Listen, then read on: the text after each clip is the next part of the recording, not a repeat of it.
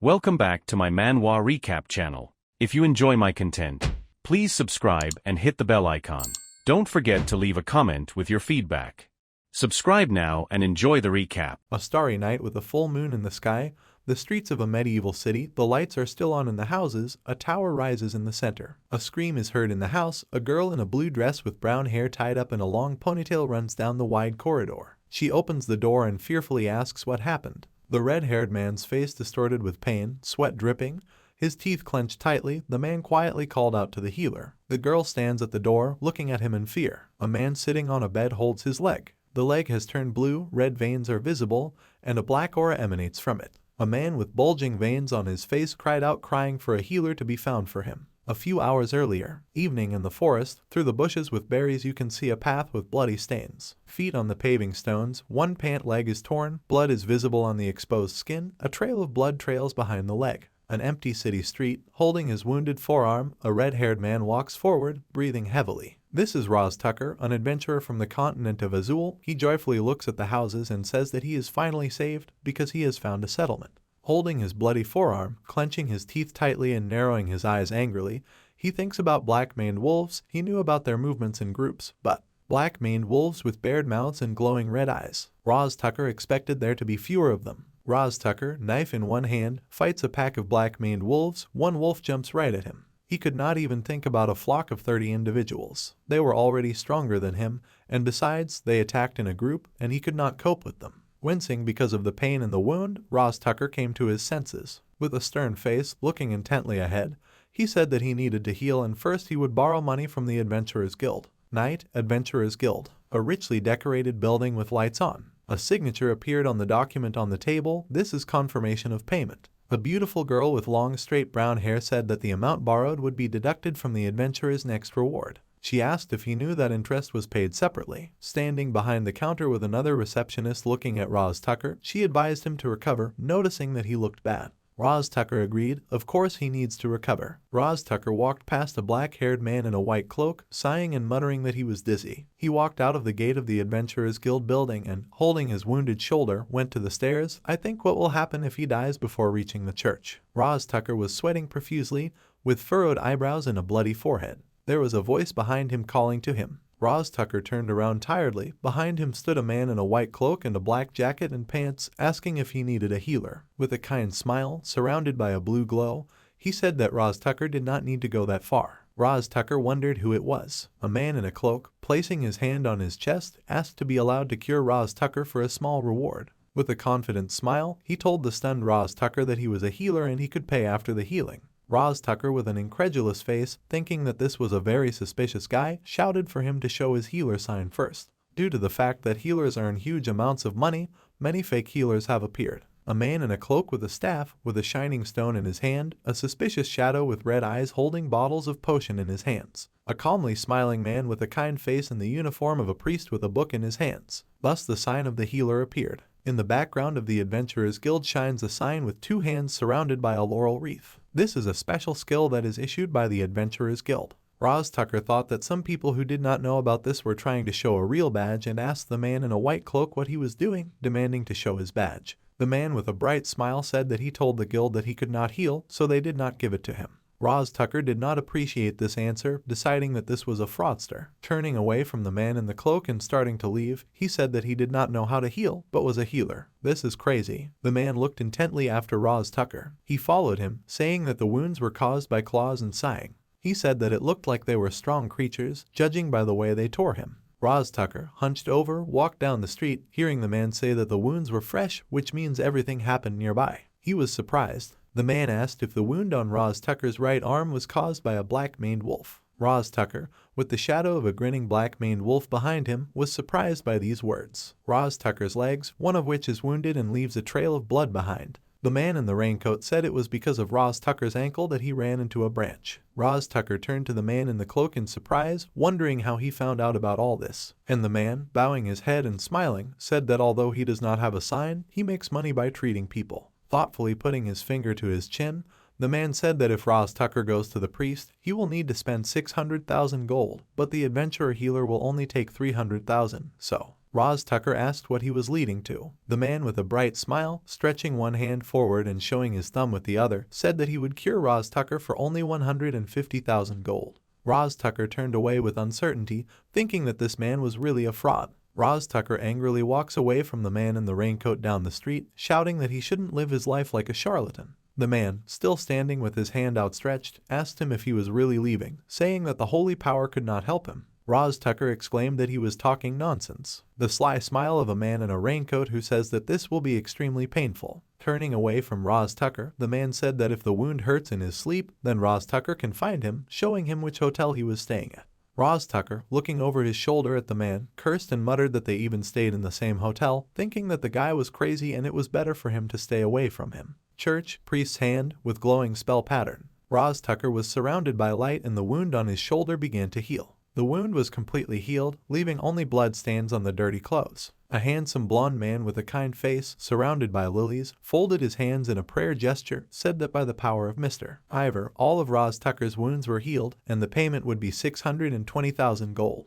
Roz Tucker moved his shoulder with a stunned look, thinking about 620,000 gold, and the priest, folding his hands in a prayerful gesture, asked Ivor to protect the adventurer in his future wanderings. Roz Tucker thanked the priest. Walking down the street and rubbing his neck with a calm face, he thought that priests were expensive, but they were definitely effective. He doesn't feel completely healthy, but he's sure he'll get better soon. Roz Tucker's leg turned a little blue and red veins began to spread along it. That same night, a scream was heard. Trembling toes, blue skin with red veins up the foot. Roz Tucker on the bed looks at his leg, blue to the middle of the shin, covered with swollen red veins, with a red aura around. Contorting his face in fear, crying and screaming, he wondered what it was. Roz Tucker screamed about his leg and demanded that he get a healer urgently. He fell out of bed and a girl in a dress ran up to him, asking him to wait. Roz Tucker leaned his hands on the floor, thinking that he had been healed by the dear priest, but why? Then he remembered that recently. Looking down with grim insight, one fist clenched. The veins in his eyes turned red, tears flowed from his eyes, and he remembered how the man said that holy power could not help him, and that he can find it if the wound hurts in a dream. Jumping up in fear, Roz Tucker said that other healers would not work. That healer said that he would be at the hotel, a guy who does not know how to heal. Crying and covering his face with his hand, Roz Tucker cursed and said that he could at least say his name. There was a voice that said that it would hurt a lot. At the entrance to the room with Roz Tucker and the girl, there was a black-haired man who said that it was good that Roz Tucker was here. Holding his hands in his pockets with a slight smile, he said that the healer who does not know how to heal is here. He walked towards the trembling Roz Tucker, saying that he was glad to meet again. Turning to the girl, he told Miss Julia that he would deal with it himself. She nodded and left the room with a smile, thanking the man. The man sat down in front of Roz Tucker, who was sitting on the floor, asking if he felt better after another treatment. Roz Tucker asked if everything was unclear from his appearance and asked if the man was really a healer. Roz Tucker said that he was in a lot of pain and asked him to do something with his leg. The man in the cloak smiled, showing a hand sign of money to the surprised Roz Tucker. He said that it would cost 300,000 gold and he asked for payment in advance. Roz Tucker shouted in surprise, asking for 3,000. The man in the cloak began to rise, telling him not to pay attention if Roz Tucker did not want to be cured. Roz Tucker, with a sick face and an angry clenched hand, said that he had said 150,000 before, asking why the price had suddenly doubled. The man smiled and leaned forward and said that the situation has become 3 times worse than before. Roz Tucker twitched from the pain in his leg and screamed again. The man said that if Roz Tucker thinks it is expensive, then he should call another healer. He frighteningly grabbed the man by the hem of his cloak, saying that he would give him his sword. The sword lay on the chest of drawers in its sheath. Roz Tucker said that this is all he can give now and asked if this is enough. For this sword you can get at least 200,000 gold. The man took the sword and pulled it out of its sheath, examining it, thinking whether it is possible to get 200,000 for it. He said the sword had been roughly handled, but seemed to be truly valued. With a calm face, looking at the sword that was covered with pixels, the man said that then this time he would deal with Roz Tucker for 200,000 gold. Roz Tucker, with a haggard face and dark circles under his eyes, was surprised that the sword had disappeared and thanked the man. A darkened leg covered with red veins trembles on the bed. The man said that he would examine him now, and Roz Tucker asked if he could die because of this. The man touched Roz Tucker's leg, and when he screamed, he said that if it was something fatal, he would have kidnapped Rath Tucker and cured him. The man sat on a chair in front of the bed in which Roz Tucker was lying and said that now Roz Tucker saw that there are diseases that cannot be healed by holy power and one of them is poison. Roz Tucker, with a frightened face, exclaimed that it was poison. A man with a kind face threw something black to Roz Tucker. The man told Roz Tucker to take it, and Roz Tucker asked what it was. Blackberries on a branch. The man said that this is a black lingonberry. Its leaves and stems contain poison that paralyzes when it comes into contact with a wound. The man told the exhausted Roz Tucker that this effect is one of the reasons why black-maned wolves live near them. Roz Tucker, with sweat running down his frightened face, listened to the man, imagining how the wolves were killing him, realizing that his leg. The man said that black-maned wolves drive their prey into these bushes to calm them down, so the berry helps them a lot. Roz Tucker grabbed his head with his hands and screamed in fear, asking the man if he could walk, begging him not to say that he couldn't. He asked the doctor to save him, asking if anything could be done. A bottle of purple liquid appeared in the doctor's hand. Putting the bottle on the table, he attracted the attention of Roz Tucker and said that there is one way. Roz Tucker shook and pressed his lips and called the doctor. The doctor pulled out a knife and held it with a scary face, and Roz Tucker was sweating in fear next to him, asking where the doctor wanted to use it. 3 bottles of black lingonberry antidote are on the table. The doctor said that this antidote should be applied to an open wound. The sore leg is standing on the bed. The doctor said that he would also like to treat without touching as much as possible. He said he didn't know who it was, but he did a great job healing Roz Tucker, so. Roz Tucker, shedding tears, recalled the priest when the doctor said that there was no other way except an autopsy. Roz Tucker agreed. He looked at the knife with fear when the doctor said that, as he said, he doesn't know how to heal, not because he doesn't want to. He can't. With a suspiciously kind face, he said that he didn't have any painkillers, that's why. Roz Tucker can scream as much as he wants. The knife approaches the shaking leg. Roz Tucker shouts in fear that he is not ready and asks to wait. Screams are heard. The doctor says that it will only get worse if Roz Tucker moves. A potion is poured onto his leg as Roz Tucker moans. It's normal for a healer to not use healing, but the doctor opens a new bottle, saying that we need to repeat it again. He asked Roz Tucker to just be patient and switch off. Spell formulas. Does everything always have to be normal if you don't know how to apply healing? The doctor held the bottle of antidote with a kind smile and evil eyes. Kang Seo Hyun, healer of the continent of Azul. He can try any other methods. 3 years ago, when he opened his eyes, he was inside an unfamiliar cave. A glowing sign indicating that he had been assigned a new class. He had seen such a scene many times before. So Hyun's wounded face in a bloodied and torn shirt. And it's the same here. So Hyun is attacked by a huge bat with large fangs and claws. Seo Hyun swings the wooden stake in her hand.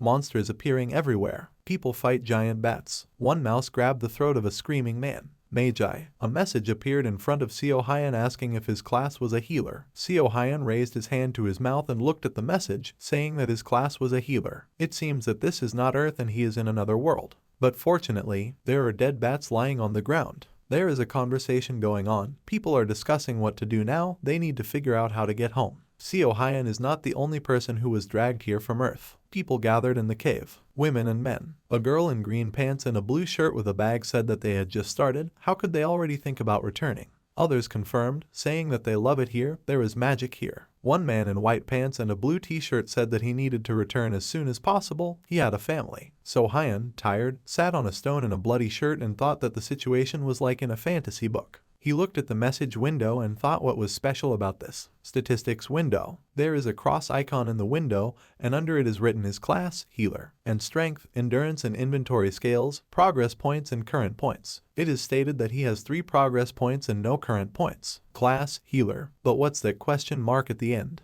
A woman in a red tracksuit sitting next to Seo Hyun stood up and came forward, saying that the girl was right and we need to figure out how to survive. She approached the men, saying that although the monsters were terrifying, if they worked together, defeating them would not be that difficult. She asked if everyone had already received their class and skill. Seo Hyun jumped in surprise when he heard about the skill. He brought up the skills window. The cut skill appeared in the window, with a description that you can cut anything with a sharp object. Seo Hyun thought that this was not it. There was another skill, God of Languages, which allowed him to automatically translate any language. That's not it either. The third skill is Observant Eye. The description says that nothing can hide from the gaze of the owner of the skill. This is also not the same skill. Seo Hyun tremblingly pointed his finger at the window and thought with indignation why this was so. His class is definitely a healer. Seo Hyun looked at the window in front of him with confusion. He wondered why there was no healing skill here. A room in a medieval building.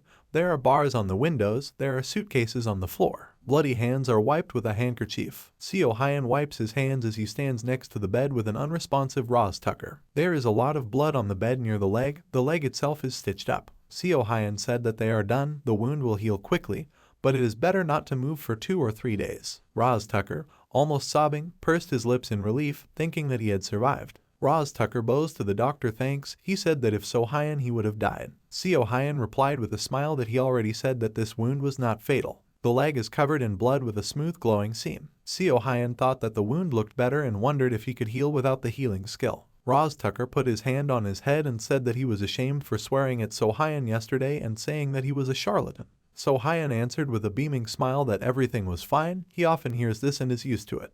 Who would trust a healer who has no healing skills? Roz Tucker looked admiringly at Seo Hyun with tear-stained eyes, thinking that he had a great soul. Seo Hyun said with a wicked grin that watching people who said things like that beg him to save them. This is the reason it works. Roz Tucker with a glued smile thought that he could forget about the big soul. He misunderstood him. Restaurant Bits Ball. Seo Hyun goes down the stairs into the cafe hall, where groups are sitting and chatting at tables. He asked Miss Julia for 1 hotel set. Julia, who was chopping onions, turned to him with a sweet smile and said that she understood and accepted the order for 1 hotel set. Julia was an employee of the Bitsbol Hotel. Seo Hyun sat down at the table with a notepad in his hands, wondering if he should fill out the journal while he waited for food. The notepad on the table says that the weather is sunny, location, Hyun settlement, patient with black lingonberry poisoning. After arriving in this world, Seo Hyun developed a new habit. The place where he was dragged, full of monsters, glowing red eyes in the forest, huge centipedes, and this place is everywhere fatally infected.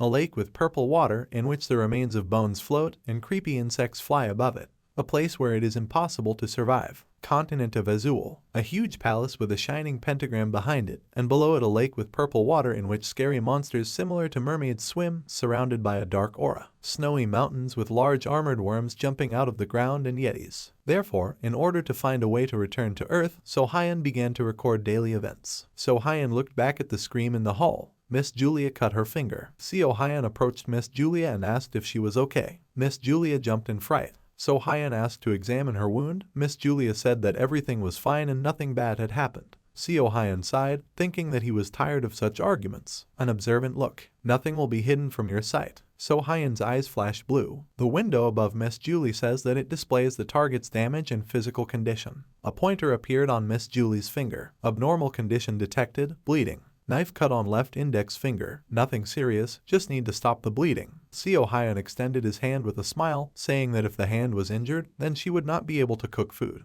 Miss Julie was embarrassed and, apologizing for the trouble, asked to have the cut examined. Seo Hyun took Miss Julie's hand and used the bleeding control skill. The food is on the table. Seo Hyun finished his treatment, and Miss Julie thanked him. A window popped up saying that 1 point had been earned. Seo Hyun thought that as expected, this treatment was worth 1 point. In the system window it is written that the current points are 103. It is possible to spin the roulette once for 20 points. Seo Hyun thought that since he had accumulated so many points, Seo Hyun said with a smile that he would start the roulette wheel for 5 consecutive rounds. The roulette is activated, the current points will be spent. Seo Hyun sat at the table, a roulette spinning in the status window above him. The results of the roulette were adding characteristics to strength and gold. Seo Hyun sat at the table in a depressed mood, thinking that gold should not be found in this roulette. Suddenly he looked up in surprise. Finally, roulette result, acquired a new skill. Distribution. Converts absorbed potion into energy and distributes it. Increases the effectiveness of potions by 30% while in use. Increasing the effectiveness of potions by 30% during use. This is quite useful. Seo Hyun wondered if it was time to use it since he had already eaten. He took out a small healing potion. After crushing the bottle of potion, he said the name of the skill, activating it and absorbing the potion. Then Seo Hyun used distribution with a confident face. By activating the distribution skill, the physical strength of the target in the area where the skill was used was restored. Seo Hyun looked at his hand with a satisfied face, glowing from the activated skill, and said that the skill is good, he will be able to use it on patients. This is much better than just pouring the potion. Seo Hyun clenched his fist, smiling. When he lowered his hand with skill, the guy who was passing nearby screamed in fear. The guy fell and he and Seo Hyun looked at each other in silence. The guy jumped up sharply, took out a sword and indignantly asked Seo Hyun who he was. Seo Hyun asked for forgiveness with a smile, but the guy did not accept his apology, saying that this was not enough. He was suddenly attacked. Seo Hyun shrugged and said that he had restored the guy's physical strength, and we can consider that he has already paid. The guy looked at himself in surprise, realizing that his physical strength had indeed been restored. He suddenly approached So-Hyun with a beaming face and said in surprise that So-Hyun was a healer. So-Hyun and the guy in the cap chat happily. The guy says that he had never seen such a skill before, so he didn't know about it. He came from the village. So-Hyun agreed and thought that the guy could not have known about the skill of a person from another world. The guy with a sharply serious face asked So-Hyun if he would agree to join his squad, since fate itself brought them together. So-Hyun asked what kind of adventurer group they were. The guy and So-Hyun are standing at the fence, and the guy explained to So-Hyun that their squad is just recruiting healers, and if So-Hyun joins them, then there will be 4 of them in the team. The perfect number for a squad. There are 2 pairs of feet standing on the paving stones of the road. So-Hyun asked what mission the guy's squad had. A rat is standing on a hill, and another flock of rats is climbing the hill towards it. The guy said that their team was going to hunt rare monsters. So-Hyun asked what the reward for the mission was. The guy said with a grin that the reward would be 1,200,000 gold. So-Hyun was surprised, but didn't show it. The reward is pretty good, and there is no healer in their squad. So-Hyun smiled, thoughtful. Is it worth joining this squad? Building with a sign. Meanwhile at the Adventurers Guild, a guy covered in wounds and blood stands in front of a man in a cloak, with another man standing behind him.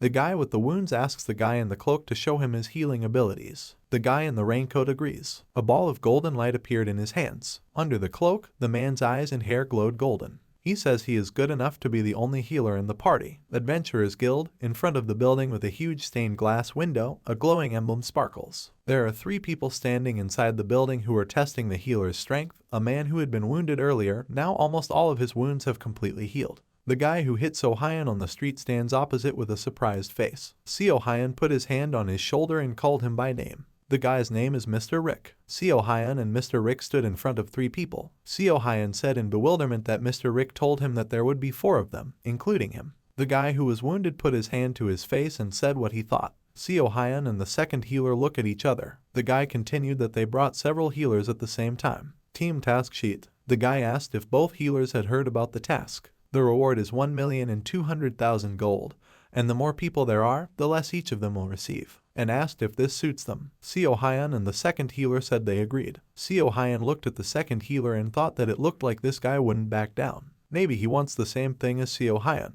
Furiel shook So-Hyun's hand and said that they would continue to work together and introduced himself. The group's name is Furiel. So-Hyun introduced himself in response. The second healer silently glanced suspiciously at So-Hyun. The shoe steps on the grass. A group of adventurers walks through the forest. Furiel was in front, followed by Mr. Rick and the archer, and last came So-Hyun and the healer. The archer happily said that he felt calm since there were 2 healers with them. The second healer looked at the archer. The second healer looked with irritation at So-Hyun, who was walking calmly, and thought that So-Hyun was annoying him a lot. He would not forgive him for this. The priest put his hand to his heart and, against the backdrop of a glowing pentagram, said that he could use basic healing and advanced healing. Blessing, God's shield, first aid, antidote, restoration and cleansing light, light arrow and other divine skills.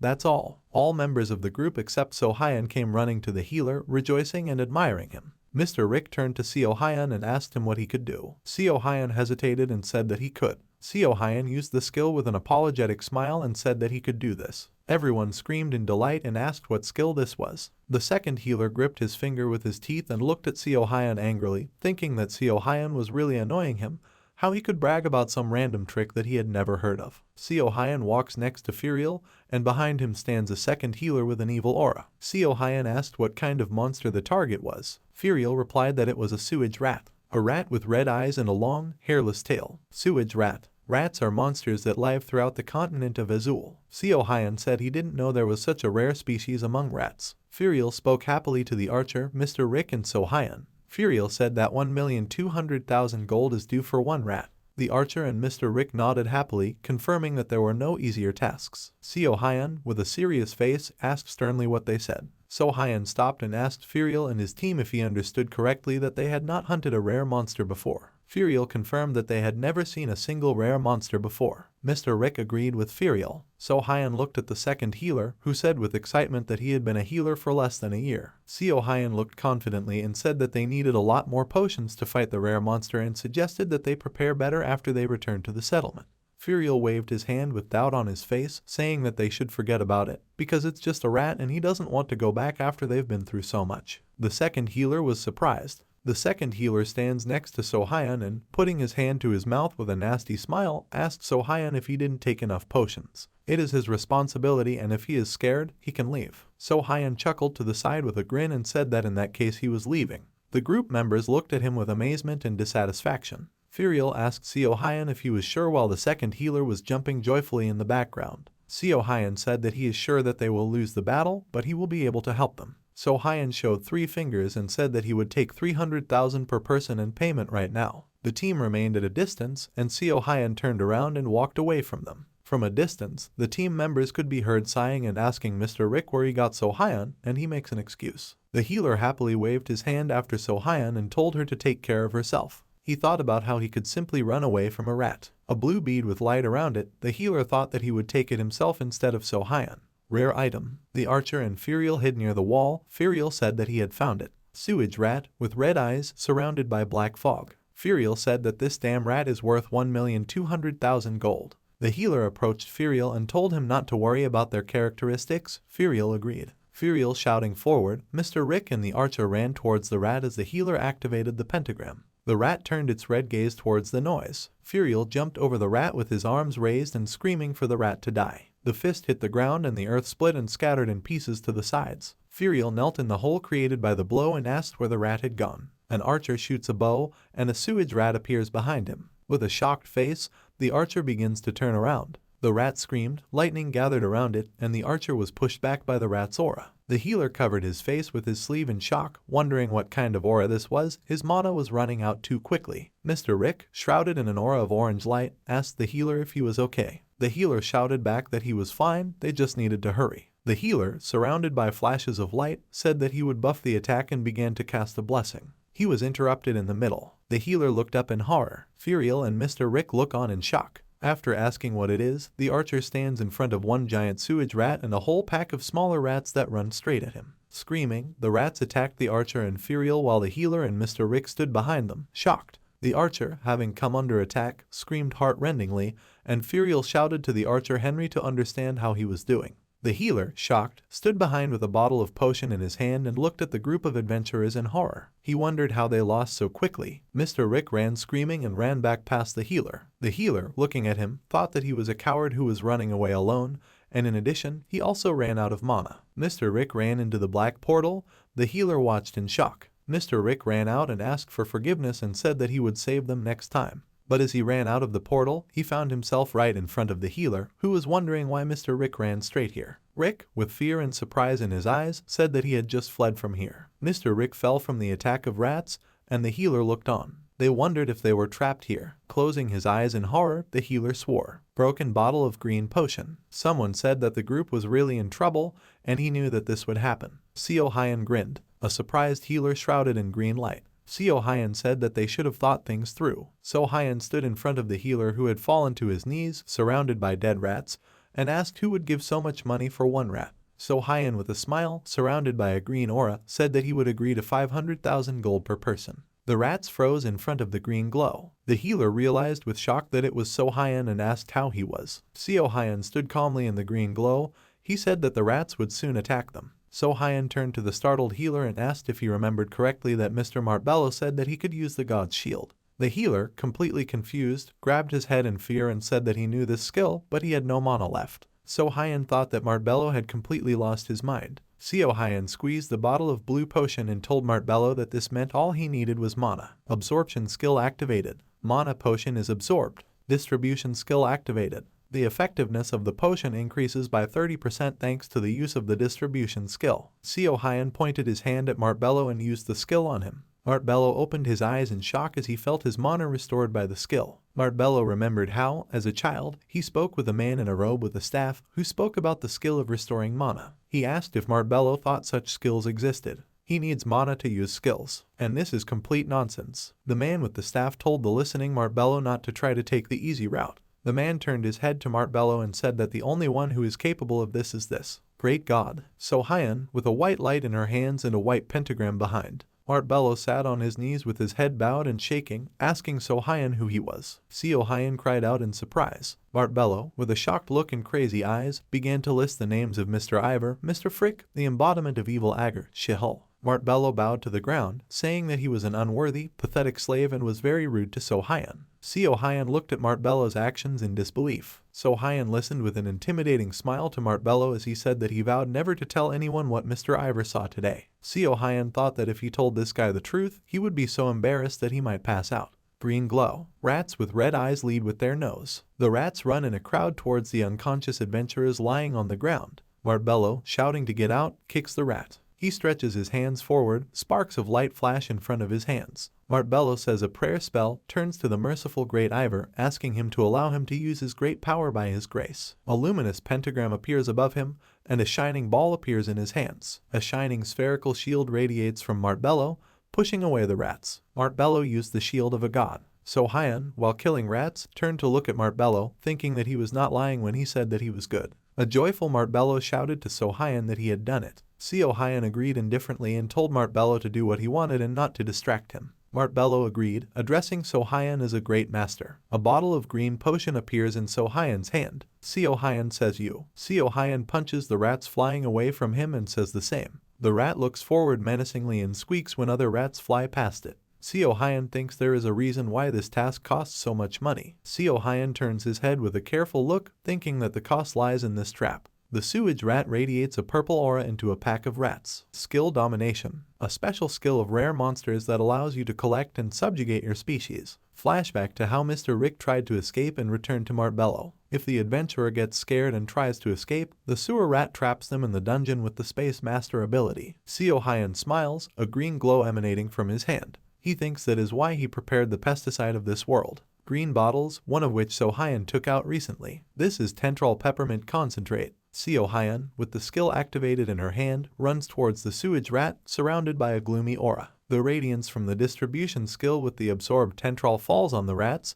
They begin to writhe in pain. Peppermint is lethal even to small animals. So-Hyun crouches and runs forward with a skill in one hand and a dagger in the other. He thinks that although this amount of potion is not enough to kill 100 rats. So-Hyun pushed off the ground, jumping. So-Hyun stood over the wary sewage rat, raising his hand with skill. The distribution skill is activated. So-Hyun grinned and pointed his hand with the skill at the sewage rat and raised his hand with the dagger, saying that everything would be different with the distribution skill. And since the sewage rat's defenses are now weakened, So-Hyun grabbed the sewage rat by the fur with his hand with skill. So-Hyun, landing on the rat's head, shouted the name of the skill opening and hit the rat with his blade. The sewage rat with a bloody wound on its head squeaked and a dark aura spread from it. So-Hyun fell under the aura, grabbed the fur of the rat and exhaled with effort. Approaching tree trunk. So-Hyun looks back in surprise and fear, cursing the rat under his breath. A sewage rat crashes into a tree. So-Hyun lies on the ground, breathing heavily, not far from the rat. He thought it was dangerous. Lightning comes out of the sewer rat's eye as it looks at So-Hyun.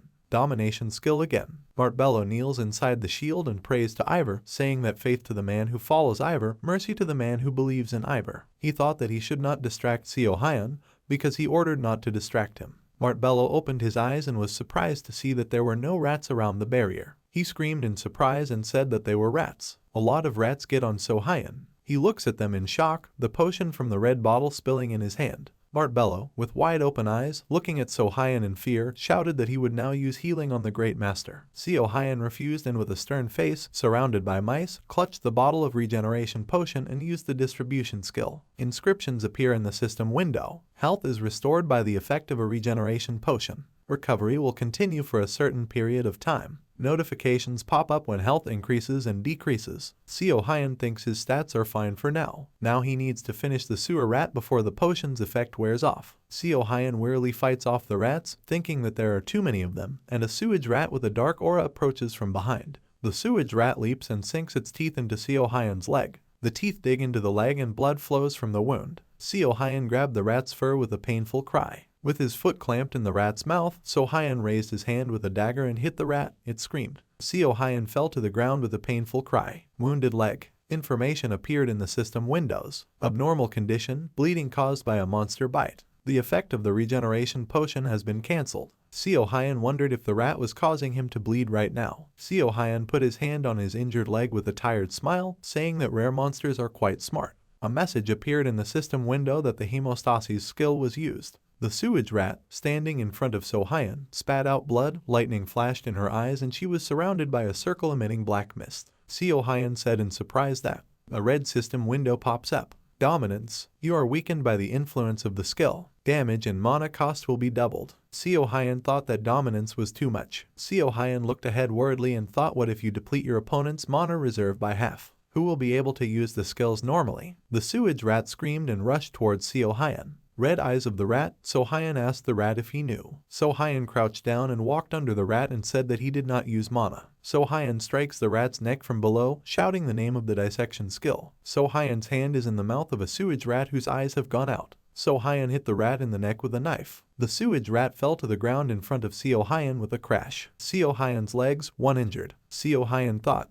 that his arms and legs are in place, his ankle looks tolerable. Seo Hyun, tired, stands with a contented look in bloody clothes. Seo Hyun said that he thought he would really die this time. System windows appeared in front of Seo Hyun. Announcement that the achievement has been achieved. Announcement, rare 1-to-1. You can get this achievement by defeating a rare monster alone. You can receive your reward. Seo Hyun smiled with blood on his face and said that finally, it was worth it. Mart Bello screamed, waving his arms with tears in his eyes. He called for the Great Master. Seo Hyun thought that everything had almost gone to waste. Luckily, that idiot Mart Bello cancelled the healing in the middle. Seo Hyun pointed his finger at the system window to show the reward. A lottery window appeared in front of him with a reward for his achievement. Seo Hyun dejectedly wondered why the reward was also a roulette. System notification. You've gained a new skill. System notification. Throwing accuracy plus 100%. Throwing damage plus 100%. Additional effects plus 25%. Seo Hyun, putting the dagger on his shoulder, looked at the system window and thought that this was a skill for attack. He expected something better. Oh, there are additional effects. This means that if Seo Hyun throws poison, there is a 1% chance of instant death. Inscription, additional effects plus 25%.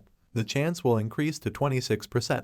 This is amazing. Seo Hyun looked down carefully and wondered what it was. Mart Bello ran up to Seo Hyun shouting, Great Lord. Seo Hyun turned to him and said that he did a good job. Mart Bello, looking tired but happy, said that it was only thanks to Seo Hyun's grace that they survived. He will keep this secret until his death. Seo Hyun told Mart Bello to skip this nonsense and wake up the people. Mart Bello agreed. Two dark silhouettes are lying, two are standing, light is emanating around them from the resurrection skill. Mr. Rick and Archer Henry woke up groaning, lying on the ground. Furiel, holding his head, with a painful face, asked what happened. Furiel screamed in horror when he saw the huge head of the sewage rat in front of him. He asked what kind of nonsense this was. Seo Hyun appeared in front of Furiel with a creepy smile and asked how he slept. Furiel screamed in horror. Surprised, Furiel asked Seo Hyun what it was, whether Seo Hyun killed the sewage rat himself. Seo Hyun, smiling contentedly, asked if Furiel thought she died of old age. Furiel, amazed, wondered if Seo Hyun had conquered this monster alone. Seo Hyun said with a fake smile that, as he said earlier, 300,000 gold from each. He is grateful in advance, and he asked if Furiel remembered what he told them earlier. Furiel replied that of course they would pay him. Seo Hyun turned to Rat's corpse and said that he remembered. Mr. Rick, Henry and Furiel looked at him questioningly. Seo Hyun pierced the skin of the sewage rat with his dagger and thought that there was something else left. With a satisfied smile on his face, Seo Hyun looked down, thinking that this is what he went for. At his feet lay a dark purple, round, shiny crystal. Seo Hyun said that he would take her too. System window. Received a rare item. A bag of gold coins. Someone says he's a little ashamed now. Seo Hyun stands at the counter with a bag in his hand, and Furiel tells him that he shouldn't. They are grateful for their salvation. Seo Hyun said that he learned about this task thanks to them and asked to be allowed to buy them a drink. Henry, with a tired smile, said that tomorrow they were leaving for their native village, so they needed to be fresh-headed in the morning. Seo Hyun asked Henry and Furiel what they meant by we. Furiel said that the three of them came from the same village. Furiel said with a tired sigh that they almost got a joint funeral, trying to make some money. That's why. They will no longer be adventurers. Seo Hyun agreed with a serious face and nodded his head. Adventurers can quickly earn a large amount of money, but Henry, Furiel and Mr. Rick said goodbye with a smile as they stood at the door. They come with an equally high risk. Furiel said that they are now saying goodbye. Let Seo Hyun buy them a drink next time he gets the chance. Seo Hyun waved at them, saying he was sorry. Mart Bello stood next to Seo Hyun. Seo Hyun turned to Mart Bello and asked him what he thought of the proposal. Mart Bello replied that he does not drink. Seo Hyun, with a smile on his face, told Mart Bello, who jumped in surprise, that then they should pretend that they don't know each other from now on. That's what he'll do. Mart Bello agreed with admiring eyes and a joyful smile, folding his hands in a prayer gesture, turning on fangirl mode, and said that this must mean that for now Seo Hyun needs to hide her identity. Seo Hyun looked at Mart Bello in shock. Art Bello ran around the corner muttering that he was still not good enough. He needs to train more to witness the true rise of a great god. So Hyun looked after him in confusion and wondered if he had just turned an ordinary guy into a sleepwalker. Seo Hyun turned around with a sigh and said that there was nothing he could do about it.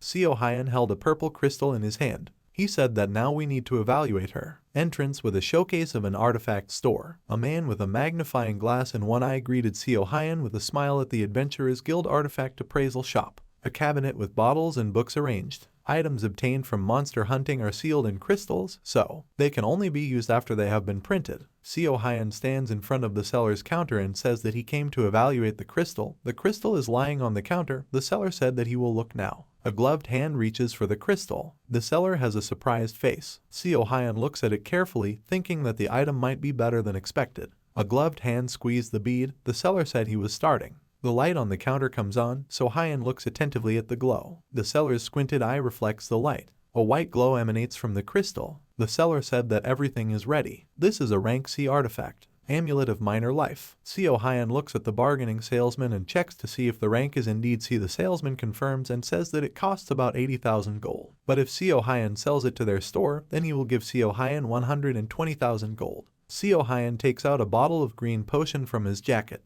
Seo Hyun drips this potion onto the crystal, and the seller asks in surprise what he is doing. An unchanged crystal with potion remnants around it. Seo Hyun shakes the potion bottle and says it's Latasia potion. It is famous in the north. It is a substance that undergoes a strong reaction upon contact with blood. Seo Hyun took out a knife in front of the seller and said that this was the knife he used to kill that rare monster. The seller asked in fear why he was telling this. The potion drips onto the knife, stains appear on the knife. Seo Hyun says the knife looks clean because it was washed, but there's still blood on it that just can't be seen. The frightened salesman sweat drops with a forced smile as he listens to Seo Hyun, who says that the crystal that came out of the monster's body should react even stronger, and asked if the seller agreed. So Hyun tilted his head with a smile and said that only if. Seo Hyun grabbed the seller by the hair, saying that someone. Seo Hyun, with an angry face, slammed the salesman's head into the table, breaking it. And he said that someone replaced her. There is a crash in the room, something falls. A bottle with a spilled potion. The seller screamed and grabbed his head, which was doused in the potion. The salesman stuttered and told Seo Hyun, who was holding him by the hair, that he was making a mistake. They are in the Adventurers Guild premises, and if he sends a signal. Seo Hyun said with understanding that he remembered. Seo Hyun slammed the salesman against the table again and thanked him for the reminder with an evil smile. The seller groans, trembling, not understanding what is happening. Seo Hyun activated the skill on the seller. System message that the hemostasis skill is activated. Seo Hyun, with creepy eyes, told the trembling salesman that this reminded him that he forgot to introduce himself. The seller thought that the bleeding had stopped and wondered if this could be the case. Seo Hyun said with a bright smile that he was healer Seo Hyun. The shopkeeper screamed for help in horror as Seo Hyun held him by the hair. There is a saying on the continent of Azul. Seo Hyun stands on the monster's corpse, holding its severed head in her head. If you're going to fool a healer, make sure you don't get caught. There are two types of healers who bring artifacts. Extremely strong, or madmen hunting monsters for fun. The salesman with his head and eye bandaged thinks the saying is true. Healer beats enemies to a pulp and heals them to beat them again. The seller squinted his eyes, thinking that he did not sense any divine power. Seo Hyun happily looks at the crystal and asks if it is actually a B+ artifact. The seller replies that it is a B+ artifact and a rank a mental focus ring. So Hyun flinched in shock when he heard that the crystal was worth approximately 6,400,000 gold. So Hyun looked at the frightened seller with a menacing smile, thinking that he was trying to buy a crystal for 120,000. He wondered whether he should kill the seller. He asked why this thing was so expensive. System window. Item. Ring of mental focus. When equipped, allows the wearer to maintain incredible concentration. Ring with runes on the rim. It says in the notification windows. Mana increase. Increased damage. Increases the speed of casting spells. Increases mental toughness by 50%.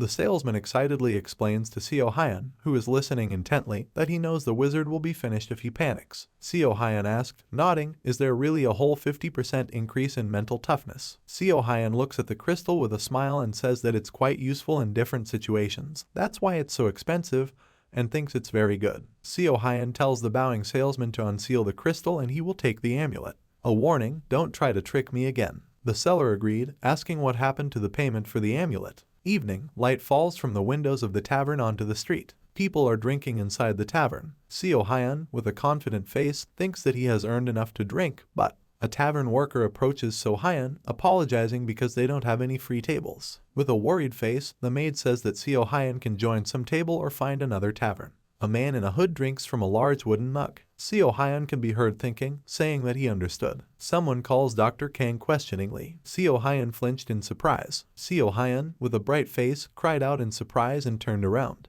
He turned to Mr. Kim Jun-ho. Jun-ho took off his hood, exclaiming that it was indeed Dr. Kang. Jun-ho, with a joyful smile, asks how many years have passed. So-hyun sits at the table with Jun-ho and replies that it's been about 2 months. So-hyun reacts in surprise to Jun-ho's words that he earned a lot this time and asks how much. Jun-ho, smiling joyfully, trying not to be heard, says that he earned 2 million gold. Laughing proudly, Jun-ho asks if this is amazing and asks to order whatever he wants. Everything is at his expense. So-hyun says that then 2 beers won't be enough. Jun-ho orders another beer. So-hyun shows Balato's raspberry meat on the menu and says Jun-ho needs to try it.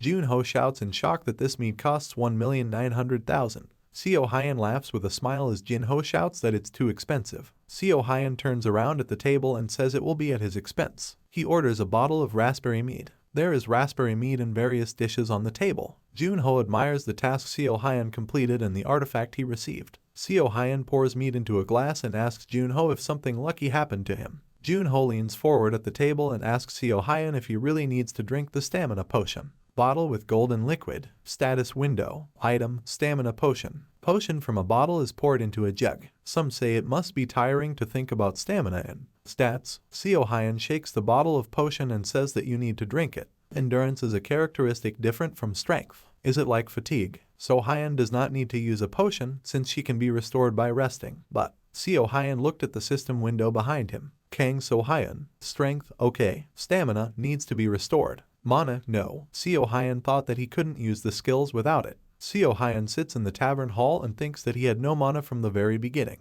He thought that it might be because he is not from the continent of Azul, but Jun-ho talks with a joyful smile. Other travelers between dimensions had mana. The window in which it is written, Kim Jun-ho is a traveler between worlds. Jun-ho and So-hyun happily chat and drink. Jun-ho asks if this isn't still better than what he's going through. Using skills is not that uncomfortable. So-hyun says this has its advantages. Mana potions are very expensive. Jun-ho raised his glass with a bright smile and offered to drink together as comrades in this crazy story. He said a toast to people like them who live on the continent of Azul. They clink glasses. With shitty skills. Jun-ho, with a reddened face, happily said that he understood why mead was so expensive. So-hyun advised him not to drink too much. So-hyun was eating kebab and said that he remembered. So-hyun sits at the table with Jun-ho and says that he wanted to ask Jun-ho something. Jun-ho asks what he wants to ask. Jun-ho glanced sideways at the loud group behind him and said that there were a lot of people around and asked him to turn off the God of Languages skill. Jun-ho said that this must be really important. System window. God of Tongues cancelled. Jun-ho and So-hyun are sitting at the table. Jun-ho asks what happened. Did So-hyun find out how to return home? So-hyun replied that this was too much of an expectation from him. Jun-ho drinks mead with a silent question when So-hyun said that he learned a new skill and something strange happens to him. The skill has a black star. System window throwing accuracy plus 100%.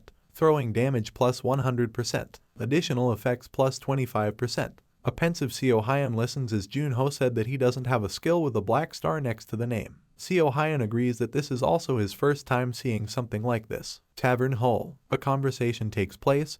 They say that this skill is much better than ordinary skills. Jun-ho wonders if he should try to kill a rare monster alone. So-hyun asks if Jun-ho knows anything about this, and he answers that he doesn't know. Jun-ho, remembering something, exclaims that it seems to him that someone with whom he was in the squad mentioned the skill with a black star. So-hyun asks who it was with a serious and interested face. Jun-ho rubbed his head with his hand and said that it seems that the guy's name was Yi-hyun or Kim Yi-yeon, or maybe Kim Jin-hyun. Jun-ho's little face says she will call him Kim Yi-hyun. Little face So-hyun says that you can't just decide what someone's name is. Anyway, this guy was really strong. A guy in a white t-shirt rushes through the monsters, cutting them with a sword. He was just like So-hyun and Jun-ho, a traveler between worlds. But the difference between them was so great that he destroyed everything on his own. Jun-ho, wearing bloody and torn clothes, looks at a guy in a white t-shirt. Jun-ho asked him what he ate to become so strong, and on the background of the blue pentagram it is written that the guy said that he has a skill with a black star. Jun-ho lies covered in stones and looks at a guy in a t-shirt who is shouting to the side. On their last day, the guy started screaming. The guy, trembling, looks at his hands and says that finally. What did he say there? Already the 4th skill. Junho looks at Seo Hyun worriedly and says that maybe this is a way to go back. Seo Hyun is amazed and wonders if this is really a way to go back. Seo Hyun and Junho stand in front of the pub, thanking them for the drink. Junho hugs the bottle of mead and says that one day he will make 4 million and will buy Seo Hyun 2 bottles. Seo Hyun laughs and replies that he will be grateful, surprised that Junho even took the bottle. Seo Hyun smiles. Junho says he is going to the hotel and asks where Seo Hyun will go. He replies that he will go shopping for potions. Junho, drunk, waves to Seo Hyun as he leaves and says that he will go and they will see each other again. Seo Hyun told him to take care of himself. Seo Hyun's eyes. He thinks that if what Junho said is true, then getting the 4th skill with a star. System window with a description of the throwing skill. Something must change. Junho and Seo Hyun are sitting at the table. Seo Hyun thinks he should get it. A guy in a white t-shirt stands with his back turned. After all, the skills may contain a hint on how to find the way back home. In any case, how did Yi Hyun gain as many as 4 such skills? Seo Hyun barely got one by risking his life. Seo Hyun remembers the drunk Junho and wonders how this guy could forget to give such important information. Seo Hyun turns around sighing and says tomorrow to earn some points. Can do something good. Settlement of Hind. Street market. Market with stalls standing in the city square. People turn around in surprise and look at something. On a wooden board there is an advertisement about treatment for next to nothing, and that exchanges are accepted. Seo Hyun leans on the notice board with a professional smile and says that he is glad to welcome everyone. He will cure them for next to nothing. A doubtful hooded guy approaches Seo Hyun and asks if he is a healer. Seo Hyun confidently confirms that he is a healer. Someone says that they know him and Seo Hyun turns around with a smile. The red-haired girl with freckles says that Seo Hyun is the guy who couldn't get the healer mark because he can't use healing. Seo Hyun is silent with a cold smile, and people around say that this is really strange and, if you think about it, Seo Hyun looks like a fraudster. How someone who can't use healing can be a healer. So Hyun stands alone in front of the tent with a board. Everyone has left. He thinks it was expected. The girl calls Seo Hyun. He turns and greets with a smile, thinking that his real clients are not adventurers and people who look like girls. The girl doubtfully asks if the exchange is really accepted. A basket of potatoes in the hands of a girl who says that she has some potatoes, and she is not sure if it will be enough. Seo Hyun tells the overjoyed girl that this is enough and asks what her problem is. Bandages. The girl unwinds the bandages from her hands and says that she injured herself while working with a tool in the field. With a frightened face, she says that she knew a man who cut his finger with a garden hoe. She heard that he became very ill and died. Seo Hyun with a serious face,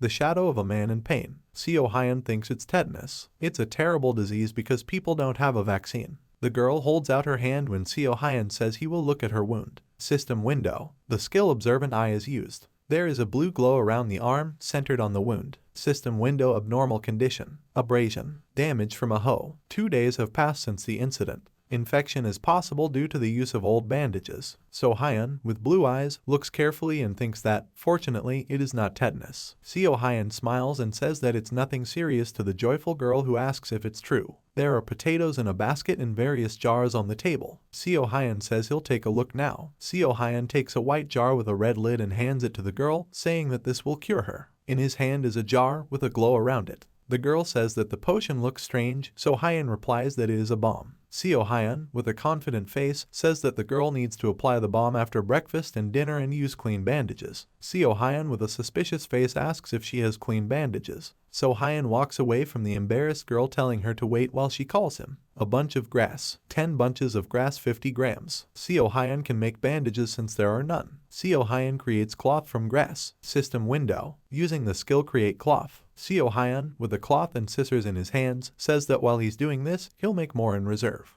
He thinks that it is difficult for the common man to buy bandages because they are so expensive. The touched girl thanks Seo Hyun with tears in her eyes. Seo Hyun waves his hand at the girl, telling her to take care of herself, thinking that this is a good start. Seo Hyun looks at the system window, thinking that the points have been received. People with grass and branches stand in confusion. People run to Seo Hyun, asking if the doctor is really charging for an examination, and asking to look at their wounds. Seo Hyun smiles contentedly. People thank the doctor. System window. Received points for treatment. Points received plus 3 points. Points received plus 2 points. Points received plus 2 points. Points received plus 5 points. Points received plus 3 points. Points scored. 172 points. Seo Hyun, tired with a happy smile, thinks that indeed, it's really worth it. Hyun waves a knife at a huge purple rat. He thinks that hunting monsters is also good, but So Hyun looks at the system window with a smile and thinks that calmly treating people in the settlement is better. A box with bandages and potions falls. Seo Hyun hopes that he will only see such patients. So Hyun turned his cold gaze. Someone said that this is nonsense. A blonde man in rich clothes asked why So Hyun calls this dirty tent a shop. With a confident, unpleasant face and a knight standing behind him, the blonde demanded to give him the potions. Seo Hyun looked at the fallen box at the blonde's feet. Seo Hyun, with a smile on his face and annoyed inside, thought what kind of vile pervert he was, but politely asked what potions they were looking for. The blonde sat on a chair and said that anyone made by Seo Hyun would do. Seo Hyun thought the blonde was an idiot. The blonde looked around irritably, saying that it was too damn crowded in here. Seo Hyun thought that the blonde man seemed to be from a noble family and wondered why he came to this small shop. So Hyun reached for the jar of bomb, saying that he didn't know what they were looking for, but Seo Hyun handed over a jar of bomb saying that this is all he has now. The knight behind the blonde shuddered in shock, and the blonde said that this bomb was made by Seo Hyun after all. The blonde put his hand to his chest with a smile, saying that Seo Hyun is lucky for a potion master. He said his name was Richard Yerv. Window with the inscription Richard Yerv, one of the 3 sons of the Yerv family. Seo Hyun asked Yerv, thinking that Yerv is quite an influential family in this area. The knight nodded with a stern face, answering Seo Hyun's question about what brought them here. He said that it was nothing strange. Seo Hyun sits opposite Richard Yerv and the knight. The knight said that the head of the Has Yerv family wants to hire Seo Hyun for a job. Seo Hyun, with a calm face, wonders why someone from such a proud family came to him. Richard Yerv looked at the knight and said that he could do such troublesome things on his own. The knight apologized, saying that it was an order. Seo Hyun was thrown a bag with words to take it. Seo Hyun pointed to the bag and asked the indignant Richard Yerv what it was. Richard Yerv indignantly asked how Seo Hyun could not know what it was, calling him an idiot. Seo Hyun silently thought how he could find out what was inside just by looking at the bag. The knight nodded and said that this is the ingredient needed to make a medicine for Tez. Seo Hyun looked carefully at the sticks in the bag, saying that Tez is an infected area in the west. Green forests, meadows and blue rivers. Texas was actually a very beautiful area. But now, the cause is unknown, but unexpectedly she became heavily infected.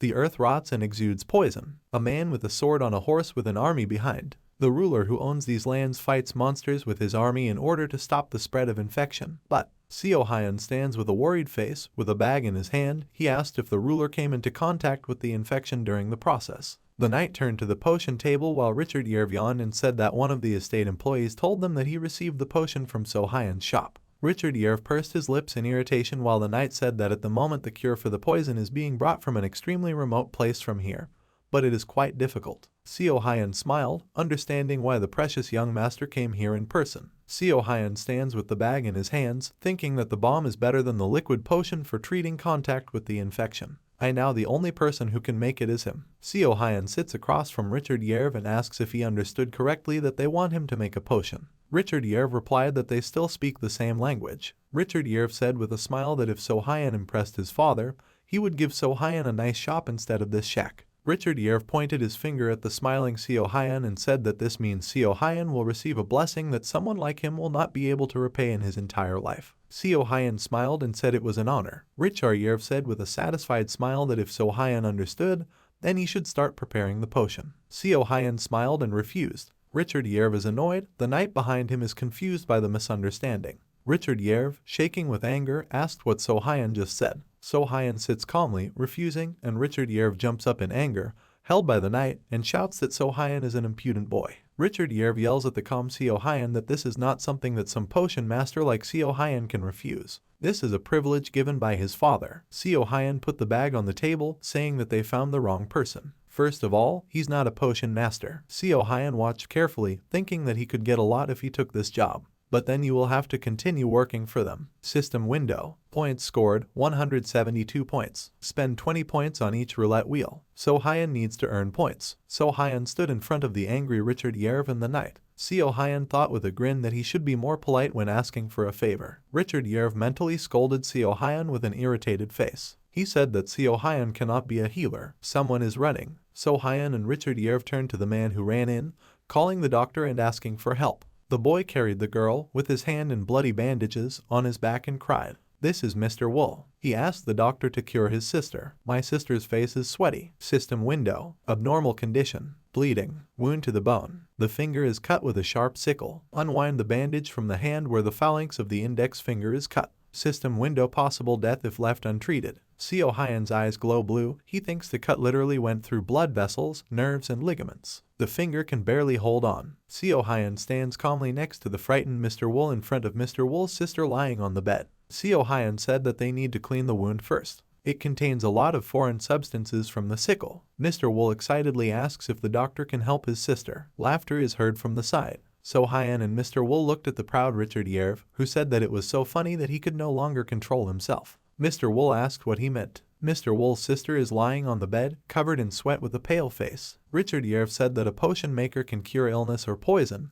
but he cannot do anything about a wound. That kind of thing. A golden pentagram appeared behind Richard Yerv, and a ball of light flashed in his hands. He used healing light. So Hyan and Mr. Wool look at the light in Richard Yerv's hand. He said that only a healer like him can cure this. Seo Hyan tilted his head, thinking that Richard Yerv was a healer, but there was nothing special about it. So Hyan turned to Richard Yerv with his healing skill activated and said that in this case he could grow his finger back. And Richard Yerv asked why he should do this. Mr. Wool listened with a worried and sad face as Richard Yerv asked if a commoner like Mr. Wool had enough money to pay him. Clenched fist with skill cancelled. Richard Yerv said that however. So Hyan stands opposite Richard Yerv with a calm face, who says that if So Hyan asks him for forgiveness for being impudent and obeys his orders, then he will show mercy to this commoner. Seo Hyan looked at his sister, Mr. Wool, and wondered if Richard Yerv would really heal an ordinary person. Nobles don't do that unless he's crazy. Seo Hyan grinned evilly, realizing that this idiot seemed to really need his potion. So Hyan turned away from Richard Yerv to the table with the girl, saying that Richard Yerv didn't need to do anything. He could handle it himself. Richard Yerv asked with an angry face how Seo Hyan was going to do this. There are towels, bottles, and other things in the drawer. Seo Hyan said it was simple. Seo Hyan, holding a box with things with a smile, said that he would sew it on. Hand in water. The wound is washed and the bleeding has stopped. Scattered bottles and towels. Seo Hyan thought it was good that he prepared the saline solution. Seo Hyan, with tongs in hand, listens to the laughter from the sidelines. Richard Yerv taunts Seo Hyan behind him,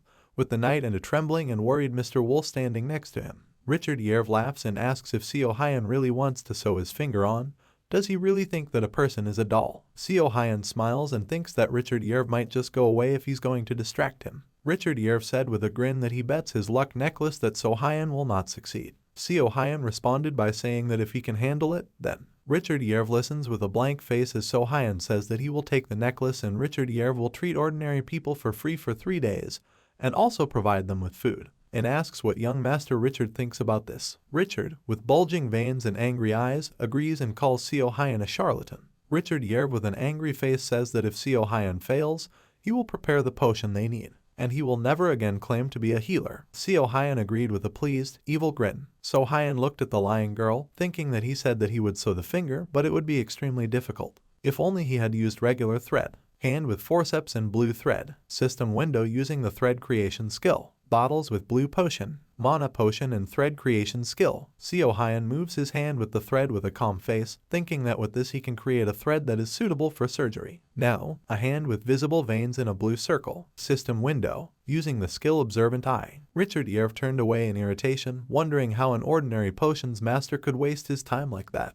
He'll make him regret it when it's all over. The night, Richard Yerv and Mr. Wool are amazed at what is happening. Mr. Wool screams in surprise. There are some rules that Seo Hyan understood while living as a healer. Fingers are reflected in So Hyan's pupil. The 5th rule of survival for a healer. System window. Using the hemostasis skill. Using the skill Observant Eye. Using the stitching skill. Don't wait until you get a good skill. A torn skill, partially sewn on with small stitches. So use hands holding forceps and threads. Use the skills and knowledge you have to the fullest. Seo Hyan looks closely at the hand he is sewing. Fingertip transplantation. Seo Hyan, with tongs and thread, thinks it's an extremely difficult operation, but with the right skills, there's nothing he can't handle. It will take extreme concentration to connect the cut nerves one at a time, but Seo Hyan looked at his ring with a concentrated face, sweating, thinking that rare items would help him. System window. Your mental power has increased significantly due to the effect of the mental focus ring. Amazed Richard Yerv and Mr. Wool with their mouths open. Seo Hyan thinks everything will be fine now if he sews the skin. Seo Hyan with a stricken face, covered in sweat.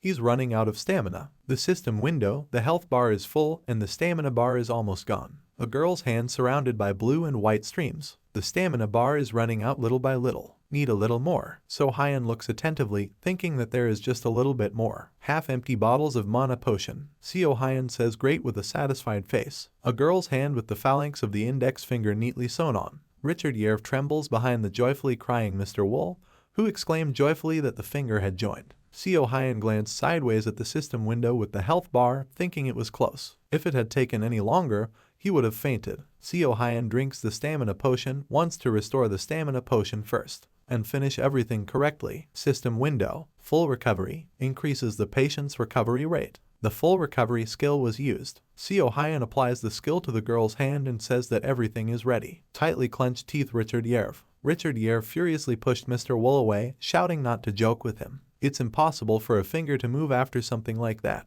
So Hyun, calmly looking at the angry Richard Yerv, said that he could check it himself. Richard Yerv called Seo Hyun an arrogant idiot and told her to move away. Richard Yerv used the resurrection skill on the girl. The girl opens her eyes with a groan. Vague silhouettes of Seo Hyun and Richard Yerv. Seo Hyun asks how the girl is feeling. The girl with a tired face is silent. Seo Hyun asks if she can open and close her hand. The girl clenched and unclenched her palm. Seo Hyun with a smile on his face and Richard Yerv with a shocked face say that this is incredible. Seo Hyun said that was enough. So Hyun turned to the embarrassed Richard Yerv with a smile and asked if he remembered what they had recently talked about. Richard Yerv, with a shocked face, remembers the free healing and the good luck necklace. Seo Hyun asks if Richard Yerv will not keep the promise he made on behalf of the great Yerv. The knight and Mr. Wolf stand amazed, listening to Richard Yerv ask how dare the potion master. Richard Yerv cursed and threw the necklace to the ground. Richard Yerv and the knight leave while Seo Hyun tells them that if they are going to give something away, they need to do it politely. The necklace is in Seo Hyun's hand. System window. Necklace of good luck. Increases your luck when equipped. Mr. Wool pulls his sister's cheek and thanks Seo Hyun, asking what he thinks Richard Yerv will keep his promise. Seo Hyun clenched his fist with a smile, saying that Richard Yerv will keep his promise. He thinks his father will be strict in this regard.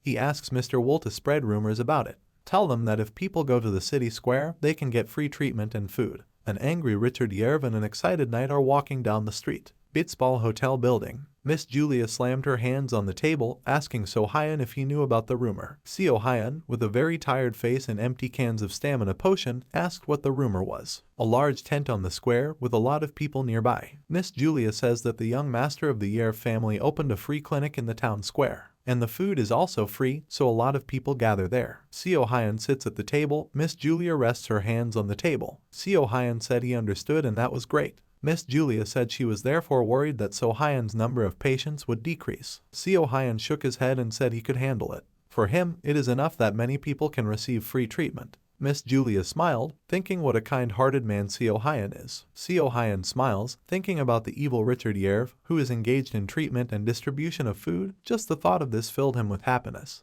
There is a basket of potatoes on the table. Seo Hyun said that he had some potatoes with him today, and if Miss Julia doesn't mind, she can use it. Miss Julia clenched her fists with enthusiasm, and Seo Hyun clapped behind her. Miss Julia agreed and said it was her thing. She will cook something delicious to help Seo Hyun regain her energy. Seo Hyun smiles happily, thinking that he is grateful, but he will not become energetic today. Because, lottery window, 10 spins of roulette. 200 points will be spent. System window, roulette result. Characteristics health +1. Roulette result. Other 1 gold. Roulette result. Characteristics stamina +1. Roulette result. Other 1 gold. Roulette result. Health potion. Roulette result. Characteristics mental strength +1. Roulette result. Characteristics stamina +1. Seo Hyun lies exhausted on the ground. Life is tough. The roulette failed him. Seo Hyun lies down and looks at the windows of the system, thinking that it would be more strange to gain skills as often as last time. But still, window of the Crystal of Vitality system. A golden stone with a card underneath it. System window. Inventory expansion. Seo Hyun holds up the card with a satisfied smile, saying that he is the one using it.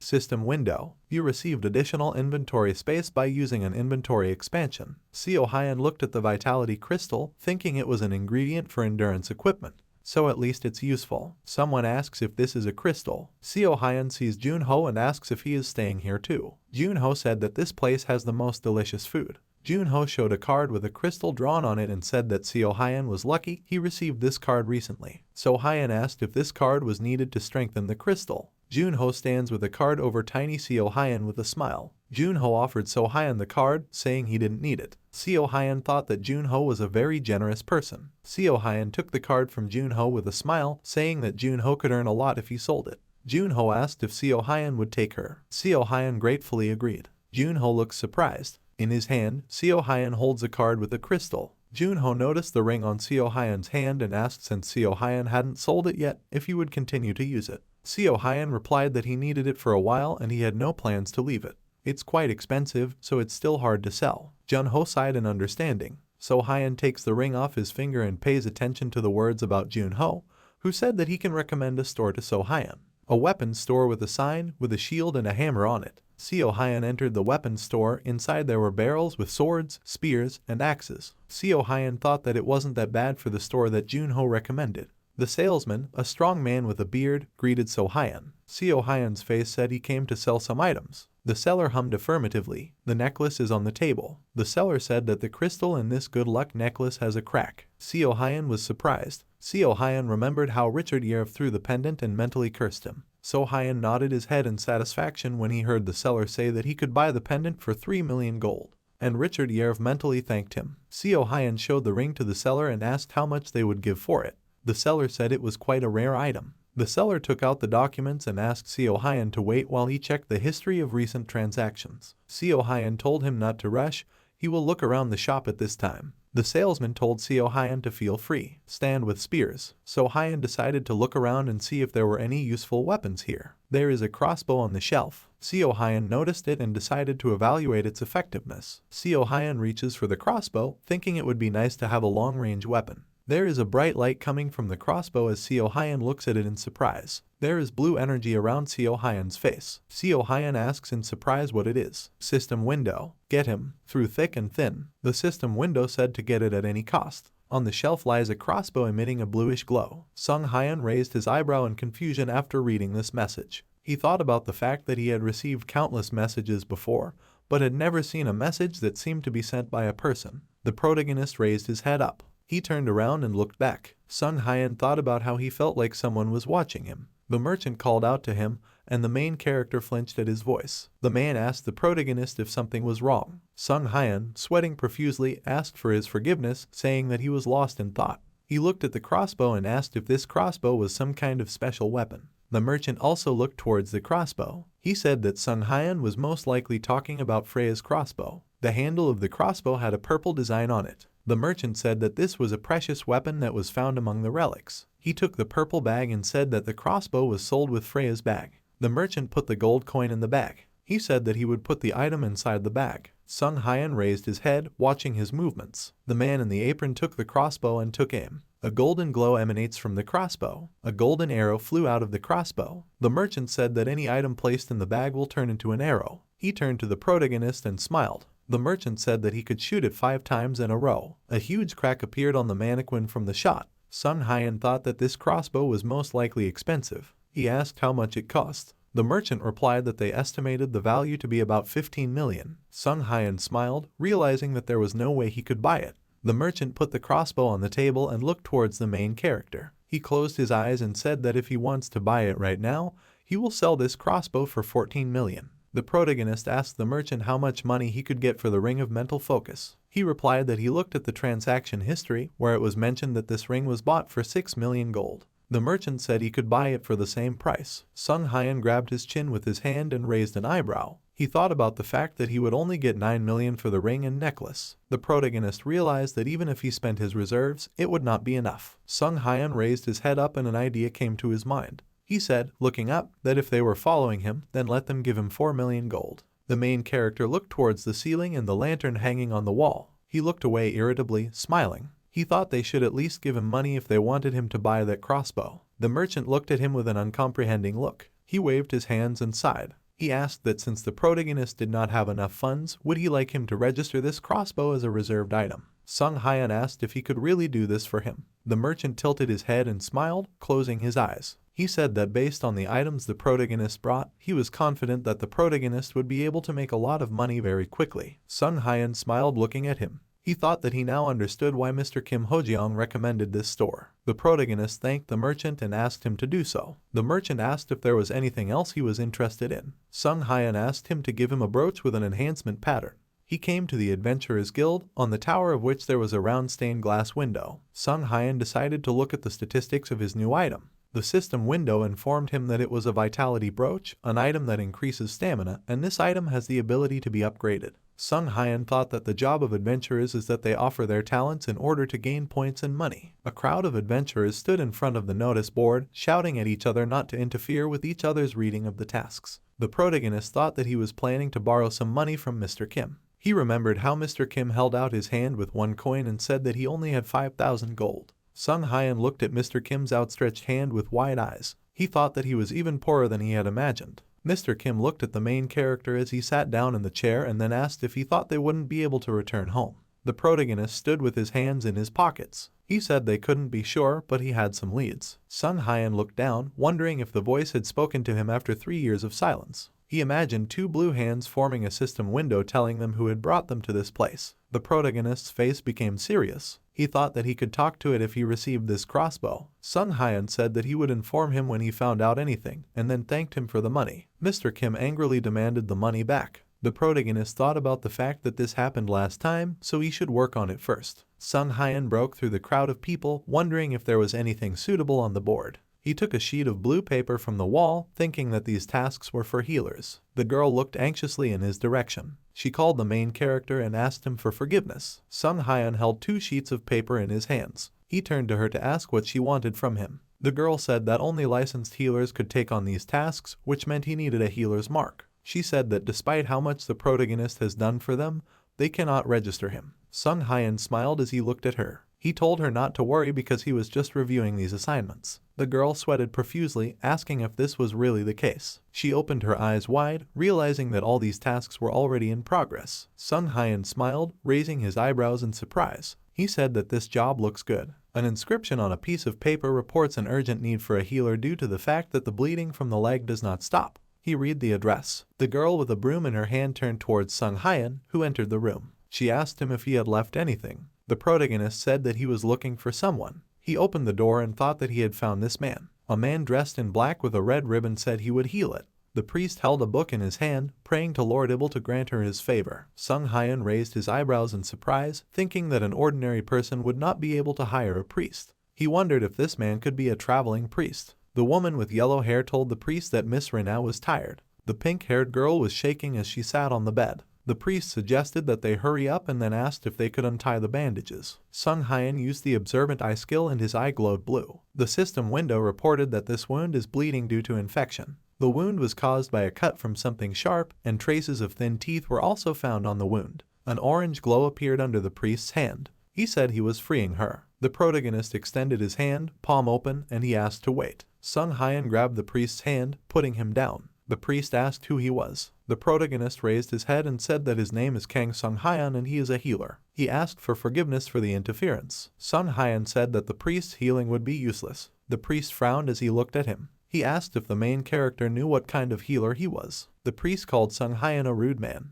The protagonist turned to him and said that the priest misunderstood him because he was not talking about his abilities. A woman with blonde hair asked if he was a healer. She said that if he was a healer, he would be able to understand her partner's situation. Girl lying on the bed trembled all over. The blonde woman said dissatisfied that if Sung Hyun only came here to say strange things, then he should stop interfering and just leave here instead. The main character told her that he had just said that such healing would not work here. The woman with yellow hair frowned. She pushed the protagonist out of the room, saying that he was distracting them. After that, she slammed the door. Sung Hyun's face darkened and he smiled. The main character thought that they were all so stubborn. He thought that they shouldn't tell him later that he didn't warn them. The girl with blonde hair told the priest to continue and not to worry. The sick girl tilted her head, thinking that this healing would not work. The priest looked ahead with his mouth open, not understanding why his healing was not working. He shouted the name of the holy light skill as he pointed his hand towards the bloody leg. Blood was still coming from the wound. The priest looked at the wound, sweating profusely. A woman with blonde hair asked him what was going on.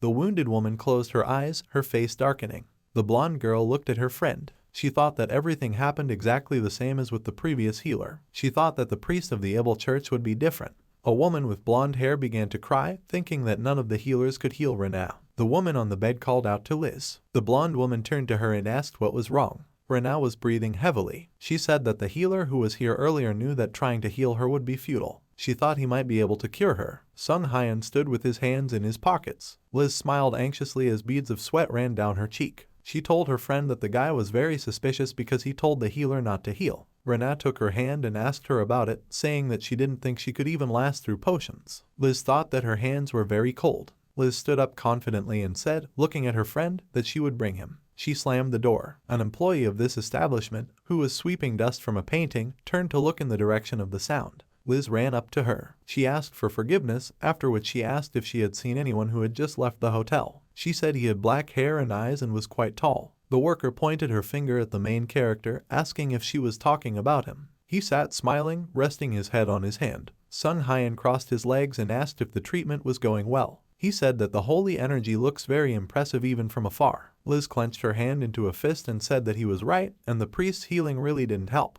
She asked if he knew what the problem was. Sung Hyun nodded, saying that he thought he knew. He smiled, asking if that meant she wanted him to heal the sick woman after everything that had happened. Liz blushed and a bead of sweat rolled down her cheek. She said that she misunderstood his words because earlier he spoke as if there was no hope left. She thought that the treatment didn't work only because the healers weren't capable enough. Liz bowed, keeping her hands on her stomach. She said loudly that although it was arrogant of her, she was asking him to save her colleague. She closed her eyes, realizing that even she felt like she had no conscience for asking him for help after she'd told him so much. A bead of sweat appeared on her forehead. Sung Hyun came to the door and asked her what she was doing. He smiled, turning to her, and he told her to move quickly because he had to examine the patient.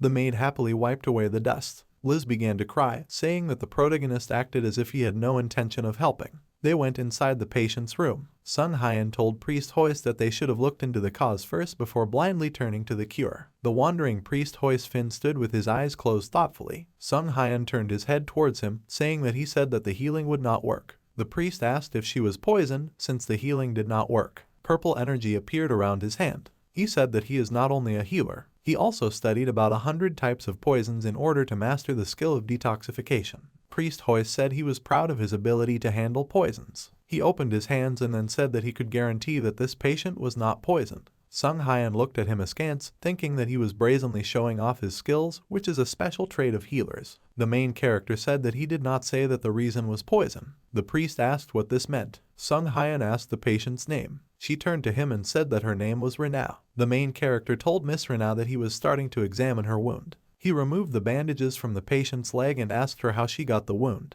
She replied that she received the wound a week ago. Renna said she was attacked by rock moles in the Hind settlement. These are moles with giant claws. She said that they were not particularly strong monsters, and at first it was just a minor wound. Renna and Liz were running away from many rock moles. Liz said it was strange because she was also attacked. Sung Hyun looked at her and asked if they went to the settlement right after they were attacked by rock moles. She replied that this was not true, because immediately after that they were chased by a group of goblins in the jungle, and after that they encountered a group of crocodiles in the Muika swamp. The priest looked up, thinking that they had gone through so many different trials. Liz said that they barely made it to the settlement, but Renna's condition had deteriorated greatly. Sung Hyun smiled, looking at the patient, and the priest looked at him in bewilderment. The protagonist said he would ask one last question. He asked if the wound was causing her pain. Renna stood up a little from the bed, thinking about it. Her eyes opened wide. She said that when she thought about it, it didn't hurt at all. The priest looked at her, stunned. He waved his hand and asked her why she didn't mention such an important fact earlier. Renna replied that she did not notice that the wound did not hurt because she was dizzy. The priest frowned and said that he suspected something strange. He said it was black magic. Black magic is a technique associated with black mana as opposed to holy power. The priest was sweating profusely. He said it was obvious that the healing wouldn't work because she was cursed. Sung Hyun smashed the black background with a wooden hammer. He told the stunned priest to calm down because this was not black magic. The protagonist smiled, looking at him, flushed and trembling, pointing his finger at the protagonist. Sung Hyun said that if it were a curse, the holy magic would cause even more damage. He took out a potion from his inventory, saying that this was the answer. The protagonist used the distribution and absorption skills sequentially. Green energy rushed towards the wound.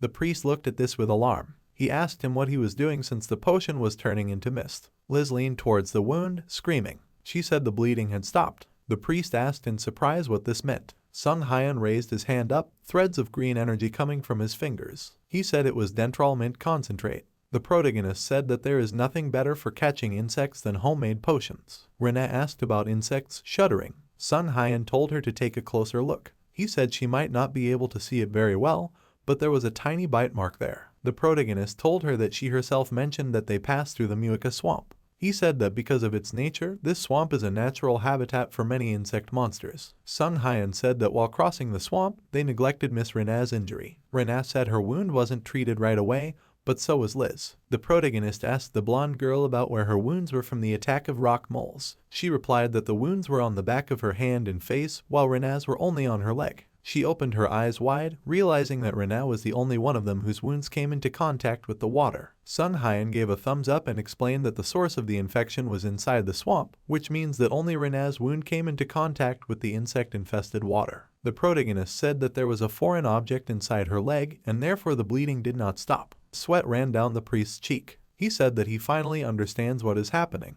Liz leaned over, placing her foot on the bed. She asked the main character if this meant it was all over. He replied that this was only a temporary measure. Sung Hyan took out a knife from his inner pocket. He said that since the wound does not hurt at all, then the insect has the skill of anesthesia, and this is a fairly high-level skill for this species. The protagonist swung the knife, making a cut on Rena's leg. He said that among them there are no insects so weak that they will die only from taking medicine. A purple insect body emerged from the wound on his leg. It was a large purple leech with teeth in its mouth. It jumped out of the wound, flying past the protagonist and the priest. The insect fell to the floor, and the priest asked what it was. Sung Hyan waved the knife and said that they should destroy it right now. He said it was quite unpleasant. The system window reported that this monster is called Black Swamp Leech, and it is a leech-like monster that lives near water. It writhed on the stone-tiled floor. The priest recoiled from the monster, dropping his book from his hands. He said the leech had grown. He fell to the floor, screaming. Sung Hyan looked away. He watched the fleeing leech. Rena sat on the bed, her mouth open, and Liz jumped, her mouth open in fear. The protagonist realized that the leech wanted to escape through the sewer. He frowned and shouted for everyone to take their weapons. The main character jumped, raising dust with his jump.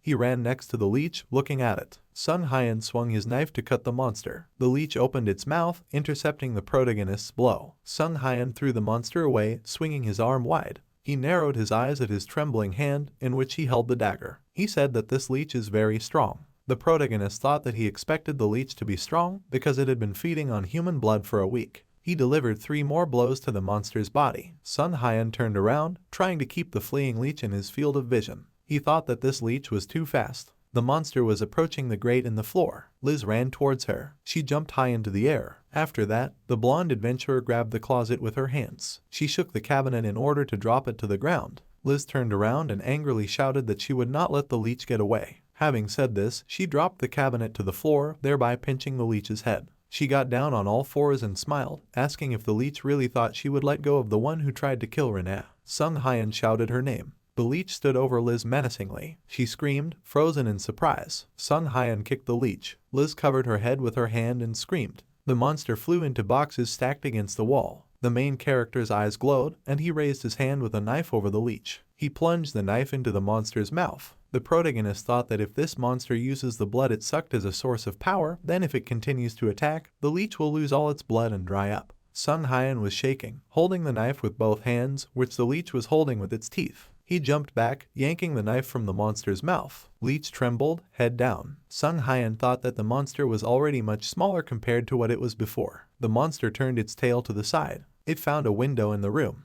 The leech ran towards this window. The monster broke the window and jumped out into the street. Sung Hyan gritted his teeth and a bead of sweat ran down his cheek. He mentally asked for forgiveness from Miss Julia, who was cleaning this establishment. The protagonist looked outside, seeing a leech running down the street. He jumped out of the window, holding a bottle of green potion in his hand. He clutched the bottle of potion. After this, the main character used the distribution and absorption skills sequentially, and the system window informed him that the effect of Dentralment potion had been increased. Beams of green energy appeared around the leech. The monster began to squirm in pain. Sung Hyan ran up to it, holding a knife in his hand. He hit the leech with his weapon while continuing to attack with green beams. Blood sprayed out from the monster's body, and the system window reported that the monster was experiencing an abnormal bleeding state, and the blood inside the target's body was almost gone. Sung Hyan swung his knife, looking at the monster. He thought that the leech was almost dead. All that remained was to strike a fatal blow. The protagonist thrust the dagger into the monster's body, but cracks appeared on the dagger. The blade of the knife flew to the side, and the protagonist opened his eyes wide when he saw this. He cursed as he looked at the broken weapon in his hand.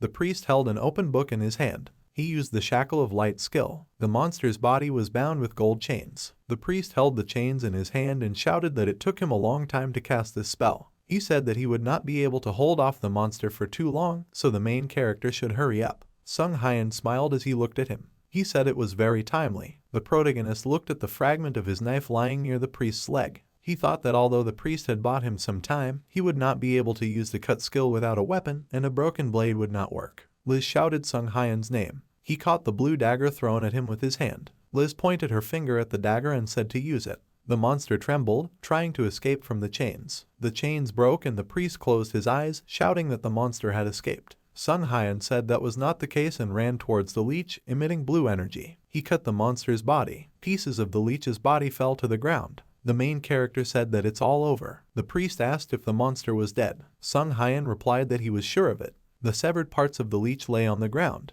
The protagonist handed the priest the body of the monster, saying that they only caught the leech thanks to his help, so he could take it if he needed. The priest replied that he did not want to touch something so dirty. Sung Hyun said that in this case he will take everything for himself. Rena looked at her leg, her mouth open in admiration. She said that the protagonist stitched her skin together with thread. Liz looked intensely at her leg, saying that he did it at the speed of a sewing machine. Sung Hyun wiped his hand with a white napkin, closing his eyes. He said that when he sews using magic thread, the durability increases. He said that this way their leg wouldn't hurt for a while. Rena began to cry, smiling and putting her hand on her chest. She said she was very scared, thinking she was going to die, and then thanked him. Sung Hyun closed his eyes and smiled, saying that he was just doing his duty. The protagonist stood up with his hands on his knees. He told the priest to go report the failure of his task. The main character smiled with his hands in his pockets. Priest Hoist twisted his face, asking why he would do this. Sung Hyun smiled, looking at him, and said that this was necessary so that the protagonist could receive a reward.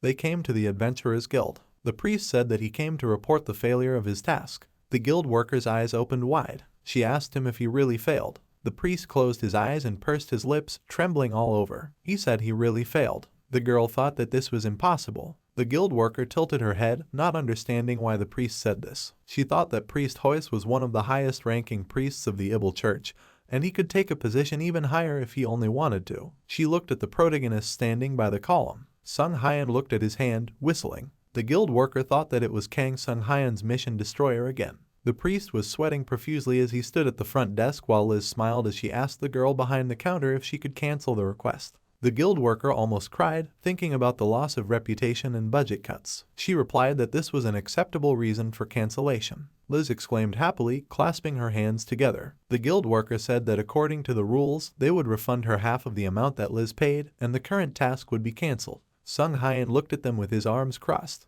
He was thinking about how he couldn't accept quests for official healers, but could freely take quests that the guild had cancelled. The protagonist thought about what people sometimes say to him. A group of adventurers asked if he had a conscience and why he was interfering in someone else's mission. They pointed at the main character with his hands in his pockets, saying that he didn't even know how to use healing. Sung Hyun smiled and said that he understands why they are angry. The main character stood with his arms crossed and leaning on a column in the Adventurers Guild. He said they should have treated them properly right away, and that's why he works as a healer. Liz handed the main character a bag of money. She said there wasn't much there, but she wanted him to accept it as a reward for helping them. Sung Hyun took the bag in his hands. Liz waved her hand, explaining that this included half the amount that the Adventurers Guild had returned to them. The main character thanked her, saying that he desperately needed it. He handed her the dagger, hilt first. Sung Hyun said that it was her dagger. Liz waved her hands in protest. She said he could keep the dagger too. Liz said that this dagger is made from blue silver ore, which is very good. She said that the people of her village made this dagger for her when she said that she wanted to become an adventurer. The blade of the dagger is curved and has a blue tint. Sung Hyun looked at the dagger in his hands, asking if Liz was sure that he could take away something so important.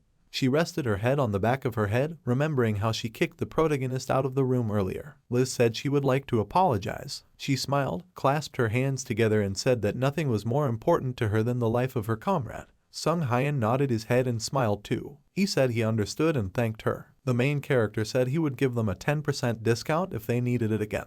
He added that they shouldn't get hurt too soon. Liz laughed and said that was good. The main character counted the money in the bag he received. He said that there was a total of 700,000 gold pieces. The protagonist threw a bag of money. He thought that his reserves for a rainy day amounted to 2 million gold. Sung Hyun thought that he needed about 2 million more so that he could buy a crossbow. In addition, he needs to leave some money for himself. Sung Hyan opened the system window and said to perform 5 spins of the roulette. The system window said that roulette was activated and 100 points would be spent. 4 system windows informed him that he had received 1 gold. Sung Hyan swore, thinking that this was some kind of gold rush. He thought that he really needed money, but it was too little. The last system window reported that he had received a new skill. Sung Hyan thought that he had at least gained 1 skill since the last scroll. The system window showed the air skill, which allows the user to brew potions with the corresponding attribute. The protagonist presented a jar of green potion, thinking that since it was an attribute of air, it meant that he would be able to brew a wind potion. He smiled, looking at the system window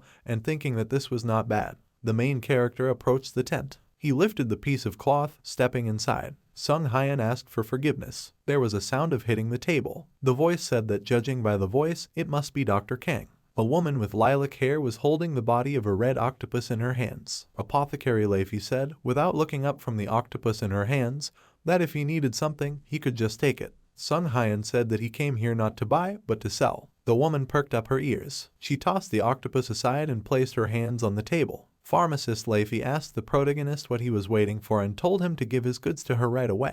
Sung Hyan smiled, asking what kind of salesman would be happy about a customer who sells rather than buys. He placed the leech's body, cut in half, on the table. The Leify pharmacist put on white gloves and said it was a black swamp leech. She asked if someone had gone to the Muika swamp. Sung Hyan confirmed her words and said that it was someone else. Pharmacist Leify examined the leech, feeling it with her hands. She said that the monster's body had a lot of scratches and wounds, so she wouldn't be able to give the protagonist a good price for it.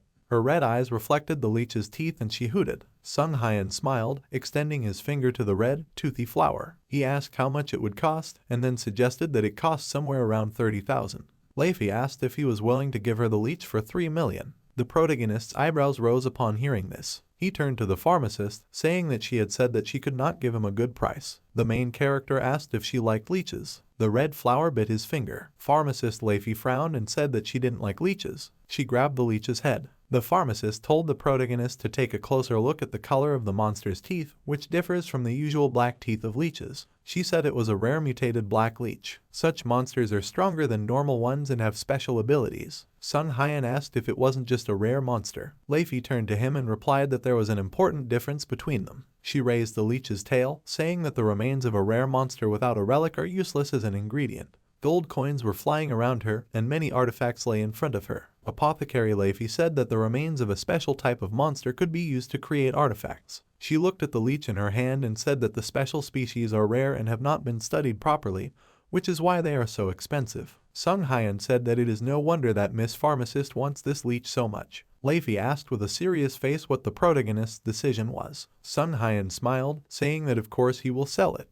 They shook hands, thereby sealing the deal. Pharmacist Leify said that's why she likes the main character. Sung Hyan said that he likes her because of this too. The main character opened the door to the weapons store. He walked up to the counter. Sung Hyan threw a bag of money onto the table of the dumbfounded salesman, who was wiping the sword with a white napkin. He said it was the full amount and he could check it. The merchant asked if he had already collected the money. Sung Hyan smiled, closing his eyes and placing his hands on the counter. He told the merchant that he really wanted this crossbow and then asked if it was in stock. The merchant replied that, of course, he still had the crossbow, after which he asked the main character to wait. They stood at the weapons cabinet. The merchant handed the crossbow to the main character, saying that here is the crossbow. Sung Hyan thanked him. The protagonist took the crossbow in his hands. He grabbed the crossbow, keeping his hand on the handle and the bowstring pointing upward. Sung Hyan looked to the side, saying that this crossbow is now his. He mentally asked if the system administrator was happy, wanting him to finally show himself. Sung Hyan looked up in frustration,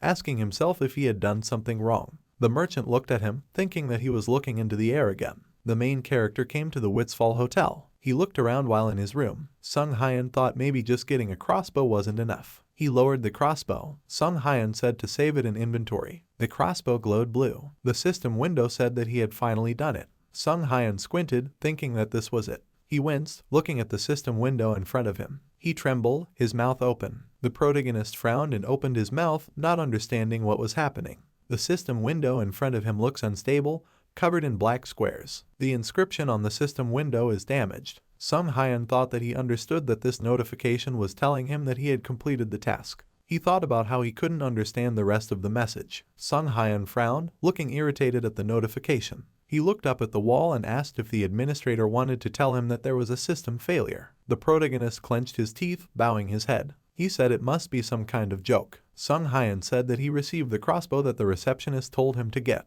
He looked at Freya's crossbow, behind which there was a blue glow. The main character stood up from the table and looked at the wall. He yelled at the receptionist to stop watching and show up to him instead so they could talk. A system window appeared in front of the protagonist. It was written. Sung Hyun thought that it was a black star, and this icon most likely symbolizes the one who is watching him. Sung Hyun looked at the system windows opening in front of him. The administrator said through notifications that he would answer 5 questions. The protagonist remembered how bats killed people around him. He thought that everyone else who came into this world with him either survived or died in the caves. Sung Hyun recalled how they argued. He thought that there had been a lot of disagreement among the survivors as they discussed whether they should stay here or find a way to return to Earth. Sung Hyun told the rest of the people that regardless of their choice, they need money. He raised his open hand to the side, inviting them to find a well-paying job that suited their skills. The protagonist and the others stood with their backs to each other. Sung Hyun said that after they separate and adapt to this world, those who wish to return to Earth will look for a way to accomplish this. The protagonist thought that after 3 years he finally had the opportunity to find out how to return. He looked at the system window, asking about 5 questions. The main character looked to the side, raising an eyebrow. He thought about the fact that the messages were getting shorter. He came to the conclusion that this system was subject to certain limitations. Sung Hyun sighed and thought that he needed to think about everything carefully. A certain entity with a face covered with a white cloth. It extended its hand over the protagonist, Mr. Kim, and 2 other people. Sung Hyun asked if the system was the entity that transported them to the Azul continent. The administrator said that it was, and he had 4 questions left. The main character's eyes reflected the system window. He thought that was what he thought. Sung Hyun frowned and waved his hand. He asked who the administrator was and what he did. The system window answered, yes. The protagonist became sad, realizing that it could only answer yes or no. He asked if there was a way for them to return to Earth. The administrator said that it was. The clock hanging on the wall showed that it was now 2 a.m. Sung Hyun asked if anyone managed to return to Earth. The system window reported that this did not happen. The protagonist thought about the man in the t-shirt standing behind him. He thought that since no one returned, it meant that even Kim Ye-young was not capable of returning. Sung Hyun thought of the only way to get as much information as possible from the yes or no answers. He took a notebook from his jacket pocket. He said he doubted the administrator had a reason to move them here. The protagonist began to write in his notebook. He said that an administrator must have a goal, but it seems that he has not yet been able to achieve this goal. The main character asked what the administrator wanted from them. He turned his notepad towards the system window. On the sheet was written a question about what was closer, collecting points and collecting items, or using skills and gaining more power. Sung Hyun thought that there were only 4 possible answers that could be received from the system window. He said that if the answer is number 1, then let the administrator answer yes, and if the answer is number 2, then let him answer no. Sung Hyun said that if the answer is not on the list, then let the administrator not answer for 5 minutes. The system window said yes, and reminded that the main character had 1 question left. Sung Hyun looked at the system window in surprise, clutching his notepad in his hand. He said he would ask 1 last question. Sung Hyun asked what was more important. He told the administrator to answer yes if it was glasses, but no if it was items. The main character stood with his left hand in his pocket. The administrator answered yes, adding that there were no remaining questions. Sung Hyun covered his face with his hand. He chuckled and said that he understood. The protagonist's face darkened, and a vein on his cheek bulged. Sung Hyun realized that the administrator brought them here so that he could use them as slaves to get points. He thought that he was very annoyed by this, but looking at it objectively, if he was the only one who was able to find out about it, then that meant that he was the closest to achieving his goal. Sung Hyun stood with his arms crossed in front of Freya's crossbow. The protagonist raised his finger up. He said it wasn't his concern, but he needed to know who the administrator was so he could find a way to return to Earth. He asked if the administrator was the god of the Azul continent. A woman with blonde hair and white robes raised her hand with a golden scepter with a blue stone at its end. Sung Hyun raised an eyebrow and grinned. He said that even though he ran out of questions, if he were an administrator, he would answer this question. The main character thought that if he wants help, then he should show his sincerity. The system window appeared in front of him. It reported the absorption of points and also that the main character had 52 points scored. Sung Hyun opened his eyes wide in surprise. The system window reported in corrupted text about the absorption of points. Sung Hyun waved his clenched hands. The system window reported that the number of points he had scored was 0. Sung Hyun spread his arms apart.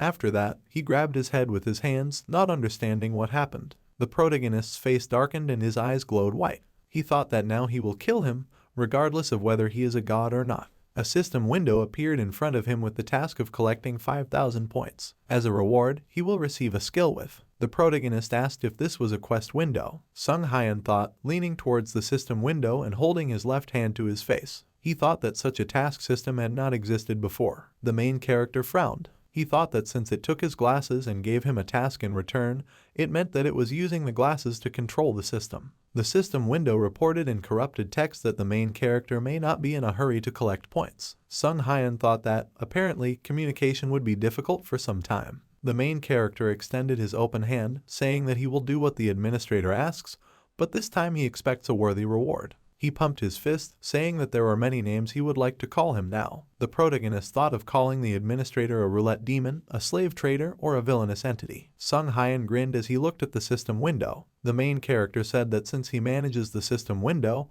he will call him admin in the future. The blue sky was dotted with many fluffy clouds. The protagonist was sitting at a table in a tavern. He was holding a sandwich in his hands, chewing it with a face full of disgust. He was thinking that the smell of this grilled rabbit sandwich was absolutely terrible. Sung Hyan thought that yesterday there was a good harvest. The system window reported that he had learned a new skill, Freya's crossbow, with which he could summon Freya's crossbow at will. This means that Freya's crossbow is now his, and the shape can also be changed to Freya's bracer. Sung Hyan smiled, holding his finger at the system window. He thought that the reward was an exclusive skill for the crossbow, and it would be nice to use it along with the rest of the skills. The system window informed him that he had access to Freya's roulette, which costs 50 points per spin. The system window also informed him that he had received the item coupon for 5 free roulette spins. Sung Hyan looked at the coupon in his hand in surprise, asking if there was an exclusive crossbow tape measure. He said it was worth a try. The system window notified about the use of the item coupon for 5 free spins of roulette.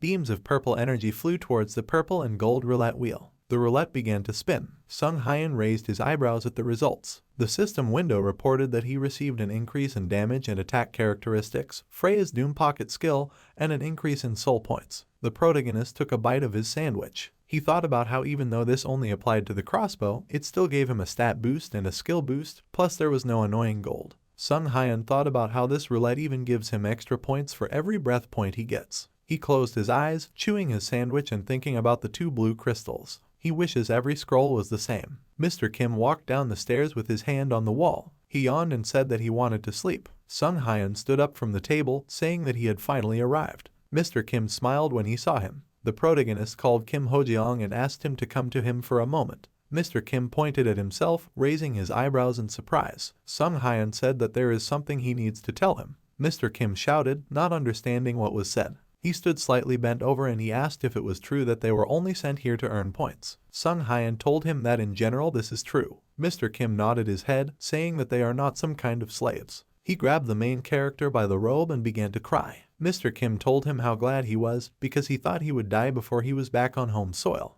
The main character looked at him contemptuously and asked him to stop crying.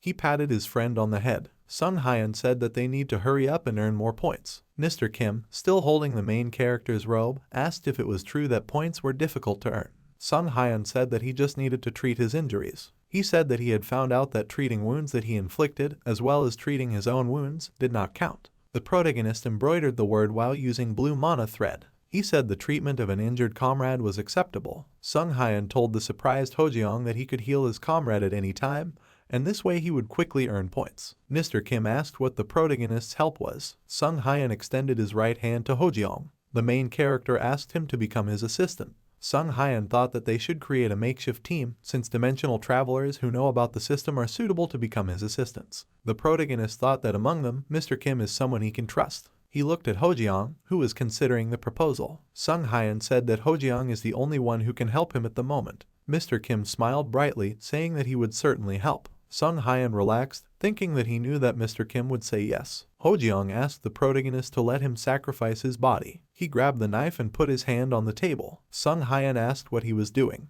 Mr. Kim said that he invests himself in his earnings. He plunged the blade of the knife into the middle of his palm. Hojeong clutched his bleeding hand, crying in pain. He screamed, asking the protagonist to heal him and earn some points. Sung Hyan said that there is no point in treating a wound if it was self-inflicted. Mr. Kim bandaged his hand. He said he realized they needed to hunt monsters. They approached the adventurer's building. Hojiang asked if it was too early for them. Sung Hyan replied that people need to be diligent and then invited him to go inside the building.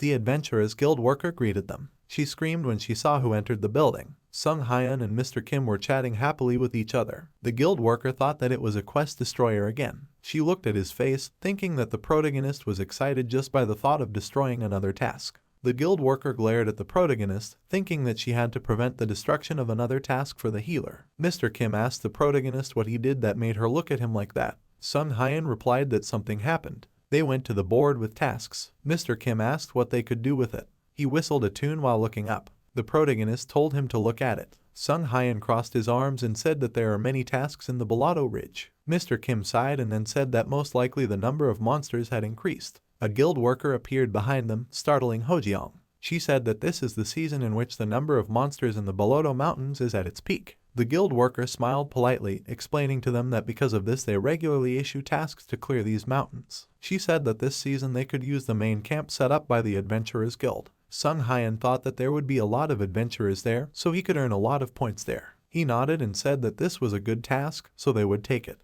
The guild worker victoriously clenched her hand into a fist. She said they registered the job to them. They approached a camp located in the middle of the forest. They were congratulated on their arrival at the camp halfway up the Bellotto Ridge. The man who greeted them introduced himself as Vasilo. He explained that at the camp they would be rewarded according to how many monsters they caught. Vasilo said that the western part, through which the protagonist's group entered, is safe, but in all other places there are many monsters, so they should be well prepared. Sung Hyan thought that patients would now come to him regularly. The protagonist took out Freya's crossbow from his inventory, and Mr. Kim took out his sword. Sung Hyan asked if Hojiang was ready, to which he gave a positive answer. The main character realized that it was time to mine gold. Iron moles appeared from underground. Sung Hyan said that these monsters had been following them since they left the camp. The crossbow in his hands emitted blue energy. He used Freya's Bag of Fate skill. The system window reported checking the crossbow inventory and reported the creation of a stone arrow. An arrow appeared in the crossbow. Sung Hyan shot at the moles. He looked contentedly at his crossbow, thinking that thanks to this skill he didn't have to carry all the arrow materials in his inventory, and the damage was even higher than he expected. An iron mole appeared from under the ground near his foot. Mr. Kim turned around, alerting the protagonist about the monster. The mole waved his clawed paw. Sung Hyan looked towards the danger, cursing under his breath. Hojiang jumped to protect the main character. He shouted to the main character to ignore him and just continue his hunt. Sung Hyan created an arrow using a small strength potion. He shot his comrade in the back 4 times. Mr. Kim asked if the protagonist had just hit him with an arrow. Sung Hyan pointed to his crossbow and happily said that it was a potion arrow, and he had just proven that it was absolutely normal to get hit by such an arrow. Hojiang asked not to conduct experiments on him. Sung Hyan shot the monsters with his crossbow. At this time, Mr. Kim ran, cutting the moles with his sword. The bodies of the monsters were piled up. The Adventurers Guild worker, in front of whom the bodies of the moles lay, shouted, asking if the 2 of them had caught all these monsters. He said they were also steelhead moles. Sung Hyan was surprised because he thought they were iron moles. He said it was not surprising that Hojiang was beaten. Mr. Kim asked if he didn't get hit to protect him. The guild worker took out a notepad and began to write. He said that they would immediately decide on payment. Sung Hyan said that they can take their time. The adventurers around began to discuss the main character and his comrade. Hojiang kept his hands on his waist, enjoying the praise he was receiving. Someone from the crowd said that although they are good adventurers, they apparently don't have money for a healer since Mr. Kim is covered in bandages. He blushed with anger upon hearing this. Hojiang threw the spoon into his plate. He said people shouldn't judge their group by him. He waved his spoon, saying that they don't even know what a great healer Sung Hyan is. The protagonist laughed, thanking him for this. Hojiang asked if the main character was angry about this. He said that the protagonist must show them his skills. Sung Hyan smiled, saying that he doesn't need to be angry to deal with such people. He narrowed his eyes and said that it was time for them to appear here. Hojiang looked at him in surprise, not understanding who he was talking about. The wounded adventurers walked, supporting each other. They shouted that they were looking for a healer. Mr. Kim turned to look at them and Sung Hyan smiled. The healer crouched next to the wounded adventurer, yellow light emanating from his hand. Someone screamed, asking to be healed. Mr. Kim said the number of injured people increased significantly as night fell. He happily pointed his finger in their direction, telling the protagonist to go earn points. Sung Hyan calmly replied that those people were fine. Hojiang. Mr. Kim began to talk about how there were so many patients here, but he was interrupted by a loud cry of pain. He and the protagonist looked in the direction of the scream. There was a bloody man lying on the ground. A trembling healer stood above him, staff in hand. Sung Hyun said that he has his own patients who need him. He approached them, asking if the healer would mind if he looked at the patient. The healer looked at him, covering the wounded man with his hand. He asked the main character who he was. He remembered them as those adventurers, and Mr. Kim got angry when he heard this. Sung Hyun thought that it was those adventurers who laughed at them. The healer thanked them for their offer, but said that he was not so incompetent as to need the help of others. The protagonist approached the patient lying on the ground and asked why he was in this condition. The healer remained silent. Sung Hyun began to examine the wounded adventurer. He thought that they could at least provide decent care to the patient. The protagonist realized that the attack was aimed at the arm and shoulder. He activated the observant eye skill. The system window pointed to the right arm, which the patient supported with his left arm. The system window described his condition as decomposing suppurative paralysis and also reported the presence of wild animal bite marks throughout his body. In addition, the patient had an open wound,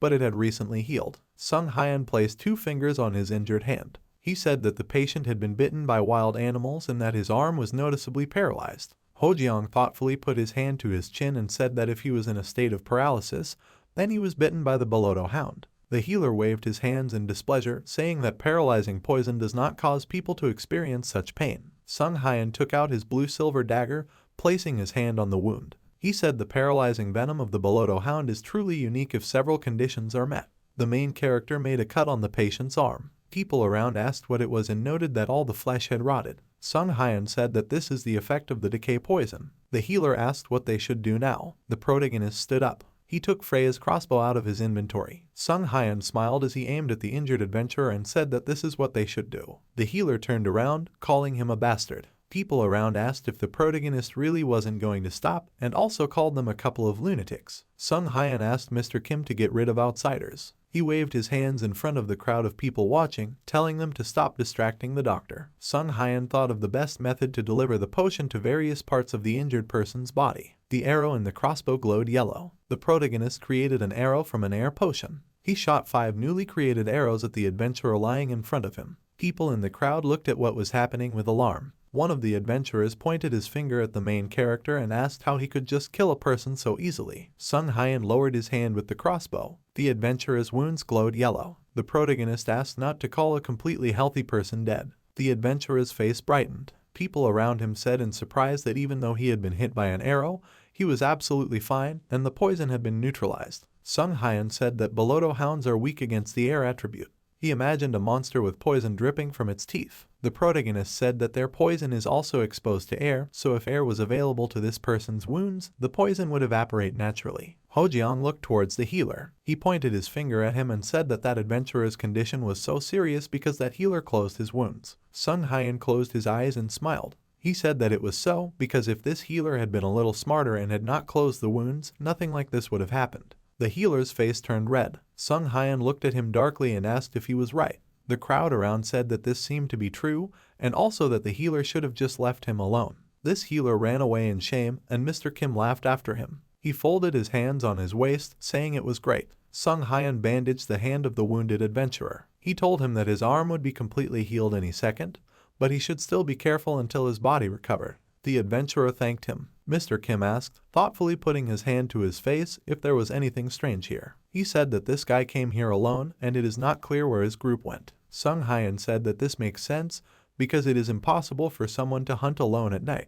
He asked the adventurer lying on the ground where his group was. He replied that they were suddenly attacked and separated. He put his good hand to his face, and his face was filled with horror. The adventurer asked if he was the only one who managed to survive. He said he shouldn't have run alone. He said a pack of Boloto hounds came running out of nowhere. Sung Hyun and Hojiang perked up when they heard this. Mr. Kim said, standing over him, that this was strange because Boloto hounds don't usually attack in large groups. Sung Hyun thought and looked to the side. He realized that something was definitely wrong. The main character looked at his companion. Song Hui said that the sudden increase in the number of monsters and the disappearance of the group of adventurers indicated the appearance of a rare monster. He guessed that they were most likely imprisoned in a mini dungeon. Mr. Kim was holding a lantern in his hand. He asked the main character what would happen if the other adventurers were already dead. Sung Hyun replied that he hoped that wasn't the case. He stopped and asked Hojiang if he heard it. Someone shouted curses at the Boloto hounds. Sung Hyun shouted the word lamp to Mr. Kim. Hojiang waved the lantern in his hand and said that he understood. 3 Boloto hounds attacked an adventurer with short blonde hair. Sung Hyan created an arrow from the air potion and his crossbow began to glow yellow. He hit 2 hounds. The protagonist ran up to the adventurer and asked if he was okay. He replied that he was fine and thanked the main character. Hojiang called the main character. In front of him were the corpses of adventurers, sometimes gnawed by monsters. Sung Hyan said that it looks like they all ended up in a mini dungeon. Mr. Kim asked if they were all dead. Sung Hyan examined the bodies, thinking that there were corpses of both animals and people that had been decomposing for some time. He said he didn't think they died recently. Mr. Kim tilted his head and asked if Boloto hounds prefer fresh meat. He said he was sure it was not typical for them to collect bodies in this way. Sung Hyan frowned as he noticed the danger in front of him. He said that there are those who eat rotten meat. In front of them stood a rare monster, the decayed hound Boloto. The monster's teeth are dripping with purple poison, and there is exposed bone on its leg. The protagonist said that they were undead. An undead is a dead creature that moves due to the effects of black magic. This is an existence that all priests look upon with contempt. Sung Hyan took the crossbow in both hands and said that things had become quite problematic. Mr. Kim frowned and asked if they could defeat them. A red aura emanates from the monster's body. The monster howled, raising its decaying muzzle upward. Several more Boloto hounds ran towards them. The rescued adventurer screamed in fear. Mr. Kim ran up and struck 3 times with his sword, stopping the Boloto hounds. He said they won't pass. The monster jumped at him from the side. Sung Hyan shouted at Hojiang to duck down. He activated Freya's Bag of Fate skill and created an arrow from the wind potion.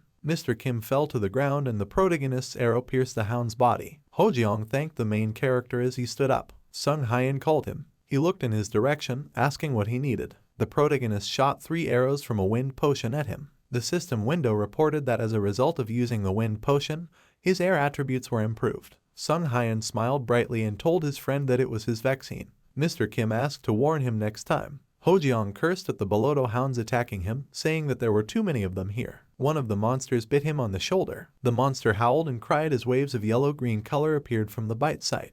Mr. Kim cut the Boloto hound with his sword, happily saying that the enhanced wind potions were amazing. Sung Hyan cut the monster's flesh while looking in the other direction. The decaying Boloto hound sat watching the battle. He wondered how this hound hadn't moved since it gave the signal to attack, as if it was waiting for its pack to die. The monster bared its teeth, lowering its head. Sung Hyan thought that this simply cannot be. Hojiang cut down the last monster, saying that this is the end of it. The decaying Boloto hound raised its head upward. A dark red aura began to emanate from her body. This aura enveloped the bodies of the defeated monsters, and their eyes glowed red. Sung Hyan realized that this was necromancy. He told Hojiang that this hound was a necromancer. He asked how a dog could even use necromancy. They began to fight off the monsters running towards them. Mr. Kim said that this is bad, because if this continues, there will be no end to the monsters. Sung Hyan replied that the necromancy skill would be dispelled if they killed a rare monster. He shot at the decaying hound, but the other monster covered it with his body. The main character said that they could not approach this monster because there were so many monsters interfering with them.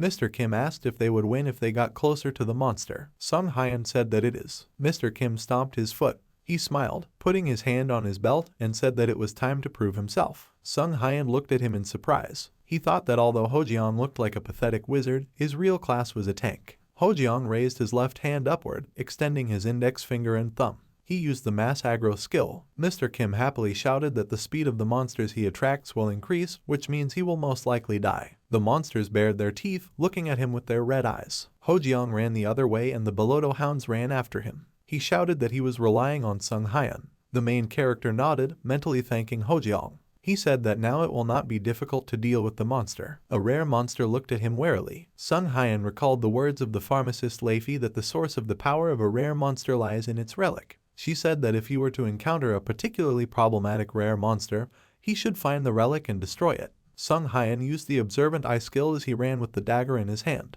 He discovered the relic in the monster's body. Sung Hyan swung a dagger that emanated blue energy. Thinking that the relic was on his neck, the protagonist threw a dagger at the decaying Boloto hound. The throwing skill was activated. The monster howled in pain, and Sung Hyan aimed his crossbow at it, thinking that this was his chance. He activated Freya's Pouch of Destiny skill and created an arrow from the wind potion. The bushes next to him rustled, and the Boloto hound sank its teeth into the protagonist's hand. Sung Hyan realized that this rare monster had left one monster in reserve. The Boloto hound tore off the protagonist's hand. Freya's crossbow fell to the ground. The yellow eye of the rare monster became covered with veins from anger. He thought that a stupid person dared to touch his relic. Sung Hyan threw the monster away with a wave of his hand. A rare monster ran towards him. The protagonist turned around, looking with alarm at the approaching danger. The decaying Beloto hound opened its mouth wide, wanting to devour the protagonist alive. Sung Hyan activated the Freya crossbow skill, and Freya's crossbow lying on the ground disappeared from the protagonist's inventory. Sung Hyan said with relief how good it was and called for Freya's crossbow. His weapon appeared in his open left hand. Sung Hyan aimed his crossbow at the monster's open mouth, saying that he was actually ambidextrous. The monster tried to move away, realizing the danger of the situation, but Sung Hyan shot him in the neck, shouting for the monster to die. A bright blue light erupted from the protagonist's shot. The main character said that he really managed to cope with this monster. He added that he would never do this again. Sung Hyan sat down next to the defeated monster, activating the hemostasis skill. His hand glowed yellow and he asked where his hand went. The adventurer they saved earlier said that the palm was here. He held the cloth-wrapped palm of the protagonist in his hands. Sung Hyan thanked her for bringing him his palm. The adventurer said that he should be grateful to them and offered to cure the protagonist. Sung Hyan took his palm and asked if he was a healer. The adventurer replied that it was so, and his name was Cadel. The protagonist said that he would be fine because he could take care of himself. He asked Cadel to look in the direction he indicated. Among the corpses lay wounded people begging for salvation. Sung Hyan said that they need treatment more than he does. The healer said that there were still survivors and understood what he needed to do. The protagonist walked down the road, looking around in search of Hojiang. Mr. Kim called him. He lay under a pile of dead Beloto hounds and asked the protagonist to help him. Sung Hyan said in surprise that he found it.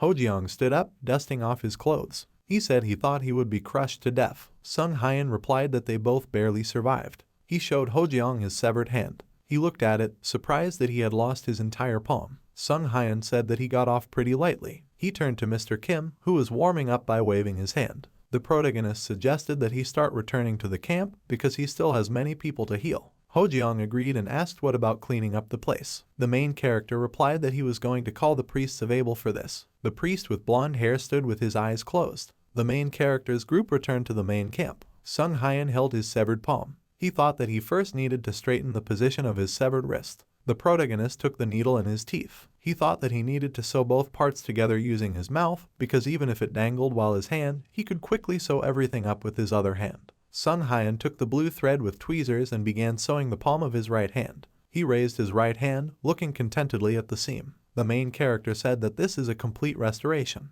Mr. Kim, lying on the bed, said that he really was able to do everything on his own. He asked the protagonist why he didn't ask the Cadel they saved for healing. Sung Hyan replied that he doesn't like to rely on other healers. Basilo told the protagonist that the priests had arrived. Sung Hyan stood up, straightened his robe and walked towards the exit, telling his friend about it. Hojiang yawned and waved goodbye to him, saying that he was going to get some sleep and the priests would take care of everything themselves. The priest with blonde hair said that he was Cardinal Shalot, a member of the Hind Village branch of the Iberian Church. Sung Hyan smiled as he looked at him and thought that he had great divine power, as if his whole body said that he was a priest. He said it was nice to meet you and he was a healer named Kang Sung Hyan. The hooded priests all frowned upon hearing the name. They started talking about how they didn't like him. Cardinal Shalot shouted at them to be quiet and then asked them to be quiet. He smiled, turning to the main character and asked for his forgiveness. He said they heard about him from the priest Hoyce. Cardinal Shalot thought that Sung Hyan was the person who managed to fool the highest-ranking priest. The protagonist happily asked if this means that everything is fine with the priest Hoyce. Cardinal Shalot closed his eyes and thought that the main character is like a snake. He suggested that Sung Hyan get straight to the point, after which he asked where the undead monsters appeared. The protagonist told them to follow him. The guild worker turned away and covered his mouth to prevent himself from vomiting. On the road in front of the priests and their accompanying people lie many corpses. They asked what this nightmare was. Cardinal Shalot walked towards the pool of black blood. He said that he could not even imagine that something like this could happen on the Beloto Ridge. He waved his hands and began giving instructions. Cardinal Shalot ordered the first team to clear the area of Black Mana, the second team to search the area, and the third team to move the bodies to the camp. He looked at the bodies of the Beloto hounds and told the fourth team to collect and burn the infected bodies. The priests accepted the order. They extended their hands with their staffs in front of them, summoning sacred flames. The guild worker said that this was the first time he had seen the burning of the undead, and the sight impressed him. Sung Hyan replied that the bodies of the undead could rise from the dead if they were not burned. Cardinal Shalot called the main character. He asked the protagonist if he could take a look at this rare monster. Sung Hyan agreed. On a white cloth lay the decomposing corpse of a rare Beloto hound. Cardinal Shalot said that this is very terrible. Sung Hyan crossed his arms. He thought that the smell was really nasty, but the priest probably meant black mana. Colonel Ashilo asked if the protagonist could leave this creature to their church. Sung Hyan raised an eyebrow questioningly, asking why they needed this creature. The priest replied that he would like to take this corpse to the church in order to discover the main reason for the appearance of the undead. He waved his hand, beckoning the priest with the box in his hands. Colonel Ashilo said that he has no intention of simply taking the monster away. He opened the box, revealing a bottle inside that emanated a purple glow. He said that this is the holy water created by the Able Church, which is called the Dawn Holy Water. The Adventurers Guild worker shuddered and then asked if they were really giving him the holy water of Dawn. Sung Hyan asked if it was valuable. Colonel Ashilo explained that Dawn Holy Water is holy water created by placing pure water on an altar at dawn, which is subsequently prayed over for a year. The priest stood in front of a golden bowl of water, fingers crossed in prayer. The priest continued to explain, saying that even though this water is in a vial, it still exudes divine power, and one such vial can purify hundreds or even thousands of undead. Colonel Ashilo said that if the protagonist gives this corpse to them, they will pay for it with holy water. The guild worker whispered to him that this was not something he could buy with money. Sung Hyan smiled as he looked at the bottle. He thought that he would be at a loss because he destroyed the monster's relic. The main character took the relic from the hands of the priest. He said that since they needed this monster, he should give it, after which he asked them to accept the monster. The priest thanked him. Colonel Ashilo said that also, on behalf of the Able Church, they thank him for his hard work in fighting the corrupted creatures and defeating them in personal battle. All the priests bowed to Sung Hyan standing in front of them. Colonel Ashilo said that they sincerely thank him. The main character happily said that he was just doing what he had to do. The priests, bowing, told each other that the protagonist would have healed the undead if he had been given money. Sung Hyan smiled and said that he is a simple healer who cannot tolerate these unclean undead. Morning has come. Vasilo woke up the main character, shouting that he needed to wake up. Sung Hyan opened his eyes, sighing in annoyance. He got out of bed and asked Vasilo what happened. He replied that the head of the branch of the Adventurers Guild had come here for the sake of the main character. It turned out to be a man in a pink jacket who was laughing while standing on the street. The branch leader of the Adventurers Guild laughed and then told Sung Hyan that he had heard his story. The mug of tea on the table trembled at the sound of his voice. His name is Reincarnated. He sat at the table with his hands folded. Reincarnated said that he was proud of the protagonist for being able to defeat a rare undead monster. Sung Hyan replied that he was honored by the personal visit from the guild branch leader. He laughed, saying that he could not help but come after hearing such good news. Sung Hyan looked at him contemptuously. He thought it was just funny. The main character thought that Reincarnated was simply an incompetent and greedy person. He was born with a silver spoon in his mouth and can only boast about the strength of his family. Sung Hyan thinks that he couldn't just come and thank him, who is notorious in the Adventurers Guild, which means he has some kind of plan. The guild leader snapped his fingers and said that he was grateful to him for protecting the peace of the Hyan settlement. He said that he had prepared a small gift for the protagonist. The box he brought contained a bottle of golden liquid. The guild worker asked if this was the extract of the golden stamina mushroom. Reincarnated told him to tell him about the effect of these potions. Vasilo happily pumped his fists and began to explain. He said that stamina mushrooms are used to create stamina potions, and golden stamina mushrooms are the rarest of them because it is a rare item that increases maximum stamina. Sung Hyan heard this and immediately grabbed the potion and then drank it. The system window reported that his maximum stamina increased by 3%.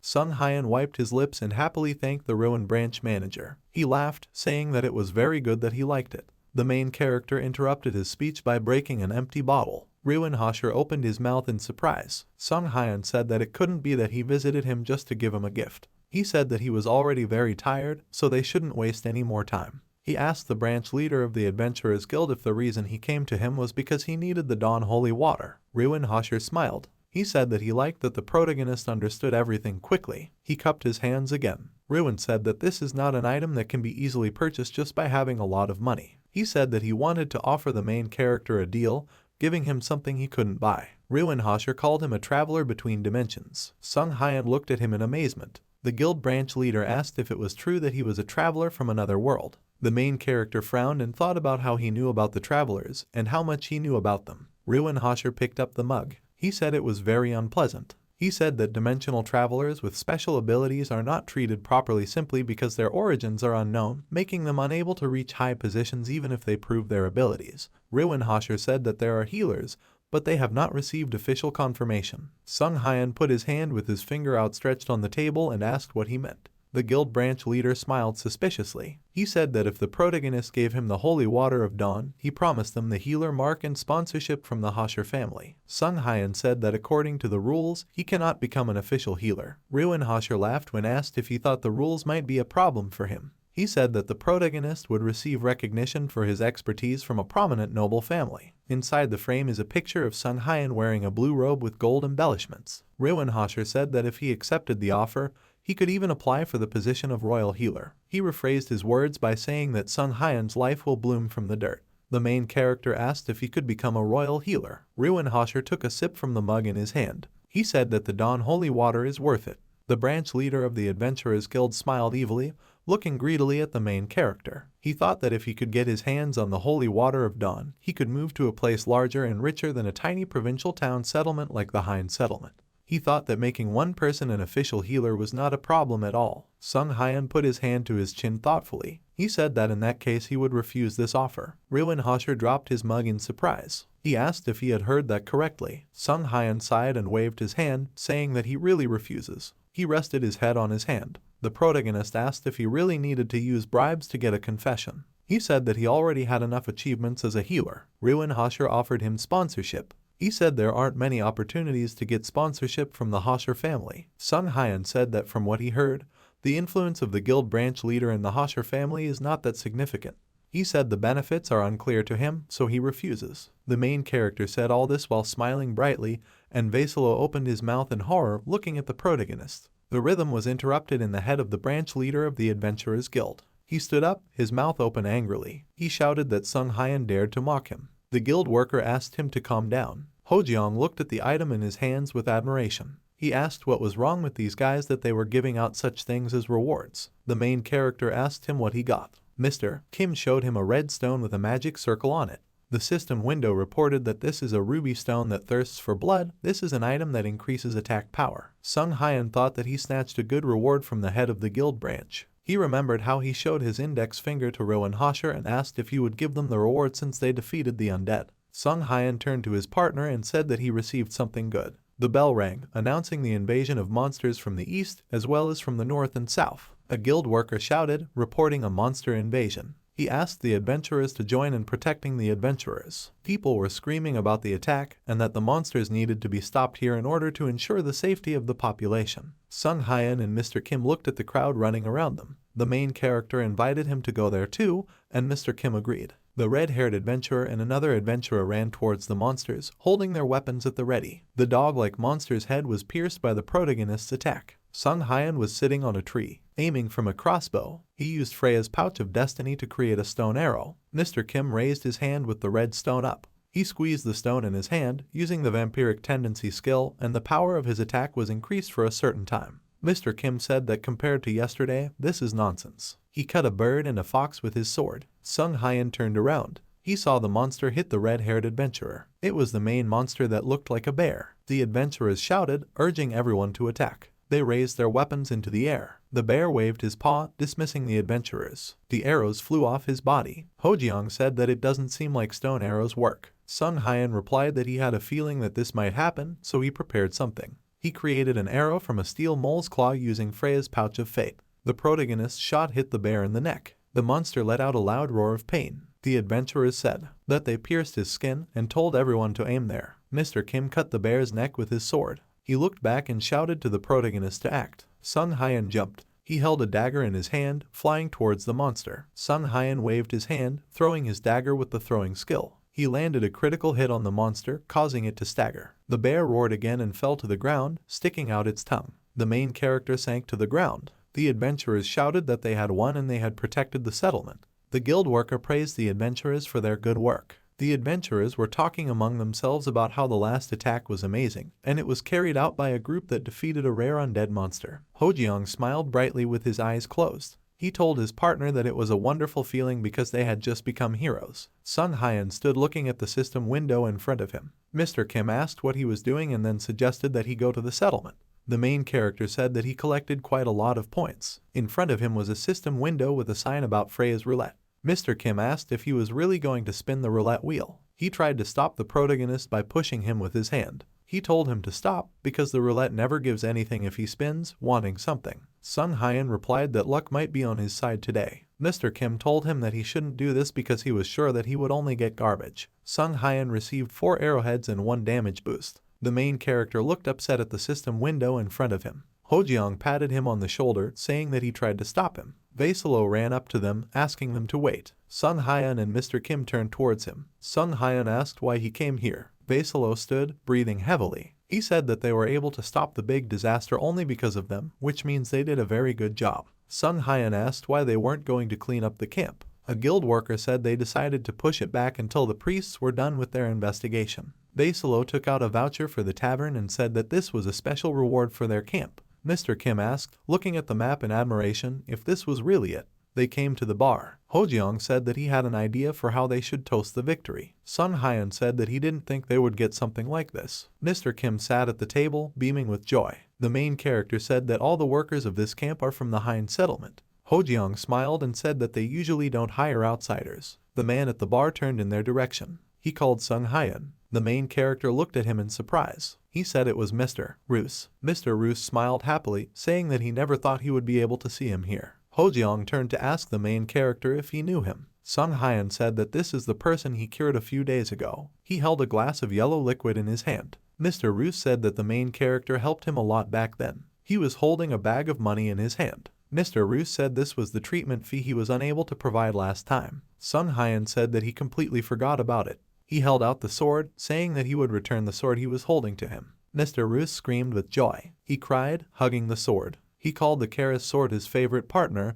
and he said that he missed it. Mr. Kim asked if his head was okay. Sung Hyun replied that he didn't know. Mr. Roos asked if they were resting now after completing their assignments at the camp. Sung Hyun said that it is. Mr. Roos asked if they would have some time. He showed them a paper indicating a request to assemble a detachment. Mr. Roos said that a dungeon portal had recently appeared near the Hein settlement, and they were going to enter it in 3 days, so his younger cousin asked him to join the party. There was a blue magic circle located on the ground. He cried and said that he could not go because he needed to repay the debt. Mr. Kim smiled looking at him. He said that you should not borrow money from the guild, even if you are dying of hunger. Sung Hyun crossed his arms and asked him what they should do. The main character said that the rewards in the dungeon are very attractive. Hojeong happily said that he agreed to go. Mr. Roos smiled brightly, saying that he was very grateful to them. He thought that he could definitely rely on them. He remembered how the main character said that he found it funny to watch people beg him to save them. Mr. Roos wondered if everything would really be okay. 3 days have passed. Mr. Kim asked Sung Hyun if he had prepared well. He replied that he was ready and that his wrist was completely healed. The main character said that he was also ready to receive 100,000 gold. Mr. Kim turned to him to ask what he was talking about. He screamed that this couldn't be happening. He asked if he really received it. The system window reported the skill phrase return of arrows, which allows you to return one of the used arrows back to your inventory, and the received arrow cannot be returned until the sun rises again. Sung Hyun said that he met with Kadal yesterday and he gave him his blessing. He said that Kadal looks like a follower of Necromancer. The healer they saved held the left hand of the protagonist. Sung Hyun put his index finger and thumb to his chin.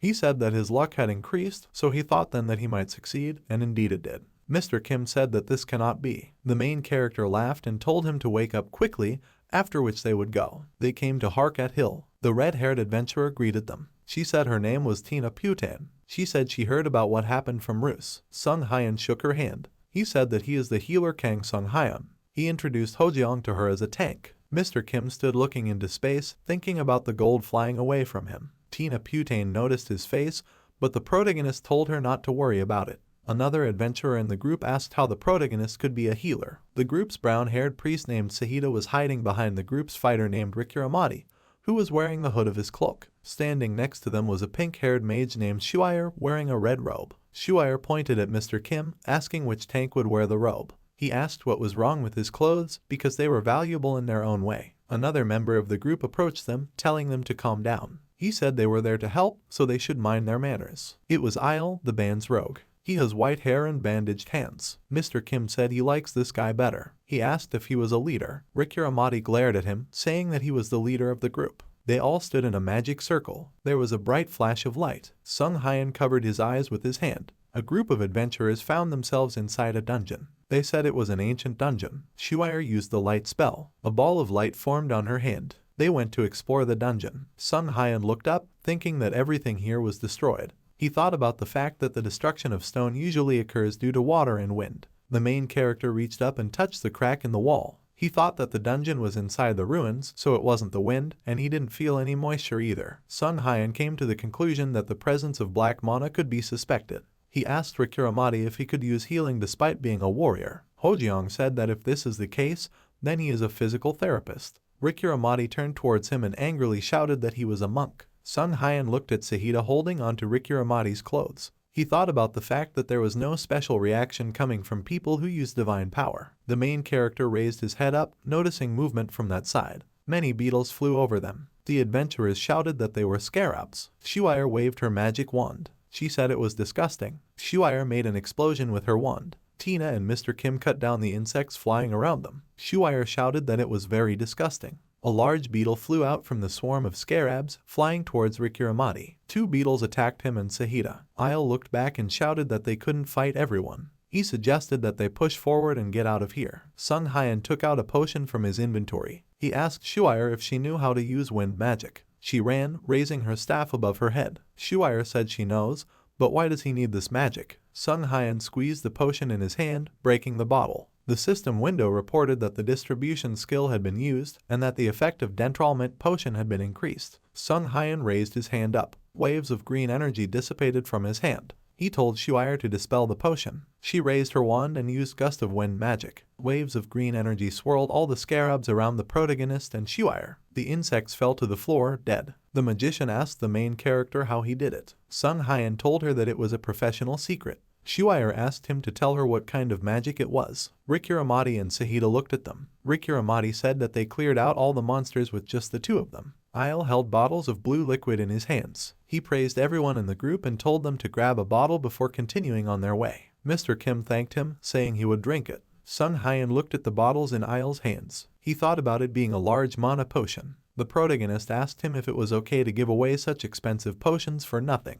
Isle handed him a bottle of mana potion and said that he knew an apothecary so he could buy it cheap. Sun Hyan smiled, saying that in that case he would gladly take this potion. He thought he was surprised that there was someone so kind. The main character looked at the bottle in his hands and thought that this seemed familiar. They came to a room with a gargoyle. Hojiang winced and then told everyone to stop. He said there was a fork here. Rikuramati and Sahida flinched, looking angrily at the fork. He asked Sahida what happened. Her face expressed boundless horror. She said that she felt incredibly condensed black mana coming from the left path. Isle said that this is definitely a trap. Rikuramati said that they did not even need to think about it, and they would take the right path. Sun Hyan turned to them, saying that they should take the left path. He stood in front of them, with 2 forks behind him. Rikuramati gritted his teeth and asked displeasingly if he hadn't heard what they just said, that there was black magic in that direction. Sun Hyan said that he knows about it. Rikuramati got angry. He grabbed the main character by the collar. He asked if he really wanted to go there and die, even though he knew there was black magic involved.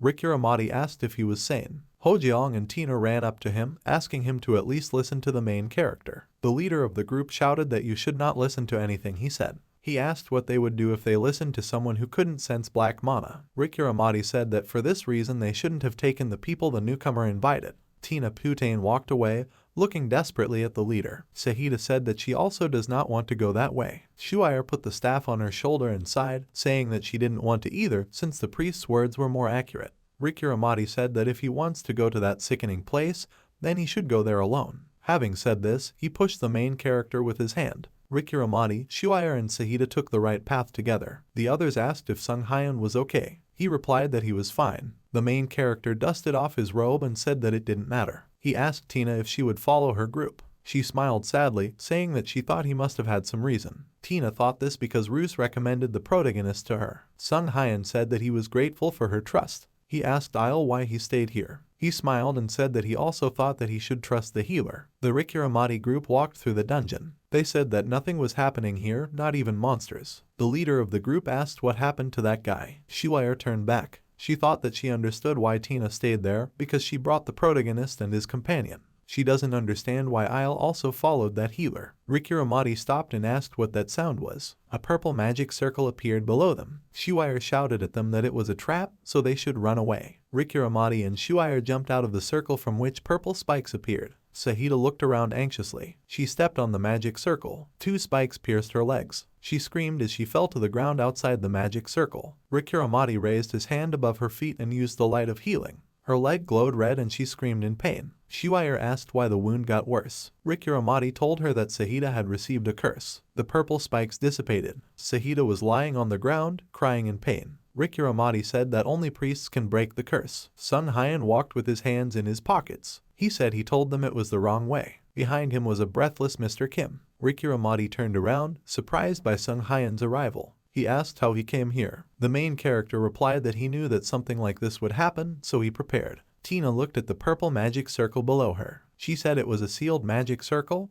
but the seal was broken. Rikuramati looked at the magic circle, thinking that the sealed dark spell had reacted to divine power. He realized that this was a trap for the priests and wondered how Sun Hyan was able to predict this. The group leader asked him about it. Sun Hyan replied that he didn't think it was important right now. Rikuramati said that he must know how to heal the priestess Sahida since he came here knowing in advance about the trap. He waved his hand, demanding the protagonist to heal her immediately. Sun Hyan smiled at him and asked why he had to do this. He said they were the ones who overruled the team members' opinion and went ahead themselves. Rikuramati blushed with anger and called the protagonist petty. Sahida said her legs hurt. The leader of the group looked at her worriedly. He closed his eyes and said that he had made a mistake. He said that if she was left like this, she would die. Rikuramati knelt down in front of the main character and asked him to help them. Sun Hyan smiled grimly, saying that this is what is needed. He said that this is what he needs. The main character used the hemostasis skill on Sahida's leg. Hojiang asked him about how he plans to dispel the curse. He said they don't have anything like a holy spell. Mr. Kim looked down at him. Sun Hyan took out a bottle of Dawn holy water. He said that they do not have the skill, but they have powerful holy water. Sun Hyan thought about the first time he saw this holy water. This is the purest holy water, the purity of which can be understood simply by picking up a bottle. He understood that only 1 drop would be enough for such a curse. He dropped holy water on Sahida's leg. A purple glow appeared from her wound. A spell of light hung in the air. Isle asked if Sun Hyan could really save Priestess Sahida. He asked if it would be difficult. Shuire looked in his direction. She told him that Sun Hyan had a low level of divine power, and this was a particularly strong curse. Rikuramati looked down anxiously. He said that the priest of Sahida would then die. Sun Hyan happily asked how long they had been waiting for him. Sahida rode on Mr. Kim's back. On her leg there was a stitch with the protagonist's blue thread. The rest of the group ran up to them, asking if they had healed her and if she was okay. Mr. Kim told them to be quiet because they have a patient here. Rikuramati cried with anger, saying that he had never seen such a skilled healer before. He said he made a terrible mistake. Shuire said he knows why he got so angry. Isle looked in their direction, his hair flying as if from the wind. The whole group went down the left aisle. Rikuramati was breathing heavily, shuddering. They stood in front of an intimidating black door with a red pattern. They said it was just the boss's room. Mr. Kim said that there are even fewer monsters around them. Shuire asked him what he meant by it being just a boss room since they almost died in that passage. Rikuramati put his hands on the door. He said they were coming in and everyone should stay alert. Behind the doors was a boss with a skull-shaped head. He had crooked horns and a dark red aura emanating from his body. He greeted those who entered and called them his pathetic victims. Rikuramati and Shuire covered their faces from the monster's red aura. Sun Hyan took the crossbow in both hands. In front of them stood a boss dressed in red and black robes, decorated with gold. His left eye glowed red, and on his right there was a scar, as if from a cut. The system window reported that this was the main monster of the ancient dungeon. Rikuramati and Shuire trembled with tension. They realized that this was the main monster due to the black mana overwhelming them. Tina and Mr. Kim stood with their mouths open in surprise. Sahida hid behind Hojiang, closing her eyes. They knew they couldn't retreat, but they didn't know if they could resist something like that.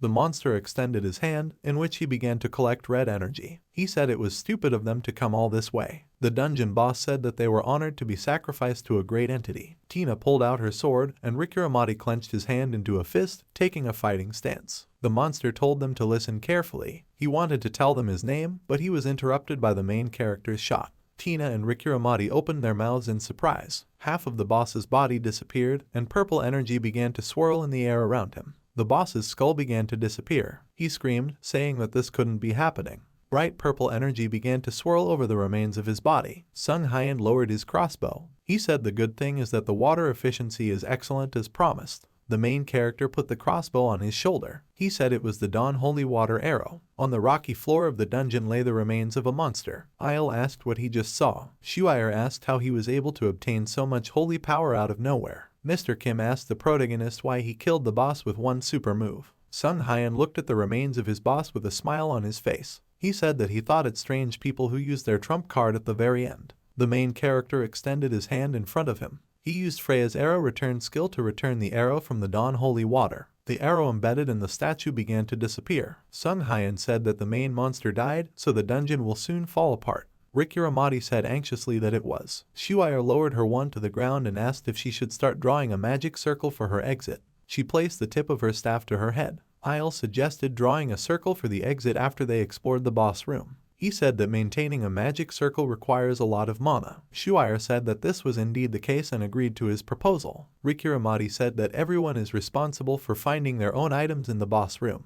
He said that the dungeon might fall apart, so they should search as quickly as possible. Sahida got off Mr. Kim, Shuire went in search of treasure, and the main character looked around. Tina was holding a book in her hands. She looked at the altar. There was a huge blood stain on the altar. Tina covered herself with the book she found. She asked how many sacrifices were made here. Mr. Kim told her that they couldn't take things like the altar and she should look for something expensive instead. He showed her the candlestick he had found. Sung Hyun sat down next to the altar, thinking that there might be something underneath it. He discovered under the cloth a box with a pentagram depicted on it. The main character opened the lid of the box. At that same moment he heard a scream. Sung Hyun raised his head, searching for the source of the scream. Magic circles began to appear in the air, from which zombies began to emerge. One of the adventurers shouted that it was a horde of zombies. Shuire began to retreat, looking back at the horde of the dead. Hojeong pulled out his sword and Rikuramati clenched his fists. He told everyone to get ready. A yellow glow began to emanate from his hand. He hit the zombies using the Holy Fist skill. Mr. Kim kept his foot on the zombie's face and he raised his sword to strike. He shouted that the physiotherapist was fighting well. Rikuramati, furious, asked if he wanted to die. Shuire lowered her staff and said that they just needed to suppress the undead with force. She told them to aim for the heads. She used the sequential explosion skill and magic circles formed around her, exploding the zombies. Sung Hyun shot the undead with his Freya crossbow. He used Freya's Bag of Fate skill to create stone arrows. Sung Hyun took aim while holding the crossbow with one hand.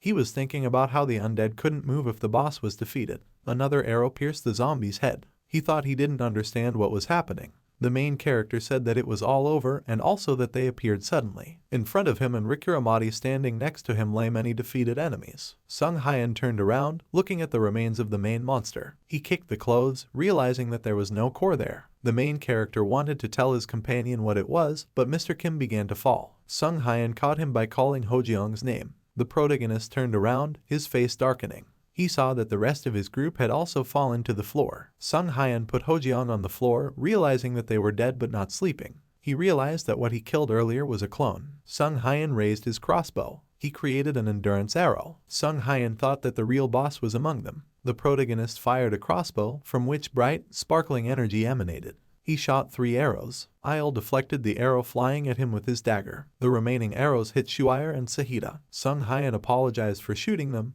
but asked them to be calm as they were healing arrows. Isle held an equally bandaged dagger in his bandaged hand. He said he thought it was an attack, but these arrows restore stamina. Isle said this is unusual. Sung Hyun said that this is exactly the case, and he was very lucky that Isle fell for it. He smiled and said that there was some kind of misunderstanding. He said that he is a rogue and his essence is to be agile. He said this to the main character, who was holding a crossbow with both hands. Isle said he defended himself on instinct, which is just a coincidence. Sung Hyun said that the strange thing about this is that even though the others fell asleep, he was the only one who remained completely fine. Isle said that Sung Hyun is also fine. The main character said that he thought about it.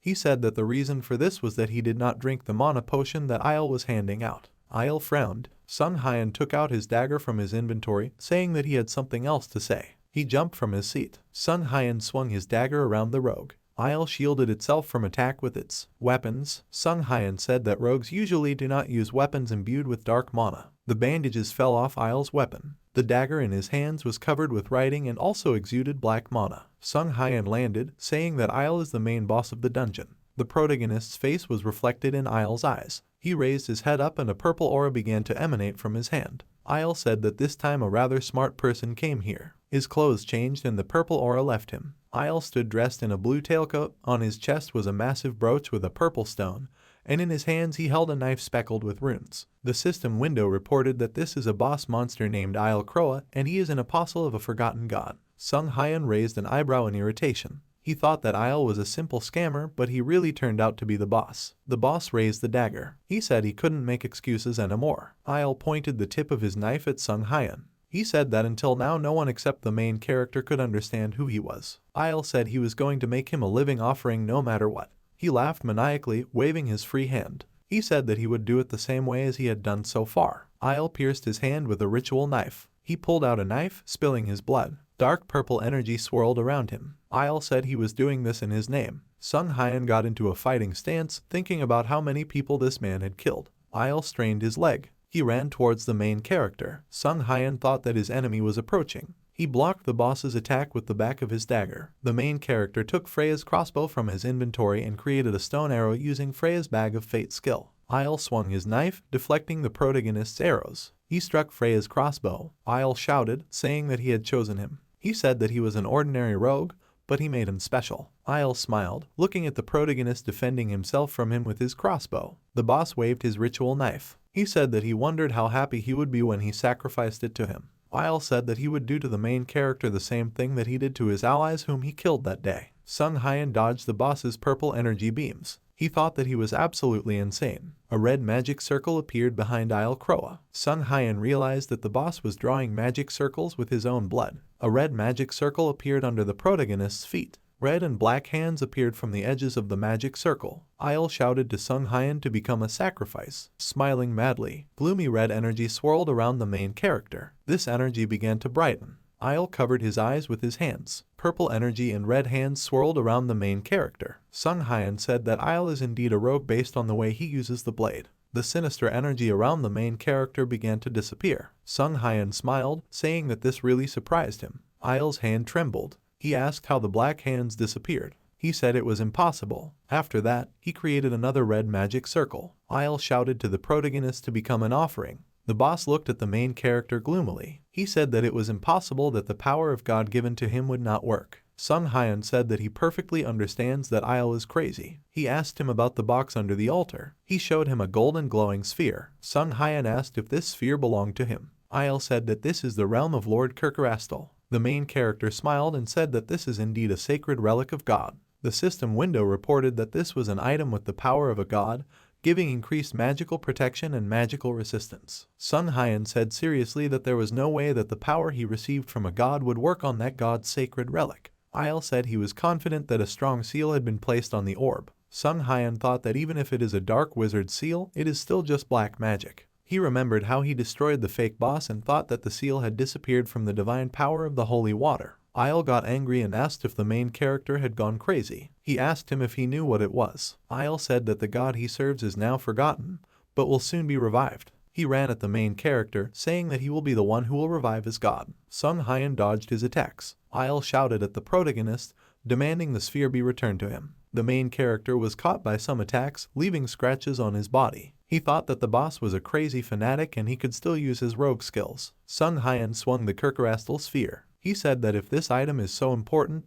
then let him catch the sphere. Having said this, the main character threw the Kirkrastal sphere high up. Isle turned around, looking up at his treasure. Sung Hyun smiled, knowing that he would do this. The main character used the thread creation skill. The Kirkrastal sphere was entangled in a blue thread. Isle made a surprised sound as he saw the sphere falling into his hand fly away from him. Sung Hyun caught the sphere and shot a stone arrow at the dungeon boss. It hit him in the back of the head and Isle screamed in pain. The boss's hand glowed purple. He used the Forest of Blackthorn skill. An obstacle appeared in front of the protagonist. Black spikes protected the Isle. Sung Hyun thought that this is not only an attack skill, but also a defense skill. Sung Hyun thought it looked like Isle was going to heal first. He shouted that this couldn't be happening. He took his dagger out of his inventory. Sung Hyun used the slash skill, breaking through the barrier of thorns. He grabbed a couple of branches in his dagger hand. The protagonist used Freya's bag of fate skill to create an arrow of black thorns. He pointed his crossbow at Isle's face. Sung Hyun told him to just accept it. Blue energy formed between the protagonist and the dungeon boss. Isle fell to all fours, crying over his sphere. Sung Hyun chuckled, thinking that he was still talking about the sphere. He looked at the Kirkrastal sphere in his hand. The main character thought that the crazy followers did not know how to restrain themselves. Isle smiled with his bloody face. He said that Lord Kirkrastal told him that the gaze of an indescribable presence was felt above them. He asked if this meant that the main character was the same as him. Isle saw the goddess holding her palms around the protagonist. Sung Hyun said that the administrator is a god after all, since Isle can see the system administrator. The main character looked contemptuously at his enemy and said that he did not believe in God. Isle laughed desperately, saying that one day the protagonist would also be hungry for more. Isle has 3 arrows made of black spikes sticking out of her head. Sung Hyun said that he is not a crazy follower. He turned around and thought that he had no choice but to cooperate now, but he had no plans to obey the administrator. The main character said that it was time for the rest of the group to wake up. Isle was lying on the ground with his eyes open. The members of the adventurer group stood up from the floor, holding their heads. Sung Hyun leaned over to his comrade, saying that he had finally woken up. Hojeong took off his glasses and asked the main character what happened. Tina screamed in horror. She saw Isle lying in blood. Sung Hyun told them that there was no reason to be so surprised. Shuire and Tina looked at the boss's corpse in fear. The main character said that he was the real boss. He smiled and said that they were all alive thanks to him. The entire group gathered around Isle's body. Rikuramati sat on his knees, examining him. He said in a trembling voice that he couldn't believe that Isle was actually the boss. He said that he had no doubt that he sensed dark mana from Isle. Mr. Kim asked the main character how he guessed that Isle was the bad guy. Sung Hyun replied, closing his eyes, that you shouldn't trust people who look too good. He crossed his arms and said, smiling, that they smile too much, show kindness for no apparent reason, and use overly polite language. Sung Hyun said that it is better to stay away from such people. Hojeong looked at him skeptically and thought that the main character had just described himself. He decided that the protagonist simply recognized his own kind. Sung Hyun turned to Shuire and asked her to form a magic exit circle. He told her to make the circle as big as she could. Shuire thought that the protagonist possessed holy power comparable to that of high-ranking priests, and he also possessed impressive determination. She thought that she didn't know why he was hiding his holy power. Shuire came to the conclusion that Sung Hyun is the Inquisitor of the Order, which means she should show her best side in front of him. She saluted Sung Hyun and said in an official tone that she understood and asked that the task be left to her. Sung Hyun looked towards Priestess Sahida. He asked her if he could talk to her. She shuddered, saying that she allowed it. The main character said that human death is not something to be surprised by on the continent of Azul. Sung Hyun said that despite this, leaving these bodies lying like this is also not worth it. Mr. Kim put his hand on his neck. He asked if they were summoned monsters. Sung Hyun explained that usually those summoned en masse by the mass dungeon are the same in appearance, but these bodies have unique features, even though their heads have now been destroyed. An image of a smiling Isle appeared in his head, behind whose back was a purple magic circle. The main character said that these were most likely the adventurers who were sacrificed. Sahida folded her hands in prayer. She said that she also had something to say. She said that as a priestess of the Order of Ibel, she could not just turn a blind eye to this. Sung Hyun looked at her, thinking that she was, as he thought, too shy to speak up. He asked her if there was anything they could do to help. Sahida said that she would like them to pray for the dead. She raised her hands clasped in prayer. The bodies of the fallen adventurers were shrouded in yellow light. Divine energy curled around her. Sahida began to read a prayer to the Great Ibel. Tina prayed with her eyes closed. Mr. Kim folded his hands in prayer differently from everyone else and prayed to Namu Amitabha. Golden energy emanates from dead bodies. Sahida asked Ibel to save their souls with her mercy. Sung Hyun closed his eyes and thought that he had already dealt with that lying bastard, so they could find peace and tranquility. Sahida ended the prayer by telling the dead to rest in peace under the Great Ibel. A system window appeared in front of the protagonist. It reported the completion of the achievement Peace of the Dead, which is performed by participating in a ritual prayer of purification. Sung Hyun was surprised that there was such an achievement. As a reward, he received the skill Prayer of Peace. Hojeong looked at him, also holding his finger up in the air. He mentally asked the main character if he had also received this skill, and he nodded in response. Someone from the group suggested moving the bodies to the magic circle. Sung Hyun said that it would be nice if they had a mana barrier that could wrap them all together. Tina raised her hand, saying she could handle it. She created a square of blue energy. A barrier of mana covered the bodies of the dead. The adventurer in their group said that it was amazing that she could create such a thin mana barrier. Tina laughed awkwardly, saying that it was nothing special. Shuire walked towards the main character and the priestess. Sung Hyun turned sharply in her direction. He shouted to Shuire to move aside. The silhouette of Isle appeared behind her. He swung the knife. Isle plunged his blade into Shuire's side. She coughed up blood, looking down in horror. Isle pulled out his knife with a wave of his hand and Shuire fell to the floor. Rikuramati called out to her, and Mr. Kim noted in surprise that it was still not dead. Isle trembled all over while standing on the magic circle. Hojeong said that there shouldn't have been anyone left here who could use necromancy. Sung Hyun realized that this was not so, because there was only one necromancer left. He thought of the entity that gave power to Isle, the forgotten god Regressed. Above Isle's head was a bony hand belonging to a skeleton dressed in a black cloak. Sung Hyan blocked the rest of the group's path with a wave of his hand. He asked them to handle the movement of corpses and Shuire. Sung Hyan took out a crossbow from his inventory and suggested that Sahida deal with the boss together. The priestess looked at the main character in horror, trying to object.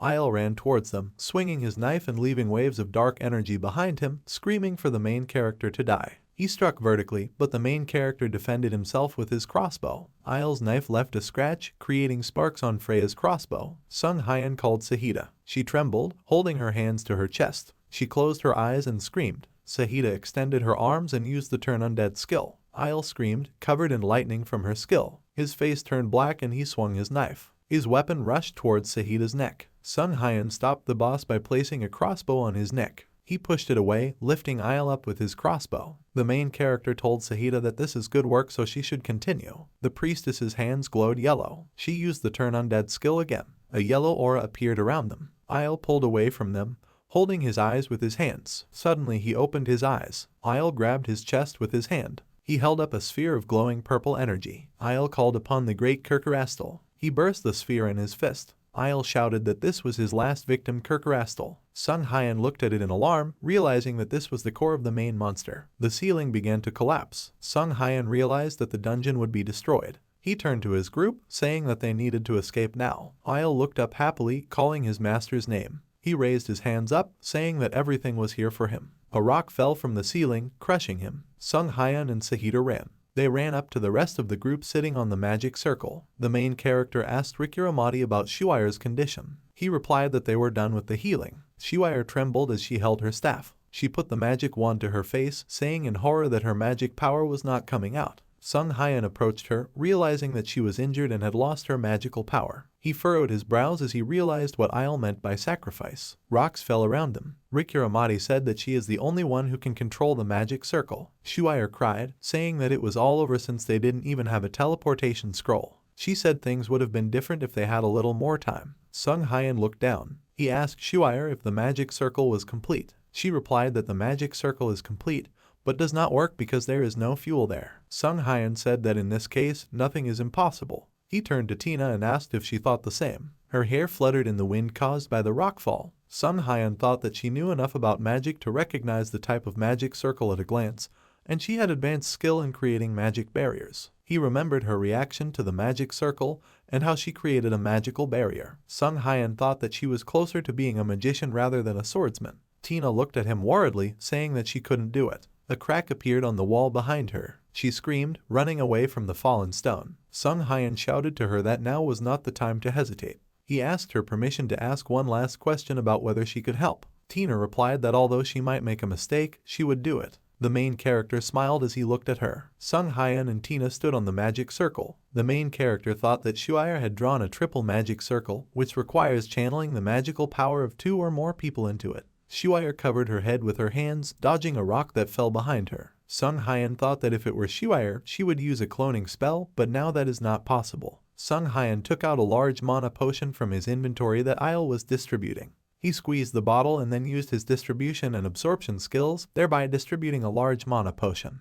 Blue energy appeared around him and he extended his hand in front of him. Sung Hyan thought that only he could do this. Cracks ran along the floor and ceiling of the dungeon. Tina put her hands in front of her, asking for everything to work out. Blue energy swirled around her and Sung Hyan and the magic circle activated. The main character woke up screaming. He was sitting on a magic circle located on the carpet inside the house. Mr. Kim and Tina were also lying on the floor. Sung Hyan looked around, seeing a cauldron and a variety of alchemical ingredients. Shuire jumped for joy, saying it was a success and they succeeded. Sung Hyan asked her where they were. Shuire turned to him and happily said that they were in the western part of the continent of Azul, which she was connected to. She said this place is called Vermilion Tower. There were many red crystals flying around the red and white tower. Sung Hyan looked at the coat of arms hanging on the wall and said that since this is Vermilion Tower, then they must be in Kamer. Mr. Kim asked if this was the rich city. Sung Hyan thought that this city is called Kamer or City by the Lake. Thanks to the presence of the magic tower Vermilion, it is the safest city in the western part of the continent. This has led to rich nobles and wizards gathering in this city, and rare research materials and books are easy to obtain in this city. Sung Hyan looked to the side, thinking that this was his first time in the magic tower. There was a noise behind closed doors. The red-robed people said that the reverse coordinates had been activated. Another magician asked who arrived here at this hour. They opened the door to the room. The blonde wizard's eyes opened wide. He pointed his finger at her and shouted that Shuire was here. The bespectacled sorceress turned back, shouting to the professor that it was Shuire. Sung Hyan asked her about their reaction. Shuire scratched her head and laughed. The angry man ran to the room where Shuire was. He shouted her name, Shuire Perna, before hitting her on the head with his staff. He hit her on the head, shouting about how arrogant it was of her to show up in this place. Shuire screamed at him, asking him to calm down. The professor asked her if she really couldn't see that he was calm. Shuire said that her rod would soon break. Chancel Riolas, head of block of the Vermilion Magic Tower. He stood holding his staff in his hand. Tansel asked if he understood correctly that they had just escaped from an ancient ruined dungeon. He told Shuire that she had talked so much about being superior to the wizards of this mediocre magic tower and becoming an adventurer, but here she went through an experience where she almost died. Tansel looked at the main character and said that he heard that he had done something significant. Sung Hyan smiled and said that he just did what he had to do. The professor said that this was a good job and they would do the rest. The three magicians who had entered earlier were holding corpses wrapped in blue cloth in their hands. Tansel said he would provide them with guest rooms so they could stay there overnight. Clouds filled the night sky. Sung Hyan lay in his bed with his eyes open. He realized that he could not sleep. The main character put on his robe and went for a walk. He looked ahead, straightening his robe. Sung Hyan asked Tina what she was doing here at such a late hour. She stood holding her hands on the railing. Tina turned to him and said that it had been a long time since they had been in the tower, and she felt nostalgic. Sung Hyan smiled, asking if that meant she was from the tower. Tina said that's true. She took her hand. Tina asked him for forgiveness for the fact that she could not decide in an emergency situation. Sung Hyan said that she doesn't need to apologize because they all survived thanks to her. Tina thanked him. She said that she was once one of the Golden Tower. She showed a talent for magic at an early age, so she was forced to go to the tower. Tina sat in golden robes, surrounded by a mountain of books. She said that she liked swinging the sword more and always missed dueling with Roz. She smiled awkwardly, saying that, as it turned out, her talent was not particularly outstanding. Sung Hyan asked if that was why she left the tower. She replied that this was true, but as a result she remained ignorant of both magic and the blade. Tina said that maybe she should have stuck with magic. The main character looked at her, realizing that she had never realized her potential. He said he hasn't studied swords or magic, but he thinks it's important to do what you enjoy. Sung Hyan looked into the distance, folding his hands on the railing. He smiled, turning to Tina. He told her that if she ever found herself less talented than the others, there was one trick she could use. Tina asked what kind of trick this was. Sung Hyan said that it is about getting what you want by any means, even if you have to cheat. Having said this, he looked at the moonlight entering the tower. Mr. Kim waved to the departing Sahida and Rikuramati. Sung Hyan stood next to him and talked about how they were all going their separate ways. He said that Rikuramati is eager to train and Sahida wants to finish what he started. Mr. Kim said that this was the best option for disbanding the team and also no one died. Sung Hyan turned back and asked what Tina was going to do. Mr. Kim said that if she wasn't sure, she could go with them. She smiled brightly and put her hand to her chest. Tina said that she wants to become a magical swordsman. She became embarrassed, saying that people might laugh at her, but she chose her path. Sung Hyan smiled back at her and said that he knew she could handle it. He handed her an envelope, telling her that she should visit this place. The name Choi Ihan was written on the envelope. Mr. Kim said the address was the village of Raujan Eperoi. He said that it is the coldest place even among the northern regions. Sung Hyan said that the strongest magical swordsman he knows lives there. He said that he could vouch for the man's abilities, so she could benefit from even just observing him. Tina happily took the envelope with both hands, thanking the main character. She waved her hand to them, saying that she would write often. Mr. Kim said it was time for them to go too. Shuaya ran after them, waving her hand. She stopped and shouted to them to wait. They entered Professor Tansel's room inside the magic tower. He asked the main character for forgiveness for the delay. Sung Hyan smiled, saying that everything was fine, but he didn't know the person next to the professor. Tansel looked displeased at the man with purple hair sitting on his left. This man smiled joyfully. He said it was nice to meet you and his name was Shaisong from the Dark Tower. Shaisong said that their Dark Tower is known as the Dark Wizard's Tower. He said that their main goal is to find the proper methods of using dark magic and dark mana. Sung Hyan thought that using dark magic is partially legal with permission, even though the church hates it. Tansel said while holding his head that he heard about this incident and begged him to meet the main character. Shaisong happily shouted that he heard that the main boss was an incredible dark magician. He asked if the boss's old items were among the loot, since he would gladly buy them for experimental purposes. Sung Hyan crossed his arms. He thought that he had the Kirkrastal sphere, but he did not want to give it away. The main character desperately wondered if he had anything else. He recalled the events that took place in that battle. When he pinned the boss down with his crossbow, he dropped his ritual knife. His weapon landed on the magic circle. Sung Hyan thought that he had completely forgotten about it. The main character put the still bloody blade on the table. He asked what Shaisong thought about the magic knife used by the dark magician. He shouted joyfully. His cheeks turned pink and he said that this blade contained a huge amount of dark mana, and he was also excited about how amazing it would be when he handled this item. Shaisong dumped a bunch of jewelry on the table. He waved his hands widely, saying that he would give the main character whatever he wanted for this knife. Sung Hyan thought that there were things in front of him that were interesting to wizards, such as magic books. He noticed the yellow figure. Taking the figurine in his hands, he twisted its mechanical key. The figure opened its eyes and began to sing a song.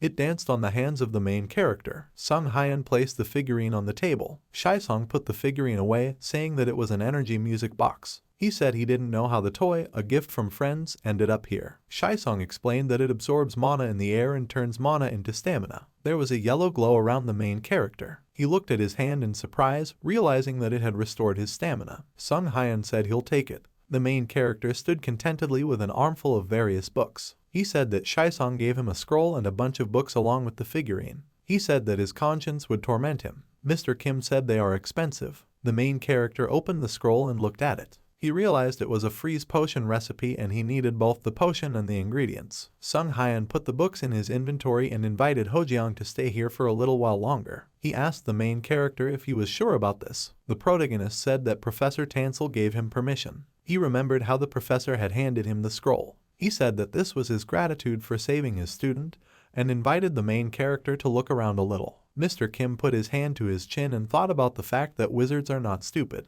He said he agreed. Mr. Kim said that he heard that the tower has a lot of high-quality goods and potions. Sung Hyan said that this is his real goal. They came to the Scarlet Tower Potion Shop. The main character began to voice his order to the store employee. He said that he would take 1 box each of mana and health potions, as well as 3 boxes of stamina potions. The protagonist drew attention to what was happening behind the counter. A white substance was boiling in the bowl. Sung Hyan asked for forgiveness from the magician holding a bag and a green plant in his hand. He told him that he thought it would be better if he didn't put it there. The magician narrowed his eyes, thinking that the protagonist obviously did not know how to use mana. He turned back to what he was doing, rejecting the protagonist's offer. The magician threw the leaves of the plant into the boiling substance. Mr. Kim said he thought they were all idiots, not understanding what was wrong with this magician's manners. Sung Hyan suggested that he just go. Mr. Kim asked the main character why he told the magician not to put this ingredient there. The main character said that he just wanted to say this. There was an explosion behind them. Mr. Kim turned around in fear. Sung Hyan said that if mixed, this will happen.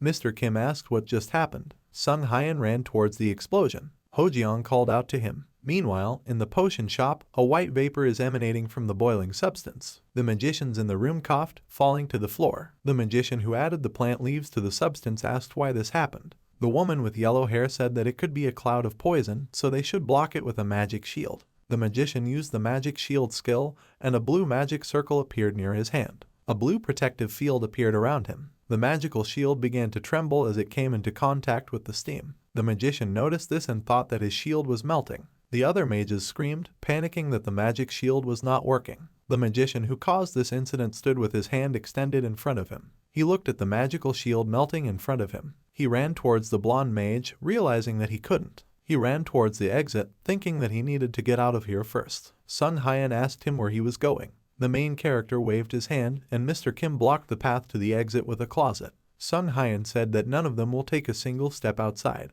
He walked towards the magicians, saying that this is why they told them not to put it there. The magicians looked at him tensely. One of them shouted at the protagonist to leave, asking what he was doing. Sung Hyan replied that sweetgrass is not poisonous, so they need not be afraid. The magician who caused the incident frowned upon hearing the name of this herb. The main character stood in the middle of the room, holding his hands in his pockets. He said the smoke itself is not dangerous. The magician asked if that meant they were okay. Sung Hyan smiled. He said that when they take a breath, all the mana in their body will begin to melt. The mages looked at him in shock, asking what this meant. The magician pressed his lips tightly together. He leaned over and vomited on the floor. The vomit was white. The magician who vomited realized that his mana was melting, and at this rate he would no longer be able to use magic. The woman with gray hair ran, saying that she would leave. The magicians ran towards the main character. Sung Hyan looked at them. He told them to stand still before shooting blue arrows in front of the wizard's feet. His crossbow emits blue energy. The protagonist said that they seem to have forgotten where they were. Sung Hyan said that they are in the center of the Scarlet Mage's tower. The magician who caused the incident looked at the main character, realizing the significance of this situation.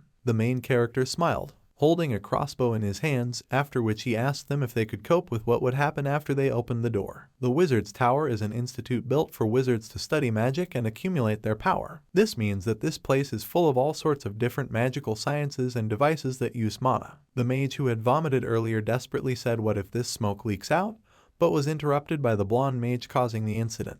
He continued the mage's speech, saying that in this case, all the devices in the mage tower would fail. The magician said that they are doomed. Sung Hyan extended his hand. He said that even if they were poisoned by sweet grass, there was still hope for them. The main character said that if they take the medicine on time, they will quickly recover. Sung Hyan put the crossbow on his shoulder and said that he, of course, knows how to prepare such medicine. The magician said it was a relief and told him to create a cure as quickly as possible. Sung Hyan said, looking at the worried mages, that eliminating the smoke was more urgent than healing them. The magicians shuddered when they heard this. The main character thought that they would not die from mana, but a wizard who does not know how to use mana is as good as dead. His face darkened and he thought that he didn't care about this. The magicians fell to their knees in front of the main character. They said that they will do anything, so they asked for medicine to be prepared for them. They said they were willing to inhale all the smoke if that was necessary to clear the smoke. Sung Hyan smiled darkly and thought about how he loves being a healer precisely because of this. Mr. Kim asked the main character if they really have to inhale all the smoke to eliminate it.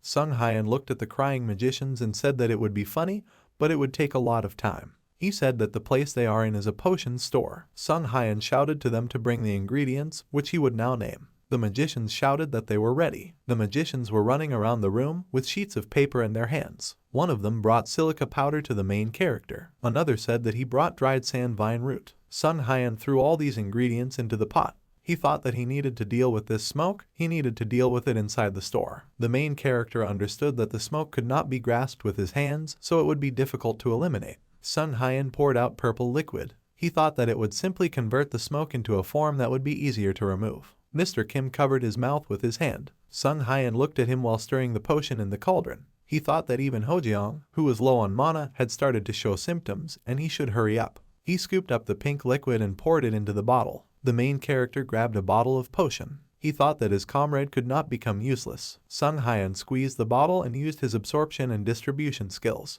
He waved his hand and purple energy spread throughout the room. White balls began to form in the air and began to fall down. The magicians screamed, covering their heads with their hands. Mr. Kim also covered himself with his hands, asking the main character what it was. Sung Hyan caught one of the white balls. He said it was a dissolving potion that turned smoke or gas into a jelly-like form. Sung Hyan squeezed the ball with 2 fingers and he asked what everyone was waiting for. Smiling, he told them to collect the balls. The magician picked up the ball from the ground, complaining that the texture of the white ball was a little gross. A fair-haired magician with a bucket approached that magician. He told her to close her mouth and start sweeping it all away, otherwise the healer would get angry. The magician said that they removed the smoke and cured people. On the shelf were yellow potions with an antidote for fragrant grass. Sung Hyan looked at the room, surprised by the mess created. The magician who caused this situation asked the main character for forgiveness. Sun Hui pointed his finger at him and told him to apologize to the store owner and also start cleaning up. The tower mage behind them was holding her hair with her hands. The blonde magician said he had a question. He asked if the protagonist said it was sweet grass. The magician put his finger to his face, worried. He said he was sure he put beach grass inside. Sung Hyan said that sweet grass is one of the coastal grasses that has changed under the influence of the excessive presence of mana. The main character said that it is usually a herb that helps to mix medicinal ingredients, but when this herb becomes a fragrant herb, it begins to melt mana. The mage who had previously been pulling her hair said that she couldn't believe that they were growing something so dangerous in the mage's tower. Sung Hyan looked at her and asked if they were really doing this in the mage tower. She replied that most of the ingredients come from the greenhouse. Sung Hyan asked her if the usual growing environment could change. The magician replied that, most likely, this is not so, because the greenhouse is controlled by a system fueled by mana. Sung Hyan asked her to explain in detail. Sung Hyan and Mr. Kim ran down the corridor. The protagonist's companion asked him where he was in a hurry again. Mr. Kim was holding a bottle of golden potion in his hand. Sun Hyan told him that they need to find Professor Tansel. He said the situation could be even worse than he thought. Inside the garden were flowers that emanated a red, gloomy energy. Tansel said that he also heard about what happened at the potion shop. He said that he would also like to go there, but cannot go because of a meeting he is attending. The professor said he would approve their access to the greenhouse. Shuire, who contacted him, thanked him. She ran down the corridor, followed by the protagonist and Mr. Kim. Sun Hyan said that it was good that they met Shuire on the way there. The communication window in front of her closed. She said she was looking for them to give them a tour of the Mage Tower. They ran to the doors to the greenhouse. Branches were sticking out of the doors. Shuire stood up, holding her staff out in front of her. Huge crooked trees grew in the greenhouse. Sun Hyan summoned Freya's crossbow and said that it doesn't look safe at all. Shuire said that the magic circle that controls humidity, the magic circle that controls climate, the magic circle that controls temperature, all the support magic circles have been broken. On the cracked column was a blue magic circle, from which blue lightning emanated. The same thing happened with the yellow magic circle. The blue square magic circle was in the same condition. Shuire looked towards the blue crack on the wall. She said that the mana inside is also surprisingly high. Shuire informed the others that she thought the problem was with the main magic circle. Sun Hyan asked where it was. Shuire said that given the structure, it should be inside. Black tentacles appeared from the ground behind them. It rushed towards the main character. Sun Hyan noticed movement out of the corner of his eye. He grabbed Mr. Kim by the hood. The tentacle hit the place where Hojiang was standing. He asked, holding his neck, what it was. Sun Hyan lowered it, asking what else it could be. The main character said that this is a monster obtained by absorbing mana. The red flower opened its teeth. It was a plant-type monster called Martin Ivy. Shuire's staff glowed and she used the wind-cutting skill. Blades made of wind appeared around the plant. It screamed, spitting green liquid. Ivy Martin swung his vine towards Shuire. Mr. Kim jumped up, asking the monster where he was going. He swung his sword and a blue trail emanated from his blade. He cut off the monster's tentacle and it fell to the ground. Shuire exhaled, holding her staff with both hands. She said it was easier than she expected. Mr. Kim shouted to her to wait. The plant's tentacle foamed at the cut site. Ivy Martin unleashes an attack that emits dark red energy. Shuire and Mr. Kim were thrown back by the monster's attack. Sun Hyan took aim with his crossbow, thinking that the cut branch had regenerated. He created the stone arrow using Freya's bag of fate. The protagonist shot towards the monster's tentacles, cutting them off. The severed parts of the monster began to grow back. The protagonist lowered his crossbow as he watched. Mr. Kim was sitting on the ground asking what the hell this was. Sun Hyan said that it is different. Mr. Kim asked him back in bewilderment. The main character said that the monster's regeneration speed is different. Shuire stood up from the ground behind him. Sun Hyan said that the regeneration was significantly faster when Shuire cut the monster than when the two of them did it. She asked if this was because the attack was created using mana. Sun Hyan replied that this is exactly the case, and there are also a lot of herbs here that have grown too quickly due to the large amount of mana. They all looked at the monster in front of them. Sun Hyan said that this monster has the ability to absorb mana. Shuire used the Firebird skill. The monster flower was engulfed in the explosion. Ivy Martin waved his vines. Mr. Kim held onto Shuire, who dodged two of the monster's vines. She said trying to burn the monster doesn't work either. Mr. Kim said he didn't think that if things went the way they would be unlikely to catch the monster. Shuire offered to retreat, saying that the greenhouse was currently overflowing with mana. Sun Hyan smiled and asked why they would retreat. His eyes glowed blue. He held white balls in his hand and said that they had something that could eliminate mana right now. An arrow with a concentrate of fragrant herb that he had just created appeared in the protagonist's crossbow. Mr. Kim said he knows what it is. The protagonist shot at the flower, hitting two arrows in the center of the monster's mouth. It screamed in pain. The flower slammed into a bud. Ivy Martin then released a cloud of smoke at the people in front of him. Mr. Kim coughed, asking what this nonsense was. He said they can't use the skills now either. Sun Hyan told him everything was fine. He put Freya's crossbow back into his inventory. The main character took out his dagger, smiling. He said that they just need to beat the monster with normal attacks until it dies. The protagonist grabbed the dagger tightly and tilted it to attack. Sun Hyan began to cut off the monster's branches. Ivy Martin screamed and his limbs began to regenerate. Sun Hyan shouted that it was effective because regeneration had slowed down. He called Hojiang. The protagonist shouted at him to pay attention to the roots. Mr. Kim picked up the sword. He plunged his blade into the root of the Martin Ivy. The monster raised its flower above him. Hojiang screamed as he stabbed his sword into the roots of the Martin Ivy. He furrowed his brows in tension and thought about the only person who didn't care about his mana being melted. Mr. Kim swung his sword, shouting that he was leaving the final blow to Sun Hyan. The main character ran towards him. He jumped into the air, ending up above the flower. His blade glowed blue. Sung Hyun used the cut skill. After that, he cut the flower in half. The torn half of the flower lay on the ground. Shuire calmly exhaled and said that they did it. Sung Hyun asked her to take them to the main magic circle. They looked at the sparkling blue magic circle. Sung Hyun frowned and asked why it was completely destroyed. Shuire said that mana beyond the limit was injected into the magic circle and it was unable to handle it. She said that on top of that, there is also a reverse flow of mana. Shuire said it would be bad if things continued like this. The magic circle sparkled even more. Sung Hyun, Shuire and Mr. Kim became wary, realizing that a mana explosion was occurring.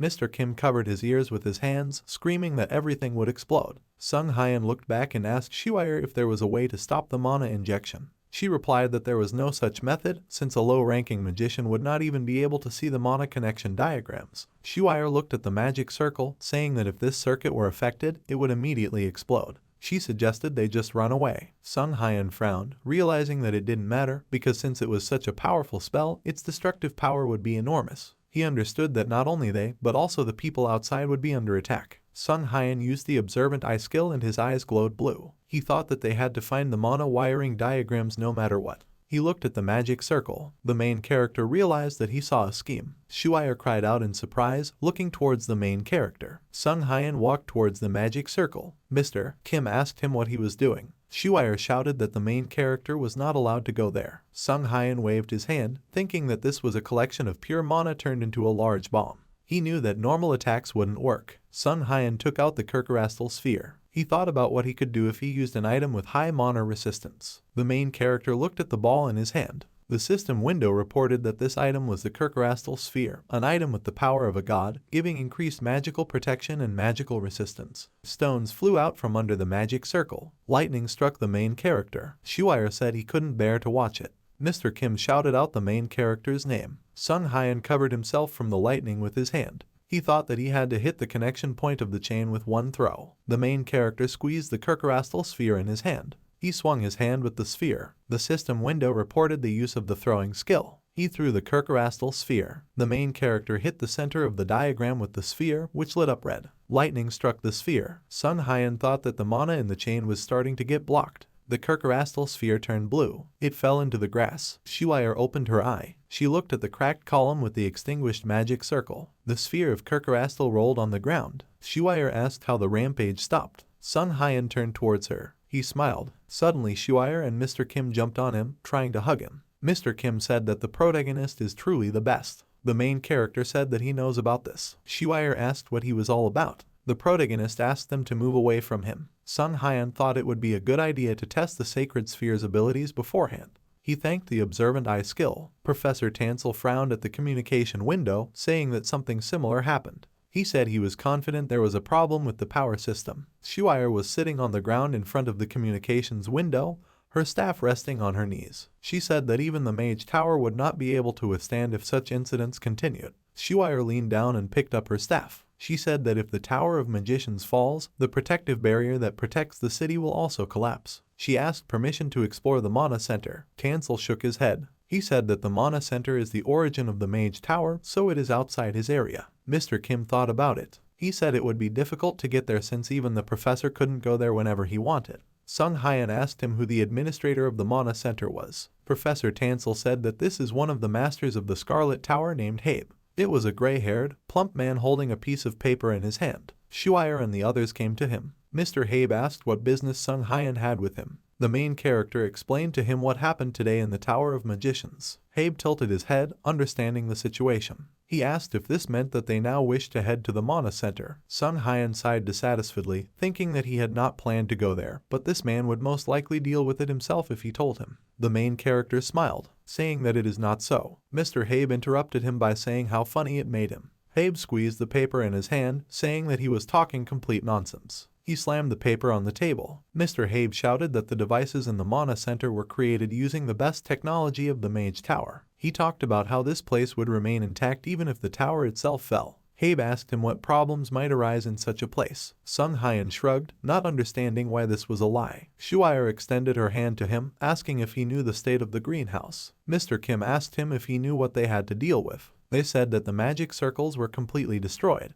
Habe's face turned red with anger. He shouted at them to be silent. After that, he shouted the name Shuire Perna. Habe asked her if she not only ran away, but also planned to mock the Tower of Magicians. Shuire shuddered. Habe shouted that he would never let them into the Mana Center. Sung Hyan looked at him sadly. He told Mr. Habe that he would give him a little advice. The main character told him to evacuate people and start taking action right now. He said it would be the best he could do. Habe frowned, saying that he didn't want to hear it because he was just wasting his time on them. He shouted at them to get out of his office. Sung Hyan and shocked Shuire and Mr. Kim stood outside the doors of his office. Shuire grabbed her head and began, together with Mr. Kim, who spat to the side, to call Habe names. Sung Hyan turned around, saying that Habe was very strangely worried. Shuire said irritably that this is why all wizards are such unpleasant people. Sung Hyan smiled, saying that it wasn't really important. He remembered how he used the observant gaze skill a moment ago. Many system windows appeared around this person, signaling danger. The main character realized that this man was in imminent death. Habe sat down at the table and exhaled.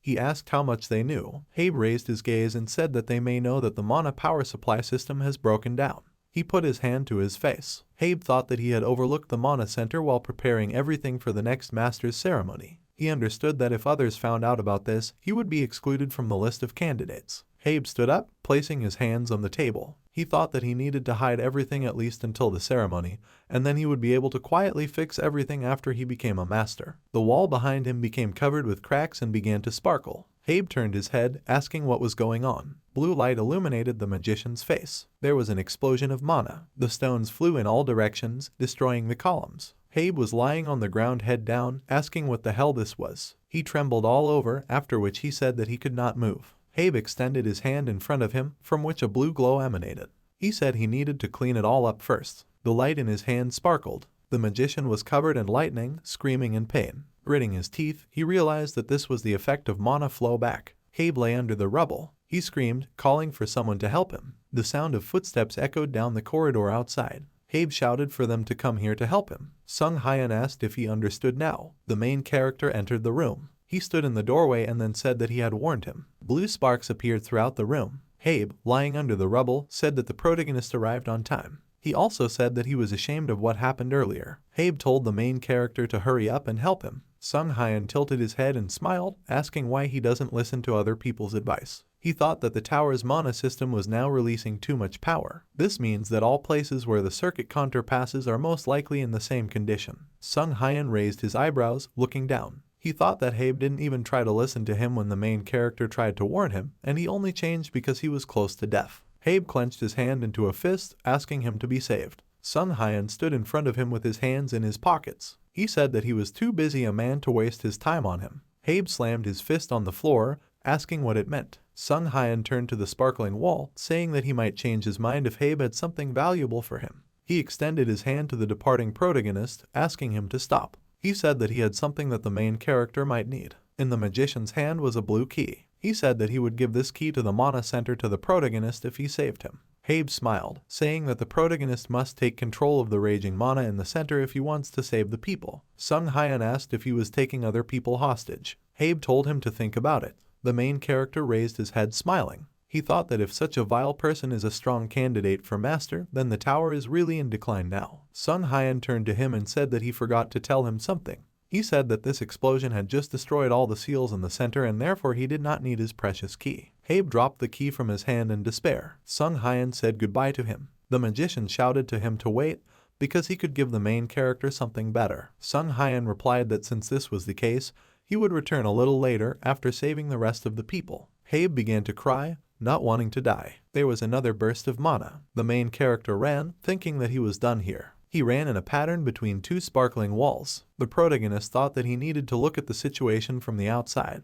He saw two crying children in red robes. Sung Hyan realized that they were unable to evacuate. He approached them and asked what was wrong. The girl pointed her finger towards the passage littered with stones, saying that her friend was there. She began to cry. Sung Hyan opened the system window, deciding that since he couldn't understand what she was saying, he would try using the skills. The main character noticed that something was wrong with the name of the skill. The system window showed the soothing voice skill, which heals the target's mental state when used, removes the target's abnormal state, and increases the target's chance of full recovery. Sung Hyan realized that the calming prayer skill had changed. He raised his hand, thinking that prayer skills required divine power, and he did not need such skills. The main character put his hands on the heads of the crying children and used the soothing voice skill. He told them to calm down and calmly tell him what happened. The children agreed. A little later, the protagonist struck a pile that blocked the passage. His dagger glows blue. The children said that the three of them were doing homework in this place, but suddenly the ceiling and walls exploded.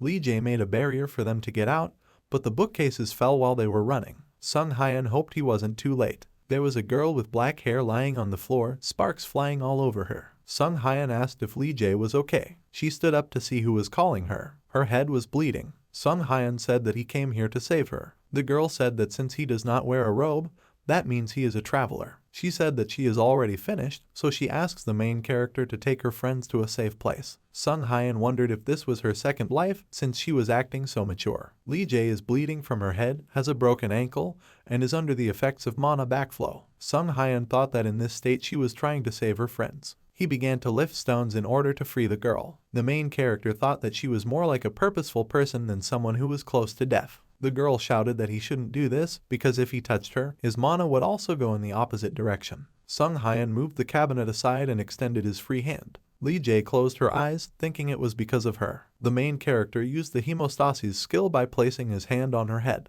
He said he couldn't do anything about the pain, but he could stop the bleeding. The girl asked how the main character ignores the reverse flow of mana and uses skills. Sung Hyun smiled and looked at her. He said he was a defective healer. The main character thought that he could not allow such a talented person to die in such a place. Sung Hyun ran with the girl in his arms. He jumped, followed by an explosion of mana. Lee Jae looked back and said that it was dangerous because the explosions were getting stronger. The protagonist told her to duck down because it was dangerous here. He looked to the side, thinking that they were on the 12th floor and everything would be fine if they could get to 9. The staircase in front of the protagonist had collapsed. He said that he did not expect this and asked if there was any other way besides this. Sung Hyun looked at the hole in the wall. He asked Lee Jae if she was afraid of heights. The Scarlet Tower was covered in cracks. The girl asked if this was the last remaining path. Sung Hyun tied a white cloth around his belt. He told her not to worry and just close her eyes. Lee Jae tightly grabbed the main character's neck. Sung Hyun said that he would definitely save her. Lee Jae said she was ready and the main character climbed over the hole. The circuit behind them glowed blue and sparkled.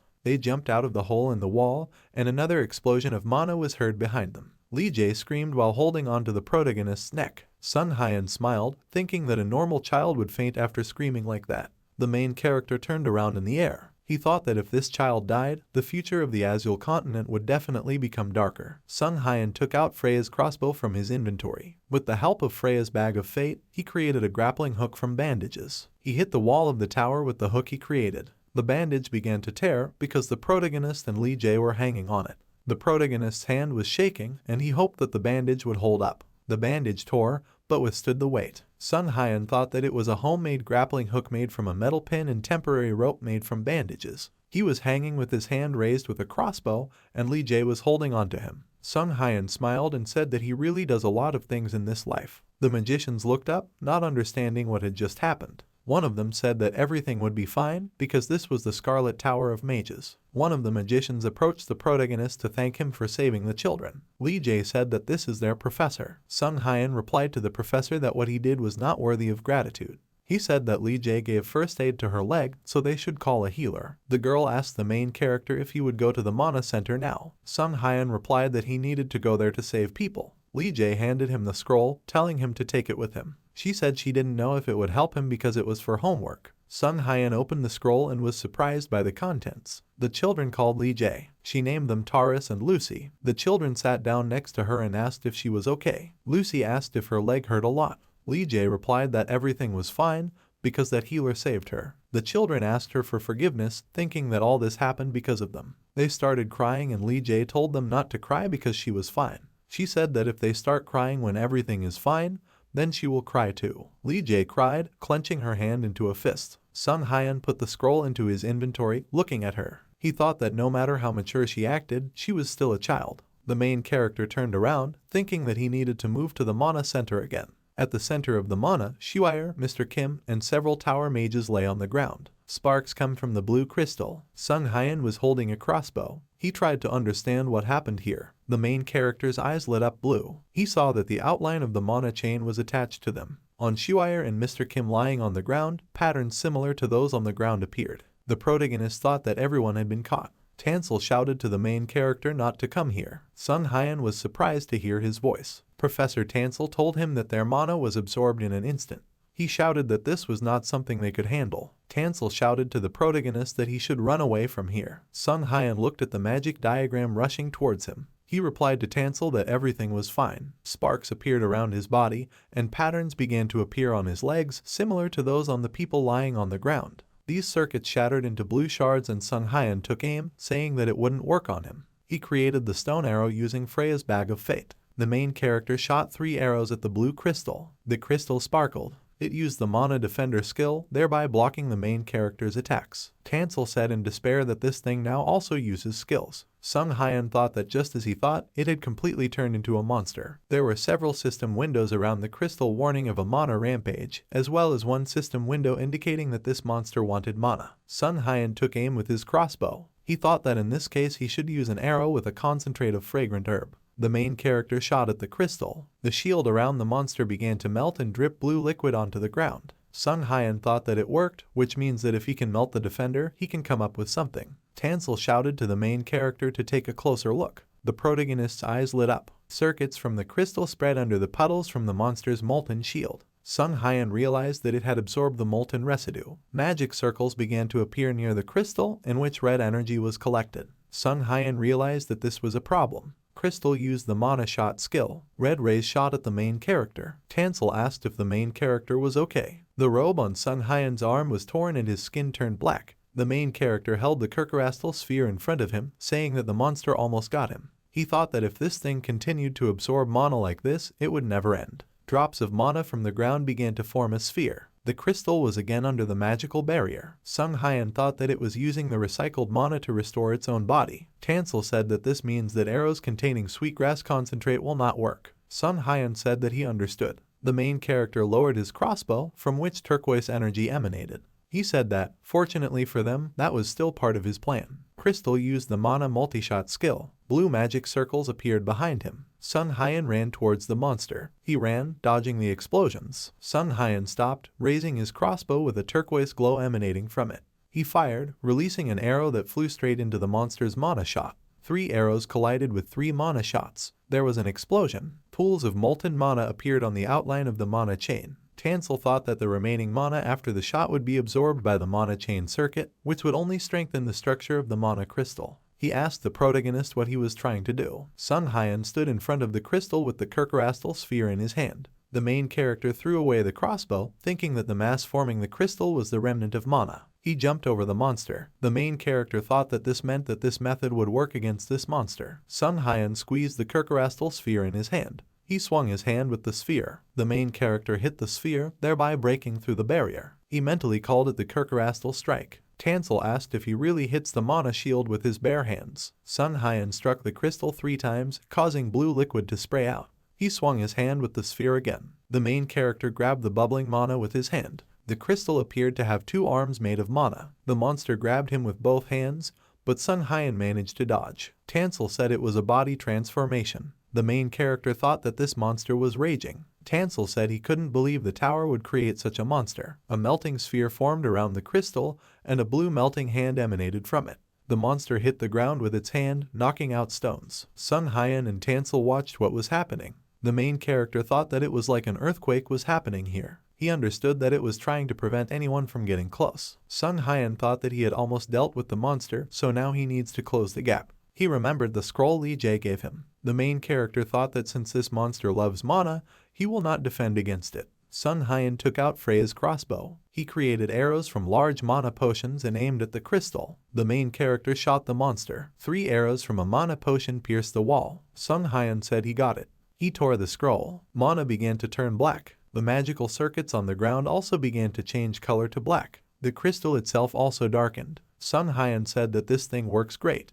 He said, throwing out the remains of the torn scroll, that it was Lee Jae's cursed mana scroll. He created the stone arrows using Freya's bag of fate. The protagonist's arrow flew towards the monster, which settled on the ground. The stone arrow hit the crystal. The mana monster exploded. Sung Hyan smiled happily, saying that this is how it is done. The master of the Scarlet Tower said that they were in great danger today due to an error in the mana system. Master Roker expressed gratitude to the main character on behalf of the Scarlet Tower for their salvation. The bearded elderly magician bowed his head before the protagonist. Roker said that if there is something that Sung Hyan would like, all he has to do is say it. The main character said that in this case he would like to accept as a reward the mental state carpet, which is made in the Scarlet Tower of Mages. The faces of the Tower Mages expressed shock. They told each other that this was such a valuable thing that could only be obtained by reaching heights as an Archmage. Magister Roker said that only members of the tower can be awarded this item. He said that he could not give such an object to a stranger even if he had done something incredible. Sung Hyan sighed, thinking that it was worth a try. Roker extended his hand towards the main character,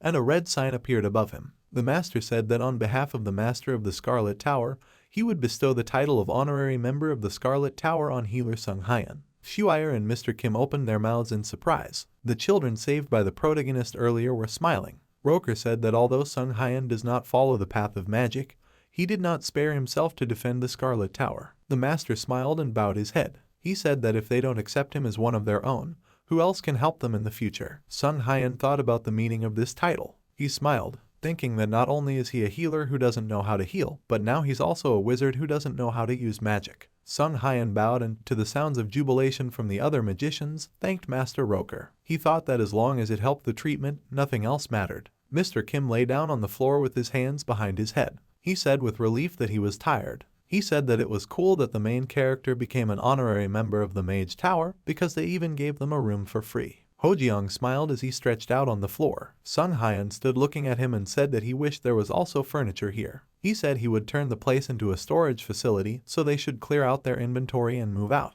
Mr. Kim agreed with him. The main character sat down on the floor and opened the system window, thinking that he needed to deal with this too. The system window notified that the main character had scored 6841 points and had one unaccepted reward. Sung Hyan thought that he scored a lot of points for treating the wounded in the tower, and Hojiang also did a lot of things. The system window in front of the main character reported the presence of a quest, to complete which you need to score 5,000 points. Sung Hyan remembered what Isle told him. He thought that there was nothing good in messing with the gods. The main character shook his head, thinking that they should avoid direct interaction until they knew more about the admin. He figured he'd deal with it later, so he should continue. In front of him was a system window notifying him of the reward for the achievement. It said that the main character received an item slot. He also received 3 rare items. Sung Hyan thought that this was an achievement. He extended his finger to the system window, wanting to know what the item slot was. The system window reported that he can now use the slot system in the system window, and he can also put an item in a slot and gain the effects of the item without equipping it. There are 3 slots in total. Sung Hyan smiled and thought that this was not bad, because the brooch and the sphere were in the way. He thought that something was missing here. A red brooch has appeared, notifying you that you have received membership in the tower. He started talking about how there had to be something going on here. Mr. Kim opened his eyes. He asked Sung Hyan if the main character should wear the robe he was given. He replied that he would stop looking like a healer if he wore it. He looked to the side, thinking that a healer looked best in white clothes. An idea occurred to him. Sung Hyan activated the Mage Tower sign by using the Scarlet Crest skill. A red robe appeared on him, and the crest in his hand glowed red. Sung Hyan thought that this was a coat of arms and a robe that confirmed his membership. The system window notified that the achievement Wizard of the Scarlet Tower had been received. The main character smiled, saying that he understood what needed to be done. Bright sunlight came through the windows of the room. Mr. Kim dumped out a stuffed dolphin, pajamas, 2 jars of potion, a TV remote control, and a magazine with a picture of Sung Hyan. The main character looked at him skeptically. Mr. Kim asked why he was looking like that. Sung Hyan asked him if he remembered correctly that Mr. Kim said that he came here while watching TV at home.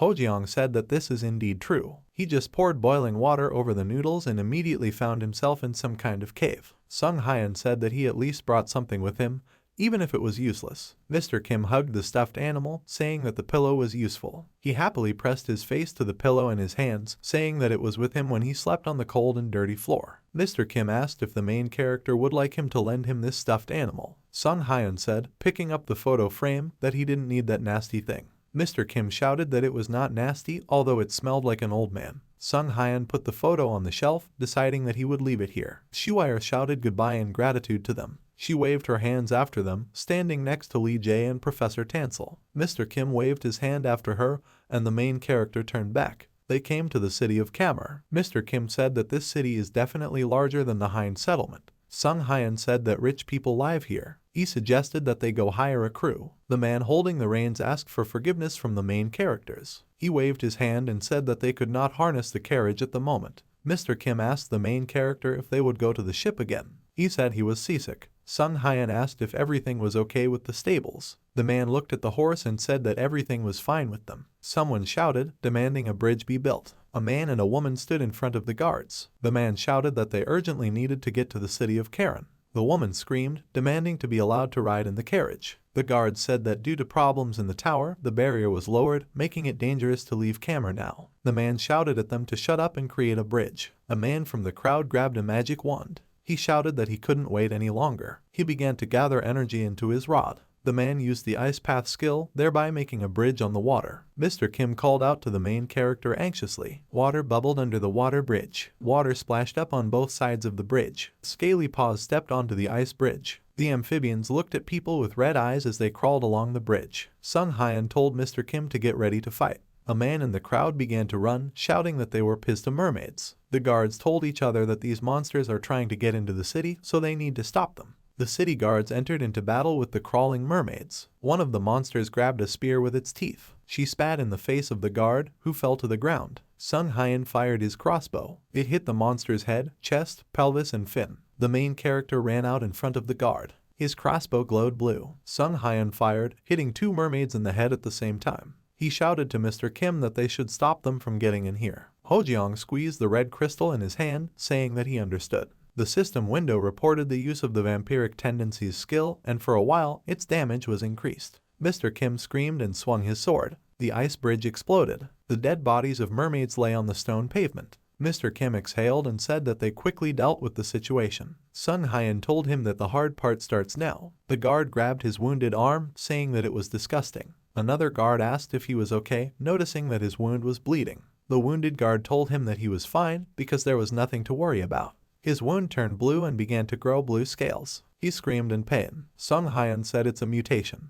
The guards shouted, talking about the mermaid mutation. This is a mutation that transforms a person's body into a mermaid. It is caused by infection of human blood upon contact with the blood of a mermaid. After this, the mermaids, who were once human, look for new prey and thus reproduce. The guards told him to treat his wound and heal him. Sung Hyun said that healing won't help. He approached them, saying that the infection in the wound would not go away after healing. The guard said that it was he who helped them with the mermaids. He asked if that meant they would have to cut off his hand. Sung Hyun said that the infection area is too wide and the infection is spreading quickly, so amputating his arm will not save him. He said he was sorry, but there was nothing he could do. The wounded guard was covered in scales around the neck. There is a sword blade at his neck. He said he was becoming one of them. He trembled, holding the sword to his neck. The wounded guard said that if this is not stopped, he will at least die a man. The blonde guard waved his hands, asking him to stop. The guard nearby turned away, saying that he could not look at it. Sung Hyun grabbed the hand of the wounded guard. He told him to relax. The guard held the bloody blade to his neck, crying. The main character said that although nothing could be done, he did not say that there was no cure. He smiled, holding the guard's hand. He said that although he did not have medicine now, he could prepare it. Sung Hyun jumped into the water. He thought that the cure for mermaid infection was mermaid liver, and mermaids who died on land decomposed too quickly. Sung Hyun floated down, holding a crossbow in his hand. He said that he needed to find one mermaid underwater and cover the monster's liver with mana. The system window reported the effect of the absorption skill, which increases the effect of the air potion. Sung Hyun thought that he didn't have to worry about his oxygen supply thanks to the potion. He remembered how he opened a system window that reported the cost of spinning the roulette wheel and the number of points scored. The main character thought that engaging in an underwater battle would be too difficult with his current skills. That's why he started spinning the roulette. System windows around him announced the acquisition of new skills. Sung Hyun thought that he would keep playing until he got a good skill. He said he wanted to save it for last. The main character extended his finger to the quest completion button, thinking that the situation required it. A jet of blue energy flew next to Sung Hyun's cheek. He rubbed his bloody cheek, realizing it was a water cannon. 5 mermaids swam out from the depths of the water. The main character thought that they were all gathered here. Sung Hyun put his crossbow hand in front of him, thinking that he was too lazy to reach them. He fired, but all the mermaids dodged his attack. Sung Hyun used the grappling hook arrow skill. He hit one of the mermaids. He thought that he wanted the mermaids to come to him themselves. The mermaid was drawn towards the main character, screaming. Sung Hyun slit the monster's throat, thinking it was a great catch. The other mermaids screamed angrily. They all swam to the main character. He shot at them, and all the mermaids began to fall to the bottom. Sung Hyan smiled, thinking that it was too easy and he wouldn't even have to use the new star skill he got. He thought that his only concern was that there were so many of them here. A huge mermaid appeared behind him. Sung Hyan turned around in panic. Behind him was the rare mermaid Pista, holding a trident in her hand. She swung her weapon. The mermaid used the pulse wave skill, releasing a wave of blue energy towards the main character. Sung Hyan pulled the mermaid, which he caught with a grappling hook arrow. He placed it in front of himself, protecting himself from the attack. Sung Hyan thought that he almost died. The main character realized that they were gathered here because they had a leader. Sung Hyan looked at the system window indicating that he had 5 minutes and 5 seconds of air potion remaining. He thought that he had little time left. The mermaid took water into her cheeks. She used the water cannon skill, but the protagonist managed to dodge her attack. Sung Hyan thought that this monster only uses the skills water cannon and pulse wave. The mermaid swung her trident. The main character thought that these attacks were annoying, but they could be avoided. Sung Hyan wondered if his opponent was stalling for time. The system window reported that he had 1 minute and 48 seconds left. The protagonist thought he had something. He shot the monster with a crossbow. The mermaid opened her mouth and dodged the arrow fired by the protagonist. Sung Hyan said bingo and his eyes began to glow blue. Black smoke comes from the arrow he fired. The system window notified that the failed cure for the mermaid mutation had been destroyed. The rare Pista mermaid shook her head and growled. The monster asked the main character how dare he use poison against him. Sung Hyan smiled, realizing that the monster was telling him,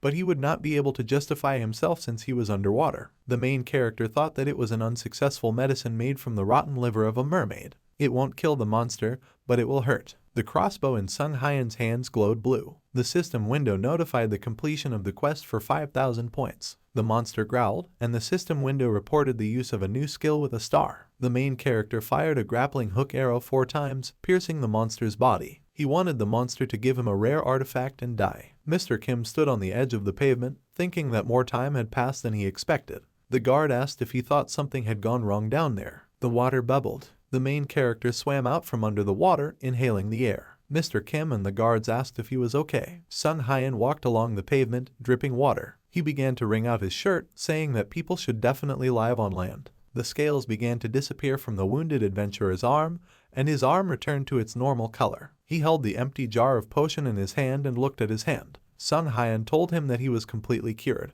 The guards around shouted in surprise that the main character had actually prepared the medicine, and he had saved their wounded colleague. The healed adventurer thanked the protagonist, saying that one day he would repay the debt. Sung Hyan sighed, telling him that everything was fine. He asked him to get better soon so that he could protect Kamer. One of the knights ran up, telling the captain that they had problems. The captain asked him what happened. The guard said that he checked the condition of the guards of the east and west gates, and they too were attacked by the Pista mermaids. Screams are heard from the Kamer guard hospital. The people inside cried in pain as they transformed into mermaids. Sung Hyan kicked the door open, holding a crossbow in his hand. He created arrows with a cure for the mermaid's infection. The main character began to shoot at everyone inside the hospital. The people hit by his arrows fell unconscious, and green energy emanated from their bodies. The mermaid screamed, sticking out her tongue and extending her hand towards the main character. Mr. Kim said it was too late to save any of them. Sung Hyan said that they have no choice with those who have completely mutated. Mermaid Pista grabbed the furniture with her hand.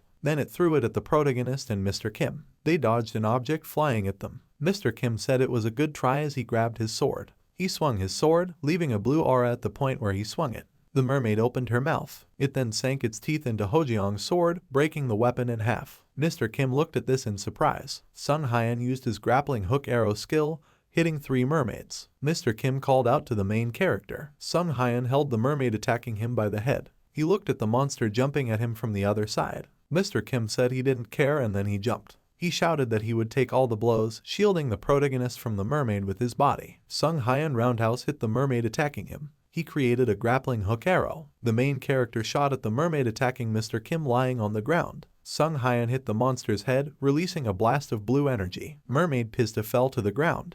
Hojiang exhaled. He looked at his sword and asked why his sword broke at the most inopportune moment. Sung Hyan said that it was because he was so rough with his weapon. Hojiang asked the main character if he needed medicine. Sung Hyan replied that he was fine. Mr. Kim smiled and said that he didn't care about the bites. He gave him a thumbs up as blood flowed like a fountain from the wound on his shoulder. Sung Hyun said that this is true. The captain of the guard shouted that this could not be. Mr. Kim said it was the guards. He and the protagonist turned around at the sound of those entering the room. Sung Hyun said that they saved everyone they could, but for some it was already too late. The captain blushed and closed his eyes, saying that it was his fault. He thanked the main character and his companion for stopping the disaster. Sung Hyun stood in front of him, saying that he had no problem with it. He said he was confident that they would give a worthy reward. People from the crowd had earlier shouted that they had found him. The girl with the magic wand on her back asked if he was Sung Hyun. She demanded to give them medicine. Sung Hyun turned around, asking the captain who they were. The captain of the guard said that these were camera citizens. The main character used the observant eye skill. There were no abnormal effects in all individuals. Sung Hyun said that they are all healthy and he doesn't see any injuries. People screamed that they were at the place where the battle with the mermaids took place. They demanded that they be given medicine in case they began to turn into mermaids. The crowd shouted that the doctor should give priority to civilians over the guards. Sung Hyun asked if that was true. He thought about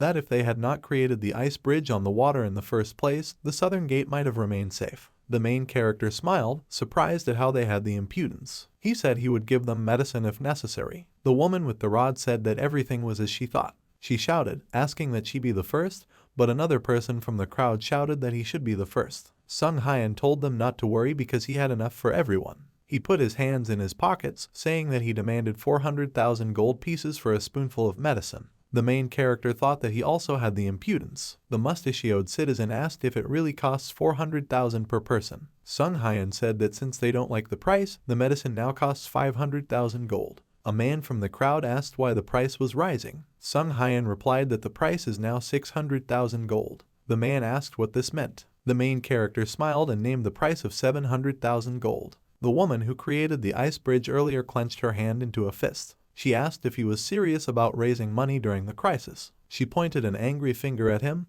with an angry crowd behind her. Sung Hyun waved his hands, asking them to calm down. He said he was willing to give the medicine free to symptomatic patients. The entire crowd raised their hands in the air, shouting that they had symptoms and were about to turn into a mermaid. Sung Hyun put his hand to his chin thoughtfully. He said that he could not say anything with certainty from such an examination. He put his hand in his pocket. After that, he took out a bottle with green liquid from there. The main character said that he would give the potion to whoever drinks it. He said the bottle contained fresh mermaid blood. Sung Hyun said that if they drink this, they will definitely turn into a mermaid, which means he will give them the medicine for free. People from the crowd looked in fear at the bottle in the protagonist's hand, discussing the fact that it would turn them into a mermaid. Sung Hyun smiled as he asked which one of them wanted to be first. People in the crowd began to think that the medicine might not work, and the healer might not give them the medicine at all. The citizens turned around, saying that they would never drink it. They ran in the opposite direction. The guard captain thought in shock that Sung Hyun was able to force these stubborn people to leave. He told him that he was incredible. The main character replied that he simply knows how to deal with difficult clients. He said he was going to leave Kamer today. Sung Hyun asked if there were really no vehicles left that could get out.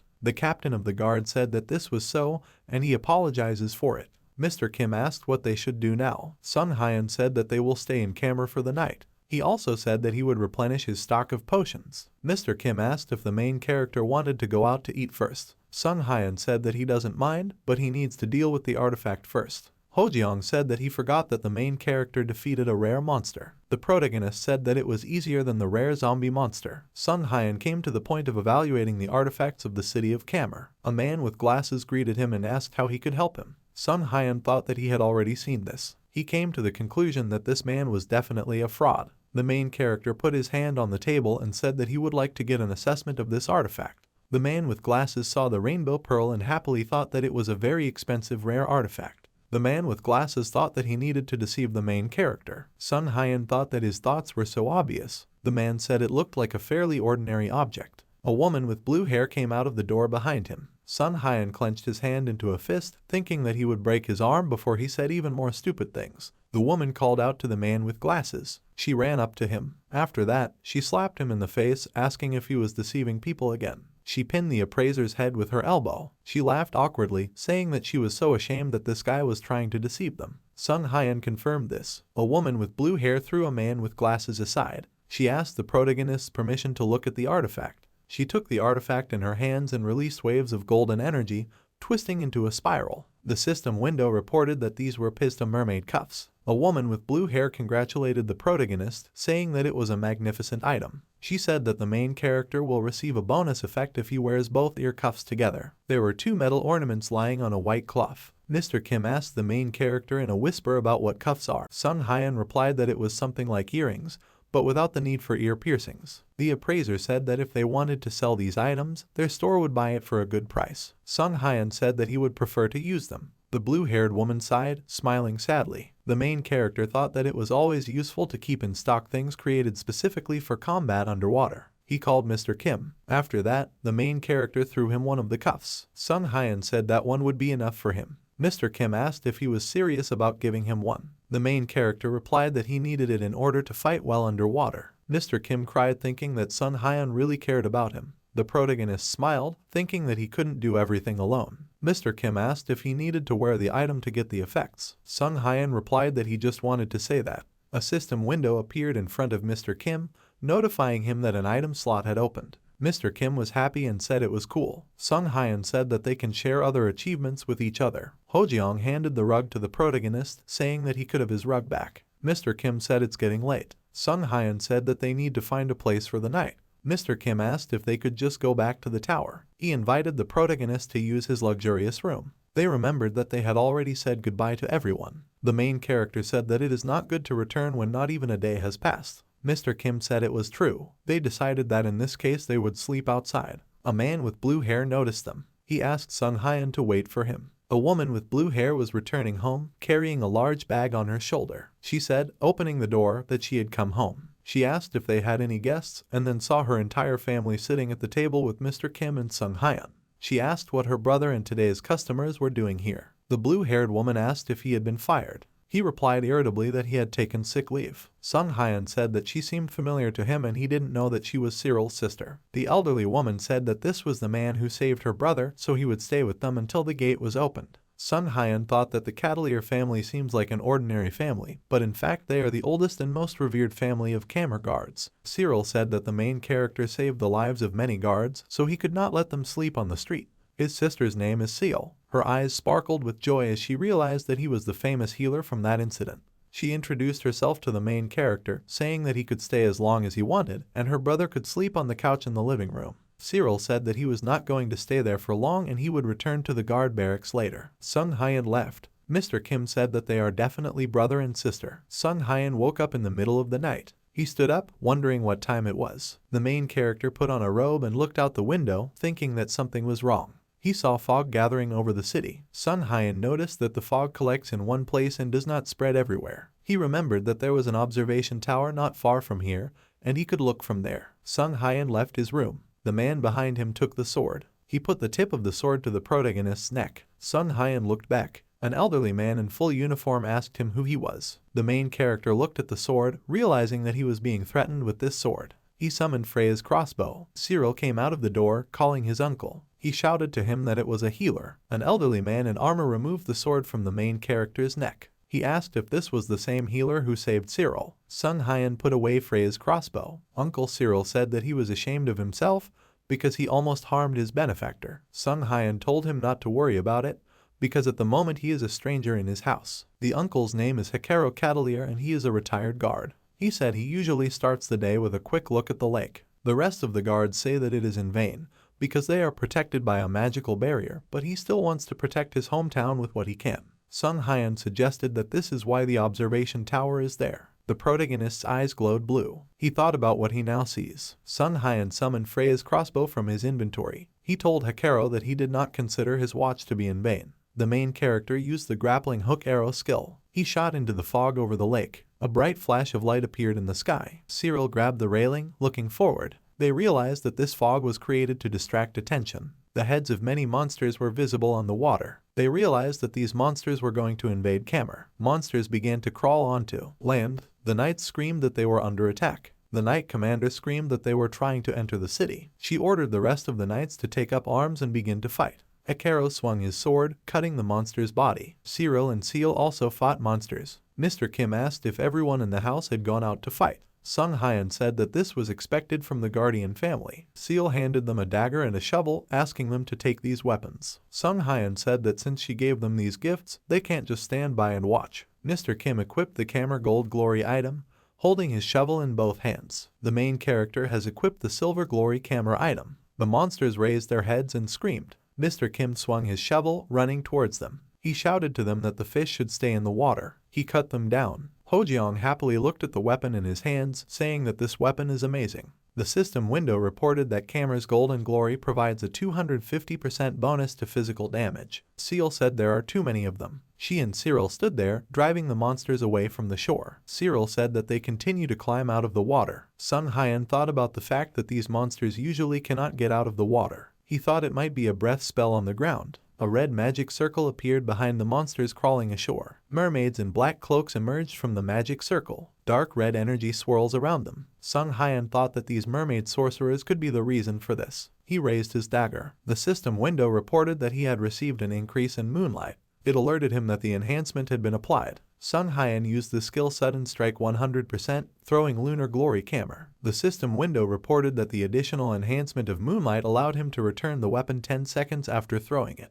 The main character thought that if he dealt with them, the rest of the monsters would go away. The monsters screamed as they lay on the ground. Hikaru waved his hand and shouted to the knights to go forward because they were weakened. The mermaid sorcerers roared. They pointed their tridents towards the people. A magic circle appeared below them. The mermaids summoned the giant crab Pista. Mr. Kim wiped the saliva flowing from his mouth. He told the protagonist to imagine how much meat was inside that crab. Sung Hyun said that he heard that monster meat is very tasty. Seal asked if it was that important. The crab came to land. The knights shouted that this monster was approaching the buildings and needed to be stopped. Mr. Kim hit the crab with his shovel. He cried out in pain at how hard this monster was. Sung Hyun used the Observant Eye skill. The system window reported a prominent scarlet exoskeleton, and also that the monster had powerful torso protection. The main character shouted to his friend that this was a defensive skill. The giant crab slammed its claws onto the ground. Sung Hyun shouted that they needed to find his weak spot. Cyril said he couldn't move. Seal grabbed the crab leg. She shouted at Cyril to get out of there and she wouldn't let this monster invade Kamer. The giant crab threw her aside.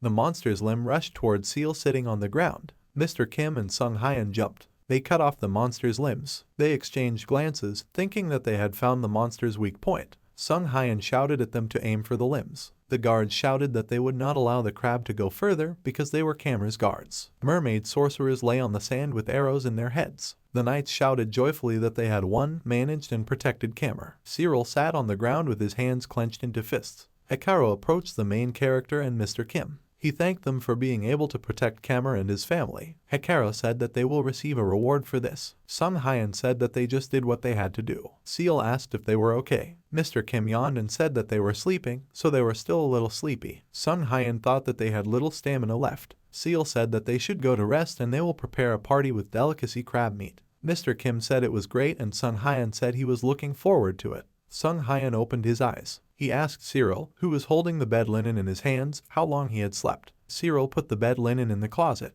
He said they slept the whole day. Sung Hyun realized that he woke up 25 hours after the battle on the lake. He wondered what happened to his crab party. Cyril and his sister gave a thumbs up, saying that they didn't start the feast until the protagonist woke up. They raised their mugs, knocking them together, and toasting the Catalier and Kamer families. People said that this meat melts in your mouth, and they now understand why the nobles love this meat so much. Seal approached the main character and his companion, telling them to have fun because this party is for them. Mr. Kim said they were just doing their job. He showed his shovel, saying that it was a very good weapon. Seal said that this is not just a shovel. She raised her hand and proudly said that such items were awarded annually to the most outstanding Kamer warriors, and these items were at least of rare rank. Mr. Kim asked if it was okay to just give away such a valuable item. Seal said to keep them because there are 11 such weapons in their family. Sung Hyun was holding a mug of beer and a plate of crab food. Something caught his attention. Something sparkled near the crab's body. The main character approached the crab shell, wanting to find out why it sparkles only there. Sung Hyun put his hand to the monster's body. The system window reported that this was a minor item, a fragment of a prominent scarlet exoskeleton. The protagonist took a piece of crab in his hand. A system window appeared, notifying him of the receipt of a rare trophy, as well as a new skill, Hands Collecting Trophies, which increases the likelihood of receiving a trophy from a monster by 3%. Sung Hyan thought that he received the achievement, and if no one objects, he will take this item for himself. Hikaru approached the protagonist, telling him that he brought news. Sung Hyan turned his attention to the man who came with Hikaru. The guard captain said he was glad to meet the healer again. The main character asked what brought the guard here. He replied that he had received an order from above. He said that the lord of the city of Kamer had invited them as a sign of gratitude. A carriage drawn by 2 horses drove up to the castle of Lord Kamer. A man in red clothes ran up, telling them to come in quickly. He asked if they saved Kamer. Hikaru said that it was an honor to be invited by the lord himself. Mr. Kim asked the main character in a whisper about what kind of person this lord is. Sung Hyan said that he seems to be the most brilliant magician of the Scarlet Tower, but despite his amazing talent, he is not arrogant and works hard. Mr. Kim said that this is an amazing person, but why is the protagonist not sure about this? Lord Kamer began to cry, shouting that he had heard that the monsters had almost destroyed the castle. He said that if not for their help, they would have died. Hikaru asked the lord to calm down. The lord's name is Gavain de Altagars. Sung Hyan said that he is extremely whiny and cowardly. Lord Kamer held a mug of tea in his hands. He said that he always thought that Kamer relied too much on the Mage Tower barrier. He told the magicians that they needed to prepare in case there were problems with the barrier, but they were all against it, saying that it was pointless. Sung Hyan told him that the current security force is not enough to protect the city. The lord said that this is why he wants to create the first knightly line of Kamer. Hikaru exclaimed that this cannot be. He said that he would hand over the responsibility of creating the Order of Chivalry to the Catalier family. Hikaru stood up, saying that it was an honor for him. Mr. Kim clapped his hands, delighted at how much his family's status would rise. Hikaru clenched his hand into a fist, saying that his family's long-standing wish would finally come true. Sung Hyan asked if he received the title of knight as a reward for rescuing Kamer, then the adventurers who helped in rescuing Kamer would also receive a corresponding reward. The city lord laughed, saying that it was very humble of them since they were the 2 heroes who saved Kamer. He showed them the treasury, telling them that it was all top-quality items, worth millions, and they could take whatever they wanted. Lord Kamer also promised them a guarantee of working for the Altagars family in the future, as well as a guarantee of their continued support. Sung Hyan refused this award. He thought, looking at the treasures, that the lord did a good job with the items, but this is not what he needs now, because he needs something that he himself cannot handle, something really expensive. He told the lord that he and Mr. Kim lived in the Hind settlement. The lord was crying and shaking all over. Sung Hyan said that Hind is a small settlement, but the importance of this place cannot be denied. Due to the terrain, travelers have to pass through this settlement, and since there are many monsters nearby, adventurers often go there as well. Sung Hyan said that this is why the Adventurers Guild quickly built its branch there, and the members of the Able Church are also expanding their influence there. He asked Lord Kamer if he thought it was wrong for such an important settlement to have only an Adventurers Guild and a church. The Lord asked what he meant by this. Sung Hyan asked him to build a branch of the Magicians Association in the Hind settlement. The Association of Magicians is an institution exclusively for wizards. In this place, magical items are bought and sold, corresponding buildings are given out, and housing is also rented. Sung Hyan smiled gloomily, thinking about how difficult life would be for the Adventurers Guild and the Church if a mage association appeared there. The protagonist said that if they agreed to this, he would provide support for the Scarlet Tower of Mages. The Lord trembled, holding a mug of tea to his mouth. He thought that if they entered into an alliance with the Mage Tower, they would be able to obtain the necessary construction permission, but what to do with the budget? The Lord closed his eyes and said that so be it, if this is what the main character wants. Mr. Kim looked at the protagonist, saying that he received an entire building as a reward. Sung Hyan said that he would appreciate it if the Lord would pay for their travel expenses, as well as items for their return to the Hind settlement. He told the surprised lord that he would like the lord to pay their expenses for food and potion kits, as well as provide them with a boat and a guide to cross the lake. The main character said that Lake Pista is now a den of monsters, so it is worth casting a spell on the boat to survive the journey. He also requested that they cast a seasickness spell as his precious colleague was suffering from seasickness. The lord asked him to stop, asking if the rewards for the Mage Association should have stopped. Sung Hyan said that it was now his colleague's turn to receive the award.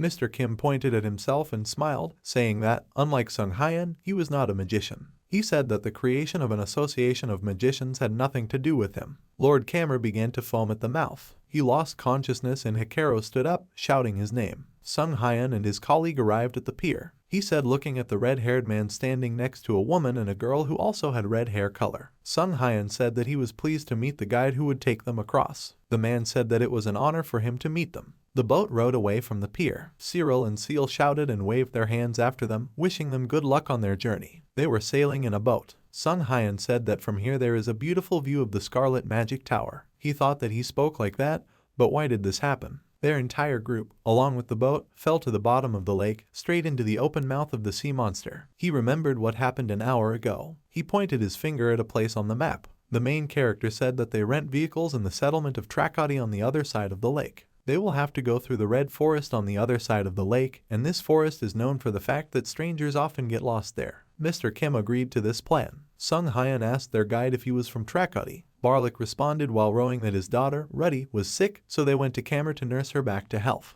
Barlik's wife, Daisy, sat holding Barlik's daughter in her lap. Barlik himself said that their children were waiting for them at home, but they could not return earlier due to the fact that all crossings were banned. Sung Hyan and his colleague agreed that Lord Gavain had found them a guide through the red forest just in time. He asked Mr. Kim if seasickness charms worked well. He replied that he wasn't feeling sick at all, so they should rest until they got there. Sung Hyan opened his membership list, revealing that he is a member of the Scarlet Tower, which allows him to better control spells, and he is also a member of the Cavalier Knights, which allows him to fight better at night. The main character reached out to the system window, thinking that the membership list improves his characteristics depending on the number of organizations in which he is a member. He thought that this was his second award after the Scarlet Tower. Mr. Kim and Sung Hyan were accepted into the ranks of the Cavalier Knights. They are not part of this family, but fought with them in battle, and now the protagonist has somehow received the title of Knight. Sung Hyan thought that it doesn't matter because the sixth rule of the survival guide is to use everything you can.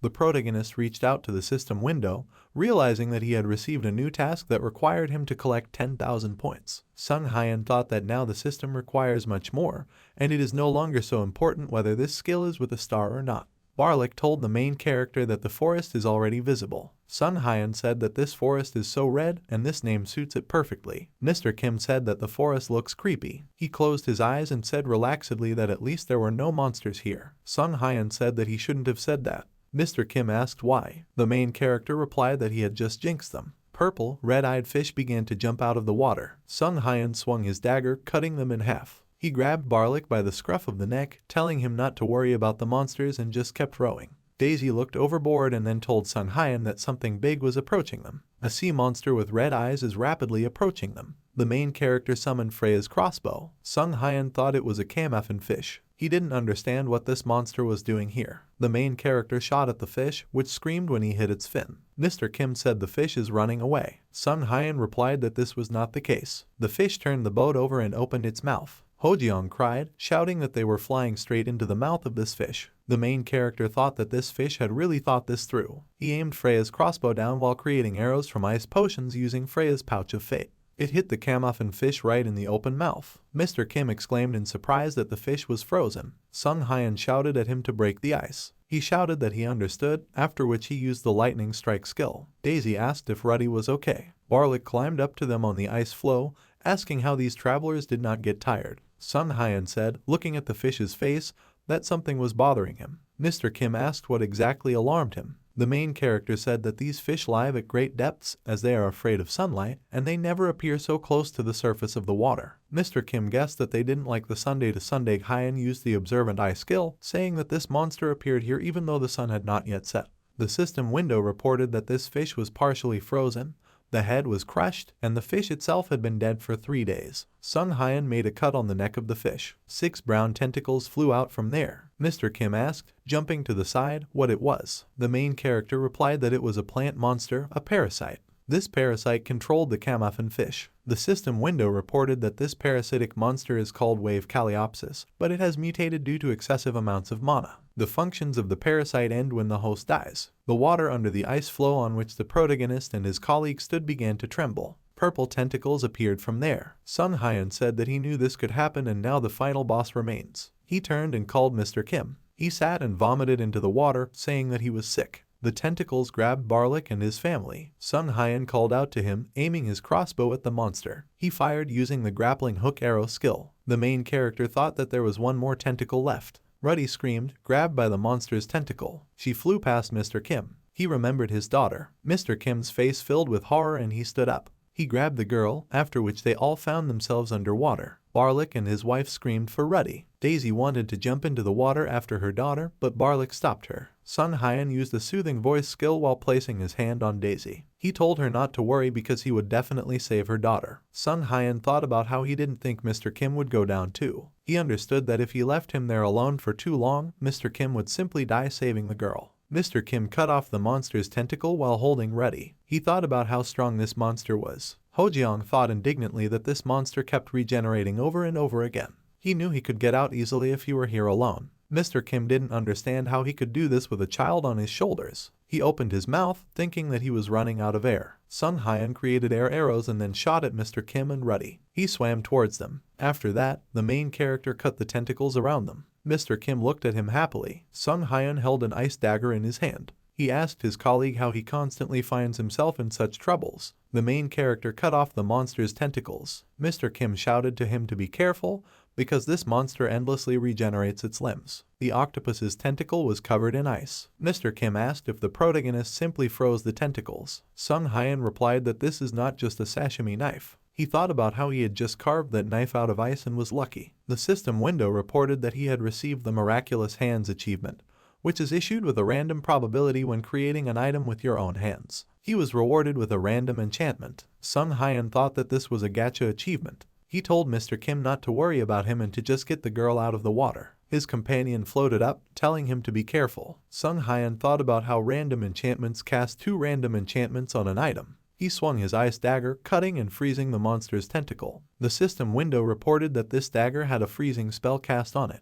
The octopus wrapped its tentacle around the stone. After that, it threw a stone at the protagonist. The main character grinned, thinking that the monster was trying to use everything around him. He summoned Freya's crossbow. Using Freya's bag of fate, he created arrows from ice potions and aimed at the monster. Sun Hyan fired, encasing the monster in a block of ice. The ice is covered with cracks. The main character thought that this was the second spell. He cut the ice. The system window reported that his dagger deals 400% more damage to frozen enemies. A monster's head appeared to his left. It was Sequoia Squid, the host of the parasite monster. Sun Hyan smiled, thinking that he had found his head. The squid roared, releasing purple waves. The main character covered his ear. Several more squids swam to the sound. Sun Hyan realized that all these monsters are infected and this octopus wants to use them as a shield. He smiled and said that in that case everything is simple. The main character struck the squid's tentacles. A bright light began to gather near his eye. The system window reported that the Dawn Holy Water arrows had been used. Sun Hyan thought that usually parasite carriers are not able to think normally, but still remain true to their instincts. The main character thought that the peculiarity of this type of squid is its attraction to light.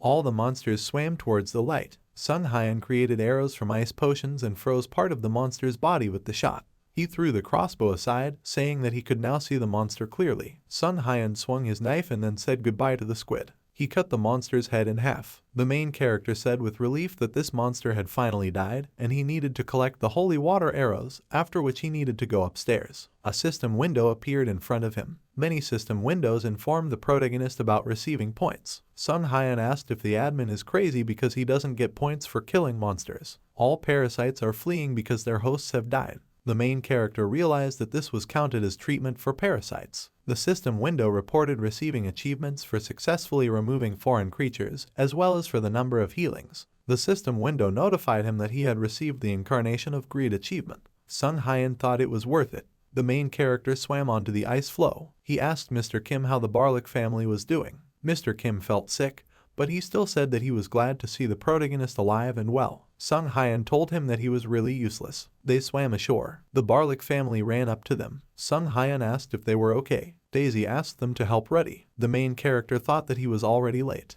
The main character and his team arrived in the Red Forest. Barlick asked the protagonist if everything would be okay with his daughter. Sun Hyan put his hand to the girl's head and then said that she had hypothermia. The protagonist said that Ruddy needs to be warmed up first. The main character sat down on the ground, placing several branches in front of him, and said that he would make a fire, after which he asked the parents to wrap the girl in a blanket and change her wet clothes. Mr. Kim looked up and then told Sun Hyan to look at the sky. The protagonist turned his head. Between the red leaves of the trees one could see the sky black with clouds. Mr. Kim said that it would rain soon, after which the main character cursed. Sun Hyan asked Barlick how far it was from here to Trakuddy. Barlick looked with concern at his daughter in his arms. He replied that even the shortest journey would take about 2 hours. The worried father said that they would not make it to the city in time. The protagonist and Mr. Kim looked towards the forest. Sung Hyun suggested that everyone take shelter from the rain in the forest. They all walked through the forest. The protagonist looked to the side and thought that this was the red forest.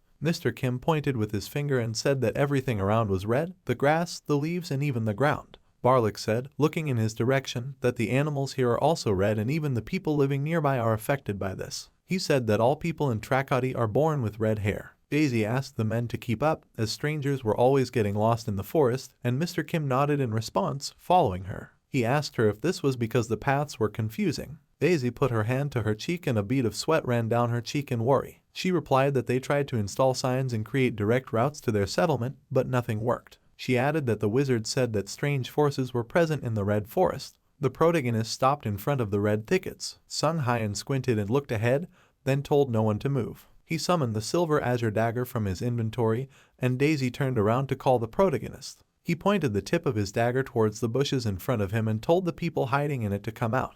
The man showed his face from the bushes and grinned due to the fact that the protagonist managed to notice him. This man had his hair braided in a ponytail at the back of his head. There were numerous scratches on his face and he had a white bandage on his cheek. He looked towards Sung Hyun and his team, grinning, and a girl jumped from the tree, holding a curved dagger in her hand. Barlick got scared and hugged his daughter tightly to his chest, after which he called them the Red Road Gang. Mr. Kim asked what kind of gang this was. Barlick replied that these are bandits who steal items and bags of travelers in this forest. All members of the gang are red-haired, and they only rob people with a different hair color. He added that they still accept dyed ones. Mr. Kim looked at him and he thought that they should be called the Saffron Milk Circle. The guy with the plaster on his cheek pointed his weapon at the protagonist and said that he knew that there was a healer among them. He said, grinning, that he didn't care about the others since he only needed a healer. He and Sung Hyun stood opposite each other, pointing knives towards each other. The main character asked if any of their people were injured since they wanted to take the healer. The bandit shouted at him to shut up and do as he said. Sung Hyun frowned, looking ahead.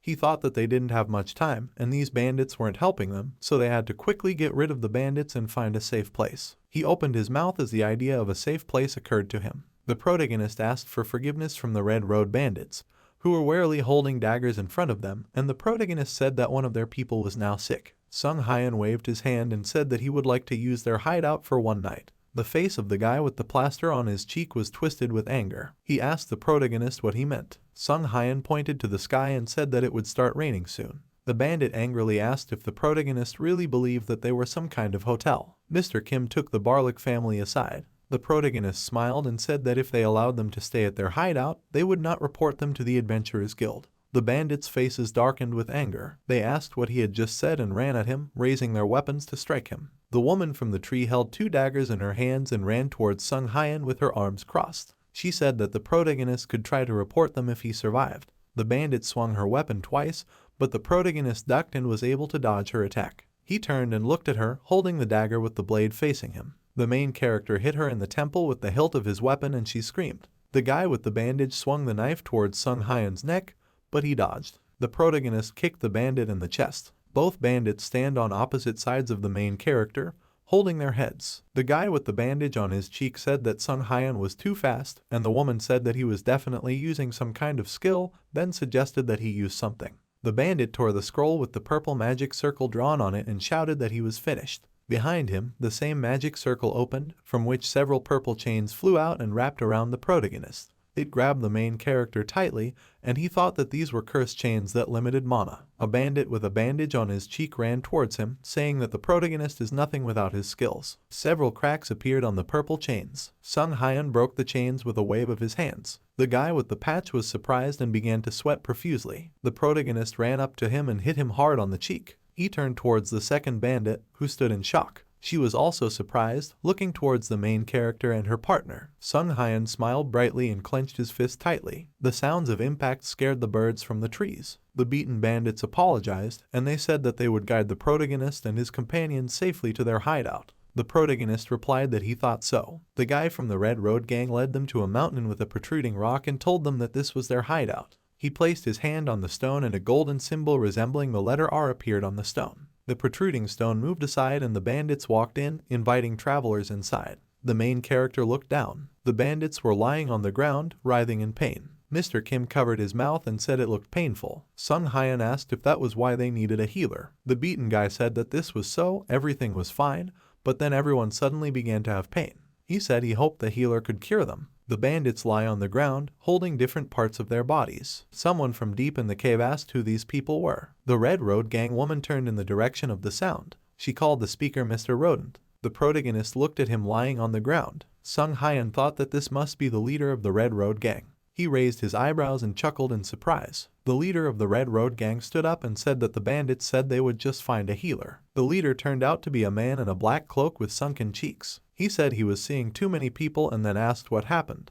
Barlick held his daughter to his chest as Mr. Kim took up his weapon. The girl from the Red Road Gang grabbed her neck and thought about how to explain to her that they had been beaten and therefore had to bring the main character and his companion here. Sung Hyun smiled and said that he beat them up and they offered to shelter them. The bandit's face twisted with anger. Mr. Rodent looked at the protagonist anxiously and said that they were wanted, so they could not accept strangers. The main character told him not to worry because they wouldn't report their gang. He gave a thumbs up and said he was a healer. The protagonist smiled and pointed to the bandits lying behind him, in severe pain. He said that he could heal all his friends. Sung Hyun said that in return he wants them to let them stay at their hideout for one night. Mr. Rodent stood with his mouth open in surprise. He said that, most likely, the protagonist is a powerful traveler if he was able to come to the robber's hideout. The leader of the bandits took his right hand and looked at the main character, after which he asked him to promise that they would not create any problems. The protagonist put his hand to his chest and agreed. He thought that this guy couldn't be a real leader. Sung Hyun thought about where the real one could be. He thought about the man sitting in front of the green cocoon. Ruddy lies next to the fire, wrapped in a blanket. The protagonist put his hand on the head of a girl from the Red Road Gang and thought that she had neither a fever nor signs of physical injury. He used his observation eyes skill and his eyes glowed with a blue light. The system window reported that the girl was experiencing an abnormal state of panic, confusion, and phantom pain. Phantom pain was caused by excessive mental deterioration due to severe headaches, and there is a possibility of a nervous breakdown if not treated. Mr. Kim asked if the protagonist found anything. The main character answered him, looking down, that this was a phantom pain caused by mental damage. Phantom pain refers to the feeling of pain from a missing limb, as if it were still there, but in Azo the word refers to painful sensations when there is nothing wrong with the body. The knight put his sword aside and grabbed his head, screaming in pain. Sung Hyun said, looking at the sick bandit in front of him, that phantom pains do not harm stamina, but harm the mind, and the pains intensify over time and cause more and more harm to the mind. He said phantom pain has no defined boundaries, which makes it even more difficult to treat. The leader of the Red Road Gang looked at the main character worriedly and asked if there were methods to heal these pains. Sung Hyun stood up and said that they need to get rid of the cause of the phantom pain. The main character pointed his finger at the bottles with blue and green liquid. He said that at the moment these people were suffering from excessive mental damage, so they would need mental and calming potions. Sung Hyun put his finger to his face and said that he can cook them, but finding the right ingredients is quite difficult.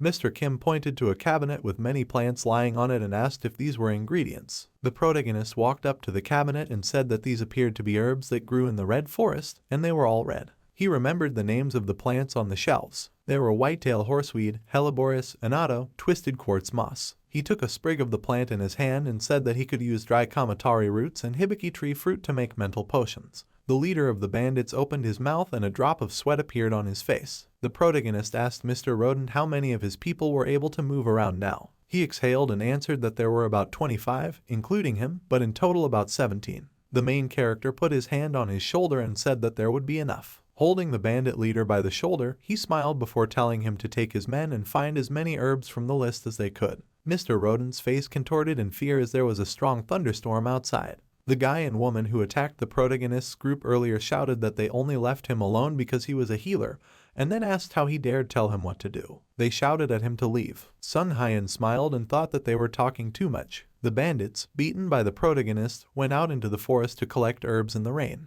Mr. Kim asked how the main character knows so much. There were potion ingredients on the table. Sung Hyun said, holding a notebook in his hand, that this is all his experience. He keeps records of the patients he cured and the new facts he discovered. Mr. Kim, holding 3 jars with pink plants inside, said that this is so diligent. The main character asked him to hand over what he had in his hands, and Mr. Kim gave him the jar. His hand trembled and the can fell out of his hand. It rolled along the ground and stopped at a crack. Sung Hyun told Kim, who ran for the can, that he had already started to have a tremor, and he replied that he just dropped it. Stretching out his hand, Mr. Kim looked in front of him in surprise and asked what it was. He extended his hand, which contained the beetle, to the protagonist and told him to look at it. Sung Hyan replied, twisting the jar, that these were scarabs. Mr. Kim tensed and asked if these were the beetles they met in the ancient dungeon, after which he added that place was terrible. He pointed to a corner where several similar beetles lay, and he said that there was a whole bunch of them in that corner. Mr. Kim asked if someone had killed all these monsters since they look like sculptures. The main character used the observation eye's skill on a beetle. The system window reported that it is in deep hibernation and it is petrified, but can wake up under certain conditions. He told Mr. Kim that it was a petrified monster. He got scared and threw the beetle out. Sung Hyan looked at the beetles and said that if someone collected them,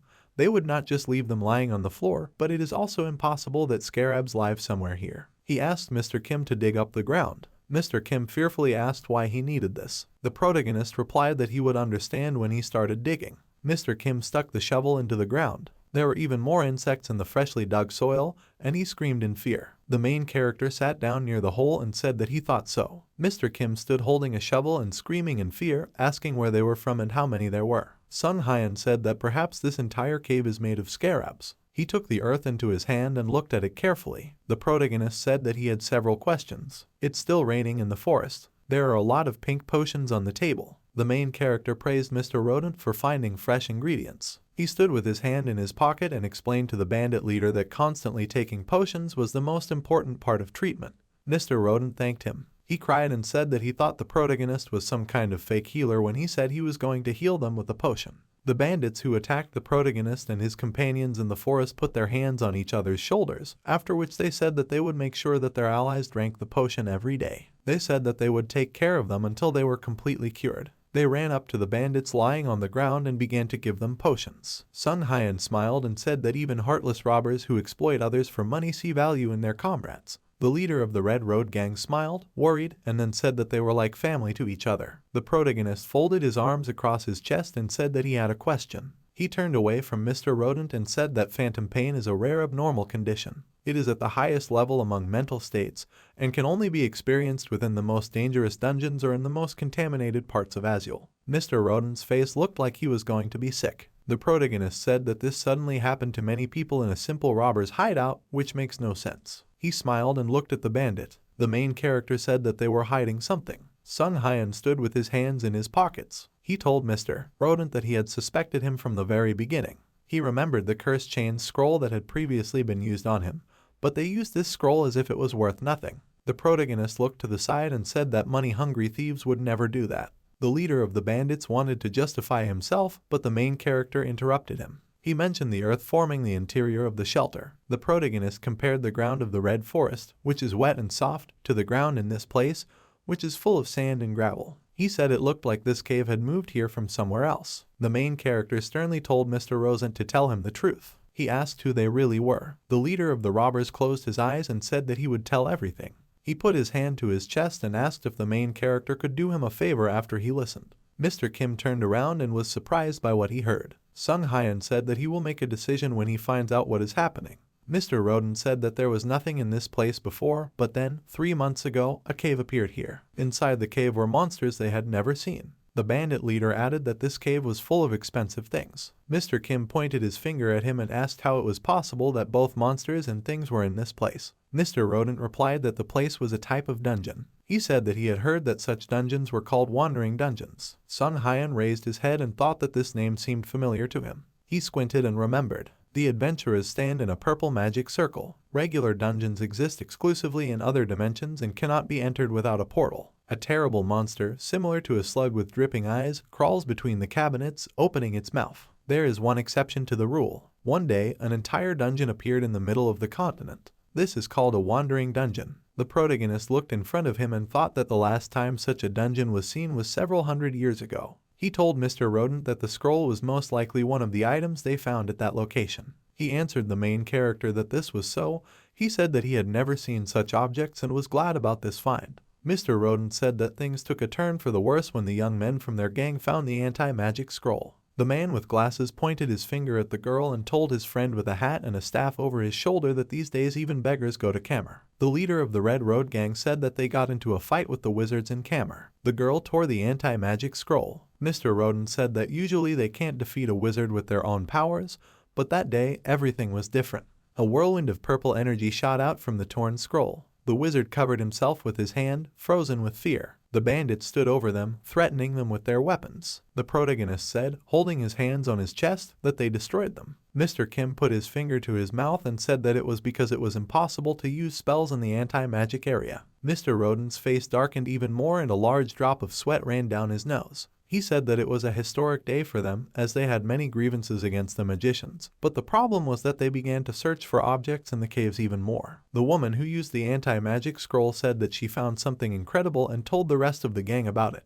She said that if they use this, it will be the end of wizards. The faces of the bandits smiled in anticipation of bloodshed. They said that with this they could undermine the entire Kamer. The protagonist and Mr. Kim stood with their mouths open in surprise. Mr. Rodent covered his eyes with his hand and said that he didn't know what they found, but they were already crazy. He shouted that the Red Road gang was going to terrorize Kamer. The bandit leader bowed his head and asked Sung Hyun to stop them. Mr. Kim scratched his head and asked the protagonist what they were going to do. He grinned and said that he didn't like magicians either. He remembered a girl and a guy with blue hair standing on the pier, as well as two girls in red robes. The main character thought that he did not want to see the fall of the city that he had just saved. He turned his head towards Mr. Rodent and said that he understood. After this, the protagonist asked him where the real captain of the Red Road gang was. Their shadows were reflected on the floor of the cave. Sung Hyun walks with his hands in his pockets, and Mr. Kim is pressed to the ground, hiding behind a pillar. He asked if it was true that Mr. Rodent told them that they first had to defeat the hidden officers and the captain.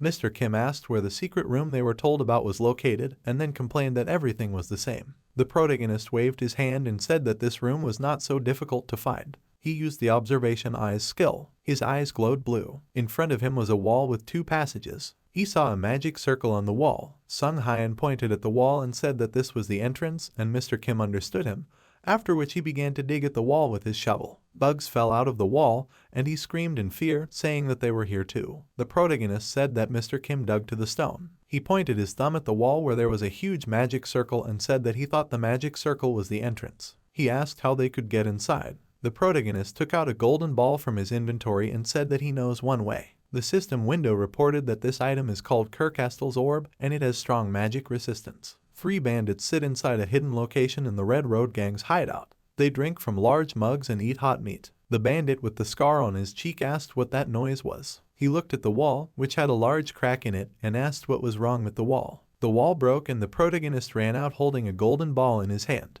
The scarred bandit screamed in surprise. He stood up and said that he was pleased to meet everyone in this room. A bandit stood up and asked why Sung Hyun was acting as if nothing had happened. He took a long sword and swung it, asking how the protagonist could find them. The scarred bandit unsheathed his weapon and shouted to the others to grab it. Sung Hyun prepared to jump. Mr. Kim beats a bandit with a scar with a shovel, and the main character hit a bandana wearing bandit on the back, after which he ran to the bandit. The main character hit him, and he flew away from the blow, hitting his back against the boxes. He asked the bandit he had just hit for help. Sung Hyun asked him where their captain was. A voice on the left asked the protagonist if he had really come here to see him. The main character looked towards the sound. The man in boots stood in front of him. He had a scar on his left eye and a bandaged head. He said he didn't recognize the main character's face. His name was Lefany Demisher. The protagonist looked to the side, frowning in confusion. He thought that this was their real leader, after which he said that someone told him that these bandits found something dangerous in this cave. Lefany Demisher asked in bewilderment what they could find so dangerous. He smiled, remembering something.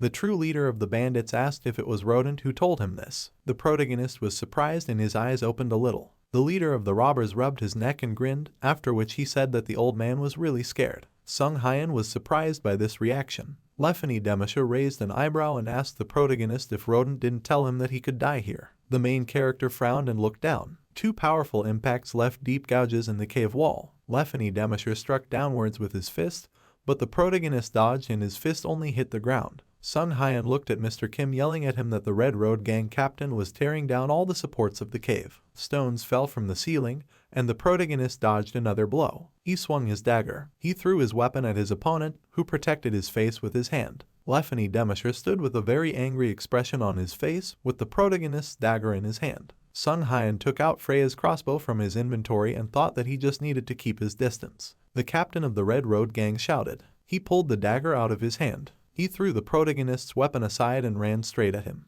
The main character fired a crossbow, thinking that he had gone ahead. Lefany Demisher hit the wall with his hand. He defended himself from the arrow with the help of a piece of wall torn out by the blow. The bandit leader threw the stone aside and ran quite close to Sung Hyun. The protagonist flashed his right eye and thought that he was fast. Mr. Kim swung his shovel, running towards the fighting people, and shouted that he was here too. He used the slap skill and hit the villain's face with a shovel. Blue sparks began to emanate from the shovel. Mr. Kim screamed in pain and a blue light began to emanate from him, similar to lightning sparks. The main character shouted his name, worried about him. A drop of sweat ran down the protagonist's cheek. He realized that this was a reverse flow of mana. Mr. Kim almost let go of his weapon. Lefany Demisher stepped on the chest of the main character's fallen partner and he screamed. The bandit captain told the protagonist to drop his weapon and surrender, or he would break Mr. Kim's neck. Sung Hyun took aim with his crossbow and grinned before saying that he would regret it. The system window notified him of the creation of an arrow from a small mana potion.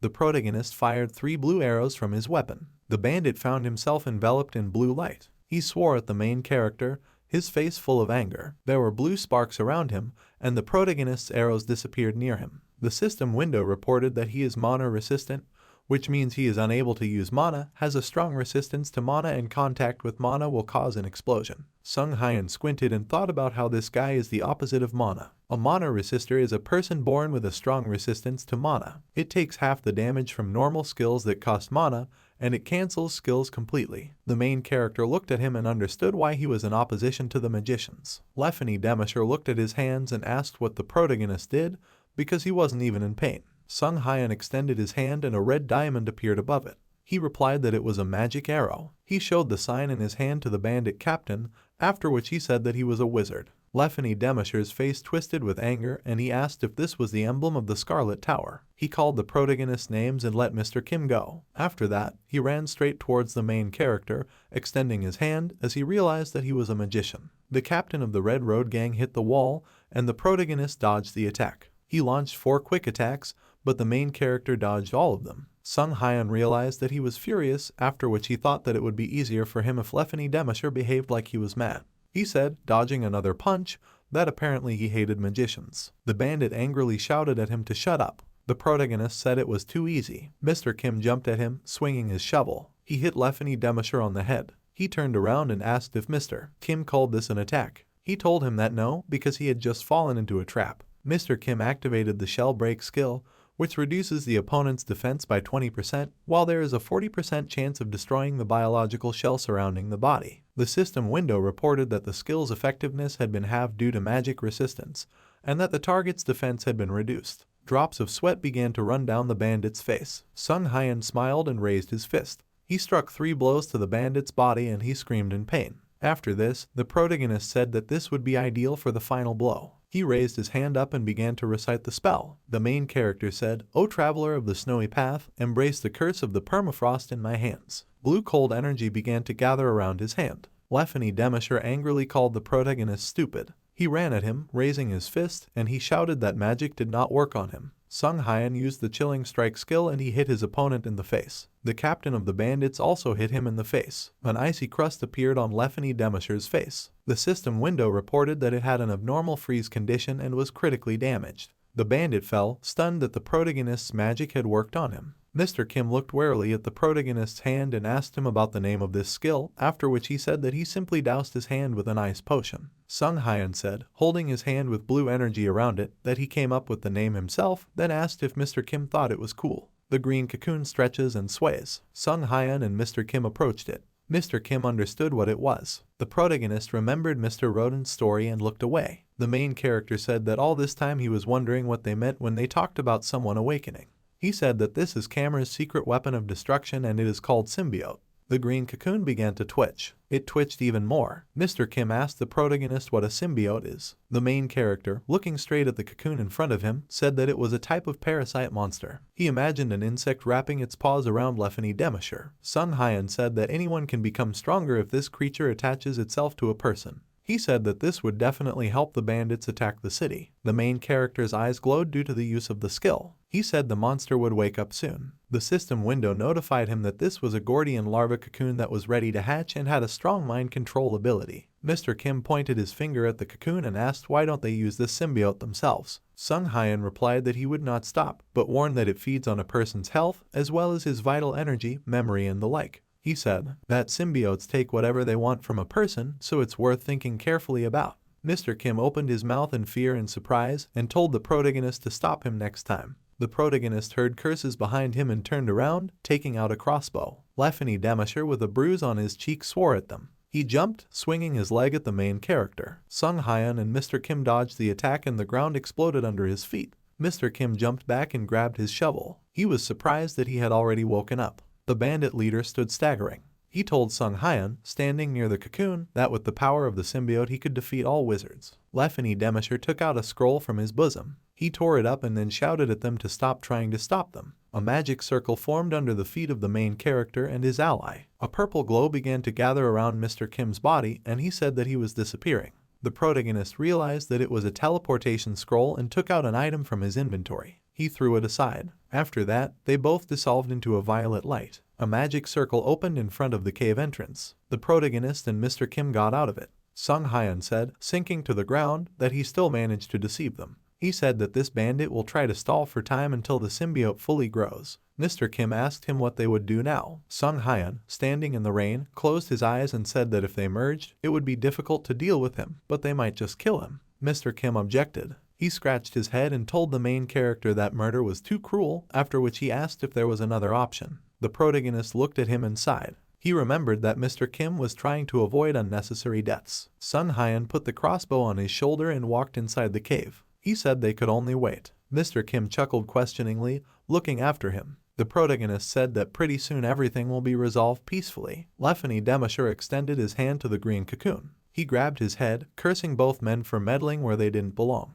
The bandit touched the mana potion thrown by the protagonist with his foot and asked where it came from. He opened the lid of the jar and thought that he could speed up the process of birth of the symbiote by feeding it with mana. The head of the Red Road gang thought that he must awaken him as soon as possible in order to destroy Kamer. He poured the contents of the potion onto the cocoon. Blue liquid spread along the wall of the cocoon, from which the insect's head is visible. Lefany Demasher heard a scream from outside. He heard several more screams and realized that these were the voices of his people. He ran out of the hidden room. The protagonist stood with his back to him. He saw all the bandits writhing on the ground in pain. Rodent held his head with tears streaming from his eyes. The gang leader's eyes turned red with anger and he called the name Rodent. He turned to Sung Hyan and extended his hand in his direction, after which he asked what he did to them. The protagonist grabbed his hand. He grinned, looking into the bandit's face, and said that he did nothing with them, because it was all the fault of Lefany Demasher himself. The Red Road gang captain's eyes widened and he asked what that meant. The main character explained that he used a mana potion, which enhanced the symbiote's ability to control the mind. Blue liquid spreads over the green cocoon. Sung Hyan continued to explain that he, who stood against mana, would be fine, but everyone else would be in trouble. Behind them, two bandits lay on the ground with foam coming from their mouths. The protagonist said that they might die. Lefany Demasher's face darkened as he looked at his fallen allies. He asked if it was really because of him. The main character chuckled and thought that even though he was the one who left the mana potion in that room, the gang captain was to blame. He lowered Lefany's hand and said that he could help him. Sung Hyan said that he can heal everyone, but only if he forgets about the destruction of Kamer. Their faces were very close to each other, and the protagonist looked the bandit straight in the eyes. Lefany Demasher got angry again and said that the protagonist knew that everything would happen like this. Sung Hyan waved his hands and then said that, according to his guesses, the symbiote is the main boss of this dungeon. He imagined an insect enveloped in green energy. After that, he imagined burning houses. The protagonist said that if the monster that captured Lefany's body is released, death will overtake not only Kamer, but the entire continent of Azul. He put his hand to his chin and told the gang leader to think carefully,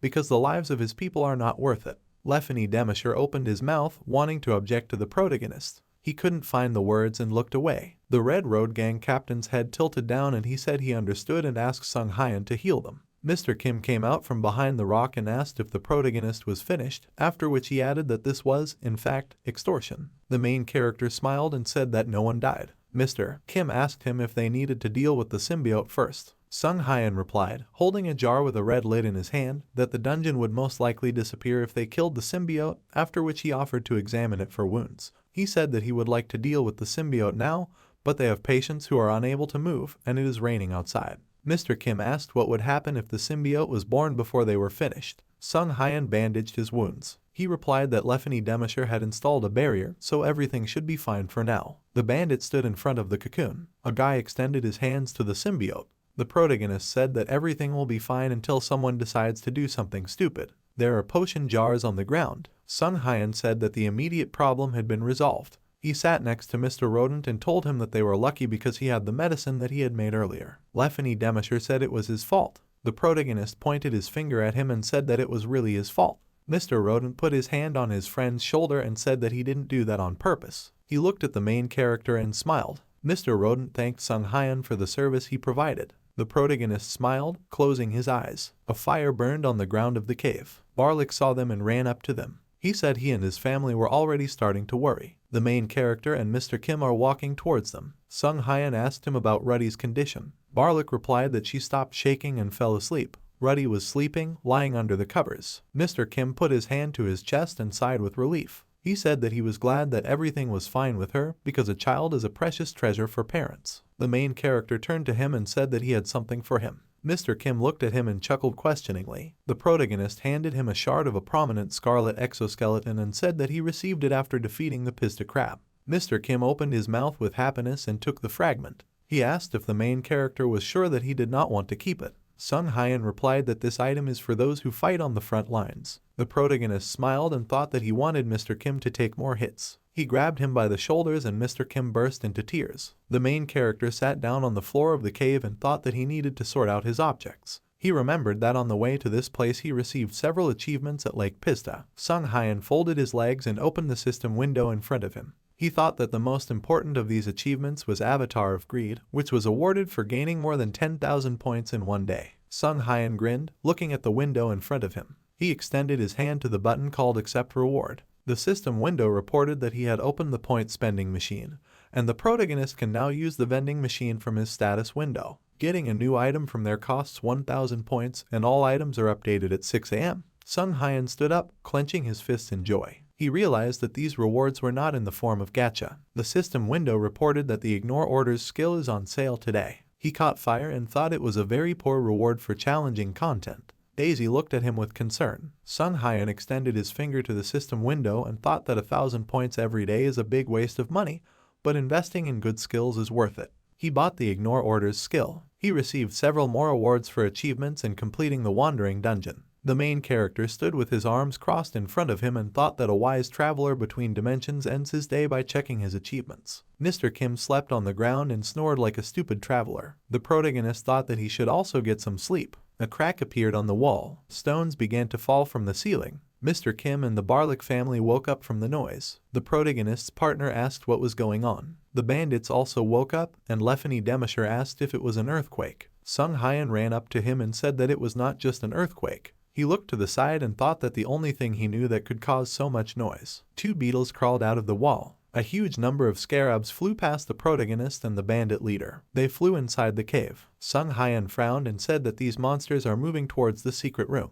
Lefany Demisher shouted that the symbiote was there. The protagonist shouted at him to run after them, after which they ran towards the scarabs. A swarm of insects rushed into the cave. The captain of the Red Road gang shouted that they had blocked the entrance. The protagonist took out his crossbow. He used the harpoon arrow skill and shot at the cluster of insects. Lefany Demisher shouted that a passage had opened and he ran inside. The green energy hit him and cut his arm. An insect with red eyes flew in the air in front of him. The bandit leader grabbed his wounded hand and asked what it was. The protagonist held a crossbow in his hand and said that this was a rare monster and also a very problematic one. The beetle flapped its wings even more strongly. The system window reported that a rare scarab used the overpower skill. It grabbed something resembling a branch with its paws. The scarabs began to gather, clinging to each other. They formed the scarab core. It was a green ball with many wings sticking out of it. The ball rolled towards the protagonist and his companion. They jumped away from the scarab core. Sung Hyun opened his mouth slightly and thought that he needed to seize the moment immediately after the attack.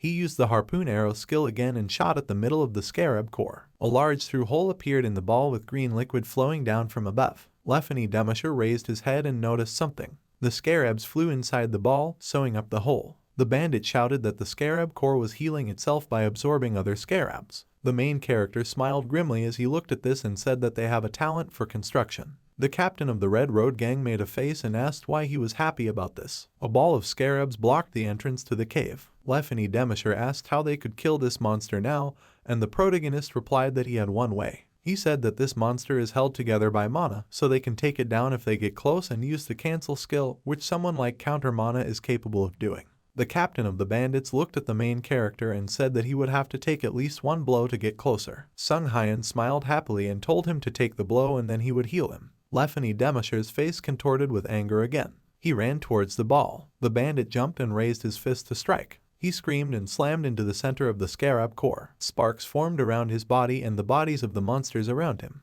The insect ball exploded and the gang captain was thrown back by the blast wave. He looked ahead. A large scarab flew in front of him, and Lefany Demisher said that this one was real. Sung Hyan aimed his crossbow at the monster. He held it in one hand and said it was well done. The protagonist used the harpoon arrow skill and fired. An arrow fired from a crossbow punched a huge hole in the scarab's body. He screamed and green blood sprayed everywhere from his body. The monster's body parts fell to the ground and Lefany Demisher sat on the ground. The protagonist scratched his head and looked down. Next to the defeated monster lay a blue broken ball. Sung Hyan said that he did not want to break the artifact along with the scarab. The symbiote cocoon was hanging, its wall was torn and green liquid was flowing out of the hole. The bandit leader asked where the symbiote had gone. The main character touched the cocoon and said that, apparently, it had successfully hatched. He looked inside and noticed something. Sung Hyan took out an item from the cocoon called the Gordian Tear, which completely restores the mental state, but when used, inflicts the anomalous condition deep hallucination. He thought that the monster had left them something useful. One of the bandits called the captain. He looked in his direction and called him Bill. The protagonist also turned and thought that it was most likely one of the officers. He told Lefany Demisher not to approach him as he was already affected by the symbiote.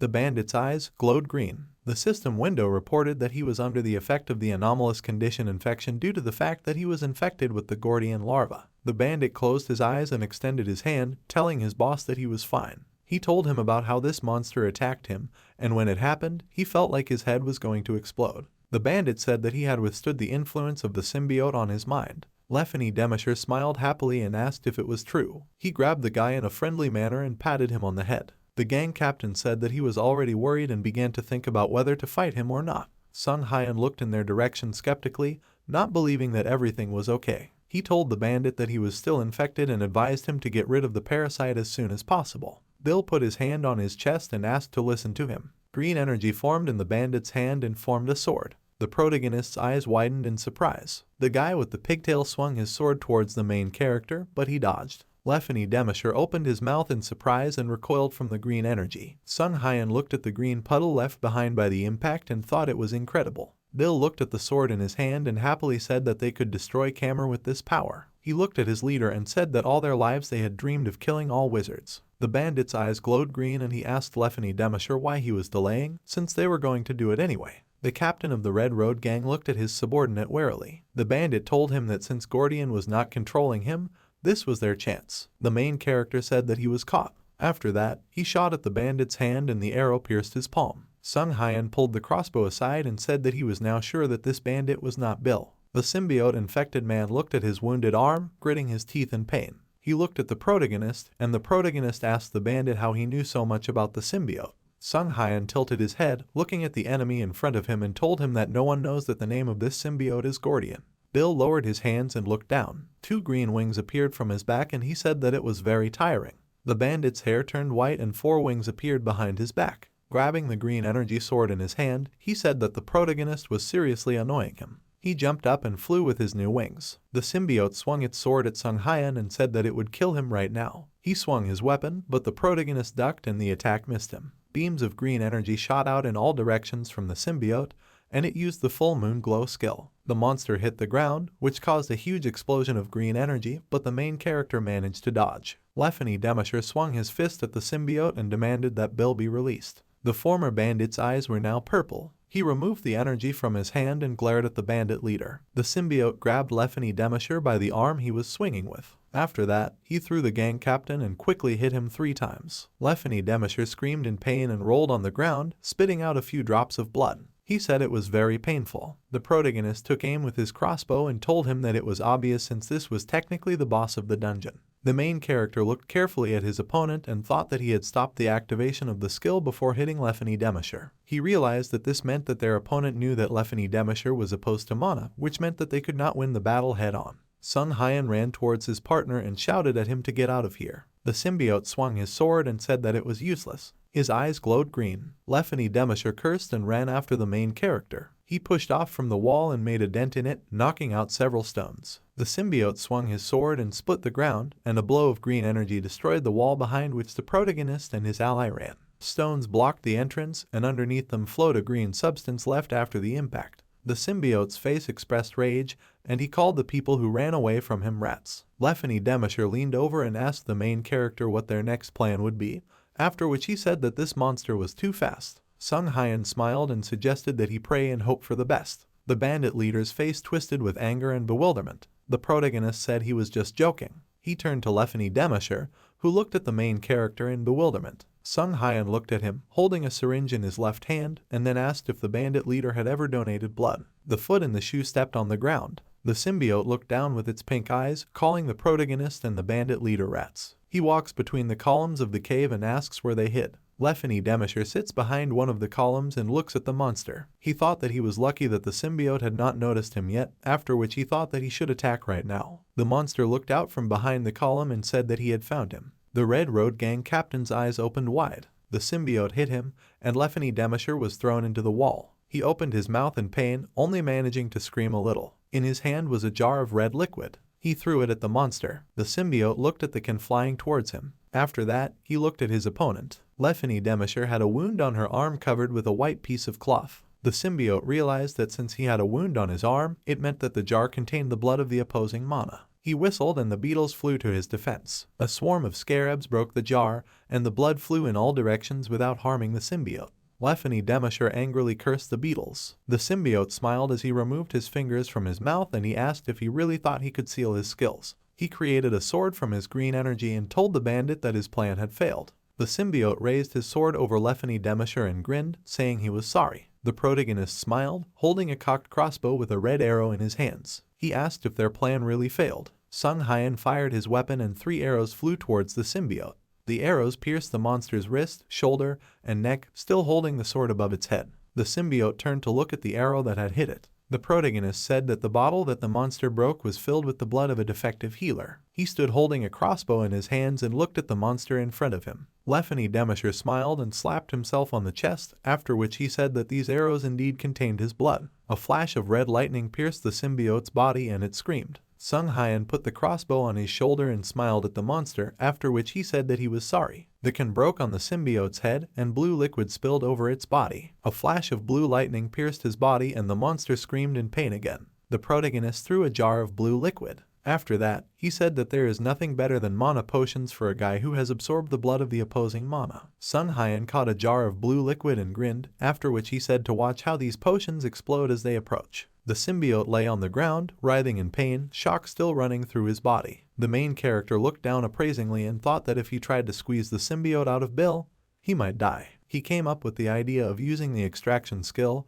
which allows you to extract a foreign substance from the body after it is detected. The protagonist's hand glowed blue. Several whirlwinds of blue energy rushed towards his hand, and the bone hand flew out of his hand. Sung Hyan moved his finger, and the bone hand repeated this movement. The protagonist understood how it works. The bone hand flew towards Bill's body. It grabbed the beetle tightly and pulled it out of the bandit's body. Sung Hyan kicked the symbiote and it screamed in pain. The main character held the monster with his foot under him. He swung the curved dagger over the monster's body. The symbiote fearfully asked the protagonist to wait and stop. It asked the protagonist to spare it, and then the monster would make him stronger. Sung Hyan frowned at the monster below him and thought that he was using telepathy. He said that he had no need for this because he was a healer and prepared to strike the monster. The symbiote said that he would tell information about the wandering dungeons. The protagonist's hand with the dagger raised in the air trembled and stopped. The monster, trembling all over, asked the main character if he had any questions about this dungeon, after which he said that he would tell him if he left him alive. Sung Hyan thinks about the proposal because he needs some information about this dungeon. The protagonist told the monster that he would listen to him. The symbiote said that it takes power to create a dungeon. Monsters need main boss level strength. The The dragon stands against the background of a building with beautiful patterns on the walls. A woman stands on a yellow magic circle with 2 rapiers in her hands. The symbiote said that people should have abilities at the level of a sword master or archmage. The monster said that anyone can create a dungeon if they have enough mana. Demisher held his wounded hand and looked at the main character, thinking about what he was doing. The symbiote said that with a wandering dungeon the rules are completely different. The columns of the cave are reflected in the golden mirror. Among the fragments you can see the face of a monster, a treasure chest, and a green cocoon. The monster said that a power that transcends dimensions is required, and the only entity capable of moving entire spaces is a deity. A woman with red hair and a black cloak was holding a red ball in her hands, with glass shards flying around it. The protagonist raised an eyebrow at the symbiote and asked if he correctly understood that the gods were behind the creation of these dungeons. He asked the monster why the gods did this now, since they had been silent for the last hundreds of years. The symbiote said that he didn't know either, and when he noticed the changes, he was already in that place. The symbiote looked at the mapple. He said that such movements from one dimension to another cause some harm to the dimension.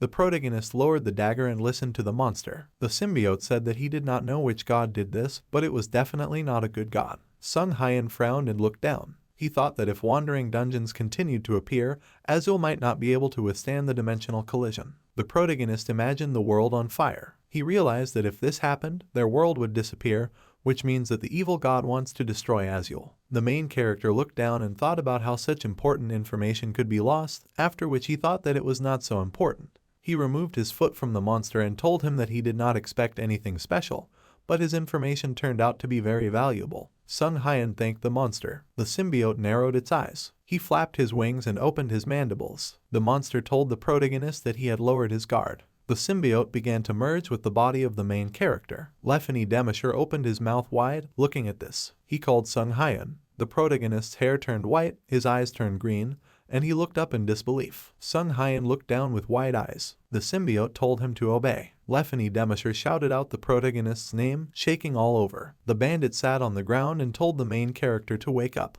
Green energy emanates from it. Sung Hyan looked at him, green eyes flashing. The symbiote said admiringly that he has a very powerful body and he likes it. The monster thought that he would destroy this world with the body of the main character. The protagonist said that he is truly incorrigible. A bone hand appeared behind the monster. Sung Hyan used the extraction skill and the symbiote was pulled out of the main character's body with a bone hand. It pushed the monster against the wall and he screamed. The symbiote asked how the protagonist could do this because he should be under his control. An image of a human ear next to an arrow bending next to the ear. The protagonist extended his hand in front of him and said that he really did not like to obey orders. Behind it is the ignore orders skill, which increases mental power by 500% and gives immunity to mind control abilities. The symbiote stood pressed against the wall with a bone hand and looked at the place where the main character stood. Sung Hyan took out the dagger from his inventory and said goodbye to the monster. The symbiote screamed as the protagonist cut its stomach. Splashes of green blood scattered in all directions and the monster let out its last scream. Demisher looked warily at the protagonist, who asked if he was okay. The bandit captain looked down and asked the main character who he was. Sung Hyan approached him sitting on the ground and said that he was a healer who would heal him. Demisher said that the main character is a rogue since he previously called himself a wizard. The protagonist looked at him warily. The system window reported that the bandit was bleeding profusely and had bruises all over his body. The main character realized that everything was even worse than he thought. Sung Hyan sat down next to him and thought about how he took a lot of blood from him when he was already injured. The protagonist thought that he did not want to be responsible for his death and the bandit needed blood. He turned his head and wondered where he could get the blood of the opposing mana now. Sung Hyan realized that there was only one option left. In front of him was a system window for a quest, to complete which you need to score 10,000 points. The protagonist has 11,302 points. He looked to the side and thought that he knew Mr. Admin was watching. Sung Hyan extended his finger in front of the system window and thought that it would be better if Mr. Admin gave him a skill that would come in handy now. The system window reported that the quest was completed. A window with a spinning drum appeared in front of the main character. The protagonist looked ahead and thought that this was it. He received the recycling skill, which returns an item to its original state and allows you to separate a prefabricated item into its individual components. In addition, this skill works with 100% probability. Sung Hyan summoned Freya's crossbow and summoned an arrow from the opposing mana's blood. He looked at the arrow in his hands and realized that with this refining skill, he could turn those arrows into blood again. The main character broke the arrow in his hand. After that, he used the refining skill and received the blood of the opposing mana. The bandits who attacked the protagonist in the forest earlier stood above their leader. The woman said, smiling, that he woke up and the guy was crying and asking if he was okay. Lefany Demisher was lying on the ground. A hose containing blood is pulled from the wall to his hand. 4 members of the Red Road gang gathered around him. He asked why he was lying on the floor. Sung Hyan walked up to him and told him not to move for now. He smiled and said that Lefany Demisher had just almost died. An arrow was stabbed into the wall, on which hung 2 jars of blood. The gang leader thought that he now owed him a favor. One of the bandits shocked Bill, asking if he was alive. Lefany Demisher asked if Bill was okay. The main character answered him that he was fine, but for some time he would also have to be a patient. Mr. Rodent thanked the healer, adding that he had been thanking him often lately. Sung Hyan put his hand on his neck and said that he had already done a lot. The protagonist grinned darkly and thought that too much had happened today. He remembered how he talked with this Mr. Administrator. The main character thought that after that incidents were constantly happening around him. A crack formed behind the protagonist. The cave began to shake and the bandits screamed. Sung Hyan's face expressed anger and the guy with a plaster on his cheek asked if this was another earthquake. The protagonist reflected that he thought that the death of the boss would result in the removal of only the cave dungeon, but instead the entire shelter disappears. The main character opened his mouth and shouted that the dungeon was leaving because it was falling into a crack between dimensions. The pair of bandits grabbed each other in horror. The girl asked if this was really a place from which they would never be able to get out. Sung Hyan cut open the symbiote's belly. He stuck his hand into the monster's body and Mr. Rodent asked him what he was doing. The protagonist said that he had found something with which they could create an exit portal. He held a pink pearl in his hands. The system window reported that this was a low-level main boss core. Sung Hyan tossed the boss core to Mr. Rodent and told him to fill it with his mana. He awkwardly caught him and said he would do it. Mr. Rodent pressed his hand with the boss's core to his chest and blue energy appeared around his hand. A pink magic circle appeared below him. The main character said that this is the core of the lowest level, so they have little time and told the bandits to hurry up, after which he began to count down from 5 to 2. The bandits screamed and ran as quickly as possible towards the circle. Sung Hyan smiled and said that he was joking and this portal would be enough for about 5 minutes, and the bandits running to the portal stopped in shock. Lefany Demisher asked if the main character was having fun. The protagonist replied that he was having a lot of fun. The gang leader approached, leaning on his subordinate, and asked if the portal would break if an opposing mana passed through it. He looked away and said that he could stay if necessary. The main character looked at him and smiled, thinking that he turned out to be a good leader. People passed through a magic circle. The protagonist told him not to worry because the mana was only used to split the core, there is no it in the portal itself. Lefany Demisher said he understood. The protagonist walked towards the portal and thought that he had a feeling that he had forgotten something.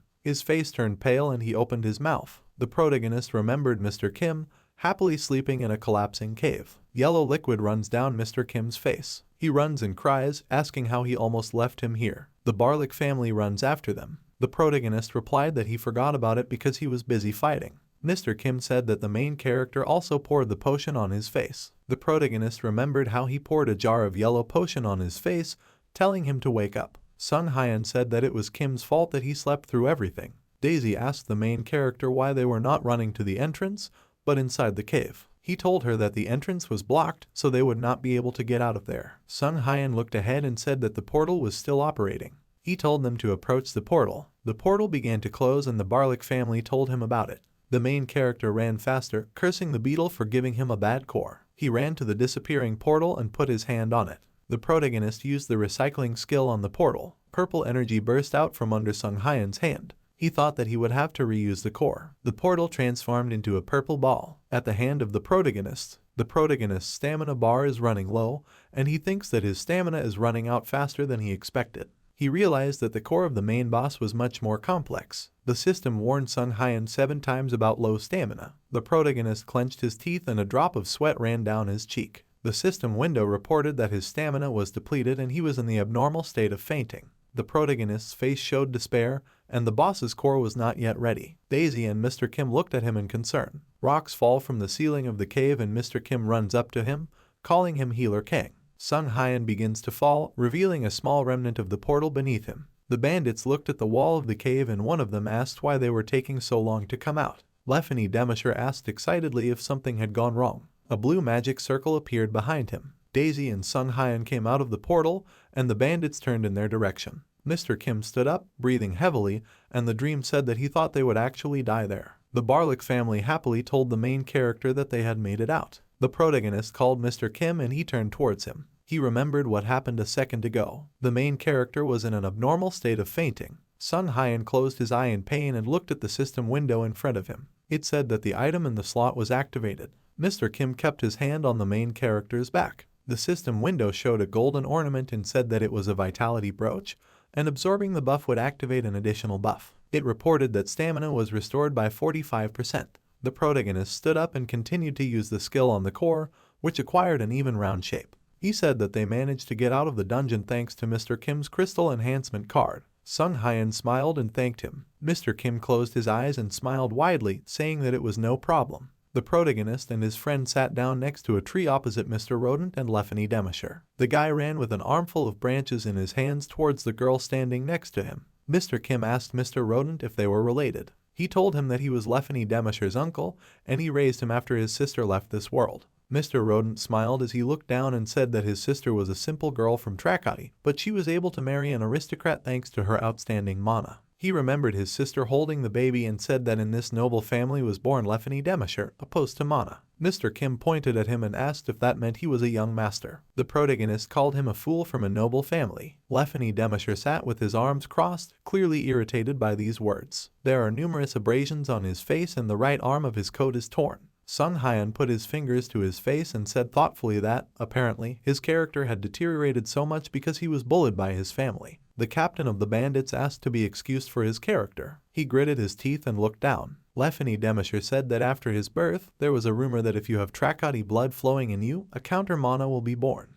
He clenched his hand and said Trakati residents were being discriminated against because of this. He said he wanted to correct their thinking. He looked down sadly and said that now their plan was completely destroyed and their refuge had disappeared. Mr. Rodent excitedly extended his hand and called Lefany Demisher. He said it was pointless anyway. Lefany Demisher said he would still be executed. Everyone looked at him in surprise. The protagonist looked at him with a serious face, and Mr. Kim looked in bewilderment, and a bead of sweat appeared on his face. Mr. Rodent's face darkened and he asked what he was talking about. Bandits collecting branches ran up and asked what he was talking about. Lefany Demisher sighed and folded his arms over his chest. He said that they had forgotten that they were wanted criminals and it was only a matter of time before they were caught since their dungeon was missing. He presented the prison bars and said that once they were all caught, all the officers would be executed and the rest would rot in the dungeons. The bandits asked him what they should do then. Their leader looked at them and said there was one way out. He said that he would buy them some and they would run away somewhere far away.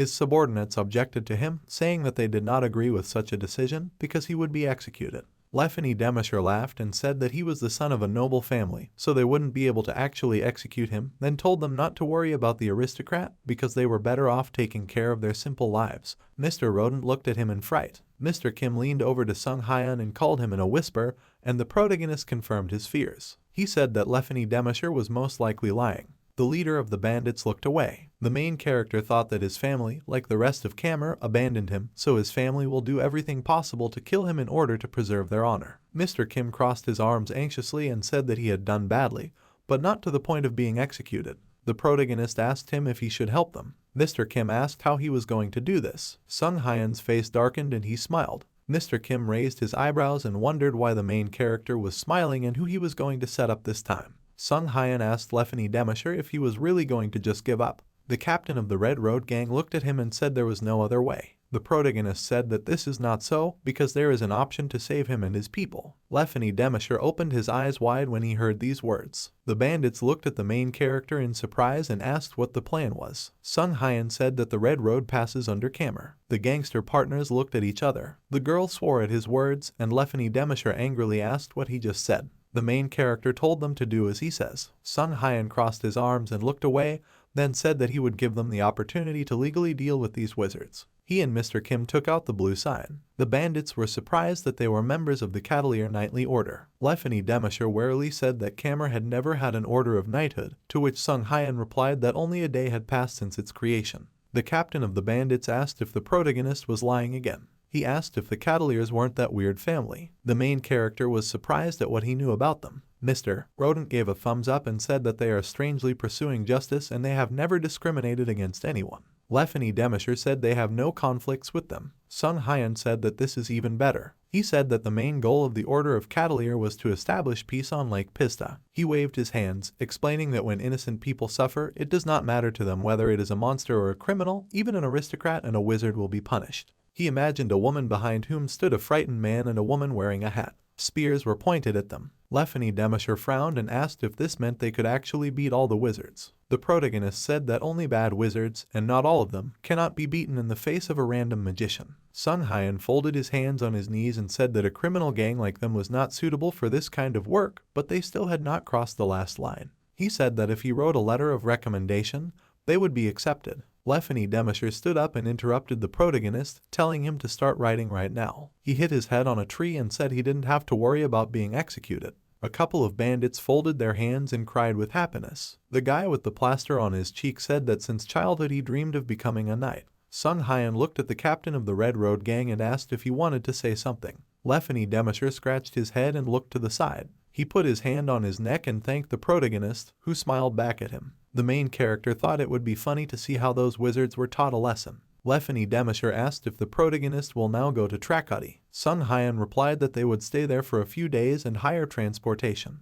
The gang leader warned him to be careful due to the situation in that place. The protagonist and his companions walk through the Red Forest. The system window informs that the main character has a quest, to complete which you need to score 12,500 points. As a reward you will receive a skill with a star and a secret reward. Sung Hyan looked at the window in front of him and thought that this time the quest was for 12,500 points and an additional reward was available to him. Mr. Kim follows him, whistling. The protagonist has 3 skills with a star. He wondered what would happen when he collected all 4 skills. The main character presented a star, around which there were many red chains. He thought about what conditions were generally necessary to obtain a skill with a star. Sung Hyan thought about how he doesn't think it's all about the difficulty of getting achievements. The protagonist got angry and, smiling, thought that whatever it was, he would make him pay for overtime. Ruddy, who Barlick had been carrying in his arms all this time, stretched. She opened her eyes and smiled happily, holding on to her father. She screamed joyfully when she saw her house. They arrived in the settlement of Trakati. All the houses have white walls and roofs with red tiles. Daisy said they were finally home. Barlick said they would have stayed at Kamer if they had known all this would happen to them. Ruddy jumped up, asking the protagonist if their village was beautiful, and he agreed with her, saying that it was very beautiful. Mr. Kim pointed and shouted to his companions to look in that direction. The stone pillar fell to the ground with a loud thud. The stone golem raised its right hand up. It looked towards the 2 people running away from it. A guy with a sword behind his back walks, leaning on a man in a green cloak, who shouted at Wilson to wake up and asked where the golem came from. The stone golem swung its fist towards them. The man in the cloak looked back and screamed in fear. Mr. Kim's golden shovel swung towards the golem's fist. He cut the golem in half at the torso area, and Sung Hyan cut off the golem's head. Pieces of the stone golem's body fell to the ground. The protagonist ran up to 2 people and he asked them if they were okay. The man in the cloak thanked them. Sung Hyan looked at them and asked about the man in the cloak's partner. The man with the sword squatted on the ground. There was a huge wound on his leg. The protagonist said that this was strange because golems usually hit the torso. The man in the raincoat said Wilson got hurt while protecting him. This person said that finding a healer in Trakati would not be easy. Mr. Kim chuckled and told them not to worry about it. He pointed his hand at Sung Hyan, who held up 2 fingers. Mr. Kim said that here he was, their famous healer. The man in the cloak began to suspect that something was wrong here. The protagonist smiled at him and said that he had not introduced himself yet. He said that he is the healer Kang Sung Hyan. They ended up on the streets of Trakati. Mr. Kim carried Wilson on himself. The protagonist placed the mental state restoration carpet on the wooden table and told Mr. Kim to place the patient on the carpet. He looked at the patient's leg. The system window reported that he was experiencing an abnormal condition of profuse bleeding and the soft tissue of the leg was torn and the left tibia was exposed. Sung Hyan thought that the skin was completely torn off, which means that it would not be possible to sew up his leg yet. He took out a jar of blue liquid from his inventory. The protagonist decided to try another method. He absorbed a medium mana potion. Sung Hyan squeezed the jar in his hand. He used the distribution skill and the illusory flesh skill, which recreates lost skin or flesh using special consumables. The protagonist extended his hand over the wounded man's leg.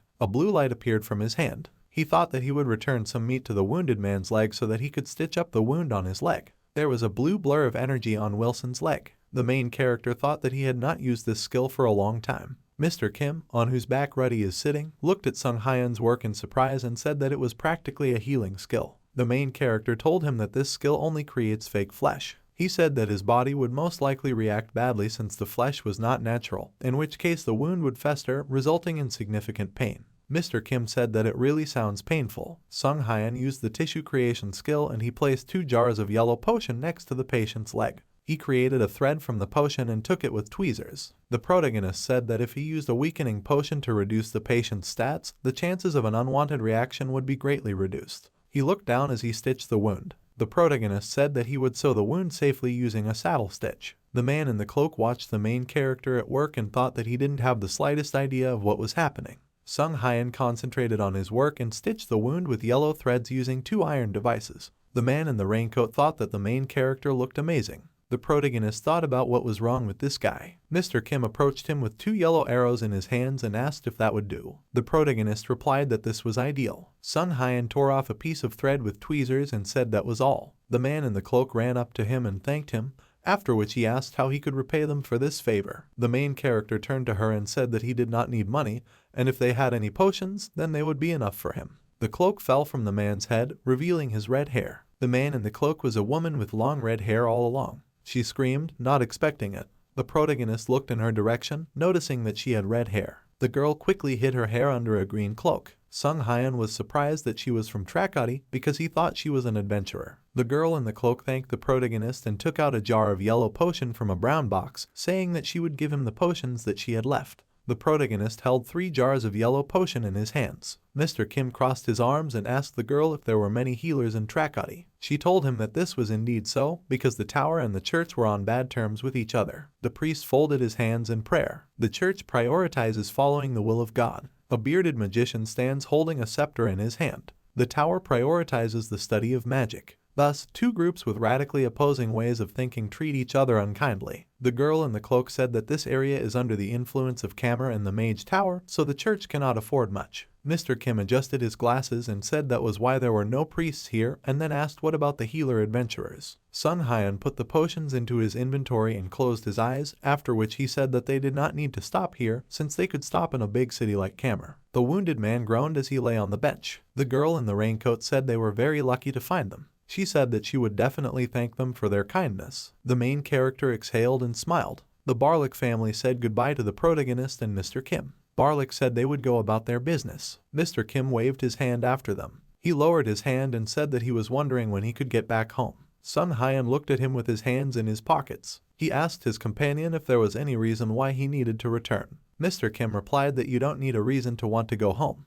He looked up and dreamily said that he still had some things to do at home. The protagonist looked at him and grinned. He said he did too. After that, he said that it was time for them to stop being sad. Mr. Kim shouted that he was not sad at all. The woman in the yellow shirt crossed her arms in front of her and said that they don't have any free rooms right now. The protagonist and Mr. Kim stand in front of a man with blonde hair sitting at a table. This man told them to go somewhere else because now all their places were taken. The orange-haired woman pointed to the buckets and said that if they wished, they could stop in the bathing room. In the building with the door, with 3 iron arrows depicted on it, they said that everything was occupied. In one of the buildings of this city, Sung Hyun and his companion were asked for forgiveness. Mr. Kim trembled and held his hands out in front of him in despair. He asked why this was happening. Sung Hyun shrugged and said that, apparently, since the path to Camera is blocked, everyone stops here. Mr. Kim asked anxiously if they would have to sleep in the open air again. The protagonist looked at him and had an idea. The main character opened the front door, smiling widely, and he said that this place was their last hope. In front of them were a man and a woman in blue shirts standing behind the counter. Behind them stood a cabinet with many files, and above the cabinet hung the inscription "Reception of the Adventurers Guild." The man turned his head towards the protagonist and his companion, after which he greeted them. Sung Hyun put his hand on the counter and said that he and his friend would like to rent a room. You can find a room in the Adventurers Guild, but there is an important caveat. There is a housing per task system. With the exception of S-class apartments, which are intended for important people, you can rent a room by taking on a task of the same rank. The protagonist crossed his arms and grinned contemptuously. He thought it was a cheap ploy to take advantage of the adventurers. The man in green clothes and black gloves on his hands smiled and mockingly said to look at them. A man with blonde curly hair sat at the table, resting his head on his hand. Sitting at the table with him was a woman with green hair and a ponytail. The man asked her if they really wanted to stay here. The woman laughed and said that these were still slaves for the Adventurers Guild. Mr. Kim frowned and asked, looking in their direction, what they were talking about. The man with blonde hair turned to them and pointed his index finger at them. He said that today they will not be able to rent a class and B-class rooms since they use them as a warehouse for things. Mr. Kim cried out in surprise. He stood next to the main character, and they were both unpleasantly surprised by what they heard. Mr. Kim asked if they did the task just to put their things there. Sung Hyun said that this is not a bad idea and he wants it too. His friend asked if he really liked it. The protagonist said that there were still a few C-class rooms left, so he invited Mr. Kim to take them. A boy with a bandaged head and shabby clothes came through the door. He walked up to the counter and asked the girl if he could rent a D-class room. She told him that the D-class rooms were currently occupied. The main character heard this and looked in their direction. He looked skeptically at the woman behind the counter and said that this was strange, because D-class rooms rarely run out since there are so many of them. The woman and man sitting at the table laughed. Many keys fell on the table. The girl who laid out all the keys mockingly said that it was because they also occupied all the D-class rooms since they needed a lot of space. Mr. Kim showed the woman behind the counter and asked, pointing his finger at the culprits of the scandal, whether it was even possible to do this. She told him that this was not against the rules. She told them that there were still C-class rooms left, so let them take assignments for them unless they were newbies who couldn't even do that. The boy stood behind Mr. Kim, a bead of sweat appearing on his face with anxiety. Mr. Kim pointed his finger at the people at the table and angrily said that this was too much, because they wouldn't even get paid for housing assignments, after which he asked why they were doing this. They laughed, and the woman with green hair replied that she didn't know why they did it. The man with blonde hair called him an old man, and the girl said it was just a joke. Sung Hyun held a piece of paper in his left hand and said that since it was just a joke, he would make a joke too. He placed a piece of paper on the counter and said that S-class rooms are for the most important people. The protagonist looked at the man standing behind the counter and asked if this meant that they could rent anything except these rooms. The man behind the counter confirmed his words. The main character closed his eyes and smiled, pointing down with his finger, after which he said that he would like to rent this entire building. The Adventurers Guild employee asked if Sung Hyun was talking about the Adventurers Guild building. Mr. Kim and the boy behind him looked in surprise towards the main character. The protagonist said that he would like to rent all the premises except the S-class apartments. The faces of the man with blonde hair and the woman with green hair darkened upon hearing this. Sung Hyun looked in their direction before smiling brightly and saying that he would like them to leave here since this place will be his home. A man with blonde hair pointed his finger at him and asked if the main character had gone crazy. The woman asked if he really wanted to use the entire Adventurers Guild alone. The protagonist scratched the back of his head, listening to complaints from them. They asked if he also wanted to take the task board for himself, after which they asked him how they could earn money while they were here. Sung Hyun removed his hand from his neck and asked if they really had no money. He grinned contemptuously, looking away. The protagonist asked why they were so serious. He was just joking. Both adventurers stood up from the table. They were furious at the protagonist's words. The girl with green hair shouted that not allowing other adventurers to take on quests was against the rules. Someone is coming down the stairs. This person said that was not the case in this case. The Adventurers Guild workers turned towards the stairs, recognizing their boss. The woman coming down from above held onto the handrail of the stairs and looked in their direction.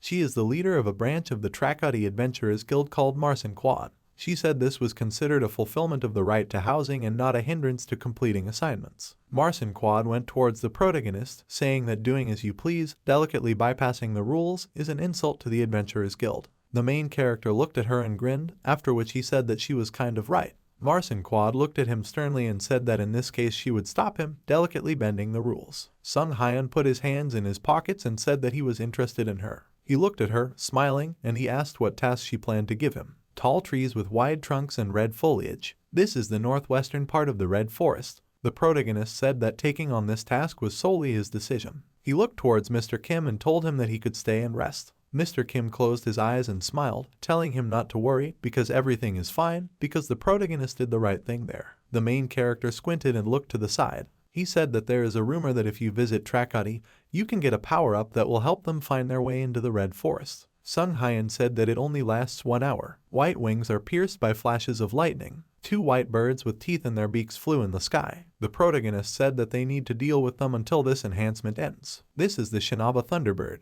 a monstrous bird that uses skills related to wind, thunder, and lightning. The difficulty of the task is only B+, despite the fact that it is very fast. The bird opened its beak and screamed. The protagonist and Mr. Kim ducked to avoid Shinaba, who cut down several trees with her strike. The bird's paw fell to the ground. Shinaba raised her head and wings and screamed again. Flashes of lightning appeared around the bird's body. The protagonist thought that these monsters had become much stronger due to the mana that splashed out from Kamer. Mr. Kim was shaking. He said that he was afraid of losing his limbs. Sung Hyun pulled out a dagger and said that this would definitely pay for their housing. A drop of sweat ran down the protagonist's face. He thought that the loss of an arm or leg in Tracody was critical since there were no healers here. The protagonist understood why Mars and Quad gave them this particular task. Lightning flashed all around the birds sitting on the ground and flying in the air. Mr. Kim raised his hand and snapped his fingers. He said that he would attract the attention of the monsters to himself. He used the mass aggro skill. After the skill activated, all the Thunderbirds looked at him.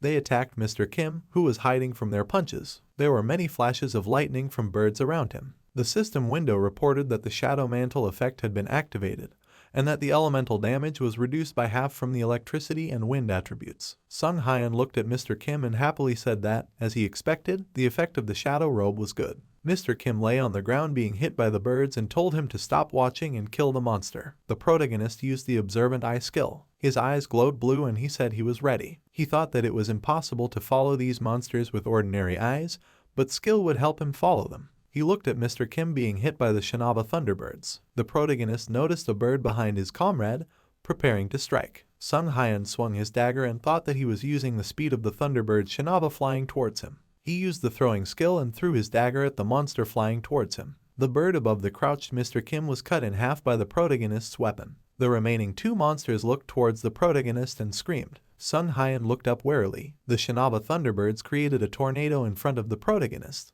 He closed his eye and many scratches appeared on his body. Mr. Kim shouted that they had attacked the wrong person. He shouted to the monsters to look at him and use the mass aggro skill again. One of the birds flew towards him. It crashed into Mr. Kim's shovel. He laughed and jokingly asked the trembling bird if she had expected this. The main character said that it was well done and jumped into the air, swinging his dagger. He hit the bird on Mr. Kim's shovel in the neck. The protagonist looked away. He put his foot on the bird he had just killed and said that there was only one monster left. The last bird put its foot down on a stump. The monster's eyes glow yellow. The protagonist said that they need to deal with her quickly. The Shinaba Thunderbird opened its beak, and yellow energy began to appear in it. The monster charges ball lightning from its beak. Mr. Kim said anxiously that it was trying to release all its energy at once. Sung Hyun told him that the situation could have gotten more complicated. He took an item out of his inventory and said that he was prepared. The Shinaba Thunderbird charges an electric ball with its beak wide open. The protagonist took out his crossbow and created an arrow from a large insulation potion.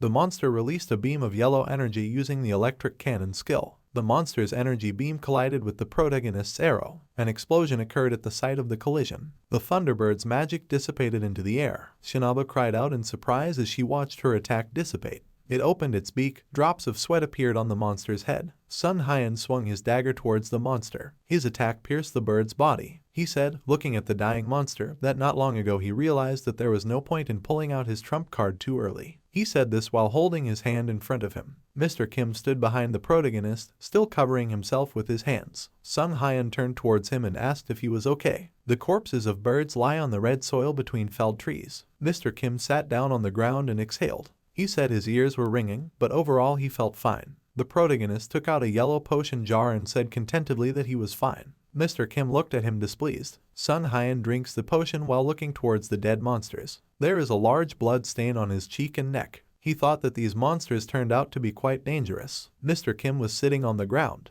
His body was covered in many scratches from the monsters' attacks, and his black robe was torn in several places. He sighed and said that he could take their attacks, but it still hurt a lot. The protagonist laughed and said that he understood. Sung Hyun thought that without Mr. Kim it would be much more difficult. He looked to the side, noticing something. A man came out of the bushes. He said the fact that they pulled it off was incredible. It turned out to be a man with blonde hair from the guild. Behind him was a woman with green hair, who is his comrade. She said she doubted it. The man waved his hand and said that he didn't think they would turn out this way. Strong. Mr. Kim and the protagonist looked in their direction. Mr. Kim raised an eyebrow in confusion and asked if this was really that team of idiots. Sung Hyun put his right hand in his pocket and asked what they forgot there. A man with blonde hair walked towards them, waving his arms. He said that the protagonist already knows why they came here, because they will have nowhere to live if they can return to the guild safely. The green-robed adventurer extended his black-gloved hand and smiled evilly. He demanded that the bodies of the Thunderbirds be given to him. Sung Hyun sighed.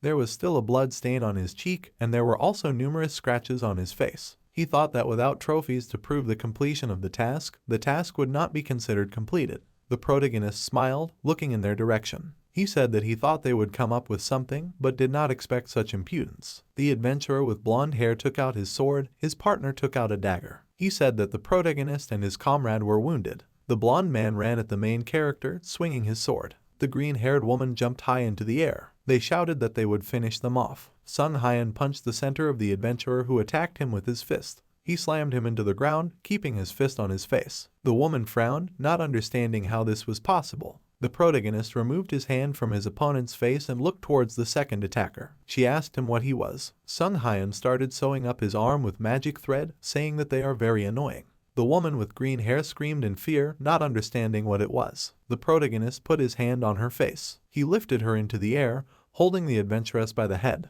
The main character smiled gloomily and asked what he should do with them. The woman waved her legs in the air and her hands reached to her head. She screamed and asked the protagonist not to kill her. Mr. Kim looked at Sung Hyun in fear and asked him if he was going to kill them. The main character answered him, still holding the woman's face, that he is not a murderer and he does not kill people just like that. He looked at the man he held in front of him and he smiled. The protagonist thought that they would be caught if he killed someone here. He remembered what these adventurers had done to them, and he decided that they should get what they deserved. Sung Hyun let go of the woman and she fell to the ground. He said that he would let them go because he was a sweet and innocent healer. The green-haired adventurer sighed and thanked the protagonist. She squinted and a bead of sweat formed on her cheek. She was surprised that the protagonist is a healer. The main character looked in her direction. A woman with green hair walked up to her partner and held his hand. Sung Hyun said that it looked like they were injured. They turned in his direction and the woman said that it was thanks to him. The protagonist said that there are no healers in the city. He smiled and took out a jar of potion from his inventory. Mr. Kim looked at what was happening skeptically. Sung Hyun poured the contents of the jar onto the wounded adventurers. He said that he would personally heal them. They screamed, asking what he was doing. The protagonist extended his hand and used the illusory flesh skill. This skill uses a mana potion to create new flesh, but a stamina potion can also be used. A yellow glow appeared around the man with blonde hair. His wounds began to heal, but he noticed that something was wrong. Sung Hyun narrowed his eyes at them. He thought that it was recommended to use a mana potion because the process of forming flesh using a stamina potion was quite painful. The adventurers, beaten by the main character, began to roll on the ground in pain. Sung Hyun closed one eye and said that he forgot to tell them that it would hurt a little, but since they would heal anyway, they shouldn't worry. The green-haired woman was crying in pain while holding her hand. A man with blonde hair vomited while trying to get up. The protagonist said that he would take the keys to the rooms as payment. The woman with green hair called him the devil. Sung Hyun smiled, closing his eyes. Mr. Kim smiled grimly and said that he was, as always, glad that they were not each other's enemies. The protagonist said that he was happy about it too. The system window reported that their ability to move freely through the red forest was disappearing and there were 11 minutes left.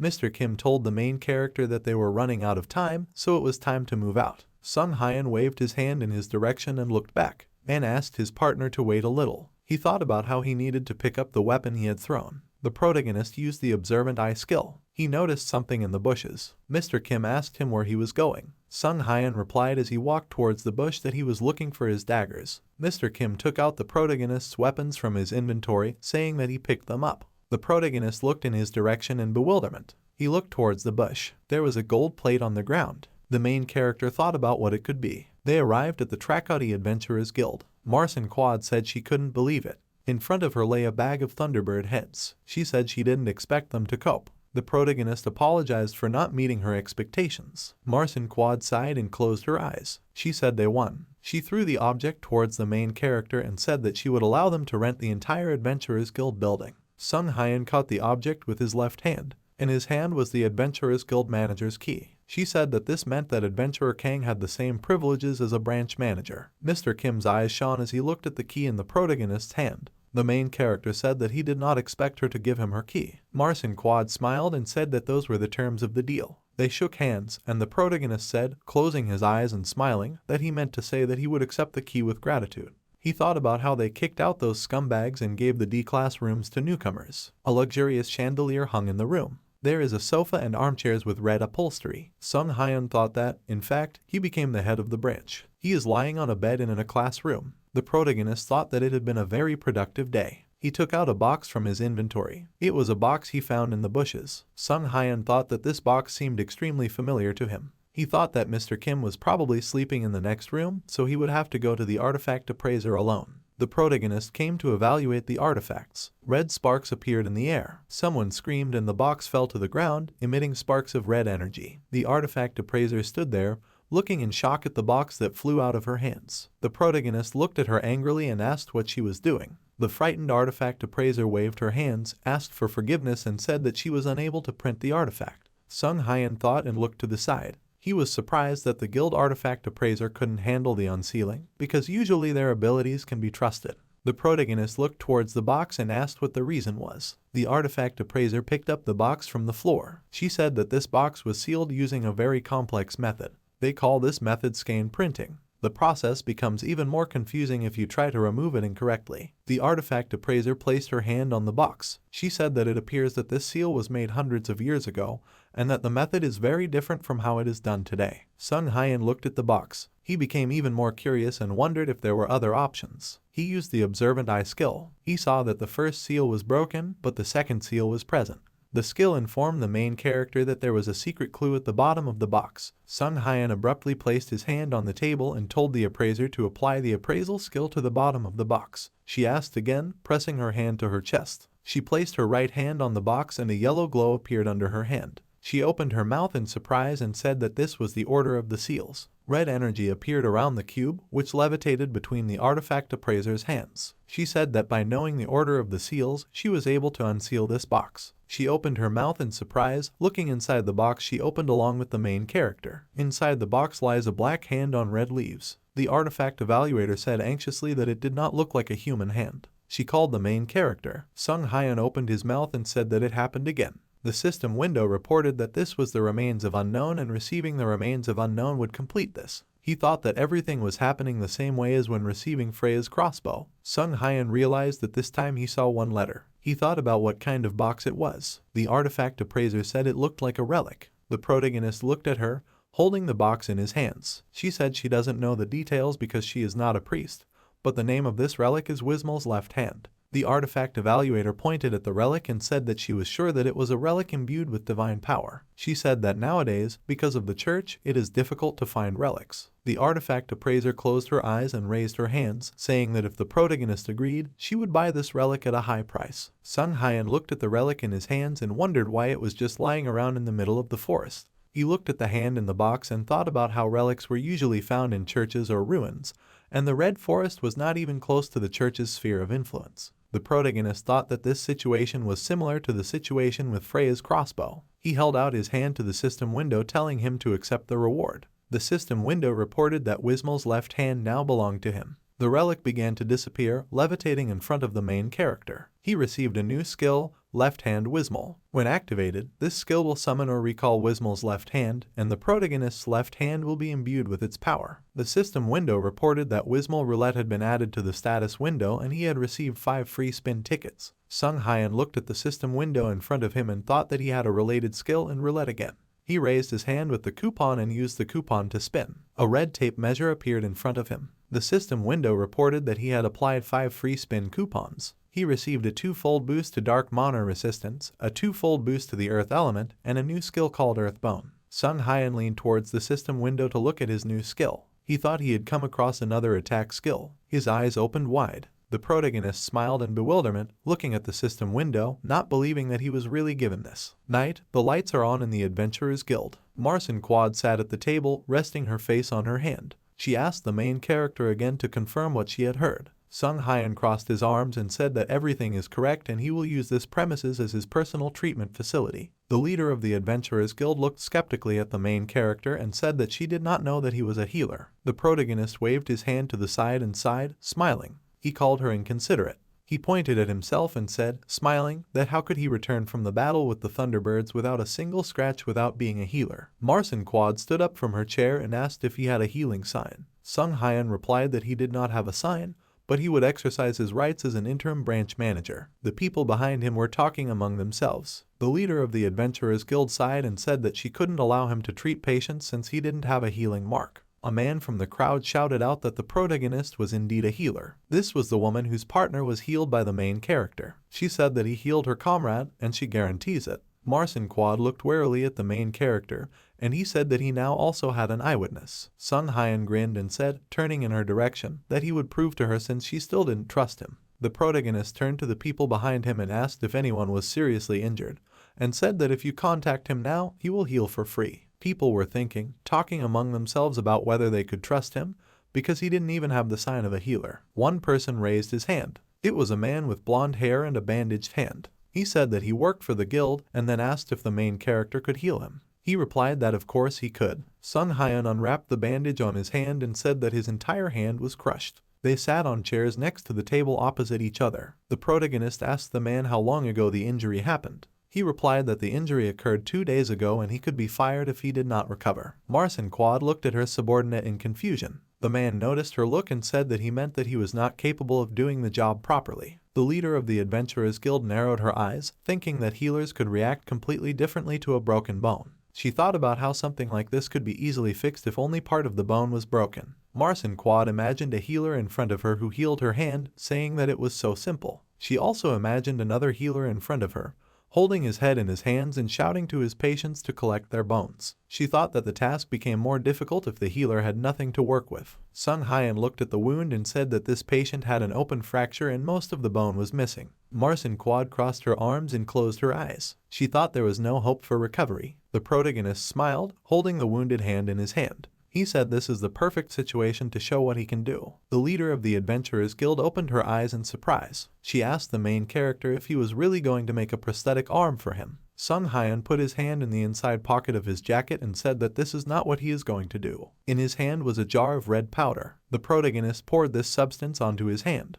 His patient looked with concern at the protagonist, who was smiling madly. Sung Hyun said that he would heal him with this. Everyone around looked at him. They thought he had earth in his hand. The hooded woman looked at the protagonist with alarm and wondered if she had supported him in vain. The earth in the protagonist's hand began to fly upward. Bones began to form from the red earth, which flew towards the wounded man's hand. The crowd of people screamed in surprise as the ground turned to bone. Someone asked if he was a necromancer. Sung Hyun looked ahead with bright blue eyes. He thought about how there were few skills in the Azul continent that could create bones. The protagonist thought that the bones created with most skills were easily broken or damaged outright. However, he has the skill Earth Bone, which creates bones from the earth. A red seal appeared on the main character's left hand. He looked at the bones forming from the ground. The red seal on Sung Hyun's hand wrapped around his fingers like branches of a vine. He thought that this skill was different. The protagonist presented the right hand of an adult man. It has 8 carpal bones, 5 metacarpal bones, 14 phalanges. Sung Hyun took out a bottle of blue potion.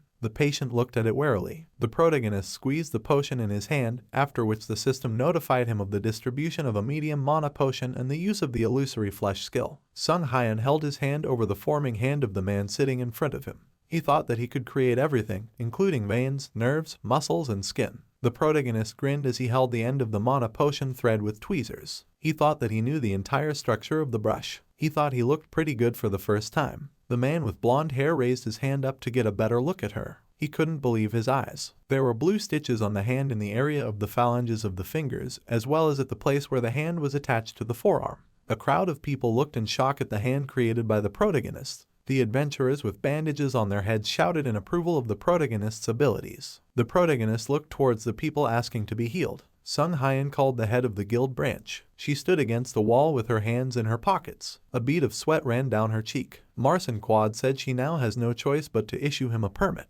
The main character grinned and thought that she was caught. A gloomy silhouette of the protagonist appeared above the guild building, holding a scalpel and a mana potion. He asked people to go in order. Sung Hyun thought that he would get a lot of points here. The next day, the tired protagonist was sitting in a chair. He had a glass container in his hand and bandages on his legs. He thought that it was much more tiring than he had imagined. The main character also thought that he had collected a lot of points. The system window reported that he scored 10,562 points. Mr. Kim entered the room where the protagonist was. He smiled and asked if he was okay. After that, he asked what Sung Hyun was doing while he was sleeping. Medical instruments and empty bottles were scattered around the room. Mr. Kim said that the main character even received an achievement. Sung Hyun yawned and invited Mr. Kim to go somewhere with him. He asked where they would go, to which the protagonist replied that he would find out. A booted foot stopped in front of the Adventurers Guild building. It was the hooded woman whom Sung Hyun helped as soon as he came to this city. He told Master Kim that they would have a guide. The hooded woman approached the protagonist and Mr. Kim coming out of the guild doors. She asked them where they were going. She smiled brightly and apologized for not introducing herself earlier. Her name is Rebecca. Sung Hyun pointed his finger at her and said that she was a redhead. The woman got scared and began to hide her hair. The protagonist said that he didn't think there was any point in trying to hide his hair. Rebecca cried looking at him. Mr. Kim asked him not to say that. He asked her if there was any reason to hide her hair since she looked like a resident of this settlement. Rebecca said she's really from Stargate. She hid her hair under her hood and said that her family couldn't stand her becoming an adventurer. She lowered her hood even further and said that she only hid her hair in the settlement in case she met her family. Sung Hyun smiled and closed his eyes, saying that if he were her, he would never return home. Rebecca said her family is stressful, but Stargate is a nice community. She introduced several types of food as well as the Barlick family. She said it has nice people, views and food. Rebecca put her hand on her chest and said that she would like to give them a tour of the settlement. Mr. Kim looked at the main character and asked in surprise if he wanted to take a walk through this settlement. Sung Hyun didn't answer but just smiled. 3 red leaves flew over Stargate. The protagonist replied to Mr. Kim that this was true. They walk along a road lined with gray bricks. Rebecca said that the settlement is not too big, so it won't take much time to walk around. One of the men said that he sees a lot of ceramics around. Rebecca said Stargate is a pottery village and high-quality pottery can be found here. She said that there are workshops where you can buy the creations of local residents. The most popular creations are clay dolls. They looked at the figurine of 2 dogs as well as the figurine of a man and a woman standing on the table. Rebecca said that skilled artisans are called puppeteers because they are able to create golems from special clay. She sighed and said that even Kama respects the Stargate doll workshops. Mr. Kim walked up to the stand with the 4 mascots. In front of the stand it was written that this handmade item is called Talisman Stargate and please come 1 minute 2 hours after ordering. Mr. Kim said this mascot looks cool. He pointed his finger towards the red star talisman. Mr. Kim told the protagonist that he wanted to take one for himself as a souvenir and then asked if he should take one too. Sung Hyun looked at the counter and agreed. He looked at his hand and wondered if Wismel's left hand was connected to clay, just like these workshops. The protagonist asked her guide if she was familiar with the name Wismel. She replied that this was the first time she had heard this name. Sung Hyun frowned and thought that the people from the settlement did not know him. He imagined Wismel's arms with vine branches curling around them. The protagonist thought that if Wismel is the god of the Red Forest, where he found the hand relic, then someone from Stargate must know about him. Mr. Kim told the woman behind the counter that he wanted 2 talismans. Sung Hyun asked Rebecca if she knew where the history museum was and if there were any archives or data about the relics. She told him that there was nothing like that in this remote village. The protagonist was upset by what he heard. He thought that there was a museum in the Hind settlement. Rebecca asked him if this was something important. She looked down, wondering where the old data was stored.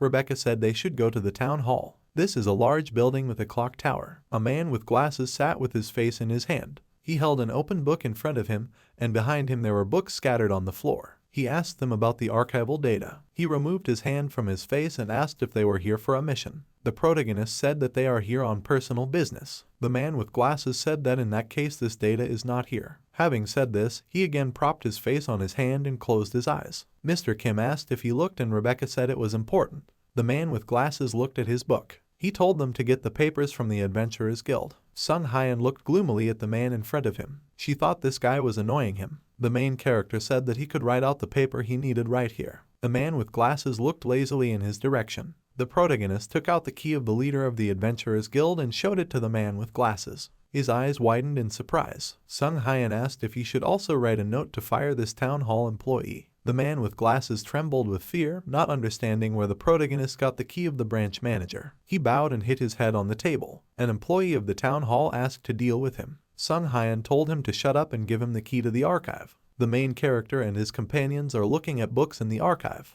Mr. Kim sat on the floor and asked the protagonist if he thought they would find something here. Sung Hyun stood over the open book on the floor and said that they would find something if they continued to look. Mr. Kim wondered why so many books were damaged. He put his hand on the book and chuckled questioningly. He walked up to Sung Hyun and told him to look at it. The protagonist said that he looked quite old, which is what he was looking for. He picked up the book and thought that it looked at least 1,000 years old. In the book there was a picture of 3 houses near redwood trees. Sung Hyun said that there are no words, only scribbles. Rebecca and Mr. Kim looked at the book. Rebecca asked what these drawings were. The protagonist noticed something. He discovered that one of the pages was denser than the others. He noticed that 2 pages were stuck together. Sung Hyun turned the page. He was shocked by what he saw on the page that opened before him. It showed people worshipping a seal similar to the one on Wismal's hand. Rebecca said that these little people resemble the inhabitants of Stargate. Mr. Kim asked the protagonist if he understood what they were doing. Sung Hyun placed his hand on the symbol depicted on the page. He said that this symbol is the same as the one on Wismal's left hand. He pointed to the book and said that this ball was Wismal, the god whom the people of Stargate worshipped. Rebecca looked at the protagonist, her mouth wide open in surprise. She said, "That I never knew that Stargate had its own god." The protagonist said that the entire book was covered in sloppy scribbles, and he assumed that this was done on purpose to avoid unnecessary attention in order to pass this information on to future generations. He said that the ancient books from this archive have damaged pages. Sung Hyun looked at Rebecca and said that someone deliberately hid the existence of this god. The man with glasses vomited blood. The main character and his companions looked at the door from behind which this sound came. Rebecca ran out of the archive, shouting that someone was outside. She put her hand to her mouth, looking down. A town hall worker was lying on the floor, coughing up blood. She shouted, asking who could have done this. Mr. Kim asked if this was murder. A man in a red cloak appeared out of thin air to his left, holding a dagger in his right hand. The killer swung his weapon. He threw the dagger towards Mr. Kim, but his weapon flew off to the side. The protagonist stood in front of his companions, holding his weapon, with which he fought off the killer's dagger. In the protagonist's hand was a book that he found in the archive. He told the man in the red hood that they could leave now. 3 more killers appeared out of thin air. The one standing closest to the protagonist demanded to give him the book. Between the people in red cloaks and the protagonist's team lay a town hall worker. Mr. Kim asked them if they knew about Wismal,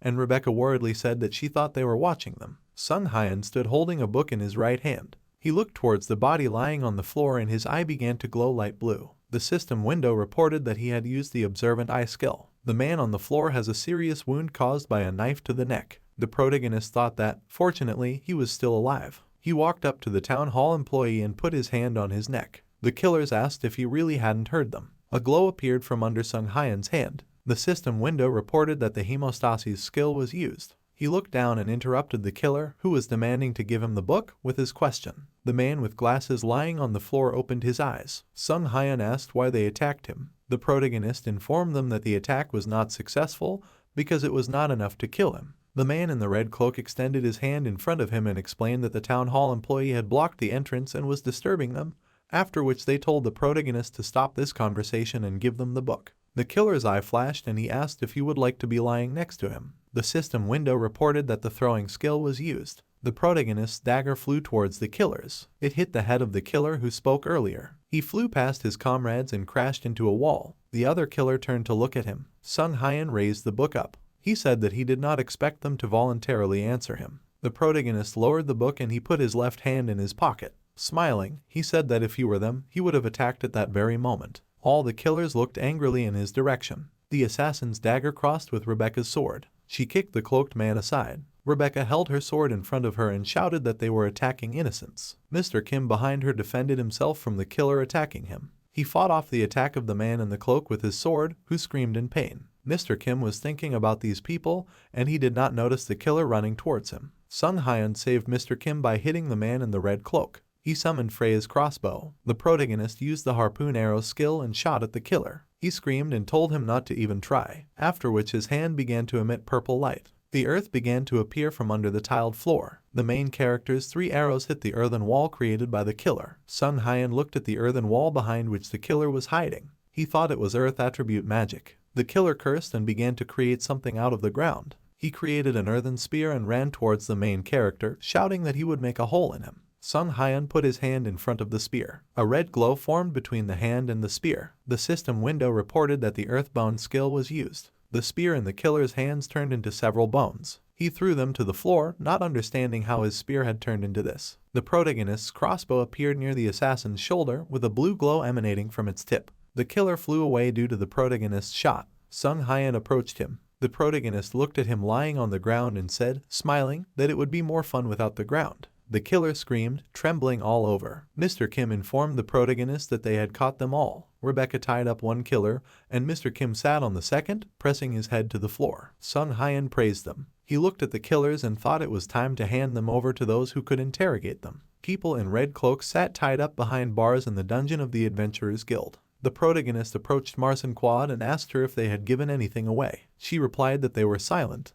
The branch leader of the Adventurers Guild thought about Wismal, the god of Tracody. Sung Hyan said that she quickly accepted his story because normally people would think it was absurd. Marcin Quad looked in his direction, pulled out of her thoughts. The protagonist asked her if she knew anything about it. She looked to the side, a bead of sweat forming on her cheek. Marcin Quad crossed her arms and walked towards the main character. She said she didn't know if it was related, but there had been an unusual mood among the villagers lately. The protagonist asked her about these unusual moods. He remembered that Lefany Demisher also told him about this when they said goodbye. The head of the guild branch said that at some point people began to appear claiming that they should stay away from Kamer. They convinced that they were apostles sent by God. Men in red cloaks stood in the street talking about how Tracody should become independent and they should break out of Kamer's shadow. They talked about how Kamer would fall soon. Most residents did not take their speeches seriously. The guy smiles and listens to the woman whispering in his ear. Another man sighed, looking at the people in red cloaks. Marcin Quad put her hand on her belt and said that the Crimson Tower collapsed a few days ago. Most of Tracody's inhabitants depend on Kamer for their livelihoods, but as the apostles predicted, Kamer is in crisis. The residents of Tracody stand in agitation. A girl has her arm crossed in front of her. Another person has his hand to his mouth. In such a situation, it was impossible to stop provocations. Sung Hyan said while looking at the branch manager that fear paralyzed their minds. Marcin Quad said she thought they were just a group of cruel conmen, but it turns out that a forgotten old god might actually exist. A bead of sweat formed on her cheek. Someone yelled at Marcin Quad that they were in big trouble. She turned to look in the direction of the speaker. The killer's body began to crumble. He screamed, looking at his hand. His face, like his entire body, turned to earth and he began to crumble. A moment later, all that was left of him was his clothes, a rope and a pile of red earth. Marcin Quad asked the man in blue what happened here because she was sure that there was strict surveillance here. He told her that they used truth serum for interrogation, and it happened when one of them was about to say something. The other two killers looked at the remains of their comrade. The protagonist winced, looking at him. He realized that this was a curse that prevented secrets from being revealed. The remaining two assassins looked darkly in his direction. Sung Hyan stood behind bars, looking at them. He thought that these people were even crazier than he had imagined. The protagonist's companions ran up to him. Rebecca asked him about what happened here. She looked at the crumbling killer. Rebecca said it couldn't be. Sung Hyan stood with his arms crossed. He looked to the side and said that they were under a curse of silence and should not be tortured. Mr. Kim scratched his head with his index finger and asked, puzzled, if the Arrow of Dawn could help against this curse. The protagonist told him that nothing would have happened since it was a curse without the use of black magic. Rebecca noticed something while looking through the bars. She reached out her hand to touch the red earth. Sung Hyan asked her what she was doing. She replied that she was a little worried about this land. Rebecca said that this is the highest grade clay from which precious dolls are made at Tracody. She imagined a mustachioed man who was sculpting a figure of a man in a helmet out of clay. Rebecca asked, holding some clay in her hand, why these killers were cursed with such expensive earth. Sung Hyan looked down. He thought about clay for making dolls. He then screamed, scaring Mr. Kim and Rebecca that he hadn't thought of it before. Mr. Kim asked why he was shouting. The protagonist asked Rebecca if the doll workshop was an ancient community. She looked in his direction and said that this is so. It has a long history that has been passed down for hundreds of years. At that moment, she understood what the main character was thinking. Sung Hyan said that if he were a follower of Wismal, he would hide the records in a place where they would be preserved for centuries. He imagined himself running through the fire, holding many notes in his hands. The protagonist said that the traditions of puppet workshops have existed for hundreds of years, which means there are definitely old books there. And also the only ones who can waste such expensive land so thoughtlessly can only be puppet masters. The killers' faces darkened and their whole bodies trembled. Sung Hyan said, looking at them, that their faces told him that his assumptions were correct. Marcin Quad said irritably that it was a big problem if the puppet workshop was involved, since many of the workshop members were Tracody nobles. She exhaled and said that if they touched the nobles in vain, the government would be annoyed. Mr. Kim closed his eyes, saying that she couldn't do anything about it either. Sung Hyan ran towards the exit. He told Marcin Quad to entrust the research to his workshop. The guild branch leader stopped him. She told him after him that several people had disappeared in the Red Forest recently. The protagonist told her that all sorts of strangers always disappeared in the Red Forest. Marcin Quad told him that the residents of Tracody were now also starting to disappear. She looked towards Rebecca and said that she was in charge of searching for missing people. Marcin Quad said it was likely the fact that they were tracked down had something to do with the disappearances. She asked the main character to take care of this matter while he investigated the puppeteer's workshop.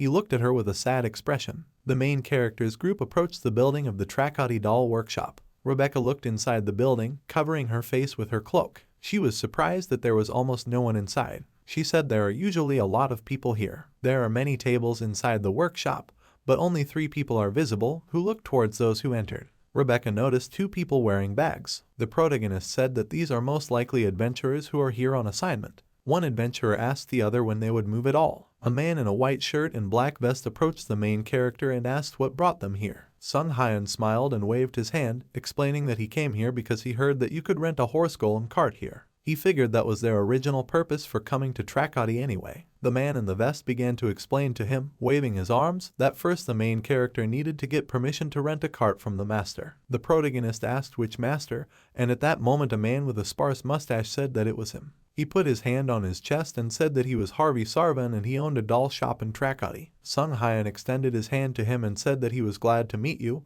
after which he wanted to introduce himself. The master puppeteer pushed his hand away, angrily saying that he didn't need his name because they had just met. Rebecca told the protagonist that Mr. Harvey Sarvan has a very bad character. Sung Hyun stood with a gloomy face, still holding his hand outstretched in front of him to shake. Mr. Harvey told them to get straight to the point. The main character asked him how much it cost to rent a horse golem. The master puppeteer smiled mockingly. He crossed his arms and said that one day's rent costs 500,000 gold. Mr. Kim spread his arms wide and said that 500,000 for one day is very expensive. Rebecca covered her face with her cloak and quietly asked if renting a horse golem previously cost 1 or 2/10 million gold for 3 days. The master puppeteer grinned as a bead of sweat appeared on his cheek. He said that was the case before, but now the demand has increased. Mr. Harvey added that the price had gone up a lot. He said that it seemed that the golem had been too cheap for so long. The sign said that the cost of a horse golem for 3 days was 1,200,000.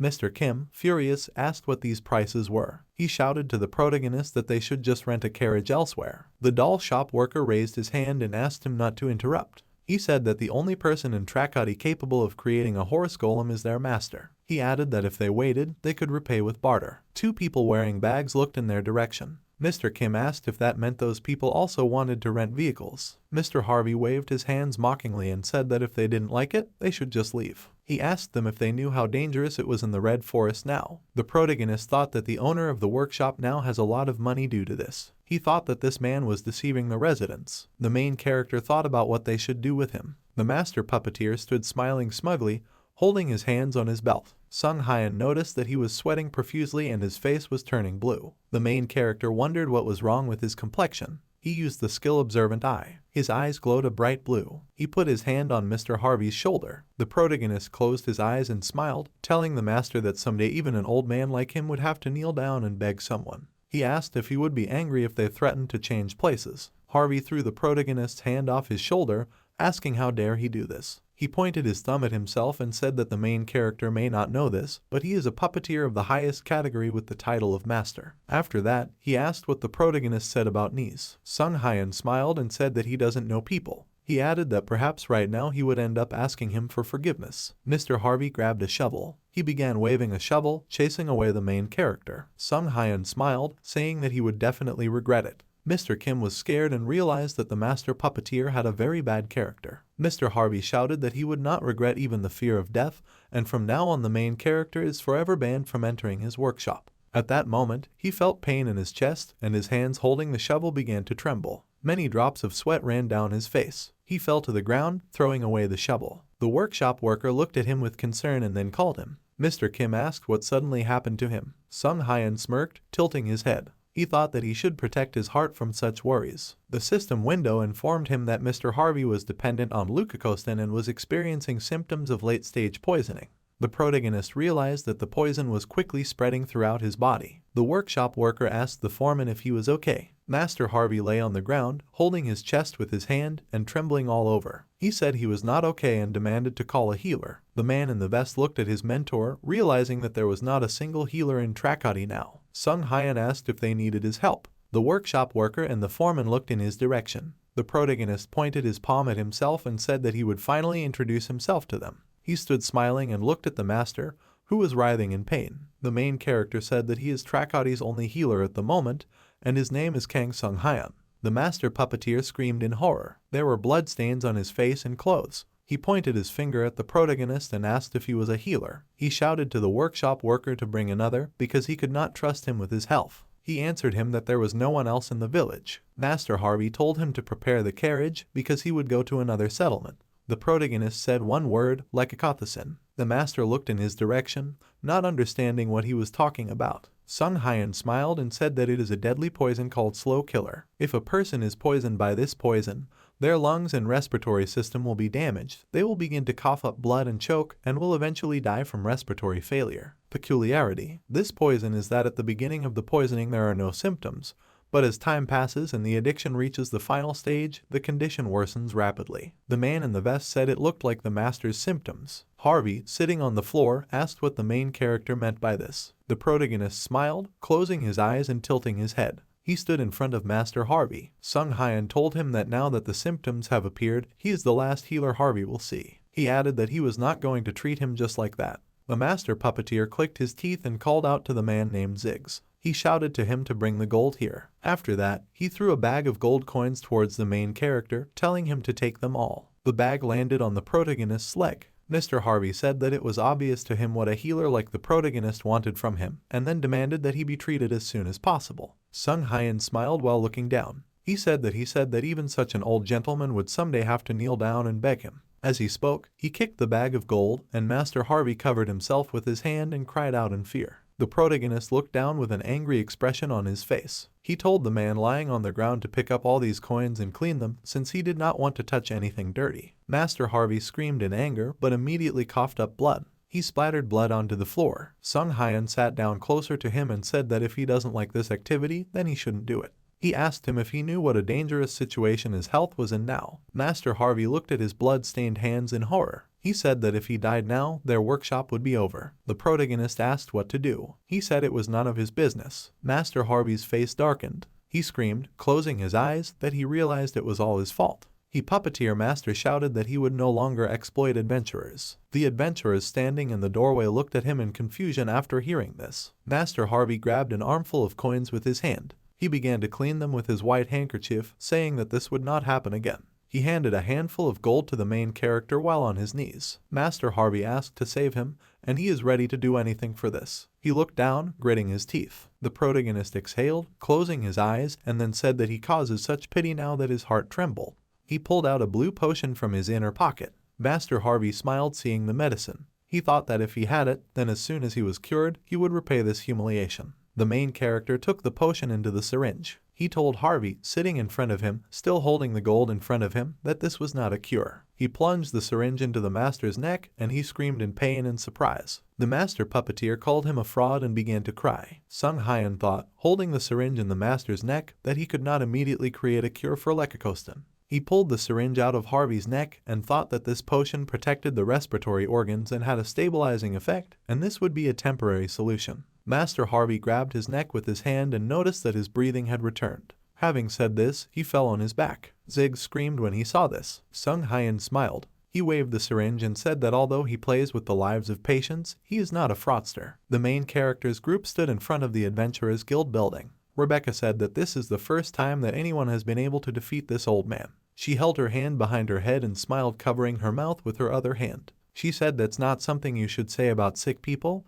but it was cool. The protagonist smiled back at her, thinking that she also had problems with him. Mr. Kim stood with his arms crossed. He said they rented a carriage but were never able to conduct a full investigation into the attack. Sung Hyan said that they can do it tomorrow. Rebecca waved her hand and said that she was going home and they would see each other tomorrow. They said goodbye to her and said that they would also go. The main character sat down on the bed. He said that 3 things are bothering him right now. He looked at the pink plush toy in the hands of Mr. Kim, who had already changed into his pajamas. He asked what 3 things. The protagonist replied that the first was the Trakati doll workshop, which was empty as if on the verge of ruin. Mr. Kim asked if everyone could not leave because of the bad character of the workshop owner and said that even he wanted to beat him. He pictured Master Harvey with his arms crossed and smiling wickedly. Sung Hyan said that Harvey's personality has always been like this, so there must be another reason. He put out a second finger on his hand and said that the second point is not so important, but Rebecca's attitude bothers him. Mr. Kim asked what was wrong with her. The main character replied that she seemed to be somehow connected with the doll workshop.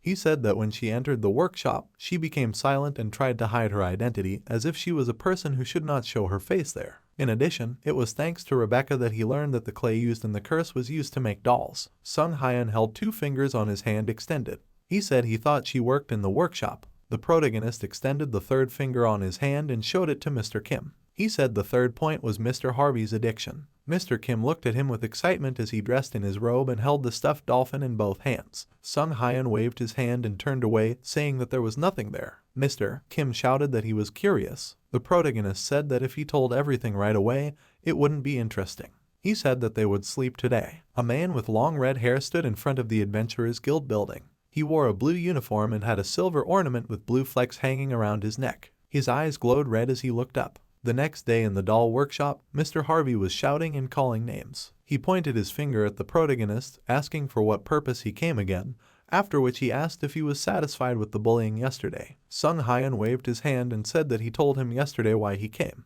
He said that he did not have the ingredients, and therefore he would not be able to make an antidote for Lekakostan. The protagonist added that he said that it would be better to hold out until the poison is completely out of his body. He said that this meant that he needed to take the potion every 3 hours. Harvey Sarvan looked at him, sweating profusely, and asked what was wrong. Sung Hyun waved his hands and winked at him, saying that he had kindly come to check on his condition. The master puppeteer's eyes turned white with anger. He thought that the protagonist was a swindler. He remembered that yesterday he only gave him medicine for 1 day and said that he would give him one every time he begged on his knees. Mr. Harvey looked at him and thought that since the protagonist did not wait for him and came to the workshop himself, it means that he still needs something from him. He placed a stool in front of the table and asked the main character to tell him why he came. Sung Hyun and Mr. Kim approached his desk. The protagonist said that he quickly got to the point and said that he wanted to ask him something. He placed photographs of the 3 murderers imprisoned in the guild on his desk. Sung Hyun asked Mr. Harvey if he knew these people. He looked askance at the images laid out in front of him and said that he did not know them, and their clothes were strange. The main character put his hand on the images he had laid out, after which he said that these people are supposedly followers of an unknown religion that has spread among the residents of Trakati in recent weeks.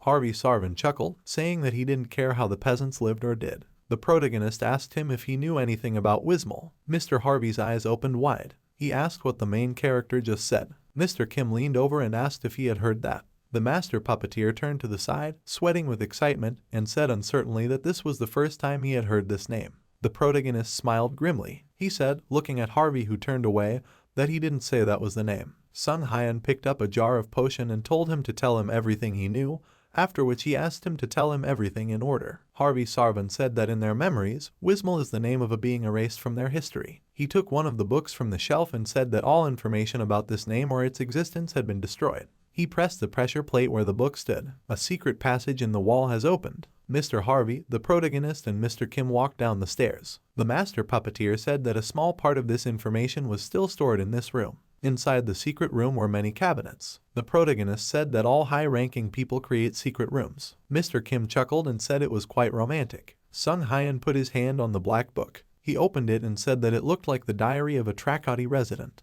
It said that thanks to the spirit of Wismol, the harvest this summer is good. A resident wrote that this is a benevolent god of the earth who protects their village. He wrote that tomorrow he needed to visit the Wismol temple in the Red Forest. Thanks to Wismol's power, they were able to defeat a group of thieves who invaded their village. She loves the village and they love her back. Mr. Kim looked inside his book. Sung Hyun closed the book and sighed. He said that, as he thought, Wismol is the guardian deity of the Red Forest. Rebecca opened the book and said that there was also an entry about Wismol teaching Trakati how to make clay dolls. Her hands shook. She squeezed the kinga in her hands. She screamed, asking how this could be. Rebecca ran towards the exit, and Mr. Kim blocked her way. She said others may not know, but the doll shop should not hide the existence of Wismol. Mr. Kim asked her to calm down. Harvey Sarvan tisked, looking in her direction, and said that there was one situation. The protagonist asked him what the situation was. He replied that he did not know everything, since many records were lost, but Wismol disappeared for unknown reasons. Mr. Kim and Rebecca looked at him in confusion. They asked what it meant that the goddess had disappeared.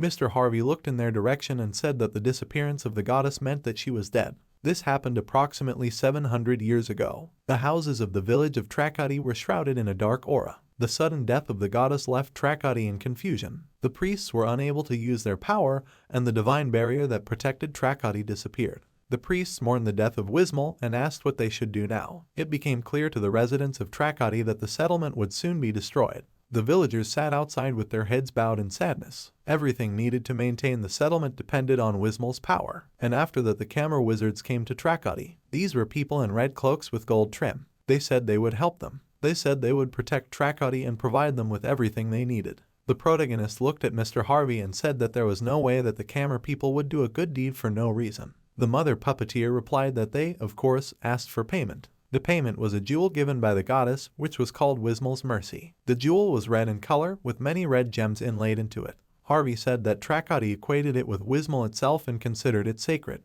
He said that the wizards sought to obtain the enormous magic and divine power contained in it.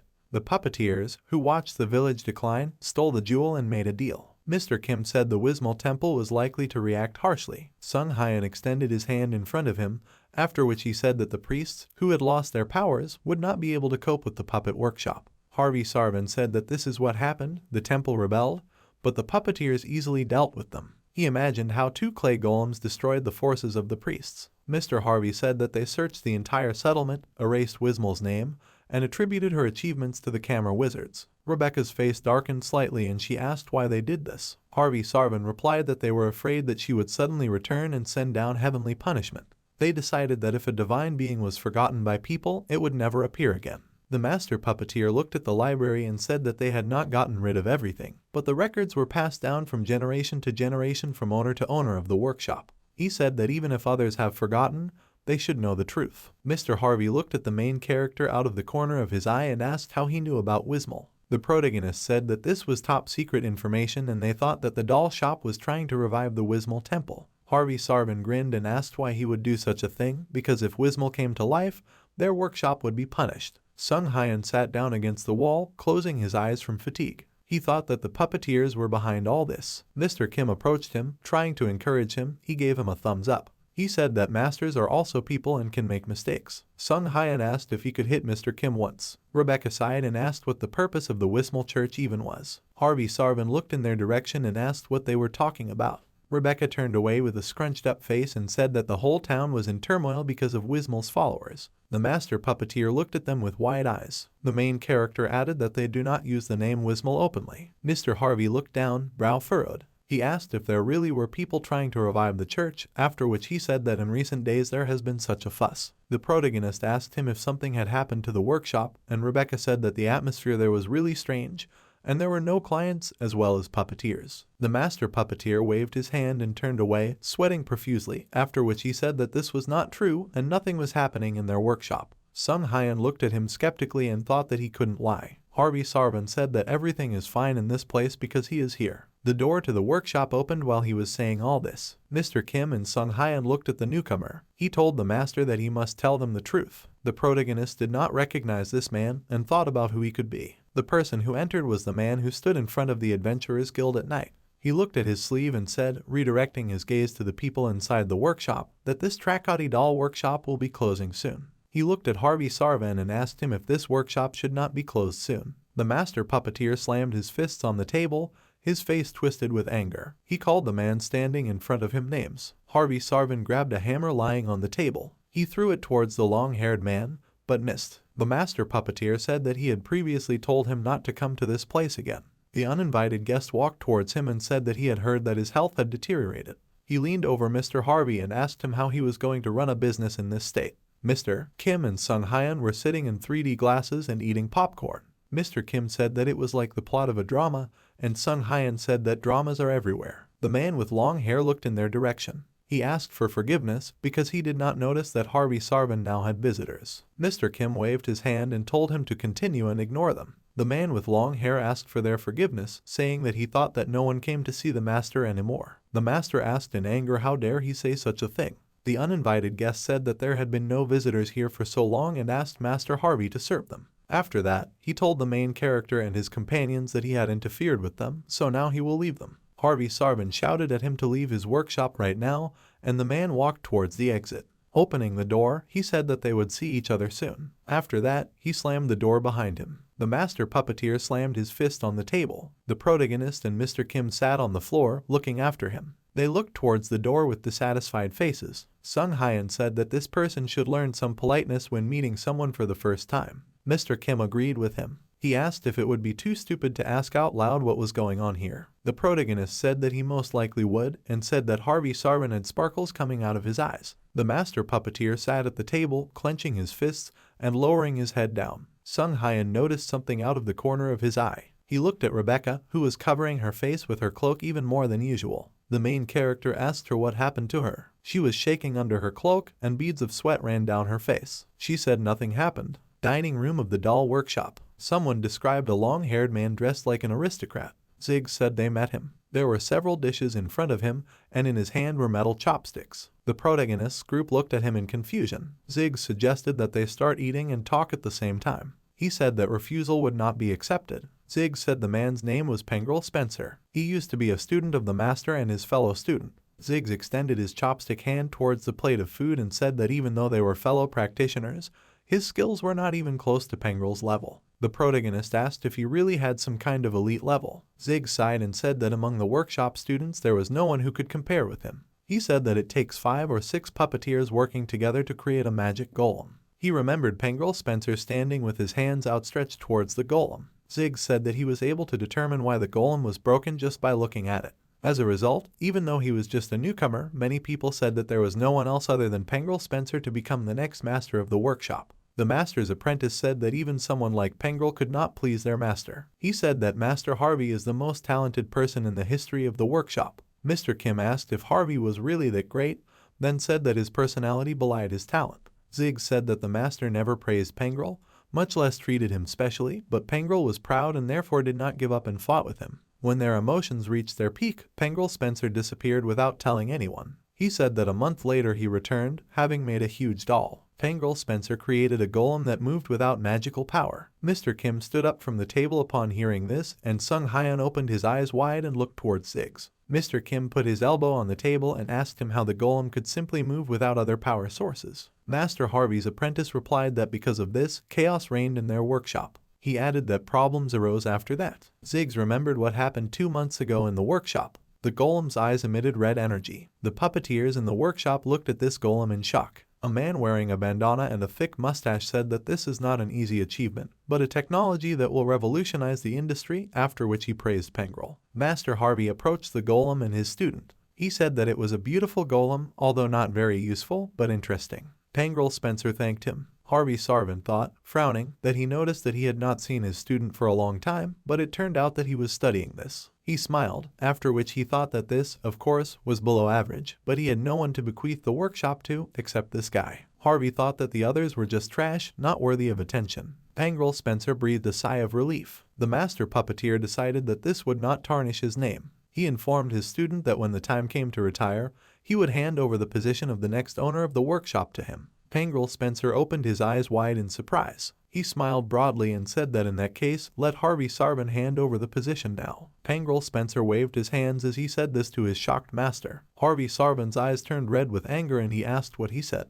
His disciple asked if he had not achieved what even his master could not achieve. He grinned, looking at him mockingly. Pengrel said that he already has talent, enough experience and success. He said that he thought there was no longer any reason to remain under his master. Harvey Sarvan's face turned red with anger and he called him crazy. He started shouting that he didn't know anything and told him to leave his workshop. He started throwing dolls and a spatula at him. His students began to ask him to calm down. Pengrel Spencer sat on the ground, bleeding. The master's disciples held his hands. A man with long hair sitting on the ground said he had no choice. He said that he did not want to lead their workshop to collapse with his own hands. Pengrel looked at him, pressing his hand to his chest and said that nothing could be done since this was Harvey Sarvan's decision. He said that from this day on he is independent of his master. Pengrel Spencer put his hand to his golem. Ziggs asked if he was planning to open his own workshop. Pengrel turned towards him and said that he would open it right away, after which he would call it Spencer's Doll Workshop. The protagonist thoughtfully held his hand to his chin, and Ziggs sat with his face in his hands. Sung Hyun said that he understood why there weren't many people here. The master's apprentice said that when Pengrel opened his workshop, he immediately lured away many masters. He remembered how people ran away from their workshop. Ziggs said that Pengrel was a very talented craftsman and therefore they had no reason to tolerate Harvey's harsh nature. Mr. Kim said, looking at Ziggs sitting next to him, that it was all Harvey's fault, so he had nothing to say. The protagonist agreed with him. He asked Ziggs, who began to cry, why he and the others stayed. He hit the table and replied that although their master was not the most responsive, his work was incredibly beautiful. His face brightened as he said this, and a blush appeared on his cheeks. Mr. Kim and Sung Hyun realized that he was also crazy, perhaps even crazier than Harvey. Ziggs cleared his throat into his fist and said that he was truly grateful that they had healed the master. He said he never thought he could have been poisoned and wondered when it happened. The main character threw his head back and put his hand on the back of his chair. He said that he also had something to say about this. He closed his eyes and thought about the third point that bothered him. Sung Hyun said that the lecacothecin that Harvey was addicted to is a high-quality synthetic poison that is obtained by mixing several types of poison. He said that a person could never become dependent on it naturally. Mr. Kim looked at him in confusion. Ziggs looked at the protagonist with concern and asked if this meant that someone did this deliberately. The protagonist interrupted him and said that someone did this to kill Mr. Harvey. Everyone sitting at the table looked at each other. Sung Hyun waved his hand and asked if Ziggs had any guesses about who might be offended by the master. He replied that about 45% of the population of Trakati hate the master. Mr. Kim smiled as he leaned down to see Ziggs' face and said that there was still 55%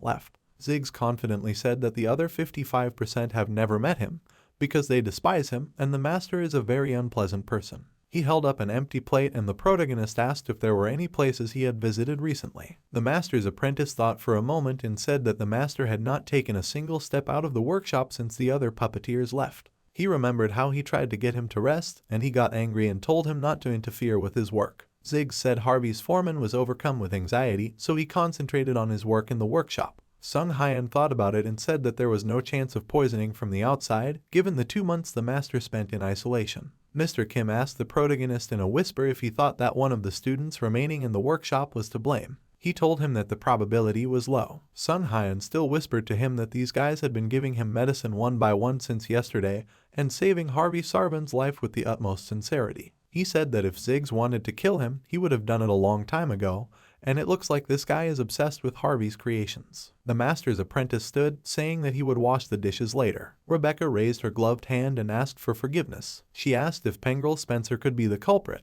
Sung Hyun told her that although he seems to be the most suspicious person in this situation, he doesn't think that he is the culprit. He said Harvey's body was exposed to a lot of poison in a short period of time, and it got to the point where he was with him and injected him with the antidote over several days. The protagonist raised a finger up, explaining that due to his relationship with the master, Pengrel would only be able to get here with great difficulty. Mr. Kim turned to Ziggs and said that maybe Pengrel had someone else poison Master Harvey. He asked Ziggs if anyone else had come to the workshop. Ziggs replied that he was not sure, because besides him there were only adventurers here. Sung Hyun opened his eyes wide. He stood up from the table and asked Ziggs if Master Harvey was the only one who made dolls from the soil brought by the adventurers. A bead of sweat appeared on his cheek and he said that was it. The adventurers knew they were using it. The protagonist smiled, looking at Ziggs, and asked him to take him to the storage place of this land. The protagonist's fist hit his cheek and the man screamed in pain. The man fell, spitting out blood. He asked, holding his cheek, what Sung Hyun was doing. The protagonist replied that he would like to ask him this. He said he found poison in the soil they brought to the workshop today. The face of the struck man darkened. Sung Hyun said that after investigating, he found out who the culprit is. The man shouted that he did not know what the main character was talking about, and then asked why he was so harsh with him. Mr. Kim put his hand on Rebecca's shoulder and told her to close her ears. Sung Hyun dragged the man into a dark alley. Mr. Kim and Rebecca stood with their ears covered. There was a very loud scream. The protagonist walked out, rubbing his palms together. Mr. Kim asked if he succeeded. Sung Hyun replied that it was so. He hit it and it split. He showed them the golden key and said that their guess was confirmed, and this is the key to the warehouse of the Spencer workshop. The man who brought the poisoned soil was in a barrel with his feet up. They approached Spencer's workshop. Mr. Kim said it looked like a warehouse. Sung Hyun inserted the key into the lock. He opened the warehouse door. Mr. Kim asked him what he was thinking about. The system window notified the main character that he used the observant eye skill, and this soil was contaminated with lecacostin, and upon contact, poisoning occurs. The main character said that all this is contaminated soil. Mr. Kim said that everything is clear now, and also added that this is a very useful skill. Sung Hyun confirmed his words, because now he has evidence. Pengrel Spencer stood in the doorway. He said he didn't expect the main character to figure it out. He also said that he had planned to visit them, but their visit saved him from having to search. Mr. Kim pointed the end of his shovel towards Pengrel and asked if this meant that he knew that his secret would be revealed and if he was going to kill them now. Pengrel Spencer smiled, closing his eyes, and said that it was almost tea time and asked if they would like some tea. They sat on sofas in Spencer's salon workshop. He said they most likely didn't understand something. He was sitting in a chair, legs crossed and holding a cup of tea in his hands. Pengrel Spencer said that he had no intention of killing the master. The protagonist sat with his arms crossed and asked him if he was going to deny the obvious. Pengrel replied that he did plan to give him the antidote at the right time. Sung Hyun asked why he did this. The owner of the workshop answered with sadness, looking down, that they probably already knew. He placed a book with the Wismal sign on the cover on the table. The protagonist crossed his arms, looking at the book. He said that this is the symbol of the Wismal Temple. Pengrel took a sip from the cup in his hands and said that his goal was to revive the Wismal Temple and meet the goddess. He opened his eyes and his face darkened, after which he said that the doll workshop had a lot of material related to it, so he had to get it. Pengrel Spencer said he initially planned to take over the workshop, but changed plans when he learned the craftsman would be in charge for at least another 30 years. He said he wondered if he would step down as the owner of the workshop when his body weakened. Mr. Kim looked at him disapprovingly and said that he was completely crazy. Sung Hyun asked why he needed to revive the Wismal Temple, especially at the cost of betraying his master. Pengrel Spencer smiled and laughed. He opened his eyes wide and waved his hand, after which he asked if they revered anyone as a master and teacher. After this, he asked if they had encountered a wall that they could not overcome. Pengrel said that his own master became such a wall for him. He imagined Harvey Sarvan raising his foot to crush him. He said that even if he ever rises to the level of his teacher, it will be after the death of the teacher. He put his hand to his chest and said that he could not surpass the master, no matter what he did. Pengrel said that when he realized this, he was in great pain. Sung Hyun said that he was not interested. Pengrel Spencer clapped his hands and said that after this he thought that if he could not surpass the master, it would be right to find a way to bring him below him. A blush appeared on the workshop owner's face and he smiled, looking into emptiness. The protagonist raised an eyebrow questioningly. Pengrel Spencer said that if Wismal returned to their world, the puppet workshop that had committed unforgivable sins in the past would surely fall. He imagined Wismal with rocks flying around her and Master Harvey looking at her in horror. He said that the owner of this workshop will also not be able to escape karma. He imagined his master's face full of despair and said that if he were cursed and cast out of the workshop so that his hands could no longer create, that would be wonderful, and he hoped that he would succeed. Pengrel Spencer, still red-faced, put his hand on the decoration on his neck and said that only then could he surpass his living master. Mr. Kim grabbed his hands and said that the man gave him goosebumps, and then asked why it was so creepy to be around him. Sung Hyun said that he is even crazier than Ziggs. The protagonist squinted and thought that something was missing. He asked if that was all. Pengrel Spencer smiled mysteriously as he looked at him. He laughed, holding his stomach with his hand. He said that the main character is good at thinking. Pengrel Spencer admitted that this was just his personal desire. He said the real reason they want to start Wismal Church is because it's for Trakati. The protagonist turned his head in his direction and asked if this was really for the sake of the village. Pengrel closed his eyes and told the protagonist to look at the modern Trakati. He said that it has turned into an extremely poor village, in which there are not even simple healers, let alone medical institutions, and people are injured every day. He said that Kamer, who was responsible for this tragedy, did nothing and simply abandoned Trakati. He imagined two bloodied residents of Trakati reaching out to the Kamer wizards, hoping for salvation. Pengrel Spencer slammed his fist on the table. He bowed his head and covered his face with his hand. The protagonist and Mr. Kim flinched in surprise. A Spencer workshop owner said innocent Trakati residents were recently harassed by evil bandits because they had red hair. He said that their leader was a man from the Kamer nobility. Mr. Kim and Sung Hyun realized who he was talking about and thought that if they found out that they were helping the Red Road gang, they would be killed. Pengrel put his hand on the book with the Wismal sign on it. He said it was a note left by an ancestor who worked in a doll shop. He took the book in his hands and looked at it. Pengrel said that apparently his ancestor wanted to stop the decay of Kamer in that workshop. He said Wismal Church is the strength Trakati needs today. He started talking about what would happen if the protagonist still planned to interfere with him after everything he said, but the protagonist interrupted him. He said he has no plans to do so. He smiled widely and put his hand to his chest, saying that if Pengrel founded a religious order with good intentions, he had no reason to interfere. Sung Hyun added that he would like to actively help him. Mr. Kim and Rebecca immediately realized that this was a lie. Pengrel waved his hand to the side and asked if they would cooperate with their church. The protagonist asked what would be required of them if they agreed to cooperate. The owner of the workshop said that they would need to persuade the Harvey master. He imagined Harvey Sarvan holding up 2 middle fingers. Pangrel said that if they want Wismal to be revived, they will need their teacher. Mr. Kim asked him for what purpose they needed such a proud person. Pangrel said he couldn't give him all the details yet. Sung Hyan smiled and said that he would try to do it. He put his hands on his knees and looked at Pangrel. The protagonist asked him if the masked group who tried to kill them belonged to the Wismal Church. Pangrel Spencer looked at the protagonist with a worried expression and said that these were adventurers hired for money, and therefore they were not associated with the church. He said that he had sent them to deal with a man who was trying to find out about Wismal, and if he had known that they would show such cruelty, he would not have trusted them with such a matter. Sung Hyan looked at him with an unreadable expression. After that he said that he understood. The protagonist said that their conversation had gone on for a long time and said that they would go. Pangrel replied that time flies when drinking tea. Mr. Kim waved his hand and said he liked the tea. Rebecca walked away, still hiding under her cloak. Pangrel's face darkened and he looked after them. He extended his hand forward. He grabbed Rebecca's hood and took it off when he saw her face. Pangrel Spencer smiled, closed his eyes and said that even if they were gathered, they should not say hello before leaving. He said he was asking her as a brother. Mr. Kim cried out in surprise at what he just said. Pangrel asked them if they didn't know that Luina was his younger sister. The protagonist said that her name is not Luina. Rebecca said that was her real name. Pangrel put his hand on her shoulder and said that she was still wasting her time. He said it seemed like nothing had changed since she ran away from home. He leaned over to Luina and said that he had told her that she was not suited for the job. Pangrel asked her what she was doing while he was doing things in the name of Trakati. Mr. Kim raised his finger and angrily told him not to say that. Pangrel Spencer's face darkened and he said that Luina is the only family he has left. He said he was worried about her because his only younger sister was involved in something dangerous. Mr. Kim hid behind the main character, feeling guilty, and said that he meant that Pangrel could have said it more softly. Brother Luina exhaled heavily and said that the same thing happened with the puppeteer. He squeezed her shoulder tightly and said that if there is no talent, then you should at least try, but she doesn't even try to do anything. Rebecca stood in horror, and her brother said that of course she would tell him that she tried her best, but if there was no result, then how would that be any different from doing nothing?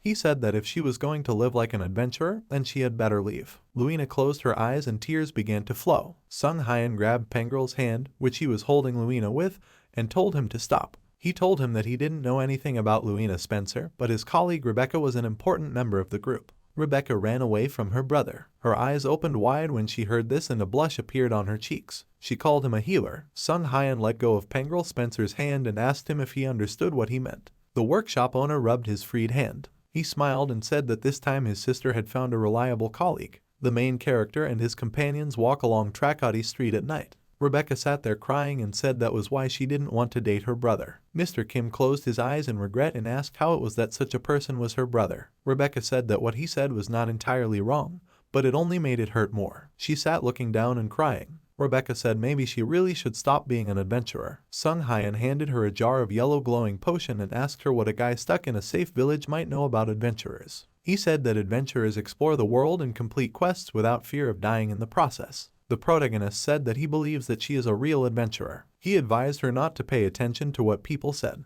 Rebecca looked at the jar of potion in her hands and thanked him. Mr. Kim asked the main character if he really plans to contact the church. Sung Hyan replied that of course not. He confidently said that Pangrel had clearly lied about not being associated with the masked group. Mr. Kim asked in shock why this was not the case. The protagonist replied that the instant death curse is a skill that puts a strain on the caster's body and therefore is rarely used, for example, when it is necessary to force someone to remain silent, even at the cost of death. He said that the imposition of this curse meant that person had important information and therefore could not be an ordinary adventurer. Sung Hyan took a sip from the jar of yellow potion and said that he was wondering what else was hidden because he was sure that there was more to it. Mr. Kim asked, looking at Rebecca sitting behind him, where they should start their investigation. Rebecca looked up at the protagonist and said that her brother had previously said that he found information about Wismal at home. She invited them to look around their house. Mr. Kim and Sung Hyan opened their eyes wide in surprise. They approached the Spencer family mansion. A magical seal was placed on the gate in front of the house. The protagonist used the observant eye skill. The system window reported that access was denied, a strong protective spell was in effect, and anyone who tried to enter would be punished.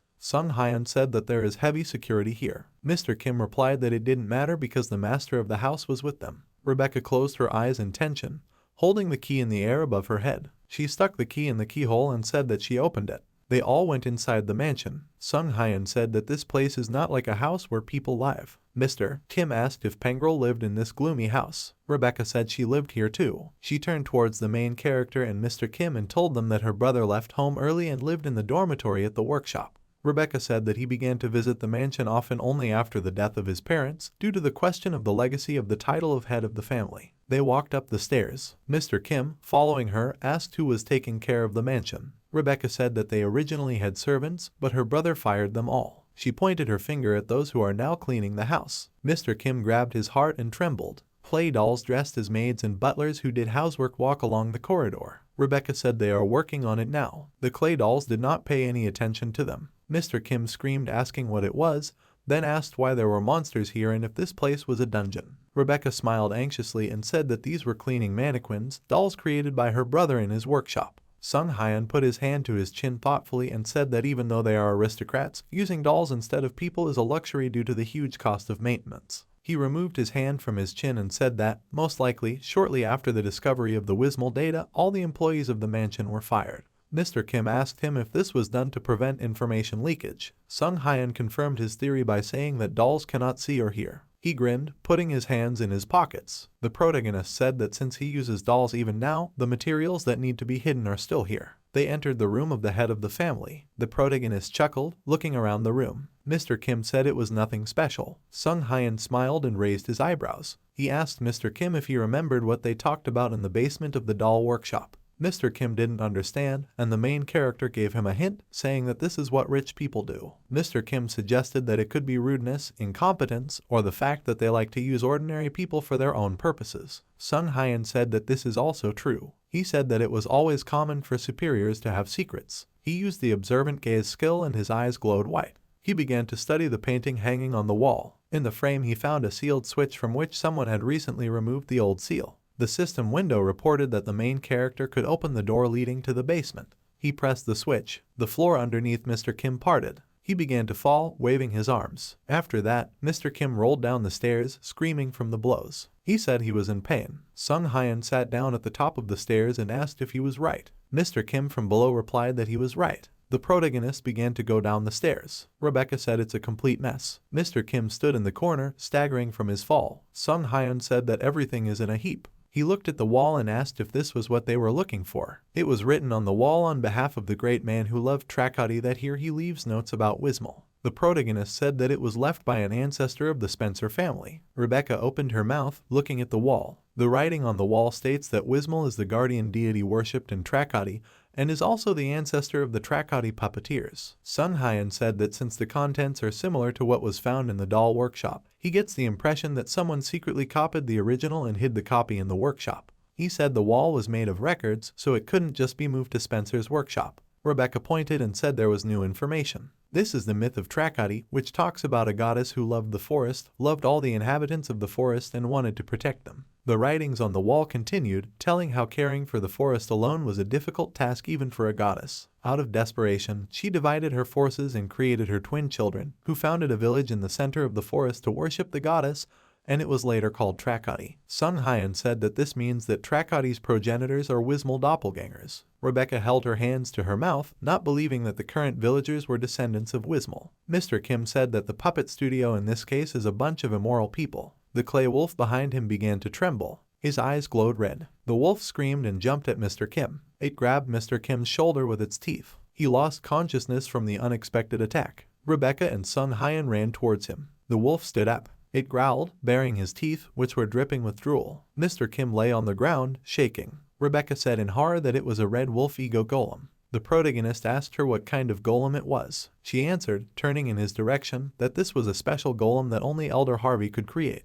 The wolf stuck out his tongue from his mouth, from which drool flowed. His eyes emit red energy. Rebecca said that they have no soul, but thanks to magical powers they are endowed with will, they can think independently and move like ordinary creatures. The red wolf jumped towards Rebecca and she screamed. The main character took out his silver glory dagger from his inventory. He jumped up and cut off the golem's head with one blow. Rebecca sat trembling and covered her head with her hands. The golem's body fell to the ground. Sung Hyun looked in his direction in surprise. The red wolf's body trembled, but stood up on its paws. Rebecca said that it will continue to move until its core is destroyed. The protagonist asked where the core was. She replied that it depended on its creator. Mr. Kim took out his shovel from his inventory. He squeezed it tightly with his hand. He stood up and called the golem a cowardly dog, waving his shovel. Mr. Kim jumped and swung a shovel, saying it was a shameful surprise attack. He cut the clay wolf's body with his weapon. The protagonist opened his eyes wide in surprise, and Rebecca was trembling behind him. Mr. Kim jumped for joy. The golem trembled and collapsed to the ground.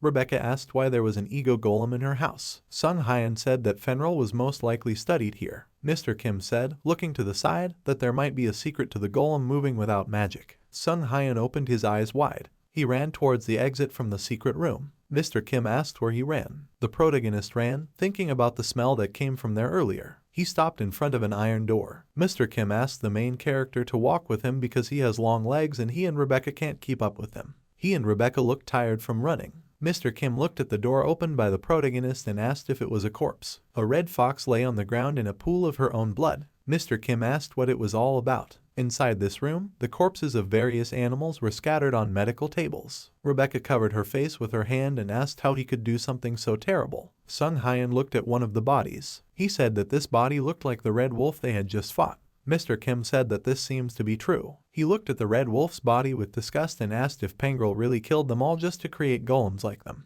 He said that the method he chose was really bad. Rebecca said that this couldn't happen. She tried to justify her brother, saying that he was so skilled that he could create a golem without killing animals. An ordinary photograph was enough for him. Mr. Kim asked what he needed all this for. He looked towards the main character walking away from them. The protagonist thought as he approached the golem's body, still shaking on the ground, that he hoped his thoughts were wrong. He used the refining skill on the golem's body. The system window reported that the red wolf golem had been redesigned. A luminous sphere flew out of the pile of red earth obtained after processing. Mr. Kim ran up with Rebecca and asked what it was. Sung Hyan replied that it is the soul of a living being.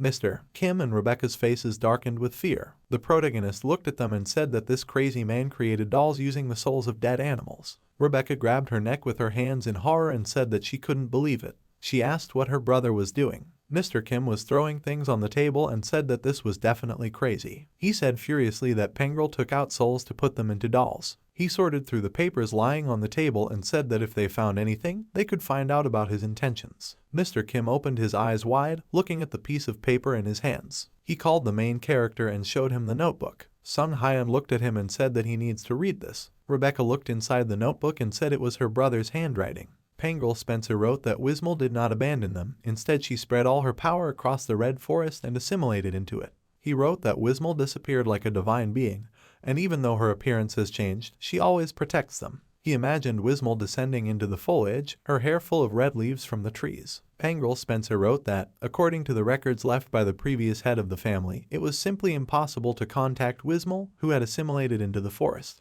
He wrote that he thought this was not true and he needed to make a doll of her. Pengrel wrote that if he managed to convey the will, strength and religiosity of the goddess in the created doll, then Wismel would regain his divinity. The protagonist looked with disgust at Mr. Kim, who pushed him away, trying to look at the diary. He asked what it all meant. Sung Hyan elbowed him and told him to move away. Rebecca put her finger to her lips and said that she never thought about Wismel turning into the Red Forest. Mr. Kim stood up on both feet, saying he didn't fall. He asked if this was possible, because even if he managed to extract religiosity from the Wismel church, how was he going to transfer the will and power of the goddess? Sung Hyan put his hand on the open page of the diary with the picture of Wismel's hand and said that this is written here. He started reading. Pengrel wrote in his diary that ordinary people cannot collect the power of the goddess, but this becomes possible if they use the remains of the god. Sung Hyan continued to read that after much thought, he decided to find what was left after Wismel disappeared. The creature smiled a red smile and said that he used Wismel's right hand. Sung Hyan looked up. There was a creature sitting on the cabinet, from which red energy emanated, and the face and left hand of this creature were decorated with a white pattern. It said they snuck in like rats and they did well. Mr. Kim ran up to the protagonist with a shovel in his hands. He asked if the voice belonged to Pengrel. Sung Hyan closed the diary and put it aside, after which he said that he was spying on everything with the help of a doll. The doll began to climb down from the cabinet. Pengrel said through it that it was easy to use her hand to gather the power scattered throughout the Red Forest, but it had the side effect of losing the forest's protection. The protagonist narrowed his eyes upon hearing this. Rebecca said anxiously that she now understood why the monsters in the Red Forest had become so violent. Sung Hyan said that although the main reason for this was the leakage of Cameron's magical energy, Pengrel Spencer was the second culprit. The doll descended to the ground, emitting red energy from its body. Rebecca looked at him angrily and asked him how he dared to do this. She said that a lot of people in the Red Forest were hurt because of him. The Pengrel doll stood up and he said that if Wismol was restored, Tracody would be healed and the small number of casualties was a very minor problem. Sung Hyan grinned and said that it was really a minor problem. His face darkened and he looked at the doll with a look of disgust, holding his hands in his pockets. The protagonist said that the real problem is to gather the will of the goddess. The doll smiled and said that he was thinking. A bead of sweat ran down Mr. Kim's face. He asked what they were talking about. Sung Hyan said that there is only one will left behind by the disappeared Wismol, and these are the souls of the inhabitants of Tracody, her descendants, whom she left behind to protect the Red Forest. Mr. Kim and Rebecca stood in shock from the horror they realized. Many drops of sweat flowed down their darkened faces. Mr. Kim grabbed the shovel tighter and asked if the dead animals inside that room were part of an experiment to completely remove the soul. Rebecca's hand shook as she held the sword. She asked if he had already harmed the villagers. She looked at the doll with wide open eyes, holding the sword point in front of it. Rebecca asked her brother if the people from Tracody disappeared because of him. She hoped that wasn't the case. The smile disappeared from the doll's face, and it named her Luina. The doll smiled again and Pengrel confirmed that he was to blame for the disappearance of the residents. He said that he needed to extract them and see for himself whether her will was truly contained in their souls. He remembered how he stood near the pile of dead Tracody residents with the extracted soul in his hand. Rebecca's face showed no emotion, it completely darkened at what she heard. Pengrel Spencer said it was all for Tracody. Rebecca began to cry, furrowed her eyebrows and screamed. She ran towards the doll, shouting at him to stop talking complete nonsense. Mr. Kim raised his head and shouted at her to wait. Rebecca swung her sword, still crying. The doll easily dodged her attack. After that, it grabbed her by the neck. The golem threw Rebecca into the wall and she knocked several stones out of it upon impact. Sung Hyan stood there, bending over a little, and Mr. Kim tried to shout out Rebecca's name again, looking at her with desperate eyes. She called her brother a hypocrite. Blood flowed from her mouth and she again called her brother a hypocrite. She was sitting on the ground, and above her head there was a hole in the wall. Rebecca began to cry and asked how putting the village in danger and killing innocent people could be for the sake of Tracody. Pengrel said through the doll that she did not know that all the time she was not in the village, the inhabitants of Tracody suffered from the contempt and persecution of Camer. Rebecca cried, gritting her teeth. Her brother said that only Wismol could save Tracody, and for something greater, she had to be willing to make small sacrifices. He said he didn't expect someone like her to understand it. The main character jumped towards the doll, raising his dagger to strike. With one cut he separated the golem's head from its body. The severed head smiled as it fell down. It fell face down on the ground. Sung Hyan landed in front of Rebecca. He told her it wasn't worth keeping alive. The protagonist placed his foot on the golem's body and pressed the knife to its torso. He asked how he could deal with him. He shook hands with Rebecca, asking if she could get up. She replied that she could, and thanked the main character, standing up, holding his hand.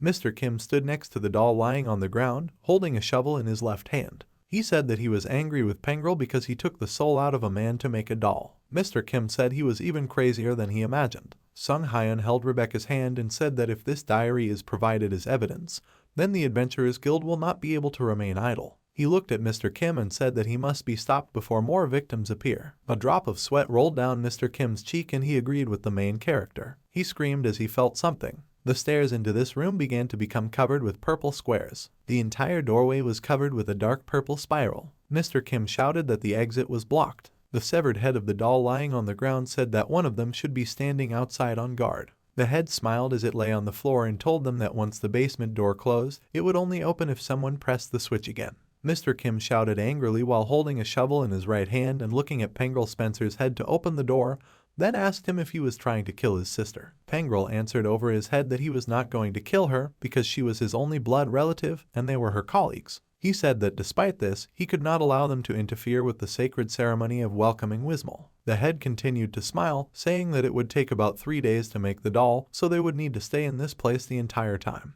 Mr. Kim struck the purple spiral with a shovel, blocking their path to freedom. Pengrel said he would open it as soon as he finished. Mr. Kim looked towards the doll's head and angrily called Pengrel a bastard. He said goodbye to them. Mr. Kim stood behind the protagonist and pointed his finger at his head, shouting and demanding to wait. Sung Hyan smashed the doll's head with his foot. He said they were out of luck. Rebecca looked at him, blood on her chin. She asked what they should do and suggested digging a hole and making a tunnel out. The protagonist said gloomily that this was impossible. He looked at the purple spiral that blocked the exit. He said it was most likely some kind of subspace. If they try to break out, they will fall into a spatial abyss. Rebecca apologized for telling them to come here. She lowered her head, feeling guilty about what happened. Mr. Kim tried to calm her down by saying that thanks to her they knew what Pengrel was up to. Rebecca said it was no use as they wouldn't be able to get out of here and said things would have been different if she had stayed outside. Mr. Kim furrowed his eyebrows and told her not to worry. He looked towards the main character, smiled and said that there must be some way. He looked at Sung Hyan with eyes that sparkled with golden sparks. Mr. Kim mentally asked the main character for help. The protagonist looked at him skeptically and wondered if Mr. Kim really considers him an expert in fixing everything in this universe. He looked at the fragments remaining from the clay doll's head. He did a lot of mathematical calculations. Sung Hyan asked Rebecca if she could use the powers needed to control the dolls. She turned in his direction, startled and surprised, and said that she was not a professional in this matter, but she knew the basics. Sung Hyan smiled upon hearing this answer. He crossed his arms and bowed his head. The protagonist told Rebecca that if she did well, they might be able to get out of here. Mr. Kim clenched his hand happily, saying that he believed in him. Rebecca asked in surprise how they could get out. Sung Hyan said that the method is simple, but at the same time complex. He said that she needed to use her ability to control dolls like Pengrel to press the switch behind the door. A doll dressed as a maid holding a broom is moved by the strings of a puppeteer above her. Sung Hyan said that if they can't go out themselves, then they need to use someone outside.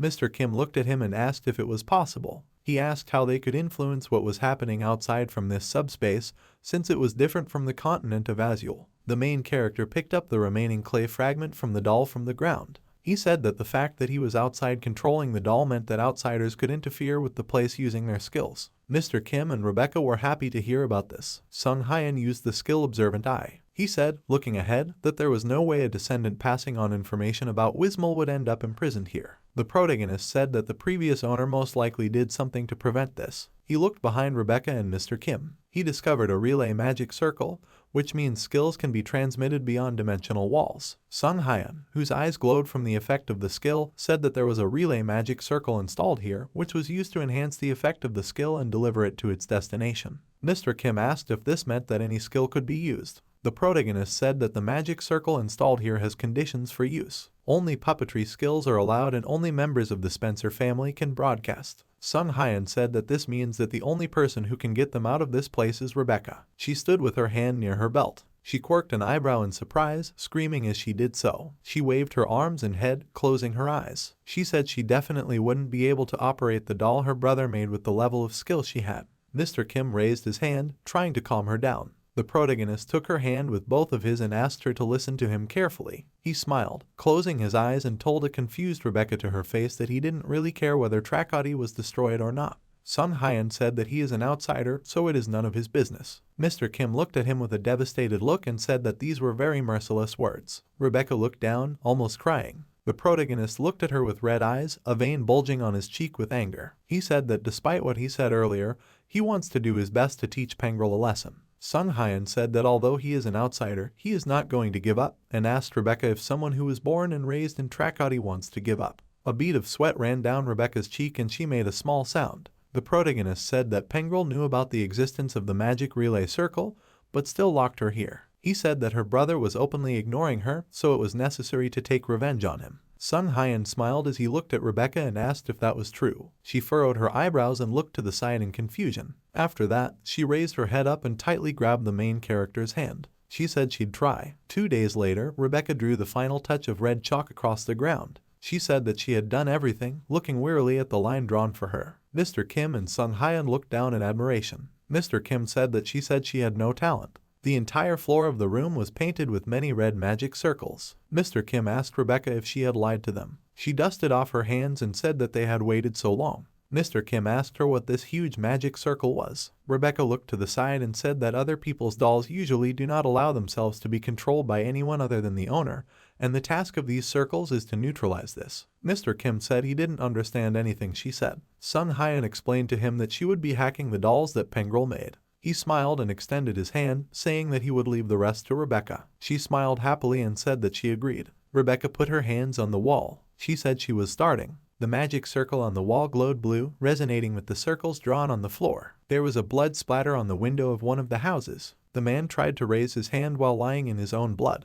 Ziggs looked at his killer's feet and asked what his intentions were. Pangrel Spencer smiled as he looked at him, holding a long knife in his hand. Ziggs was surprised to recognize him. After Rebecca placed her hands on the wall, she was able to see her brother's room, where 2 dolls were being cleaned. She chose the doll closest to her, which was making the bed. 2 crosspieces appeared above the doll, threads from which reached out to the doll's limbs. The doll began to tremble, controlled by these threads. Rebecca realized that she had succeeded. An electric shock ran through her hands. He screamed and blood began to flow from her nose. Mr. Kim asked if Rebecca was okay. She replied, holding her hands on the magic circle, that she was fine and everything was fine. Sung Hyun thought as he watched what was happening that, apparently, it was very difficult to control the puppet of a highly skilled puppeteer. Mr. Kim said, worried about Rebecca that she was going to faint. Sung Hyun looked down, noticing something. 2 rat golems were running near his feet. He raised an eyebrow at them and then realized that they were ego golems created by Pangrel. The protagonist thought that these rats could feel the similarities between them because they are blood brother and sister. He told them they could go help if they wanted. The ego golems looked at him with red eyes. After that, they ran towards Rebecca, and Mr. Kim flinched when he saw them. The rats jumped on Rebecca, who had her hands on the magic circle. They began to run around her neck, and she looked at them in bewilderment. The magic circle began to stabilize. Mr. Kim raised his eyebrows and said that the warped magic circle was being restored. Sung Hyun smiled and said that golems, apparently, also understand puppetry. Rebecca closed her eyes, sweat running down her cheek. She thought about what she had to endure. The doll she controlled walked towards the painting. Rebecca thought that she needed to hold out a little longer. The doll pressed the switch with its hand. The purple spiral opened, revealing a passage. Mr. Kim happily shouted that the passage was open, after which he praised Rebecca, who still had her hands on the magic circle. She fell to her knees and the rat jumped off her. A rat golem jumped down and pulled her glove, while another one held onto her hair. Rebecca smiled tiredly, closing her eyes, and said that she could. Sung Hyun smiled as he looked at her from behind. He closed his eyes and said he knew she could handle it.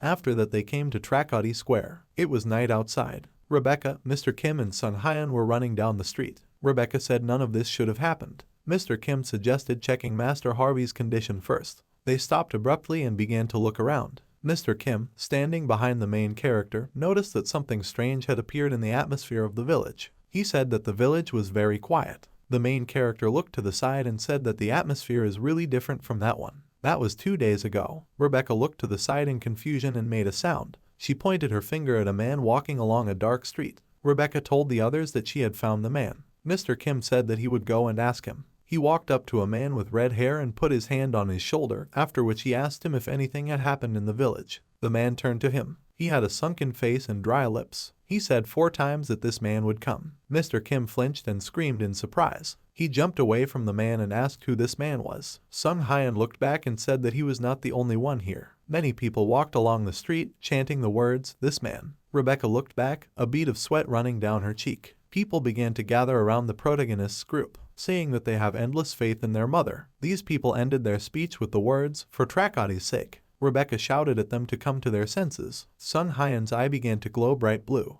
The system window notified him about the use of the observant eye skill. All of these people were in a state of addiction, confusion, and addiction to ethanol. The protagonist frowned and said that it was a hallucinogen. He said Pangrel seemed to have a hobby of distributing drugs to others. Mr. Kim began to cry, asking if this meant they had to live like this for the rest of their lives. Sung Hyun replied that they just need to wait until the drug leaves the body. He noticed the passage and suggested that they just leave because they could not fight with the locals. The protagonist ran forward. Rebecca looked back to look at Mr. Kim, who ran out of the crowd, pushing someone along the way. The people of Trakoti continued to chant the words, "This man will come." They stretched out their arms, trying to grab Mr. Kim, who was lagging behind the others. The main character's group ran to the entrance into which the main character wanted to get. Mr. Kim was breathing heavily and said they broke away. Rebecca ran, also breathing heavily. There was a doll workshop in front of them, and they shouted joyfully that they had arrived. Sung Hyun opened the door and shouted, asking if Elder Harvey was here. He opened his eyes wide. The protagonist called Ziggs. He was lying on the floor, huddled and holding his stomach with his hand. Sung Hyun crouched down to him, calling his name and asking if he was alive. He shouted at him to come to his senses. Ziggs' face turned yellow and called the main character a healer. He asked him to help.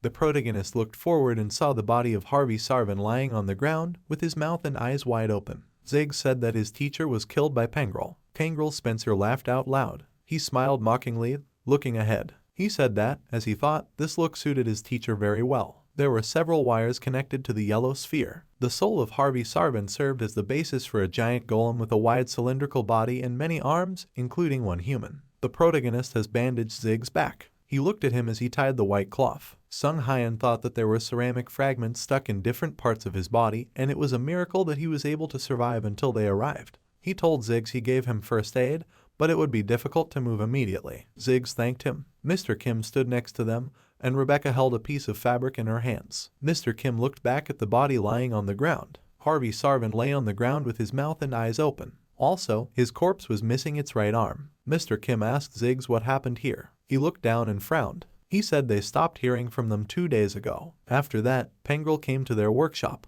He proposed to them. He remembered how Pengrel came to their workshop and said that if they cooperated with him, he would give the medicine. Harvey Sarvan pointed a finger at him, and a vein on his cheek bulged with anger. Ziggs said that if everything had been the same as before, the teacher would have been so angry that he would have simply kicked Pengrel out, but the medicine had worn off and healer Kang Sung Hyan was nowhere to be found. Harvey gritted his teeth as a bead of sweat ran down his face. Ziggs said, closing his eyes, that his teacher was very nervous and eventually agreed to the deal. He sat cross-legged and said that Harvey said that life is more valuable than anything, which means he has no problem with overstepping his pride. Mr. Kim was sweating and said that he was very consistent. Sung Hyan looked down and asked what Pengrel's demands were. Ziggs said that they were talking about identifying the problem of the Pengrel Ego Golem, which does not use magic and still needs some work. He said while sitting on the floor that the teacher helped Pengrel make the golem and easily found the problem. Ziggs said the problem was this. He remembered how Pengrel Spencer joyfully opened his arms, looking at his golem. Pengrel said he didn't expect things to be fixed so quickly. Harvey Sarvan drank the medicine while standing behind him.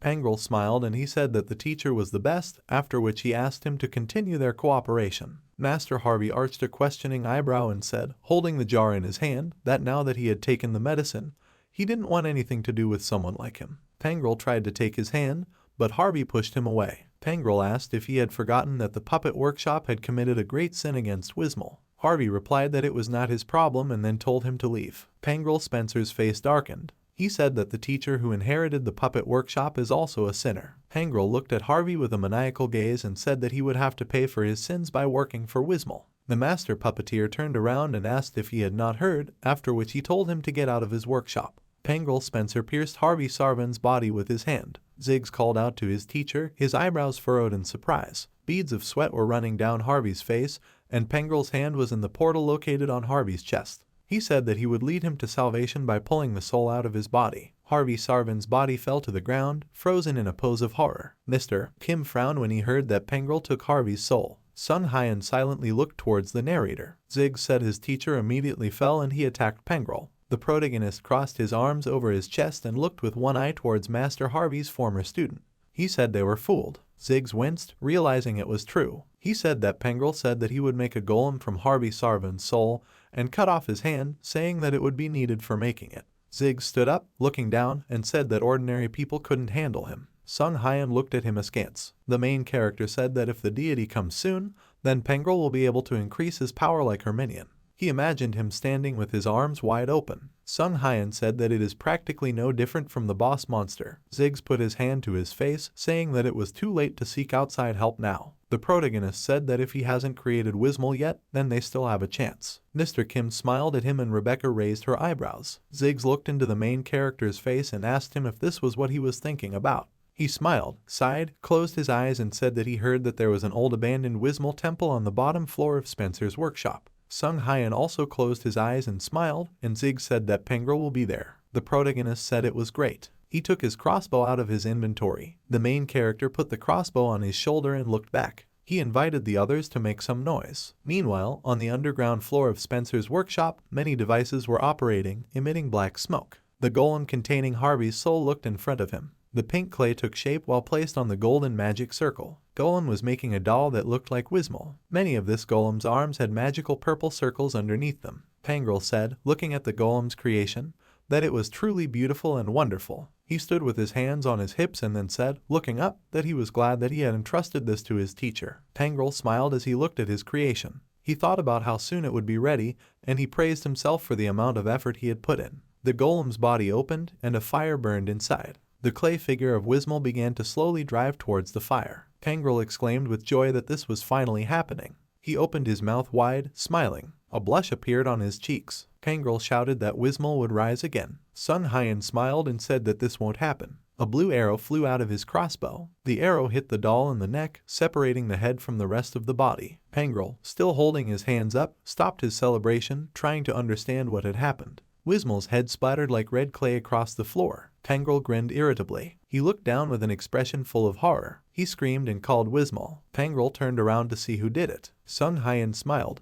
holding the crossbow in front of him, and exhaled. He, Mr. Kim, and Rebecca stood with their guns ready. Sung Hyen said that there is nothing more exciting for him than disrupting someone's plans when that someone is one step away from their goal. Pangrel's face twisted with anger. The protagonist smiled, holding the handrail, and then asked if this was so. He told him that they had not seen each other for a long time. Sung Hyen put his hand on the railing and the crossbow on his shoulder and smiled. He told Pangrel that 2 days had already passed. The vein on Pangrel Spencer's face bulged with anger. He asked how the protagonist ended up here. Rebecca told her brother that it was all over. Hearing this, his eyes turned red and his brows furrowed. Rebecca held the handrail with her left hand and told him to stop. Pangrel smiled, lowering his head. He raised his face full of anger, clenched his teeth, and looked at her. He asked his sister if she dared to manipulate his dolls. Pangrel Spencer laughed and looked away, saying that she really stays on the other side until the very end. He furrowed his brows again and shouted that he should have renounced her a long time ago. Rebecca also frowned and asked what it meant to renounce. She leaned down, clutching the rail tightly,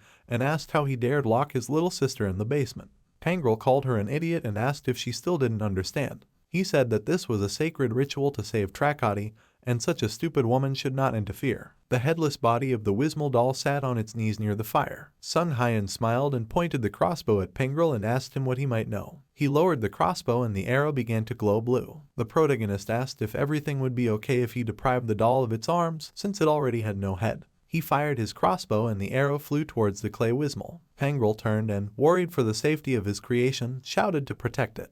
The golem turned when it heard the order. He deflected the arrow with one of his hands. The arrow remained in his hand, along which cracks appeared. Pangrel opened his arms wide and laughed, saying that as he expected, his teacher was excellent. He turned towards the protagonist and frowned, still smiling. He said he knew what to do now. Pangrel looked at the protagonist's group, who were looking at what was happening with gloomy faces. He told the teacher to crush them. The golem jumped into the air. Red energy swirled around Pangrel and the golem. He shouted to the golem, laughing and waving his arms, to carry out the order right now. The golem swung his fist, bringing it down. It hit the ground, and the protagonist's group jumped back, dodging his attack. Mr. Kim landed on the wall saying he was scary. Rebecca landed on the rail and then asked Master Harvey for forgiveness. She and Mr. Kim jumped towards the golem. They cut off one of his arms with a joint attack. Rebecca said she had no choice but to cut off his hand. Pieces of his destroyed arm began to fall to the floor. The golem raised his hand, which began to glow red. A red magic circle appeared under his hand.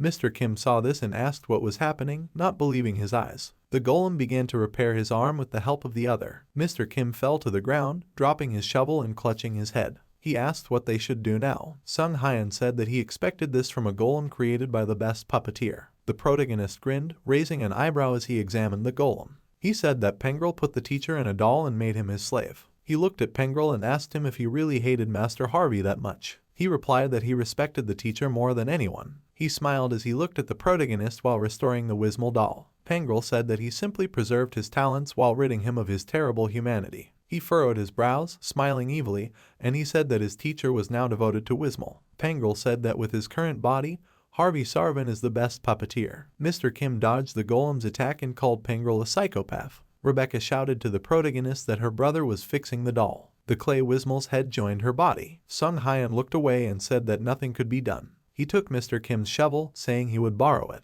Mr. Kim asked why he needed a shovel. Sung Hyen used the skill Observant Eye. His eyes glowed blue. He smiled and told Mr. Kim that he needed to get ahead. The system window showed the protagonist where the connections of the Harvey Golem sphere are located. The main character ran with a shovel in his hand towards the six-armed golem. The golem punched Sung Hyen. He parried the blow with a shovel, at the same time striking his arm from below. He jumped into the air, raising his shovel to strike. His eye reflected the golem's joint. The protagonist thought that he needed to target the main joints and destroy them before he could rebuild them again. He severed several of the golem's joints with his attacks. Sung Hyen dodged the attack. The golem tried to hit it with its remaining 4 arms, but to no avail. It hit the main character with his fist, and he screamed in pain. The protagonist closed his eyes, being in an inverted state. He thought that he should have taken into account the fact that he would be beaten back. Sung Hyan placed his foot on the golem's toe. He bounced off the finger, jumping onto his hand and jumping again, swinging the shovel. He struck the golem 4 times with his shovel. Mr. Kim and Rebecca stood with their mouths open, shocked by his skill. Sung Hyan sank to the ground, holding the shovel behind his back. The golem's limbs, having lost all its arms, began to fall to the ground. Mr. Kim shouted that this was amazing. He ran up to the protagonist with Rebecca and asked if he was okay. Sung Hyan smiled, frowned and handed over the shovel, after which he said that he was fine, except for the fact that he broke a bone. Mr. Kim shouted that he was not okay. The steel door next to the conveyor belt on which the clay Wismol doll sat slammed shut. Mr. Kim turned in that direction irritably, asking what it was. Sung Hyan held his stomach, looking in the same direction. Pangrel Spencer stood with his arms wide open as he looked at Wismol's face in the clay oven that was emitting black smoke. Mr. Kim shouted that he started baking the doll. Sung Hyan pointed the crossbow in that direction and his arrow began to glow blue. Pangrel turned around, a bead of sweat running down his cheek. 2 arrows hit his shoulder and leg. Pangrel screamed, shielding his face from the arrows. He screamed, holding onto his arrow-pierced flesh. He pulled the arrow out of his body, looking angrily at the protagonist. Pangrel said that he got in the way until the very end. Sung Hyan smiled at him and said that he came here to have fun. Pangrel pulled out the second arrow and said that he wanted to leave him alive. He said that he would have to kill him right now. Pangrel put his hand on the conveyor belt. Magic circles appeared under his hand, as well as throughout the room. Red earth began to appear from them. Pangrel used the mass doll creation skill. Sung Hyan looked annoyed at the dolls appearing around him and said that this was an annoying skill. Mr. Kim pointed his thumb at himself and said to leave them to him. The protagonist smiled, waving his hand at him, and then asked if he had finally agreed to take on the role of a tank. Mr. Kim strained his leg. He said quantity is not a problem for him. He ran past all the dolls, cutting them apart. The dolls fell into pieces after his blows. Rebecca looked at the spreading dolls walking towards her. She thought that, most likely, the quality of the dolls produced had dropped due to the injury. Rebecca stretched her arms out in front of her and created a blue magic circle. She shouted that in this case she would also be able to control them. Magic circles appeared above the golems. From these circles appeared threads that were tied to the doll's limbs. Sung Hyan ran past the golems being controlled by Rebecca and the golems being destroyed by Mr. Kim. He pulled out a dagger from his inventory and thought that they didn't have much time, which meant they had to finish everything with one blow. The protagonist ran up to Pangrel. He sat with his head down and his hand pressed to the ground. Sung Hyan thought that it was now that he let his guard down. Pangrel Spencer sharply raised his head up, looking towards the protagonist. He used the Earth Shield skill with a wave of his hand. The ground formed into a shield in front of the protagonist, but he swung back to strike. Sung Hyan stabbed his dagger into the earthen shield that Pangrel was holding. The shield shattered from the impact. Pangrel howled in tension, shielding himself from the protagonist while still keeping his hand on the ground. Sung Hyan smiled. He said it appears Pangrel's luck has run out. The Wismol mark appeared on his hand. The protagonist hit the shield with the dagger he was holding in this hand. Pangrel closely followed the movements of the protagonist. The protagonist used the Earthbone skill on the shield. The system window reported that the earthen shield was turning into bones. Sung Hyan swung his dagger at the now defenseless Pangrel. The protagonist smiled, swinging a dagger that emanated a blue aura. He said he has good skills. Pangrel screamed in fear as he looked at the protagonist. Sung Hyan struck his neck. Pangrel Spencer's blood stained the basement wall of the workshop. Rebecca turned away and closed her eyes. Mr. Kim happily shouted that it was great that the protagonist did this. He ran towards the furnace and said that they needed to quickly destroy the furnace, otherwise the doll would be ready. Sung Hyan looked down at his defeated enemy. He asked if Mr. Kim found it strange. He brought the dagger to the corpse and said that he did not believe that he died so stupidly. Pangrel said he knew this would happen. A brown hand pulled the lever. The oven door opened. Sung Hyan and Mr. Kim looked at it in surprise. Mr. Kim screamed, after which he and the protagonist jumped away from the fire. Inside the oven sat a clay Wismol. Mr. Kim curled up and asked if the door had opened on its own. Sung Hyan looked at the door in panic. He said that this couldn't happen. A clay Pangrel Spencer stood near the lever. The main character shouted that Pangrel did it. The doll opened its arms wide and also smiled widely. Rebecca asked anxiously if her brother had just died. Sung Hyan rubbed his cheek with the back of his hand. He said that this madman left a very small soul in his body, just enough for the body to move, and put the rest in a doll. Sung Hyan saw the soul inside the clay Pangrel. Mr. Kim asked if he was crazy and how he was able to tear out his own soul. Pangrel laughed and asked if they still didn't understand.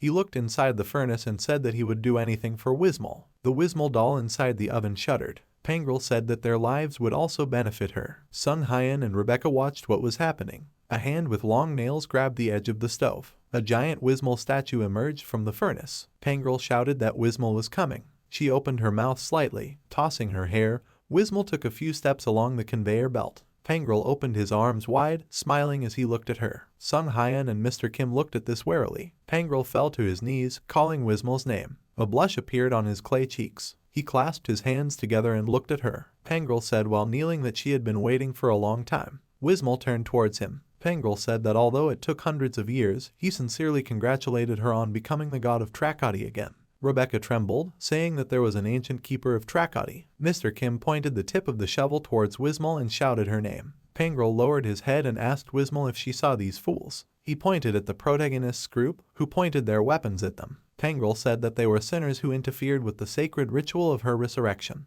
He told Wismol to punish them. She looked in their direction and nodded her head. Mr. Kim shouted that it was coming. Beams of pink energy emanate from Wismol's body. Mr. Kim said that this is a doll, which means it can simply be broken. Sung Hyan called Mr. Kim with a very gloomy face. He furrowed his brows and looked up, telling him to get ready. Wismol raised her hand up. She opened her hand. Red energy swirled around the main character's group. Rebecca and Mr. Kim screamed in fear. Sung Hyan opened his eyes wide, sweating profusely. His hair and clothes fluttered as if from a strong wind. The system window reported that he was experiencing a feeling of intense awe and his mind power was decreasing. Rebecca dropped her sword. Wismol held her hand open to the protagonist and his companions. Mr. Kim, holding his shovel with both hands, asked what was going on. He said his body was getting heavier. Sung Hyan squinted his eyes in tension and said that it was awe. Wismol's eye glowed yellow. The protagonist explained that this is a special skill of divine entities that reduces the power of the mind. He said that this ability is what makes low-ranking beings difficult to resist.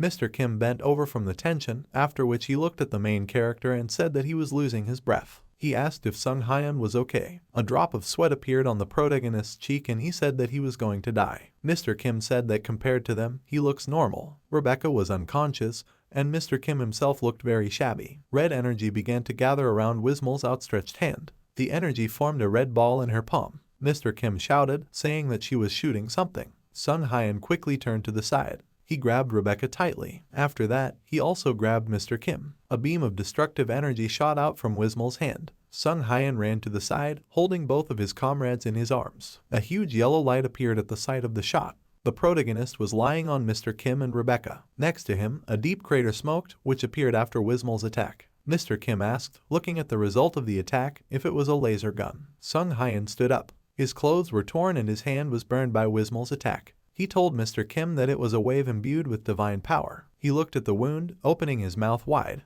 He grabbed the edge of the wound with his hand, shouting that the protagonist's hand was wounded. Sung Hyan gritted his teeth and used the stop bleeding skill on his arm. He put his hand to the wound and the wound glowed orange. The protagonist said it was just superficial damage. Wismol looked in their direction. Sung Hyan said that she is as strong as before even though she has become weaker. Mr. Kim asked if he thought this was a weakening. Beams of red energy fly around Wismol. Sung Hyan explained that now the goddess has only half of the inhabitants of Trakati under her control, and even then only under the influence of drugs. He said that she is much weaker compared to her golden times. Mr. Kim looked at Wismol and asked if that meant they had a chance. Sung Hyan looked askance in the same direction, and then said that the gods could easily destroy an ordinary person. Pangrel Spencer, standing next to Wismol, laughed. He said it was incredibly stupid. He waved his hand in front of him, inviting Mr. Kim to say right now that he wanted to become a loyal follower of Wismol, and then he would spare his life. Mr. Kim asked if he was serious. Pangrel said that he now needs a new guard golem to protect Trakati. Sung Hyan and Mr. Kim got angry when they heard this. Mr. Kim angrily pointed his finger at Pangrel and asked if he really wanted to use him as a slave. He asked if this is what Pangrel calls mercy. Wismol began gathering energy in her hand for another attack.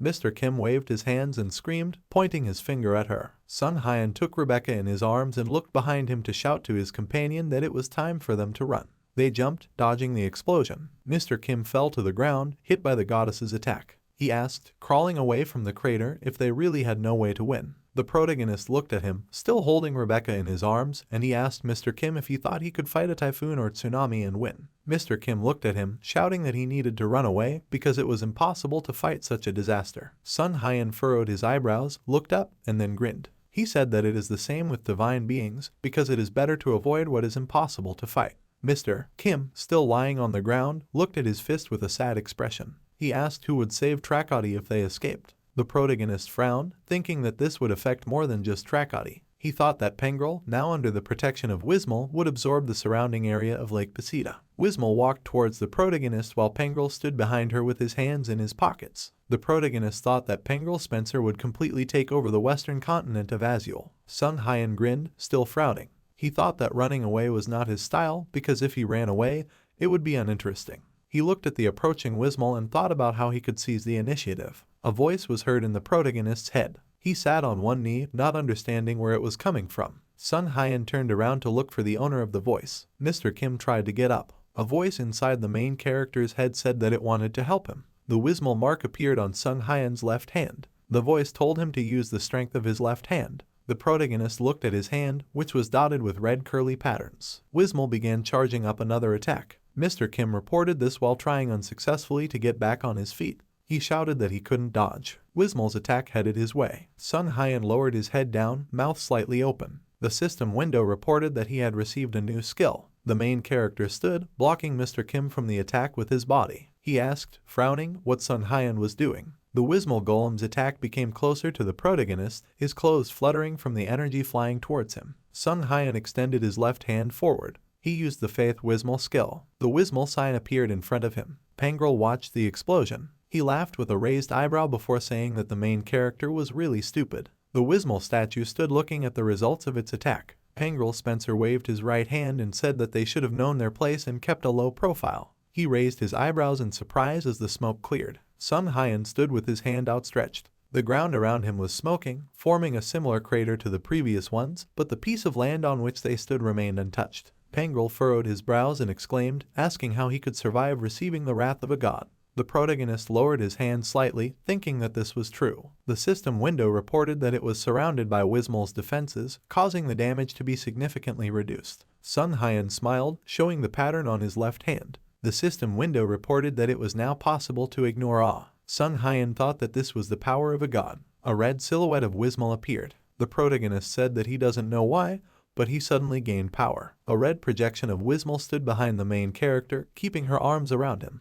He looked at his hand. Sung Hyan took his left hand with his right hand by the wrist and said with raised eyebrows that now he can play a little. Mr. Kim asked if the main character was okay. The protagonist replied that everything was fine, as he saw. He smiled, clenching his left hand into a fist. Mr. Kim tearfully told him that he should have told him earlier since he had such abilities. He added that he almost lost consciousness. Clay Pengrel clenched his white teeth. He asked how the man was able to deflect Wismol's blow. He waved his hand to the side, indignant. Pengrel shouted that this was simply impossible. The Wismol statue began to charge up a new attack, holding both hands out in front of it. Sung Hyan, holding his hand in a fist, looked at the approaching cloud of energy. He shouted to Mr. Kim to hide in a safe place. He replied that he could not do that. The protagonist smiled as he looked at him. He said it was his responsibility to protect his comrades. Mr. Kim puffed out his cheeks, wondering if the main character meant to say that he should just leave to get out of the way. Rebecca rose from the ground, clutching her head. Mr. Kim smiled, clenched his hand into a fist and said that he understood.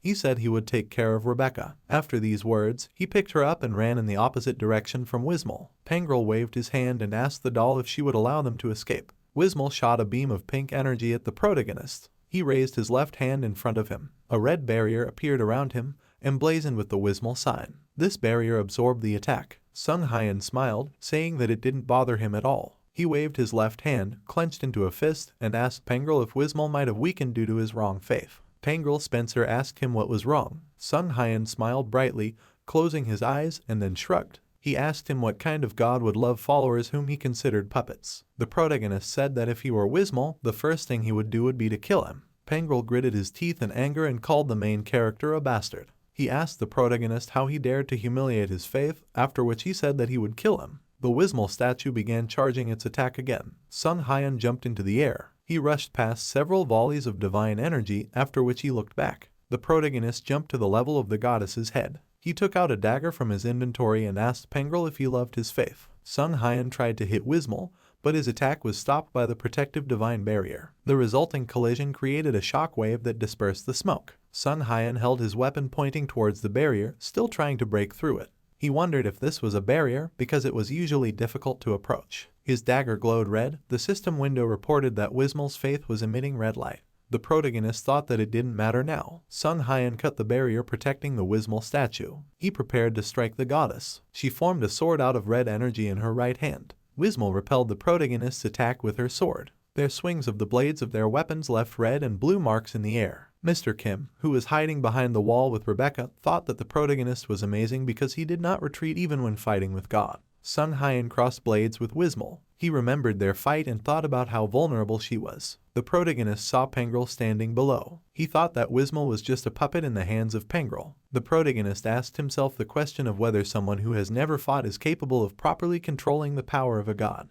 Pengrel Spencer gritted his teeth, worried about his goddess. Sung Hyan said that even the strongest will not be able to show his abilities if the commander fails. The protagonist grinned, striking the goddess's sword with his dagger. He said he couldn't show his abilities. He knocked the sword out of Wismal's hand. Pengrel Spencer furrowed his eyebrows and shouted Wismal's name. The protagonist jumped again to the level of the statue's head. He thought that he could destroy this doll if he hit it now. Sung Hyan frowned as he raised his dagger to attack. He asked himself if it was safe. He remembered the people he met in Trakati and thought that the souls of the inhabitants of Trakati were in the body of this creature. The red projection of Wismal leaned towards his ear. It called the protagonist a child from another world. Wismal asked Sung Hyan to break the connection between her and this child. She looked at Pengrel Spencer with closed eyes. She said that if this happened, she would be able to awaken. Sung Hyan flew towards the statue, thinking about what it would mean to break the connection. His eyes widened as he realized the meaning of Wismal's words. Pengrel stood on the ground and looked up with his hands down.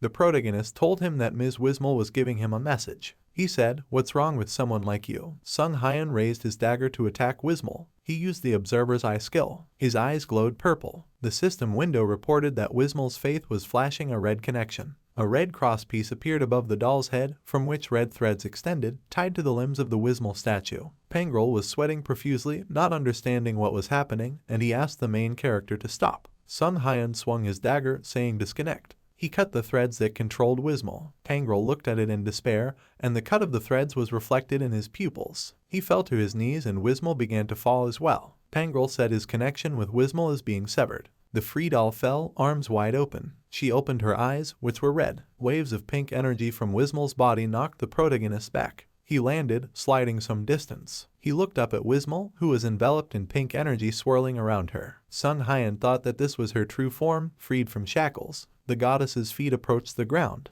There were many curling patterns on her body, similar to the one on the protagonist's left hand. This is the god Trakati, Wismal. Sung Hyan knelt in front of her on one knee, holding his hand on the other. Wismal smiled and expressed her gratitude to the protagonist. She grabbed a lock of her hair with her hand and said that thanks to him she was able to awaken. Sung Hyan smiled back and bowed his head slightly, after which he said that it was not worth thanking. Wismal turned her head and her expression changed to a serious one. She looked at Mr. Kim, who stuck his head out to watch what was happening. He winced when he realized he had been spotted. Wismal bowed her head and closed her eyes, saying that she was very sorry and she should have been faster. Sung Hyan also bowed his head and said that everything is fine. Pink energy began to gather in Wismal's hand. Beams of divine energy from her body reached towards Mr. Kim. Waves of red energy enveloped the bodies of Mr. Kim and Rebecca, and their injuries began to heal. Rebecca was still unconscious, and Mr. Kim looked in surprise at the Wismal's power enveloping him. Rebecca opened her eyes slightly. The system window reported that the spiritual energy had begun to be fully restored. She stood up and said it was incredible. Mr. Kim looked at his hands, saying that all his wounds had healed. Wismal smiled, closing her eyes. She turned away from them and told the protagonist that he also had wounds. Sung Hyan said that he is fine and she shouldn't worry about him. He looked at her with raised eyebrows. He thought that she was truly unique, because usually gods are arrogant and demand worship from people. Wismal looked at him sadly, placing her right hand on her chest and holding her right hand with her left. Sung Hyan thought that she was so kind to them. Pengrel Spencer lowered his head and asked if Wismal really helped the protagonist. He put his hand on his chest and asked why she did this, because he was the one who resurrected her. Wismal turned towards him. The main character chuckled, saying that he brought her back to life in order to use her for his own purposes, and this is unlikely to make her happy. Wismal stood with her hands folded. Sung Hyan kept his right hand in his pocket and invited her to tell him how he deceived her. Mr. Kim pointed his finger at Pengrel and called him a soulless scoundrel using God. Pengrel sat silently on his knees. The goddess smiled and turned around, after which she answered them, saying that she did not need all this. She said that although she had made a great mistake, this was a child from Trakati,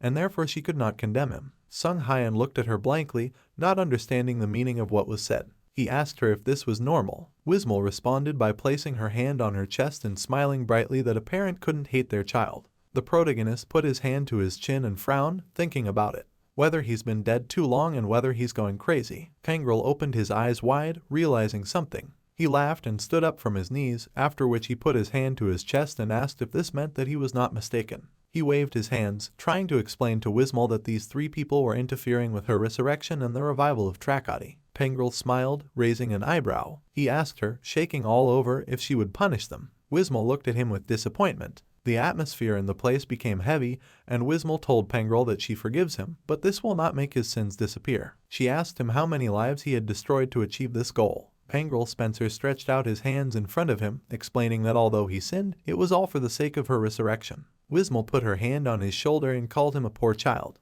She held him by the shoulders and said, looking into his eyes, that his greatest sin was that he tried to resurrect her. Pangrel opened his eyes wide and asked her why she was saying that. He remembered everything he had done. Pangrel said that he forgot about her because of the dolls. He said transferring power to Camera was not enough. He said that he even contributed to the downfall of the sect. Pangrel said in despair that everyone hated him. Wismal closed her eyes, sadly listening to his story. She said she didn't hate him. Pangrel asked her why. She smiled kindly, then released him and said that a parent cannot hate his children. Wismal said that her existence was very painful. She said it pained her that her beloved children had lost their identity and become her puppets. Pangrel staggered and stepped back. He said it was impossible. He looked ahead with an empty gaze, saying that she didn't hate, which means she didn't want resurrection. Sung Hyan continued the speech he started about how he was a complete idiot all this time. He said that even a person like him is capable of forgiveness. The protagonist approached him, holding a dagger in his hand. He walked around saying that Pangrel was just a villain using the name of God to create chaos. Pangrel clenched his right hand into a fist, waved his left and shouted that it was not so. Wismal looked at the protagonist sadly. He went on to say that Pangrel did everything for Wismal but always blamed the dolls and Camera. He pointed his finger at him and said that Pangrel broke her heart.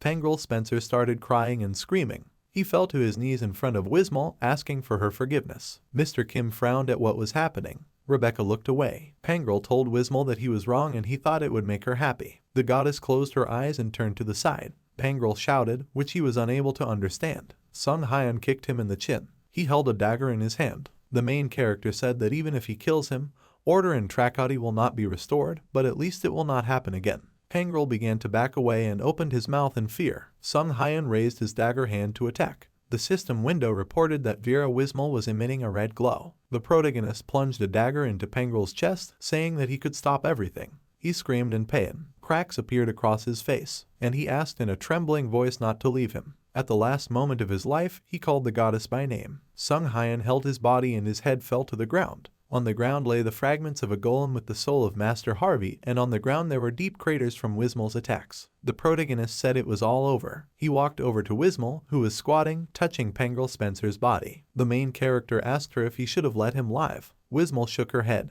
She said with a face full of sadness that this child has made too many mistakes. Wismal said that she can forgive, but others will not forget. She touched the hole in Pangrel's body left by the protagonist's attack. The goddess said that she was ready for this, but she was still in pain. Rebecca came up to her and said it was because it was family. She stood and cried, looking at the body of her brother. She said that no matter how bad they were still family. Wismal looked at her in surprise. She hugged her with her arms. She smiled as she held Rebecca in her arms and then asked her if it was hard for her. Wismal opened her eyes and said, smiling, that she was glad Rebecca was okay. Rebecca looked at her, still crying. She called her name. They both stood hugging next to the destroyed body of Pangrel Spencer. Sung Hyan and Mr. Kim stood on opposite sides next to them. Smoke dispersed throughout the room. The protagonist said that he had some questions for Wismal. The goddess clasped her hands together and asked him what questions he had. Mr. Kim walked over to Rebecca, who was squatting with her hands on her knees. Sung Hyan said that he has a lot of things that need checking.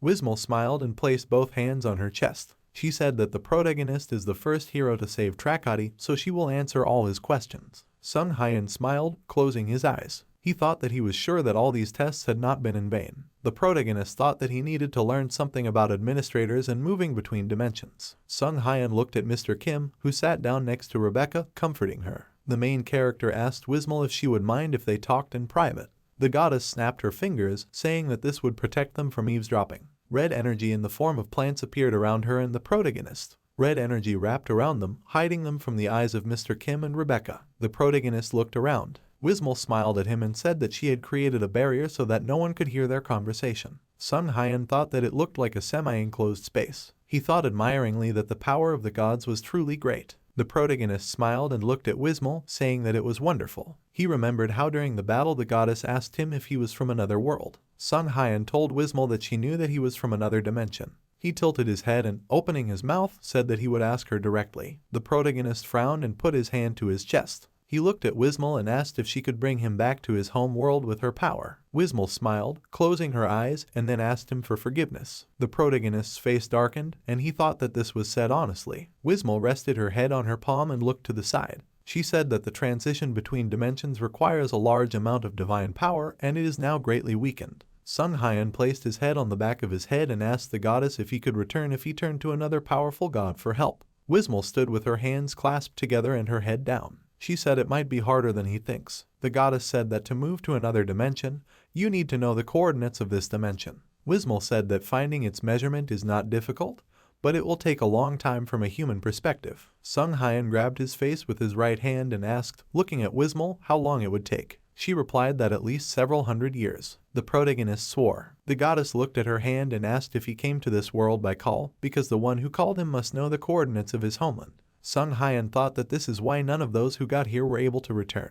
He imagined a blue woman reaching out to the system windows. The protagonist thought that he would have to cooperate with the administrator. Wismol asked if there was anything else he was interested in. The protagonist said that he wanted to ask about this first. He asked her about how she was able to interfere with the status screen. He remembered how Vera received the Wismol. Sun Hyan said that she used the status screen to transfer her power to him. He said that he had met many creatures, but no one could do anything like this. Wismol looked at him and said that she didn't know it was called a status screen and it was no surprise that no one could tamper with it. She said it was a system created by a being of colossal power. The blue woman was holding a blue card in her hands, on which several multicolored scales were depicted. The protagonist asked how Wismol managed to do this then. She replied that it was very simple. Ono put her left hand on her chest, took it with her right, and then said that she was registered in this status screen. Sun Hyan's eyes widened as he realized that because of this, he was able to register Wismol's left hand in the status screen. The main character looked to the side, thinking about the possibility of having enough power to become part of a god's system. He wondered who this administrator really was. He remembered the tape measure, the crossbow, and the Wismol hand. Sun Hyan thought that if obtaining shrines is a condition for registering a god,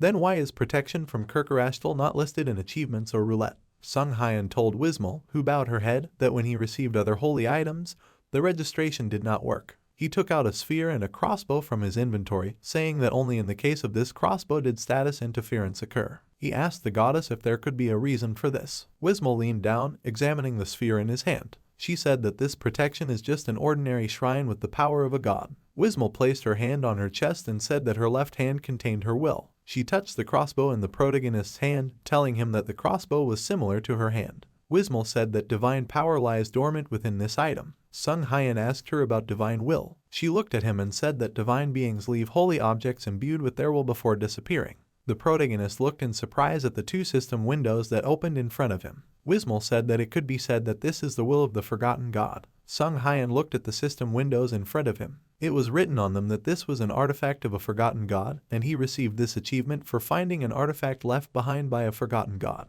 The protagonist looked at the windows in front of him and thought that Wismol was right, and all the damaged symbols were restored. He thought that he didn't know why, but the administrator accumulates the will of the gods in objects. Sun Hyan put the items back into his inventory. He thanked Wismol and said that he received a huge amount of information thanks to her. The goddess smiled, looking at him, and then said that she was glad that she could help. The protagonist frowned and asked her about what happened to Trakati in the past. He asked her if she sacrificed herself to save Trakati. Wismol crossed her fingers in her stomach area. She closed her eyes and apologized, saying that her memory of that long ago was clouded. Wismol lowered her hands and said that this might be due to the unstable resurrection. The protagonist said that he understood. Wismol said she remembers exactly who fought her. She recalled how the pink and blue beams collided together, creating an explosion. There was a pink magic circle in front of her and she attacked the creature in front of her with pink blasts of energy. Wismol said that this creature was called Necromancer. It was a black man with hair burning with blue flames. Sun Hyan frowned, thinking that he had heard that name too. He thought that this meant that he was not forgotten, unlike Wismol. She stood with her mouth slightly open. Sun Hyan thought that Kerkerashtal was also a god, who died and was reborn. The protagonist introduced a white-haired man, behind whom stood a skeleton in a cloak, holding his palm over him. He thought that the administrator also seemed to be a forgotten deity. Sung Hyan frowned, looking ahead. He thought that many gods had disappeared and were forgotten. The main character imagined several deities fighting each other. He wondered if the gods were at war with each other. The branches of the barrier that Wismal had set up began to open up. The goddess stood, raising your left hand up. The protagonist walked towards the exit of the barrier. Rebecca ran up to them, calling for the main character and Wismal. Mr. Kim also approached them and asked what they were talking about for so long. Sung Hyan asked if he was really that interested, then added that it was a secret. Mr. Kim frowned, closing his eyes. He said that if he stayed with the protagonist, he would die of curiosity. Sung Hyan smiled and said that he was free to leave. The protagonist thought, putting his hand to his chin. He thought about the reason why the gods disappeared and were forgotten. Mr. Kim stood behind him, trembling and crying. Sung Hyan thought that if he could find out the reasons for the deities' attacks on each other, then he would be able to understand why the administrator was accumulating the will of the gods. He extended his hand towards the blue woman looking through the system windows. After that, he clenched his hand into a fist, looking at the ground in front of him. The protagonist thought that when he finds out the true goal, he will make them crawl at his feet. Sung Hyan clenched his fist even tighter. His eyes glowed blue and he grinned evilly. The protagonist thought that he would repay the debt to the gods tenfold. The administrator extended her hand to the system window with the image of the protagonist. There were many other system windows around it, as well as circuits. She said that she would wait for him. The protagonist, Wismal, and the others took to the streets of Trakati. The orange roofs of the houses are overgrown with greenery. Mr. Kim crossed his arms and said that it was still quiet outside the estate. Sung Hyan explained that half of the residents were under the influence of drugs, and the remaining half had their souls ripped out. Wismal, with a look of deep sadness on her face, said that because of her, many children lost their lives. Mr. Kim put his hands behind his head and asked the main character if it was possible to save Harvey, because the soul remained in the golem. Sung Hyan turned towards him and said that it would be difficult. He said that even if they retrieved the soul, there would be nowhere to put it since Harvey's body was long dead. The protagonist remembered the destroyed golem lying on the ground, as well as Harvey Sarvin, who died with his mouth and eyes wide open. Rebecca became sad and looked down. She said that she would probably never see her comrades and sister again. Wismal turned to look at her. Rebecca started to cry. Wismal put her hand to her cheek and asked her not to cry. The goddess smiled, looking at Rebecca, and then said that she did everything she could. Rebecca said the name Wismal. The goddess stroked the crying Rebecca's cheek. She said to leave it to her. Wismal glowed orange. She asked if Rebecca had forgotten. Wismal smiled, closing her eyes and stretching her arms out in front of her. She said she is a patron of Trakati. A magic circle appeared under her. Energy began to swirl around her. Pink beams scattered across Trakati, creating white clouds of light in their path. Yellow silhouettes of people began to appear from these clouds of light. Mr. Kim's mouth opened in surprise. Sung Hyan raised his eyebrows and then said that this is the resurrection of the dead. Mr. Kim looked his way and asked if he meant actually raising the dead. The protagonist said that he really meant it. He said that it is one of the 3 greatest taboos for man, and also an achievement that no man has been able to fully achieve. Sung Hyan put his hand in his pocket, looking at the yellow people starting to look around. From the yellow light appeared Marcin Quad and the guy with glasses from the archives. The main character said that only the gods are capable of such a miracle. Rebecca cried as she watched what was happening. She said everyone is coming back to life. Rebecca turned to Wismal, smiling, before thanking her. Her eyes opened wide in fear. The goddess's body, glowing yellow, began to disintegrate into red and orange tree leaves. Rebecca called Wismal. She looked at Wismal with concern, telling her to pay attention to her body. Mr. Kim turned to the protagonist and asked him what was happening. Sung Hyan put his injured hand in his pocket and said that the current Wismal was created from the souls of the inhabitants of Trakati. 4 souls flew out of the goddess's body. The main character said that the dead were resurrected and their souls returned to their places. He said that having lost her will, the goddess would soon disappear. Wismal's body was falling apart in patches. Rebecca grabbed her hands in desperation. She screamed that this couldn't be because they had just met and didn't even have time to talk.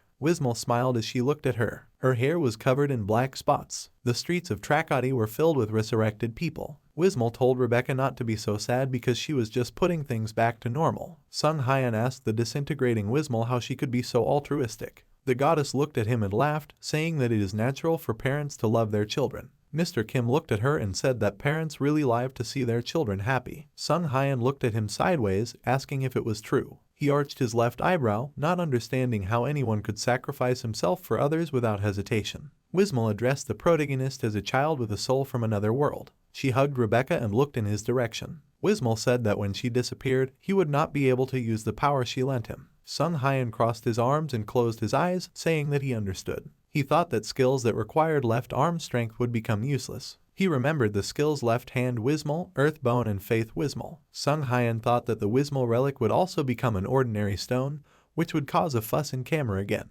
Sung Hyan was upset, realizing the loss of such good skills, especially the Earth Bone skill, which cannot be replaced by anything. He wondered if he should stop the resurrection of the dead. Wismol closed her eyes and opened the palm of her left hand. She said she wanted him to be able to continue using those skills even if she disappeared. 3 red system windows appeared in front of the surprised protagonist with the skills he received from Wismol. The goddess said that these skills need to be adapted to him. The skill color has changed from red to blue. In front of him were 2 new system windows. One window was with the skill Influence Souls, which can have a physical effect on spirits and ghosts. The second system window was with the Horus Hand skill, which summons a hand with special power. Sung Hyan realized that the skills had been modified. Wismol said she didn't have time to explain in detail, but he would benefit from those skills. Sung Hyan thanked the almost half-disappeared Wismol. Mr. Kim looked at her sadly and said that she was the nicest goddess he had ever met. Wismol looked at him tiredly and said who he was, but the last part of her words was impossible to understand. Mr. Kim opened his eyes wide in surprise and asked if those were curse words. A drop of sweat appeared on OSN Huey's cheek and he said that he didn't think so. Wismol looked at them all and said that she really had to go now. She said that she would no longer be able to protect Trakati, and from now on they would have to defend both the forest and the village on their own. Rebecca stood and cried, looking at her. Mr. Kim, standing behind the main character, also almost cried. Sung Hyan looked sadly at her departure. He thought that the curse of the Red Forest, or rather the power of Wismol that protected Trakati, would disappear. The Red Forest began to take on green leaves. The protagonist thought that outsiders would now be able to walk freely through this forest, and monsters would attack Trakati. Wismol said she believes in them. The goddess smiled, shining yellow. Beams of yellow energy scattered in different directions from her. She laughed as she disappeared and told the people of Trakati to gather their strength to overcome their difficulties and reminded them that they were her children. Rebecca wiped her face with her glove and told her they could handle it. She raised her head, still crying, before bidding farewell to Wismol. Wismol scattered red and yellow leaves to the wind, saying that she loved them because they were her children. Rebecca and Mr. Kim watched her leave, and Sung Hyan just stood there with his hands in his pockets. Mr. Kim closed his eyes and frowned, saying that if the administrator was anything like Wismol, they would have returned to Earth long ago. Rebecca, still crying, looked at him. Sung Hyan sighed and said that then they would not have been caught. The protagonist smiled and raised his index finger up, pointing to the system window. He said they got the 4th skill for free. Mr. Kim perked up, asking if he was serious. Sung Hyan raised his finger to the system window and wondered when this message appeared here. He noted that the message had the same tone as Wismol. The inscription on the system window said that this text would someday be read by a child. Wismol wrote there, folding her arms across her chest, saying that it took a lot of energy for her to create a powerful skill. She wrote that in this regard, she completed the task for him. The system window notified the protagonist about the task to collect 12,500 points. Wismol apologized for using glasses without permission because she did not have time to warn. She reported that she carefully placed the unknown item received as a reward into her inventory. The goddess ended her message with the words, "Immensely loving, your Wismol." The main character's face darkened with anger when he saw that he had 8 accumulated points left. He raised his head in the air and pumped his fist, calling Wismol before shouting that she had exposed herself without doing anything. Mr. Kim and Rebecca flinched, not expecting him to start screaming. Sung Hyan saw a pink heart-shaped cloud in the sky, inside of which was a smiling Wismol, folding her arms above her head to make it look like a heart. She screamed that she loved him. Sung Hyan pumped his fist into the sky, shouting her name.